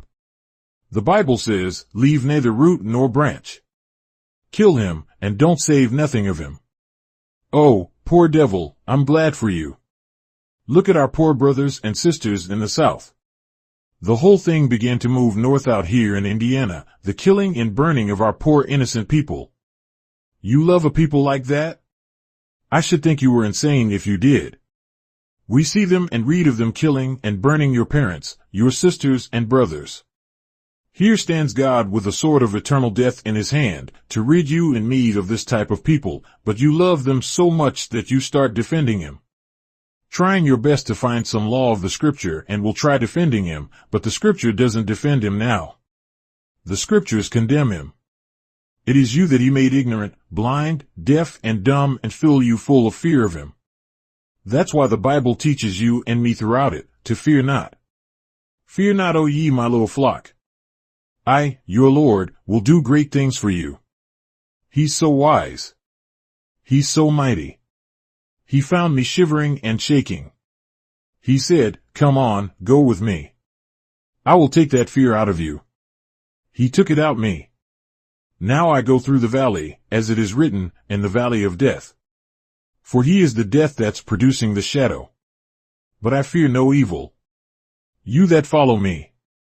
You are the same. You don't fear no evil, because you have Allah on your side. We are a most happy and worthy people for God to choose us to be his people. And would kill nations for you. Your Bible teaches you that. He will destroy nations for your lives, and he's doing it. Why shouldn't we fly to a God like that? I've been following Mr. Blue-Eyed Caucasian all my life and I have come to love him. I wishes to kill you God and my God to say him. Oh, brother. That's bad. That's just what you say in your heart. I wish they didn't exist. I would kill them if I could. Many times you have wished that my God and your God, Master Fard Muhammad and Elijah Muhammad, were dead, so you could cling on to your devil. The devil said, himself, that if they could get me out of the way, they would have a glorious kingdom. If they would get me out of the way, they would have a glorious future. But I am here. I'm here and no one can move me, but he who put me here. If the devil and you would unite together and try pulling me out of the way, you wouldn't do anything but put yourself out of the way. Allah has power over everything. Since he has power of everything, he most certainly has power over me to keep me and protect me. That's not going to happen with me and you. No way, because he loves you. I love you and you love both of us. We don't have nothing to fear. We have been out of our brotherhood so long in this world, we are joining up again. And we are so happy to do that until no one can now come around trying to make trouble among us, because we both love each other. I love you and you love me. The devil, blue-eyed white people, love to get around Reverend. They call him their man, you know, and Reverend calls himself their man. Reverend believes in that blue-eyed devil because he calls him Reverend and pretends to be backing him up. But he's not backing Reverend up into nothing but the fire of hell. Reverend, cannot you see that he can't do nothing with me? He don't call me no Reverend. They can't stop me.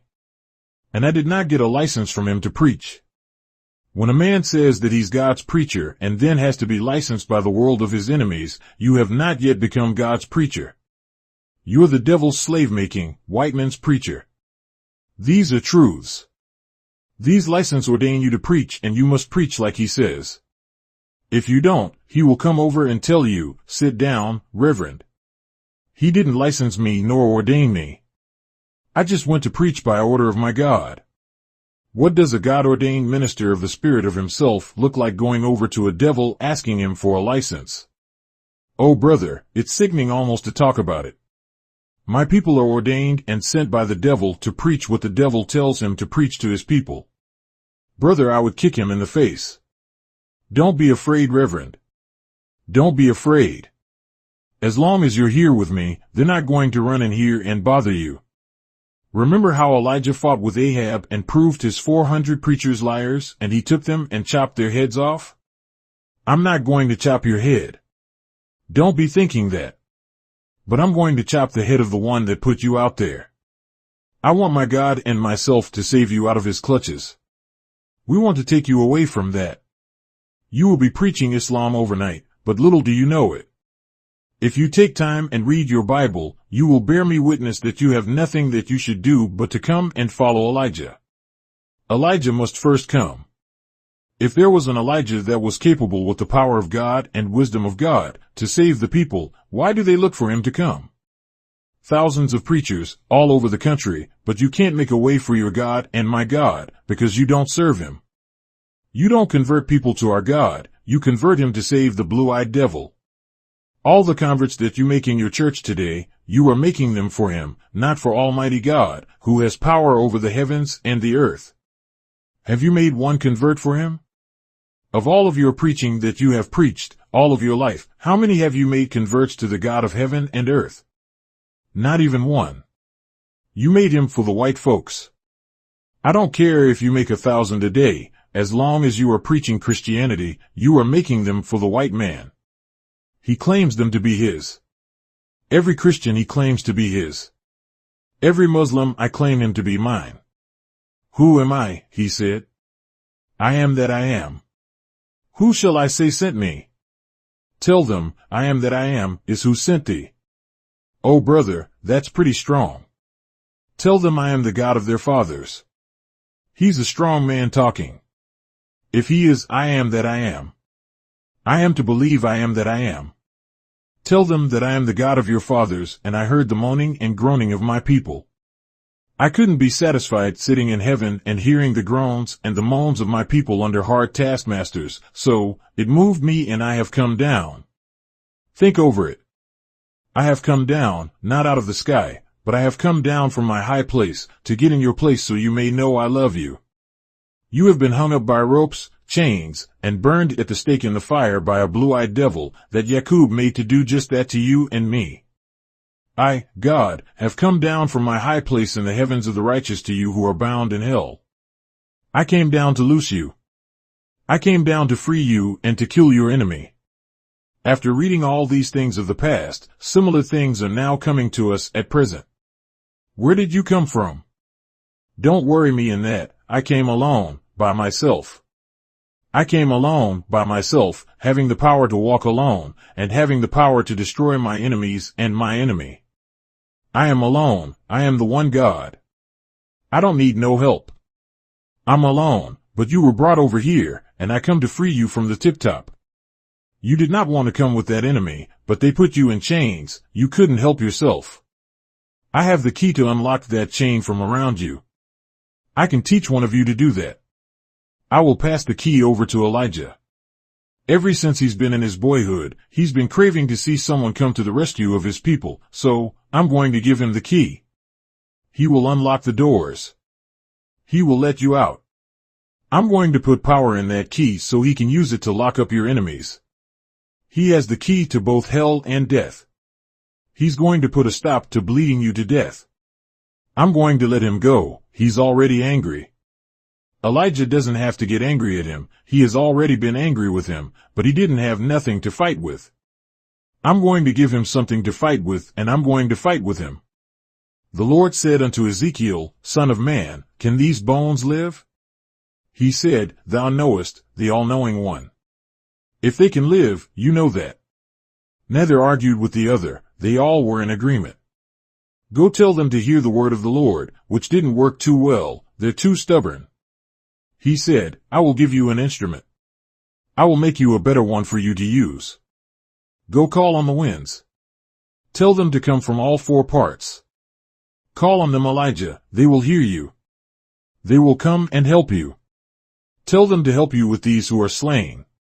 He saw us as a slain people and told the messenger to call on the nations that he called winds of the earth to help him.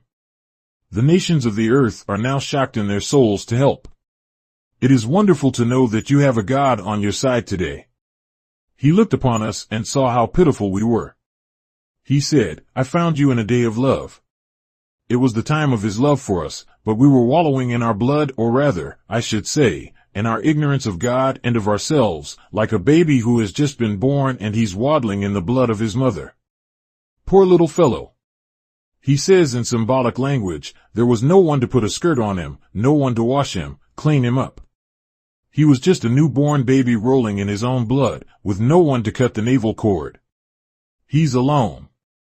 That was a time of love, he said. He came, and after he had washed us with the waters of Islam, he then bandaged us up. He said to us, You shall be mine. A mother coming from abroad, this is wonderful. The baby's here, but no one had thought enough of the baby to wash the baby up and put it on clean clothes to send it out among the public. My brothers and sisters, Allah and myself are cleaning you up, and you have on beautiful garments, in which you're not ashamed to go out in the public. The public stare at you and they wonder, who has did this job for you? Tell them a man, who calls himself Elijah Muhammad. Both Holy Quran and Bible says that after this work, he tells us me. Me and me alone should you fear. I am your Lord, I have got you. Think over this. I have now taken you and gave you my name, a name that the world must respect. It is my name. I will call you by that name and the world will know that I have visited you. All praise is due to Allah. You are now going around here calling yourselves angels of heaven, when before you were calling yourself Mr. Jones, Mr. Culpepper, and Mr. Jackson. Who is Jackson? You are a fallen angel from heaven, caused by an enemy who pushed you out of heaven with his way of doing things. You don't have no name. All the names of God have a meaning to them, but the devil's names have no meaning. He that has the name of Allah will live forever, for that name will live forever. Go along with us and the world will admire you. I don't care where you go on this earth today, and tell those people that I came from America and I follow Elijah Muhammad. They'll say come in. Any place you go, you will be recognized and respected. Some of them have gone over and told stories that they were following me just to see what would happen. The people took them in so fast they got excited. They knew they was telling other than the truth. That made him to join up with us. We are in Russia, we are in China, we are everywhere. You can't go no place without finding us. Just go and try it for yourself, and if you return, tell me if you didn't get respect by claiming me to be your leader, and I will pay all of your expenses.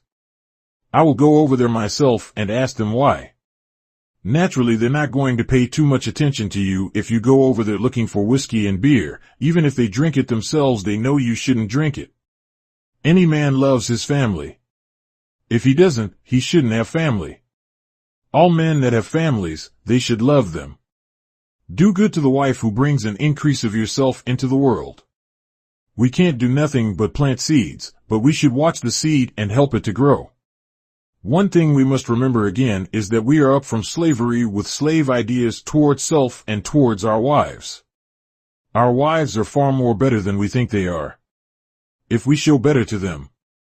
So let us do that. Let us show them good and that we are good men. They won't want to go away from you. I don't see nothing out of your house that you should go after. If you have a black woman there, you have the best. We know how the devil has made us ugly, disfigured and whatnot. We don't want to be like that, so he told me, out of his own mouth, that we will be a different people. So, I don't think you have to ask me will he make us ugly. He can just leave us alone, we're already that. He said to me that he will make us the most beautiful people that have ever lived. Yes. If he's going to make us the wisest, surely wisdom brings about people contacting you. You're not going to be sitting before people ugly. You must look beautiful to compare with the beautiful wisdom you have in your head.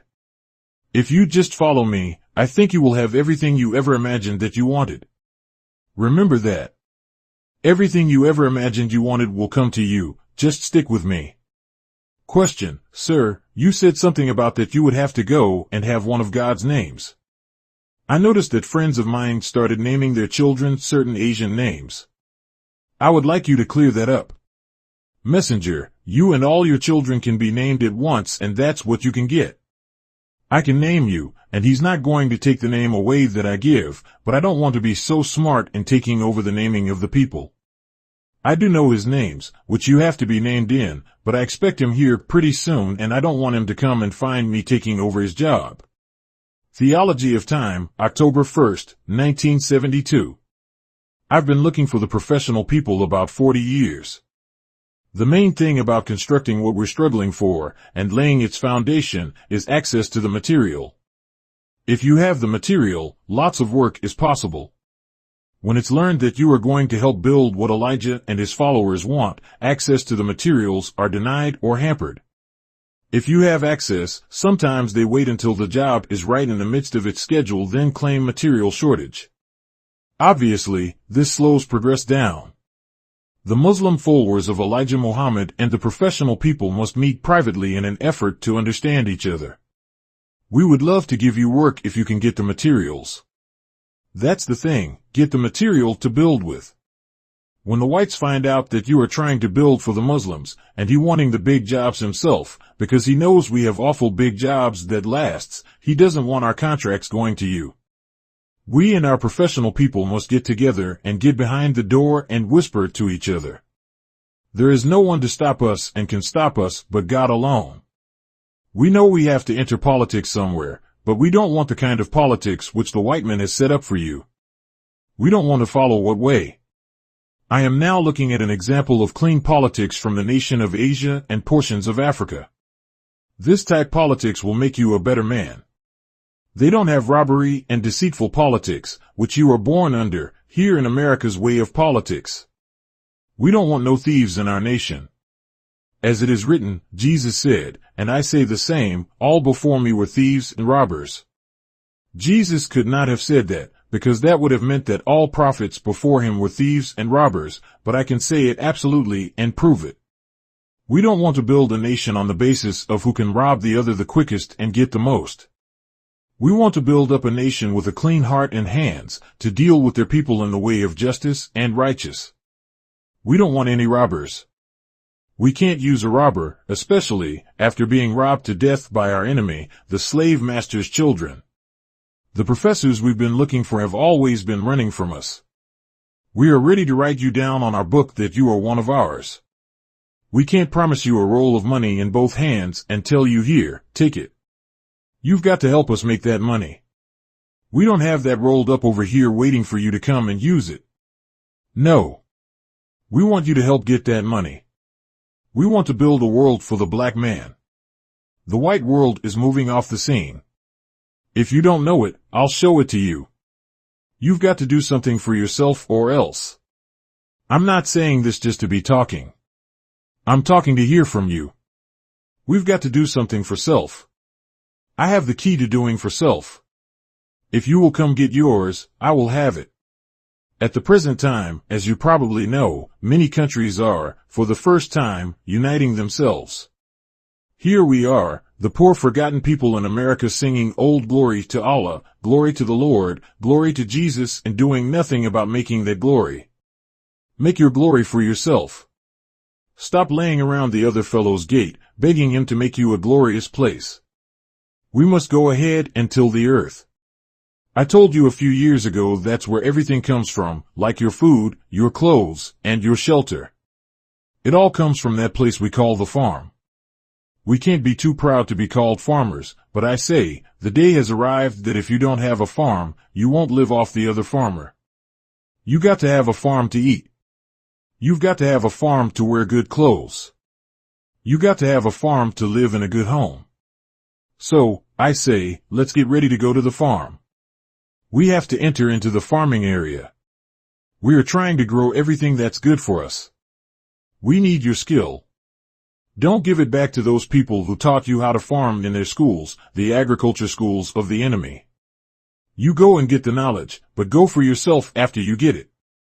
I want to say this without saying one false word. I have the world backing me. They want me to chop up this country for you and me.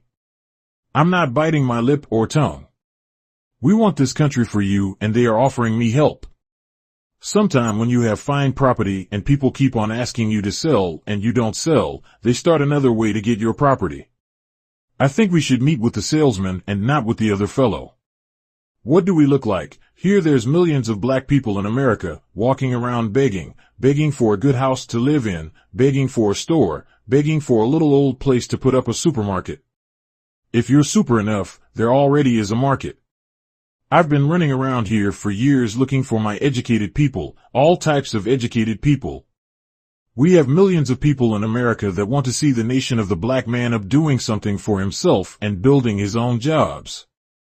We can build them for ourselves, and we're just a small group. We will build our own jobs. We're not thinking about unemployment, we are thinking about overemployment. Did you know that we have some lazy people? You go give him a job and he lays down and go to sleep on it. I wish you professors will join me and help me put this nation to work. We can make jobs on top of jobs. Where would the money come from? Us. Where did the money come from when the white man built jobs for himself and us? We are the original people of the earth. Why cannot we do a better job than he? We've been free for the last 100 years or more. What have we made for ourselves? Nothing but trouble in trying to force the white man to build jobs for us. We go to war with him if he doesn't make a job for us. If he has freed you, make your own jobs, but if you think you are not free and you want to continually be a slave for him, then you go and tell him that, I am still a slave, make me a job. I don't believe in being a slave forever. Let me loose. I'm going to run and get away from your slave house and see if I can build one for myself. You businessmen and great educators, all we need to do is get together and agree on what we shall do first, because you know how to do these things. We know we can agree, because we have the same idea, therefore, we got to agree. You may be saying, this is a little flow popping off around here. We want to go to Mr. Ford, we want to go over to General Motors. Let us get started over there with them and make them richer. My beloved brothers, what is coming on us now is going to drive you to the bread wagon if you don't get up and do something for yourself. The uniting of Japan, China, and their other allies are uniting together to deal with self, not with white people. If white people want to come in, they must come in by what they offer them. This is something the East has not been doing. By now, they are ready to push the West out of the East so that they can do business with each other, and they have plenty of each other over there. They have hundreds of millions of people. They are sick of the West, and they are going to push the West out so that the East can be. Believe it or not, this is a direction, as you call it in slang, from the horse's brow. If you want to do business, get together and do business on a wholesale way and not on no little piece retail way. Why do you want to run to your enemy's hospital when you have good trained nurses and doctors? You have nurses throughout the world who would be willing to come here and take care of you, even at no pay. Some of them love you just that much, to try seeing that you are cared for right. You have a lot of them working in other hospitals, here before your face and mine. There's hardly a little clinic wherein you don't find a foreign nurse, if not a doctor. They want to see you taken care of. I know all of this going on, and I have the key to it. They are sitting around watching and waiting for us to do something of the kind, so they can get in there and take care of you to keep you from falling into the hands of the enemy. What do you look like fighting your enemy out there and then ask him to heal you and nurse your wounds? If you and me are fighting and you wound me, you could continue wounding me if I fall in your arms to be healed. You know we are silly people, and extremely silly people. I'd rather raise up a tent and put some logs down there, put some mattress on top of them, and let my own brother wash clean the wound and pour in his medicine than ask the same man that I'm fighting to do so. Have you ever thought of this? You're fighting the enemy, then run to him to heal your wounds. This is really ignorant. Shall not we get together and build us up some kind of shelter to heal our wounds? Certainly we shall do so. I feel so cheap talking with the devil, and he has all the places to be cared for. Why furnish us doctors when we have black doctors right behind us? He will make us feel better if he's waiting on us. A black nurse will make us feel better. Let her wait on us. Do you not see how dumb we are? We are pretty ignorant in this big old wide USA, and at every corner we look or on every square foot we find the enemy. He's against us, yet we won't build up a hospital for self. Try to do these things or wait around and it will be too late, then you will cry, oh, woe is me. I let such an opportunity that Elijah Muhammad was teaching go by. I fooled around and didn't do nothing, but depend on the white man. Build up something for ourselves, and then the nations of the earth will recognize you as they are recognized themselves for doing for self. No need to say you don't have a chance. Oh yes, we can break the chains, brother, and come on out of it. We don't have nothing that's binding us which we cannot destroy and free ourselves. I want you to remember this, you are a little too happy to do temporary things. We don't want any temporary things. We want permanent things. The professional people, we can take these people and build the finest nation there is on earth. But we cleave our tongues to the roof of our mouths and won't let it speak for ourselves. If we tie our own hands behind us so the hands won't do for self, you can expect to suffer. We certainly need you that know something about airplanes. We've got to have these planes that rolls on the air instead of the ground. We do have this in mind about getting some planes that will take us around. We hope to find you ready for that job of flying them. Oh yes, we have one poor pitiful plane and we want it to get some mates for itself. We want you to learn how to fly. If you don't know, learn. I have a grandson. I'm trying my best to make him learn to be a great flyer. He's flying planes now. But I want more of it. We want flyers that will train to fly planes overseas, not just around here over the city. We want to get in it and go all over the world like other nations. The worst thing that you can do is set up unions, labor unions, and leaders among yourself. This brings the other fellow in and he knows how to set the trigger for you to fall all the time. We have no rights to have a union if we're going to deal with each other on the basis of freedom, justice, and equality. I have a lot of untrained people with me who want to learn these jobs. If you will look down on the poor little brother and say, he was not as fortunate as I was. Come on here in this old barn or anywhere here, let us get together and fix up something and go for self. I know it looks hard, educators, professional people, for you to drop down among uneducated people trying to build them up, but they are your brothers as well as mine. I'm making them grow up. I just need your help and your learning. We will have a nation prepared and fitted for the world of national recognition. It's just that you don't want to go into the job of associating with little poor brothers, because you have your degrees from high-educated centers of this people and you don't want to drop back to make some for yourself. These people I have learned, professors and educators, to be your best friend, if you will take a little time in training them. You really have yourself something when you train one of these. But if you look for your equal all the time or your match, then you're going to run into arguments, disagreements, and breaking up the unity and whatnot. If you train him for what you need, he's yours and he'll love you. You got someone that you can depend on. I know you're not too good a Christian nor a Muslim. You know my father, he was a Baptist preacher. I used to chase him after he preached to question him on his sermon, so I'm still doing that. Let us have a special meeting for special things, not an open meeting saying what we are going to do and do nothing. Let's go get in a room, sit down face to face and tell each other what we can do and what we must do right away. This is the way to get business started. You can't start business by hailing each other across the street. We got to get in a room someplace and look each other in the eye and tell each other what each can do and what each can't do. If we can't do the things that we want done, we go out and look for that fellow. Fine, highly educated people don't have work to do. Their work is shutting off fast. The devil has unemployment in your office. He doesn't know what to do with his own unemployed professional people. This is why they're having so much trouble in the school. They want something to do when they get their diplomas and their degrees, but where are you going to get that something if you don't make it for yourself? You got to make it for yourselves. If you don't make it for yourselves, who is going to make it for you when America is faced with the worst problem she ever had, that is, unemployment from her armed forces? When they come back home, what is she going to give them to do? This means a war, then, at home. They're going to start fighting for something and America knows that she's in trouble. She will be sending these unemployed soldiers back home to do nothing. She's in trouble, but she doesn't know what to do with these people.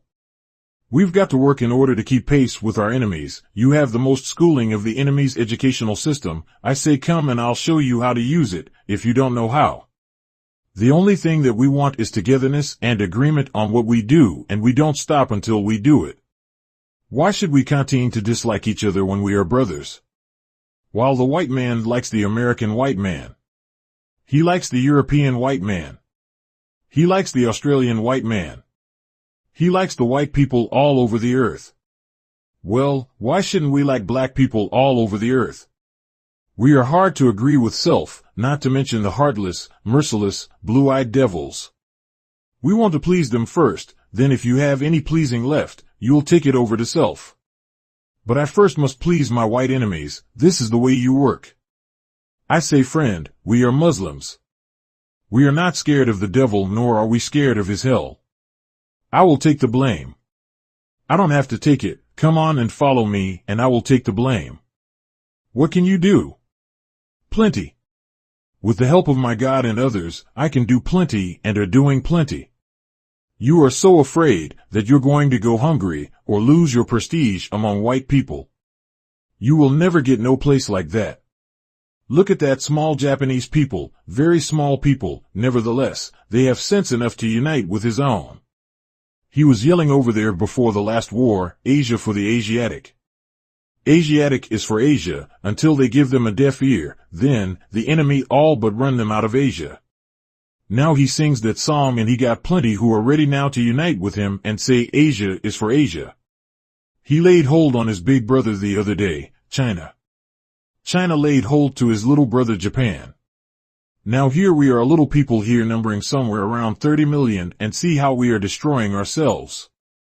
Let us unite.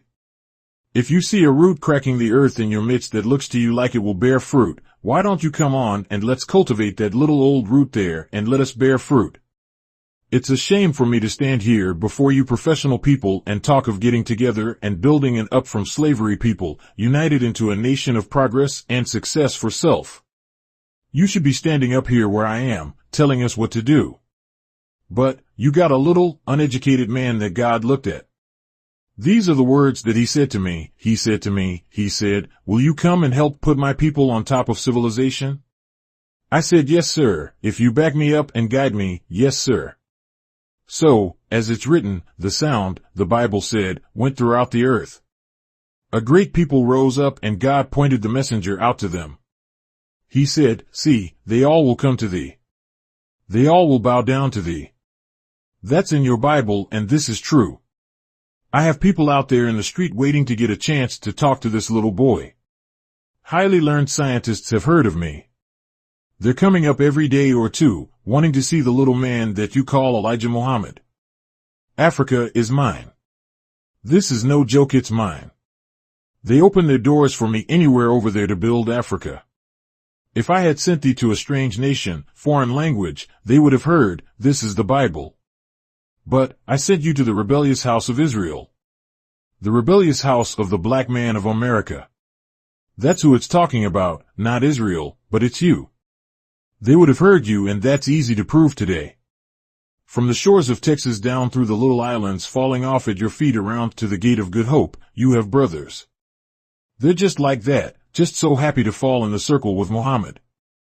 We can't build the black man of America up by letting him carry his bottle of hard corn and rye whiskey. He'll never be anything carrying that kind of fire water. We must get together and stop him from drinking. When he gets under the crescent, he's willing to stop. He feels too dignified to make a fool out of himself, but under the cross, he don't care. Let us get together and make our people a number one people who the whole world will respect. Let's take our woman out of the world and put her in her own world to learn and make something out of her. We can do it. You see a sketch of the work that I'm doing. They're falling for it. They're not turning it down. They're accepting it. Help me make a nation that is unsurpassed by any nation on the earth. That's what we have to do now, since the enemy of ours makes us unwanted and unrecognized by all societies of the earth's people. We got to regain our place in society, and you're capable of doing it. If I can give you a sample, why can't you and I make the goods? If I, a little blind man from among you, have taken some of the worst that ever lived and got them over here to the machine, making them better dresses, and they like them, why can't you help me do this? You know how. Don't think that the enemy will not recognize you. He will respect you if he respects me. What God has taught me, you and I can force him to respect us, because we have better knowledge of cleanliness, better knowledge of what we need in the field of mathematics, and a better knowledge of the pen. You are the best in all of that. Let us get together, brother and sister, and let the world know that we are capable of demanding respect. We shouldn't wait for them to respect us on their initial step. We'll do that ourselves. We will force them to do it. The time that we are living in is both a time of love and hate. Love is growing among us, wherein it never was before, and hate is growing in us, wherein it never was before. We just learned the source of our trouble, which is loving an enemy who was born and made to be an enemy for us. We loved him and called ourselves following after Jesus Christ. Jesus hates the devil himself, and he wrote that if you love the devil you will not see heaven, in these words, he that loved this world. Think over that, he's an enemy to God. I think the professional people should join up with the Muslims, not wait for the Muslims to join up with you. We can't join with you, then we will go right back into slavery. If you feel like you want to lead and preach to your people, come over here and I will teach you how. You'll get you a house full overnight. You let me teach you how to preach and what to preach, I will assure that you will have a house full overnight. You don't have so many at your churches. We pass them daily. If you come and accept your own, which is Islam, and go back to your church and start preaching it, you will fill your crutch up. The people are waiting for something now. They don't want that slavery stuff of telling them that they got to die to go to heaven. They want some of this heaven they can see. No, the heaven that they are not sure of is the one wherein, if he dies, he can't come back and tell you if you told him a lie or the truth. Let's get together on what we see and not on what we're promised we'll see when we are dead. There is no man that ever lived and died and then came back. When he's dead for sure, go and call him all you want, go and lay down in the grave with him, he don't answer. One or two words can stop that kind of teaching. Show me one that was once dead, went back to the earth, and he's now living. Show him to me. Jesus rose from the dead. Tell them to show him to you. What is meant when the scholars and scientists said Jesus rose from the dead means a man with ideas and teaching like that which Jesus wanted to give us, but he was before time and he died. We want to say to you that there is no such thing of anybody being put down in the ground, and he returned to that which we had taken him from. He came out of the earth, now we return him to the earth. No one has ever seen one come out of the grave. You can say you dreamed something like that, but dreams are not always true. If Jesus has come back, none of us have met him yet, and all the prophets of old died. The creator of this heaven and earth, in which we live, he died. We don't meet with him. We have not met him, no sir. I want to teach you these things that you have misunderstood. There is no such thing as a human or any flesh or life, whatever it may be, dies and comes back. It doesn't come back. The white man taught you this, but you never did know what he meant by this. He meant this: you are dead now, nigger, but you can live again, because you are God's people and he's coming after you one day to take you away from me. Then you will come alive in the knowledge of what I have done to keep you like you are. Today is the resurrection of the dead. The resurrection of the mentally dead slave. You are the mentally dead, not physically dead, but mentally dead. Blessed is he, the Bible says, that died in the name of the Lord. You and I died in the name of the Lord, henceforth, says the Spirit, they shall live again, because he's already from God and he just died in the knowledge of his God, so he's going to be awakened one day and he's going to live again. But, says the scripture in another place, referring to his own apostle, he's my firstborn, the first to rise from the dead. I called him and he answered me, and I'm going to give him the keys so that he may call others and bring them to light. I was put here by God himself. There is no class of scholars and scientists that could say that they had anything to do with my mission, yet I work as the book says, concerning God, who shall hinder us? I do my work that is assigned to me for you, and there is no scholar or scientist of this devil or any other nation that can stop me. It is the very first time since we have risen from servitude slavery that one not educated in the schools of the slave master stood before you with more power than a professor of the land. There is nothing that you would want to do in the way of building a nation for self, like all other nations have built for themselves, that we cannot do if you would just accept my advice. You have the education, and I will show you how to rule and take over the world. Ask some of the scientists about Elijah Muhammad. Ask them, do you think he's on the way to building up a nation for his people? They will say, yes. Any scientists of the black man or yellow man, if you go ask them these words, they will tell you, yes, I have heard of him. Just as your Bible teaches you in a symbolic language, he said the sound went throughout the earth, meaning that the news of this man's work, his teaching, has now been heard all around the earth, and it is. You certainly don't have a frightful rabbit of a man that will run every time he hears a hound bark. I will teach you how to chase the hound and let the rabbit bite him, instead of him biting the rabbit. I'm known all over the earth. One brother was in Russia and he was talking to some of the Muslims there, and they reminded him of some Muslims having been there. He said, "Oh, you're talking about Elijah Muhammad, is that his name?" "Yes." He said he never did meet with such clamoring people for Muhammad. He said they wanted to learn how could they get in touch with me. There, we have a lot of Muslims in Russia and we have a lots in China. Come on, if you would like to be known, come follow me and the world will know you. Let us get together and build something out of the American slave people whom the world will be happy to meet, as they are you. Come on, all of you men and women that have professional diplomas and professional degrees. Let's get together and make our people glad. Ask them, they will tip their hat, scrape their feet to you to build them up. I have untold amount of material to give to you to build them up. Come on. Let's unite together and make a nation out of ourselves that the world will respect. Theology of Time, October 8, 1972. This is the time of the removal of the old world and bringing in a new world. That's why you're sitting in temples of Islam and not in churches. Sometimes when talking with some of the Christians, they refers to our temples as churches. They're so used to calling spiritual meeting houses churches. We do not meet in churches, we meet in the temple of Islam. You may ask, what is Islam? Islam is the religion of God, if we want to say it in a plain way for you can understand it. However, Islam is the nature of God.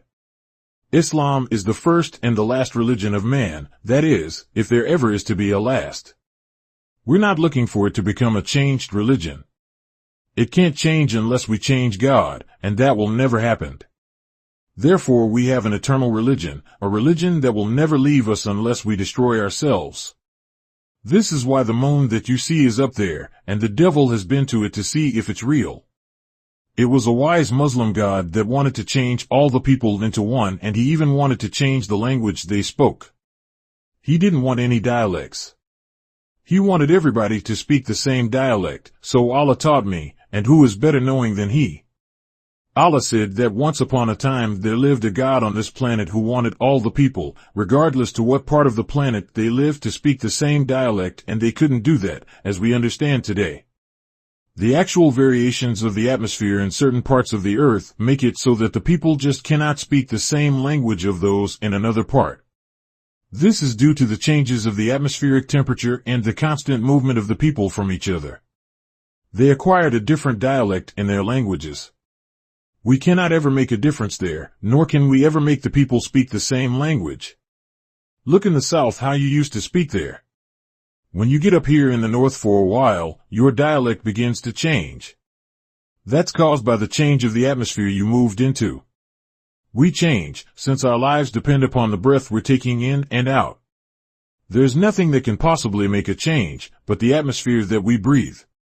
This man, before we had the deportation from the moon, he wanted everybody to speak the same dialect, so he got angry because he couldn't make them do it. Allah taught me, in the person of Master W.F. Muhammad, that this man said, I will destroy us all. That shows you how powerful a God he was. We knew that he was God and having power over the earth and the heavens above the earth. He wanted the heavens, earth, and the people on it to obey him, so he set out to make it so. He started drilling into our planet, so Allah taught me, in the person of Master Fard Muhammad, to whom praise is due forever.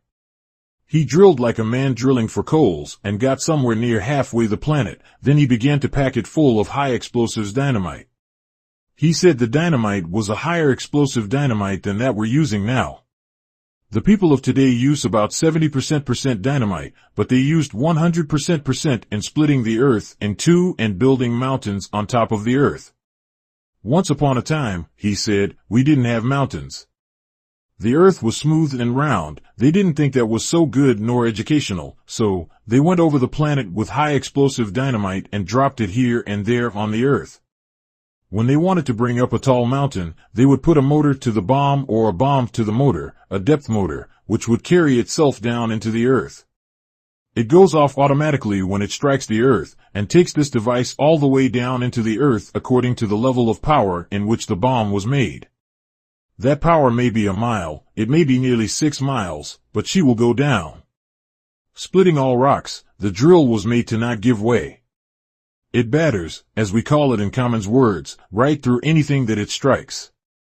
It works like an air drill that we use on the streets to crack up concrete, according to what Allah taught me. It would not stop until it got to the depth of its timing. That depended upon how tall they wanted the mountain.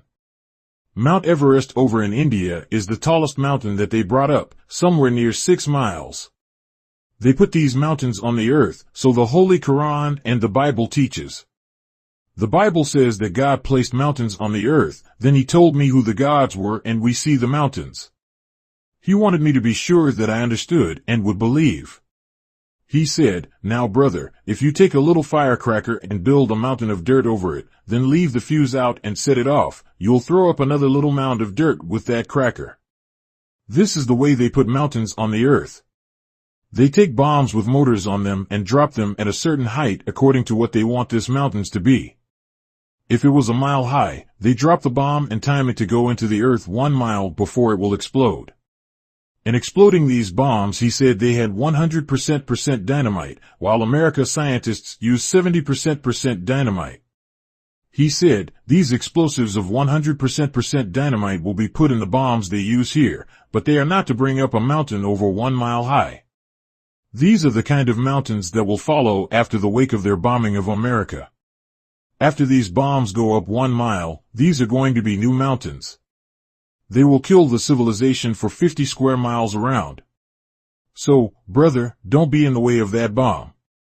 This bomb will hit the earth and go into it a mile, then when it explodes, it sends up a mountain a mile high, killing the civilization around it with a crater made for 50 square miles round.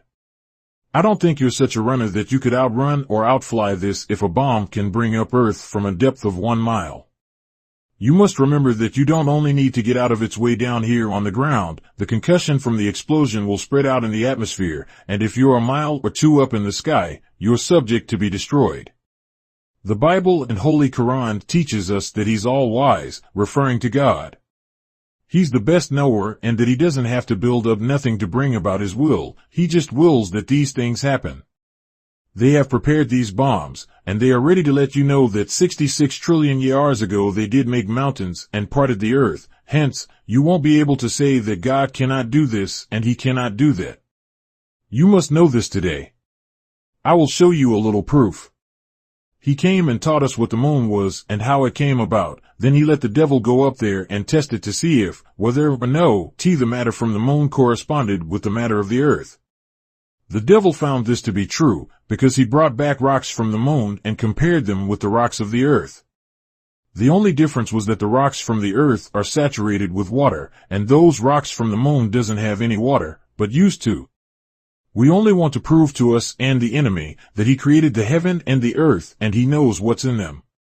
The Holy Quran says, when He gets ready to destroy a people, He opens the doors of heaven and let them see in it.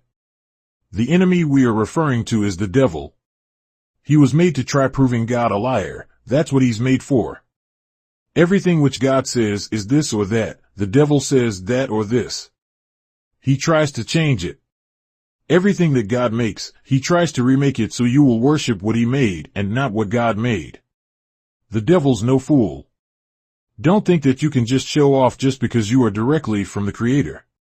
You can't call him a fool in wisdom. He's no fool in wisdom, yet he's not equal with the God, the Creator either. Nevertheless, he's no fool. He builds what you see from what we already had here. This is why we say He can't say that He made anything, because all the material He used was from material that we already made. He can't claim Himself as being the Creator. Creator means one who creates a thing, not one who borrows the essence to build something out of the essence made by someone else. You have to create your own essence. That's what God did. He created this out of nothing. The whole atmosphere was void of any matter until He made matter in the atmosphere. When the Bible reads, and the Lord made thus and thus, and the Lord created thus and thus, and the Lord said to thus and thus, be this of thus and thus, you're not talking about the devil. You're talking about the God of the black man. How powerful you are and didn't know it. He says in the Bible, if you had the faith of 1/4 of a mustard seed, you could say to the sycamore tree, be thou plucked up and planted in the depths of the sea, and it will be done. These are wonderful things, yet, you are too proud and can't make a flea obey you. If you make a flea, he wouldn't bite. Well, it's the truth. This is why we are teaching you these things. We want you to know God and teach you what God does. God means something of power, wisdom, knowledge, and understanding. That's a God who's superior to others. His knowledge of the creation is so deep into the visibility of things, we look upon Him as having the power to make things do what He wants them to do, because the Father is of our own kind. This is what He wants to make out of you and me, not just believers, but gods.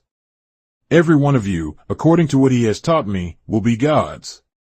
I found myself saying one day, I have learned quite a bit from our Lord, so I think I'll try some of it on myself, and I did. I just said, I hope this will be thus and thus, and I went on and forgot about it. Before I realized it, it had materialized. There is no doubt that it is a true thing. There is no doubt that we are gods, but we lost our power and knowledge. Like the parable of Jesus stated, salt is good so long as it have savoring power, but when it doesn't have no savoring power, it's no good for nothing but to be thrown out and trampled underfoot. This he of whom Jesus was referring is us. We have power if we are restored to what we originally were, but we have been robbed of power through being deprived of the knowledge of self. Just think about it, you're bowing to the creature instead of the Creator. You are far off. You are from the Creator, and this is a creature of the Creator. You are also the brother of the Creator. You should also be able to create. Allah wants to restore you. I would like to talk with you about the wisdom of Allah, who has taught me. You will read in the Bible wherein it says, He wants to restore you. You have lost everything of self, so now, He wants to restore you back into self so that you can do what He's doing, if we will believe and follow Him. He didn't come here just to show us who He was. He came here to show us who we are, and then make us rulers. To be rulers over rulers, you have to have superior wisdom, knowledge, and understanding. It took an architect to design the universe. Our first father formed and designed himself. Think over a man being able to design his own form, and he never saw another man before he saw himself. Powerful. We are not only out to build some temples, but we're out to build some towns and cities of our own design, and not out of the design of Satan, who stole his design from us. We want to create a new earth, a new us, and build a new world like Mr. Yaqub's devil. We want to make a new world. I don't think I have the power to say be and there it is, but I have the power from my God to make it hard for you. If you're trying to make it hard for me, I can make it pretty hard for you. The man you see here speaking and standing here may act and look so common and foolish to you, but he has power with God. When a man has power with God, he has power with a mighty good man.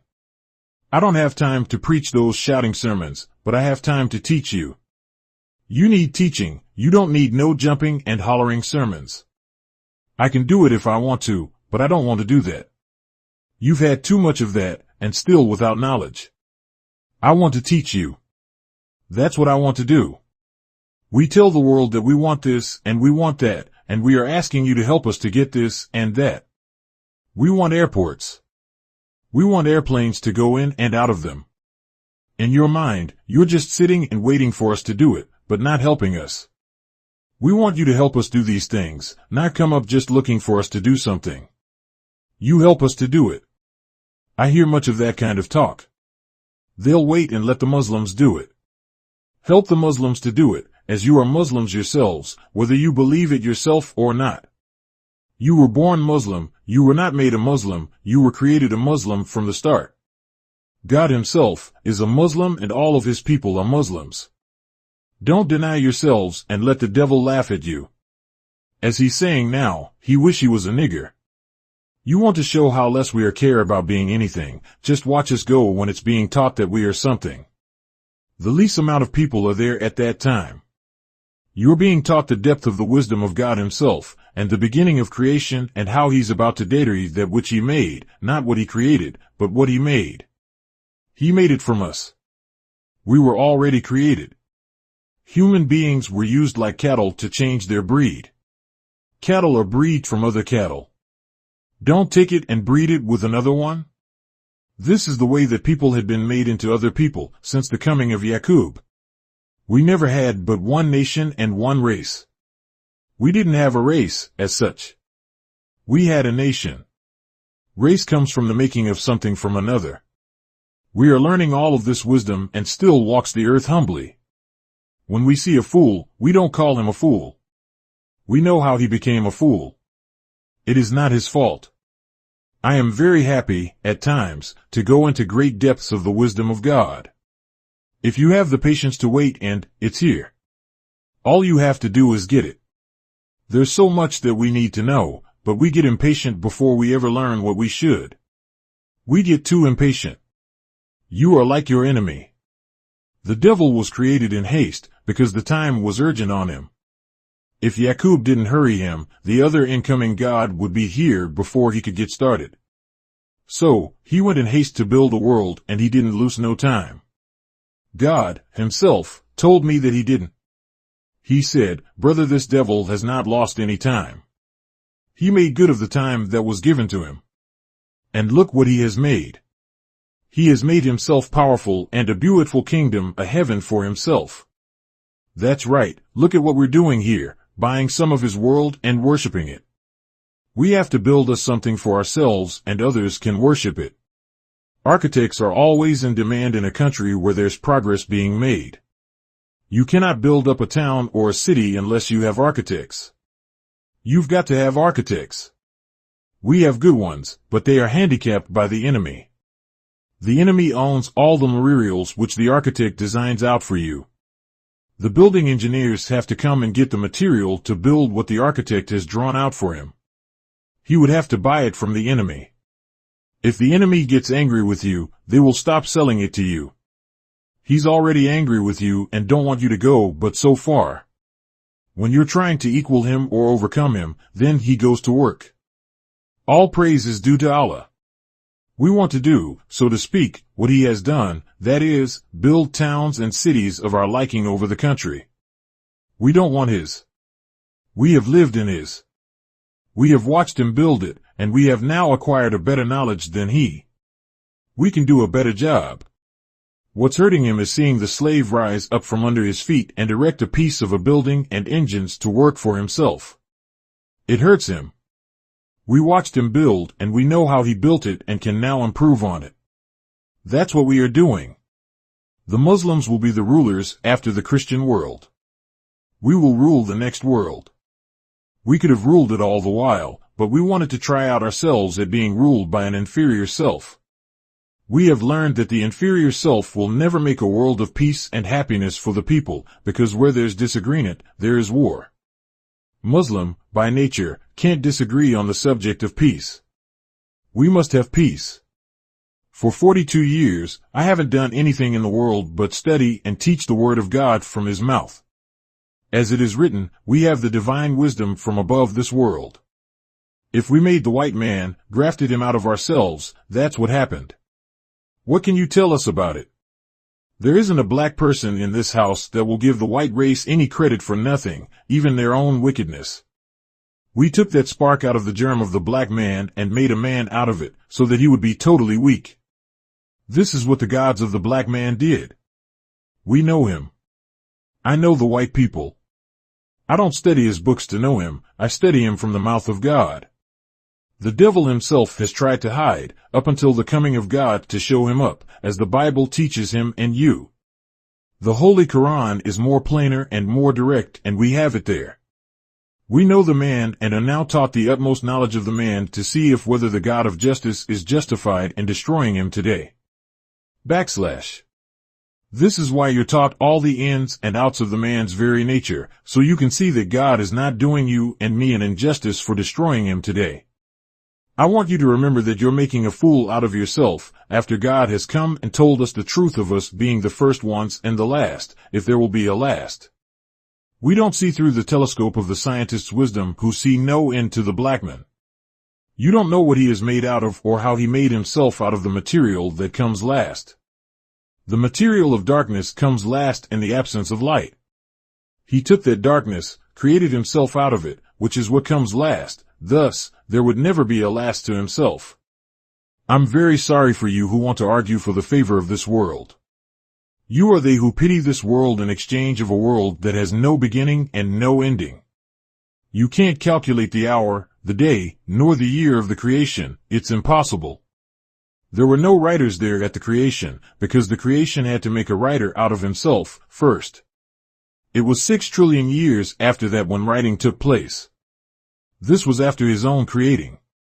I can be called a liar like all the others before me, who were prophets and reformers of people. I don't expect you to give me the credit, but you will grow into do that. I'm telling you today, but you'll grow into it tomorrow. With the knowledge of this world, you're not able to see into what I'm teaching you of a world that has no birth record nor ending to it. You can't create a thought that would correspond enough with the question or answer for you to grasp what I am teaching. I don't only defy you poor sisters, but I defy the scientists of this world to attack what I am teaching you and to prove that I am teaching you something false just because it is not of his world or within their scope of knowledge. I will give to any professor of the white man's world $10,000 and 10,000 times 10,000 to prove one word I teach to be untrue. You were reared by the enemy of the righteous, therefore, since you have not come fully over to the righteous which is your own self, you give honor and praise to what you see of the enemy and his world. I can't fault you for that as long as you're in it and don't believe in another world. However, you may wake up one day or one night and learn that Elijah Muhammad taught you the most truth than any man that ever lived. There is no man that ever lived before me that had the knowledge and the depth of truth as I have. I'm not boasting. I'm not proud. I will go out in the street and sit on the curbstone with my brother. I won't boast that I'm greater than him, because he was created like me and has the brains like me, which came with the creation. He can make his brain do just what I'm doing, if the will and power of the 12 God scientists, who confers, are with him. He can do just what I'm doing. When a messenger is chosen, these 12 confer to see if whether or not he can do the job he is now chosen for. The 12 gods decide on all of this. We call them the 12 great scientists. This is why your ruler was made with 12 inches. It's after the number of the 12 major scientists, and without this, you cannot live. We call it a ruler when it had 12 square inches in it. I'm that last scientist, or prophet as you call it, but I'm not a prophet by the way of speaking. I am a messenger. The last one is not a prophet. He doesn't prophesy. He doesn't have anything to prophesy. He fulfills that which others prophesy. He's the ending of prophets. Your Bible, if you go back home and search it, it reads at the end of the Old Testament where Elijah's mentioned as the end. He's the end of the prophets. If I'm not able to bear witness with the former prophets and their prophesy, then I'm not the last. However, if I'm able to bear witness that the prophets prophesy is right, just, and true, then I may be that last one. I have so much divine wisdom that I can stand here until the same hour the next day and would not have exhausted half of it. The Bible calls the last prophet the right hand of God. If that last prophet is the right hand of God, whom I am, he can take that right hand, put it over the world of man, and make man bow to his will or deiry them by his will. Seeking prophesy is no longer necessary after Elijah, for he's the last of all of them. You are no more to seek someone to teach you of God, because Elijah's the last. He tastes a little of everything, evil and good. To bring the devil to naught, he's got to know him. The world is ruled under the mind of Yaqub, by the making of an evil man or people. Yaqub was the god of that time. He grafting a weak germ out of us and formed it and make it into a man. He taught that form his wisdom, who at that time was the greatest among us, and his wisdom would last for 6,000 years. It was up in 1914, but he had spiritually blinded us so thoroughly that it took us up until now to begin getting a glimpse of ourselves and the condition we were in as a result of Yaqub's made devil. I can't talk to you like I want to, because you have not studied what I have studied and have not been told what I have been told of the Supreme Being. Therefore, I try taking you along as mildly and pleasantly as I possibly can, because I know that you don't know what I know. I know what you know thoroughly, because I too was born in it, so there can be no argument. I don't want to argue with my people, for I already know our condition and am trying to improve both our former conditions and make them into better conditions for establishing a better world that suits our own nature in which we were created. I would like you to get away from boasting on the white man's world. As often as you see and hear the white people out there killing your people day and night, you should not want to give them any credit.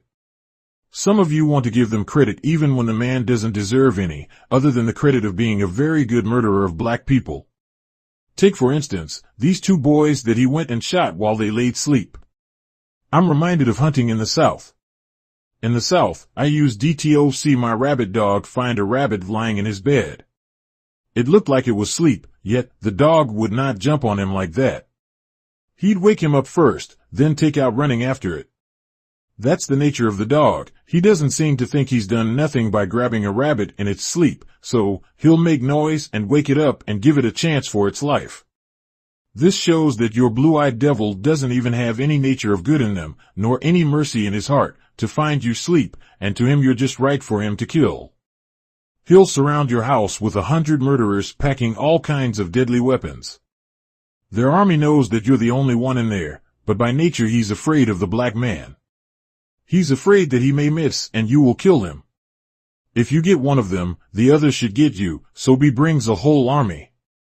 He finds out that you're a brave man over in your home. They then get the whole police department to go and surround that area, and if they don't look so well, he calls for the National Guard to come out.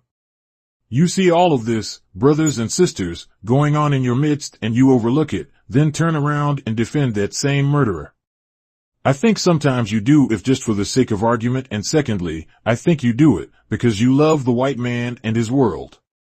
Our God, Master Fard Muhammad, taught us his name himself. As the Bible teaches you, that he had a name that no one knew but himself. Mahdi is his real name, so he taught me. Mahdi means one who is self-taught. In the Arabic language, it means one who is self-controlled and controls others, guides others, because he's self-guided.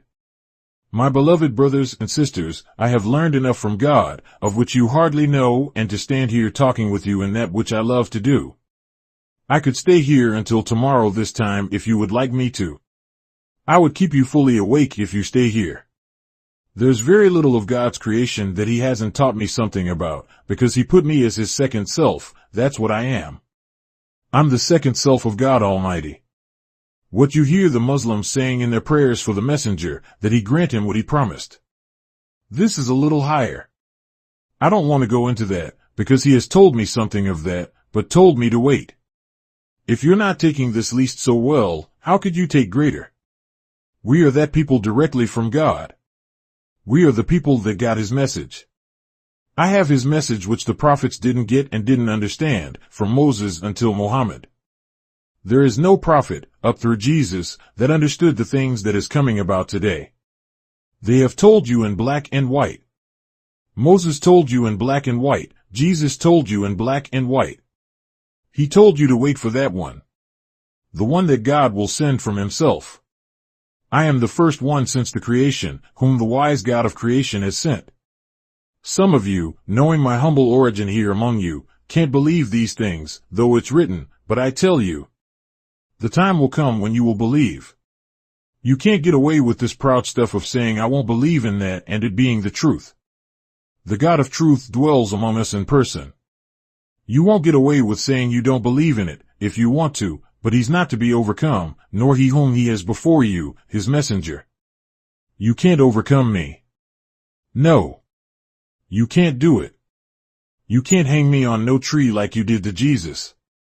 You can't destroy me by getting behind me, nor can you destroy me on the side of me, nor can you go in front of me and destroy me. I'm not making no boast, but God, this up. The Bible says, 12 angels protected him. We know it wasn't Jesus, because Jesus was destroyed in the hands of murderers, but you can't do that to the last one. The Holy Quran, as well, teaches you that God sent 2 destructive angels in front of him. These are destroying angels. He sends 2 in front, then he has 1 on each side of him and 1 behind. He's in a circle of power. I am that man. For 42 years, everywhere I go, enemies have failed to kill me. The Holy Quran tells Muhammad that we make an enemy for you in every town, and Muhammad knows this, but he's not afraid of them, because God has given him power over the wicked, whereas they cannot approach him with murder, they fail. He did that by raising up my brother in my own house as an enemy like Cain was to Abel, but he failed to get through. Many have made the attempt and are still making attempts to get rid of Elijah Muhammad. They want to make his boast a lie, but they can't do it. Not because I have power of myself, but it is Allah who protects me. Muhammad believes in his God so much, until he says, under the name of David, I walk through the valley of the shadow of death, I fear no evil. Many of you have seen me driving up and down the streets of Chicago. I wasn't afraid of nothing. And don't fear nothing yet. The only thing I fear is he who has made me, raised me up, and gave me this job to raise you up. He's the only one I fear. I don't fear your planning. You can plan all you please until you go to sleep and wake up, go back and plan some more. And go to sleep and wake up, and every time you look around, you'll see Elijah Muhammad. That's why the Bible said he walked through the shadow of death, but he fears no evil, because he has God on his side, and he's powerful enough to take the power of the enemy away from him, which the enemy designed to hurt Muhammad. Allah shows me that before my face, by dropping them down right before my face. They're unable to do what they trailed me to do, and they fall just as stiff as death itself. They can't even move, or even blink their eyes. I've seen that done. Allah did this to let me know that he had power enough to save me. They couldn't even open their mouths nor blink his eyes. I have seen this happen with my enemies more than 1 or 2 times. They never said a word, yet wasn't able. I was standing there before him waiting for him to say what he was going to say, and he couldn't. His tongue was locked to the roof of his mouth and his eyes were set and couldn't blink. Oh, brothers and sisters, there's plenty more I could tell you of what happened, here and there, to people who tried to rid me of my life for teaching them righteousness, for teaching them the good things of themselves, which they wasn't able to. They became jealous and they tried to treat me like Cain treated Abel, but I'm still here. These are some of the powerful words Allah said to me, whatever you will, brother, it'll come to pass. If you put them out, I'm not going out there after not one of them that you put out. He's just out there unless you go out and get them. So, I went home and I began thinking, this teaches me that I'd better be careful about who I put out, because I may not mean that the person stay out forever, but that's what he told me, and the Bible teaches you that God will accept the judgment of that servant, that last one he choose. In some places it says, by him, the heavens were built. He was the one who designed the heavens that you're going to, and he beared that scientist witness. He said, brother, whatever you want, ask for it and it will be given to you. So, you have a mighty good fellow in me, but in cold weather, fire is good for us, yet, the fire can be evil to us if we play with it. Therefore, let's not play with a good fellow. Try to be good with him for your own good. In one place I found in the Quran, similar to that in the Bible, referring to Muhammad's forgiveness and love for you, it said, he would forgive you 77 times, that doesn't make Allah forgive you, especially if he knows you need to be punished. He will punish you whether Muhammad desires it or not. In order to keep the creditable characteristics of a good God, which keeps others good, he will whip some of us for our evil that's affecting others. I am your good old brother. But you don't know it. The time is not very far off when you will say, he told me he was a good brother, and today we see. You will come to me on your knees and beg me to forgive you of any evil thought that you had of me. I know it now, and I don't pay it any attention when you're trying to act evil against me, because I know you're a dead loser. Remember that, a dead loser. I know you can't do nothing to me, you'll hurt yourself. It was designed that this last one will not be overcome by the people, regardless of their power. He's well protected going out and coming in. You can't think nothing against him, nor for him that is not heard. Remember, that your thoughts, and not your words, are heard. My beloved brothers and sisters, I only say this to keep you away from throwing your good self down for an evil self, the devil. These white people are pure devils. They are not even mixed with good. They're pure devils without the mixture of good. There is no good in them, so our God has taught me. They weren't made for good. There are some who try to do good things every now and then, but their nature, in which Yaqub made them, just can't be taken for a good person, not just because he does one little good thing for us. He has done 1,000 things of evil to just that one good thing. Brothers, wake up and try to protect yourselves. Help yourselves with others who are trying to help protect you back into what you were when the heavens and the earth were created. You were created in good. You can't be nothing but a good person. That's why the evil person takes advantage of you, because you don't know the evil person. I teach you what God taught me to teach you, that is, to never trust white folks. Those who follow them, falls in love with them, because the evil Caucasian captivates them with his unlikeness, both in person and in words. Here's a little boy whom God has remade, that now knows the Caucasian from the very beginning of him and knows the end of him. You probably want to say to me, well, when will they be destroyed? Well, it may be earlier than you think. Islam is like the sun. As the sunlight bring out what is hidden in darkness, so does the truth bring out that which is hidden under falsehood, to manifest it to you and I. This is why we read glorifying our God, for revealing to us that which is hidden. Some of you who disbelieve, it has made me know that the truth of the disbelievers rising up in the judgment is verified. You're always what you are, whatever you do is written.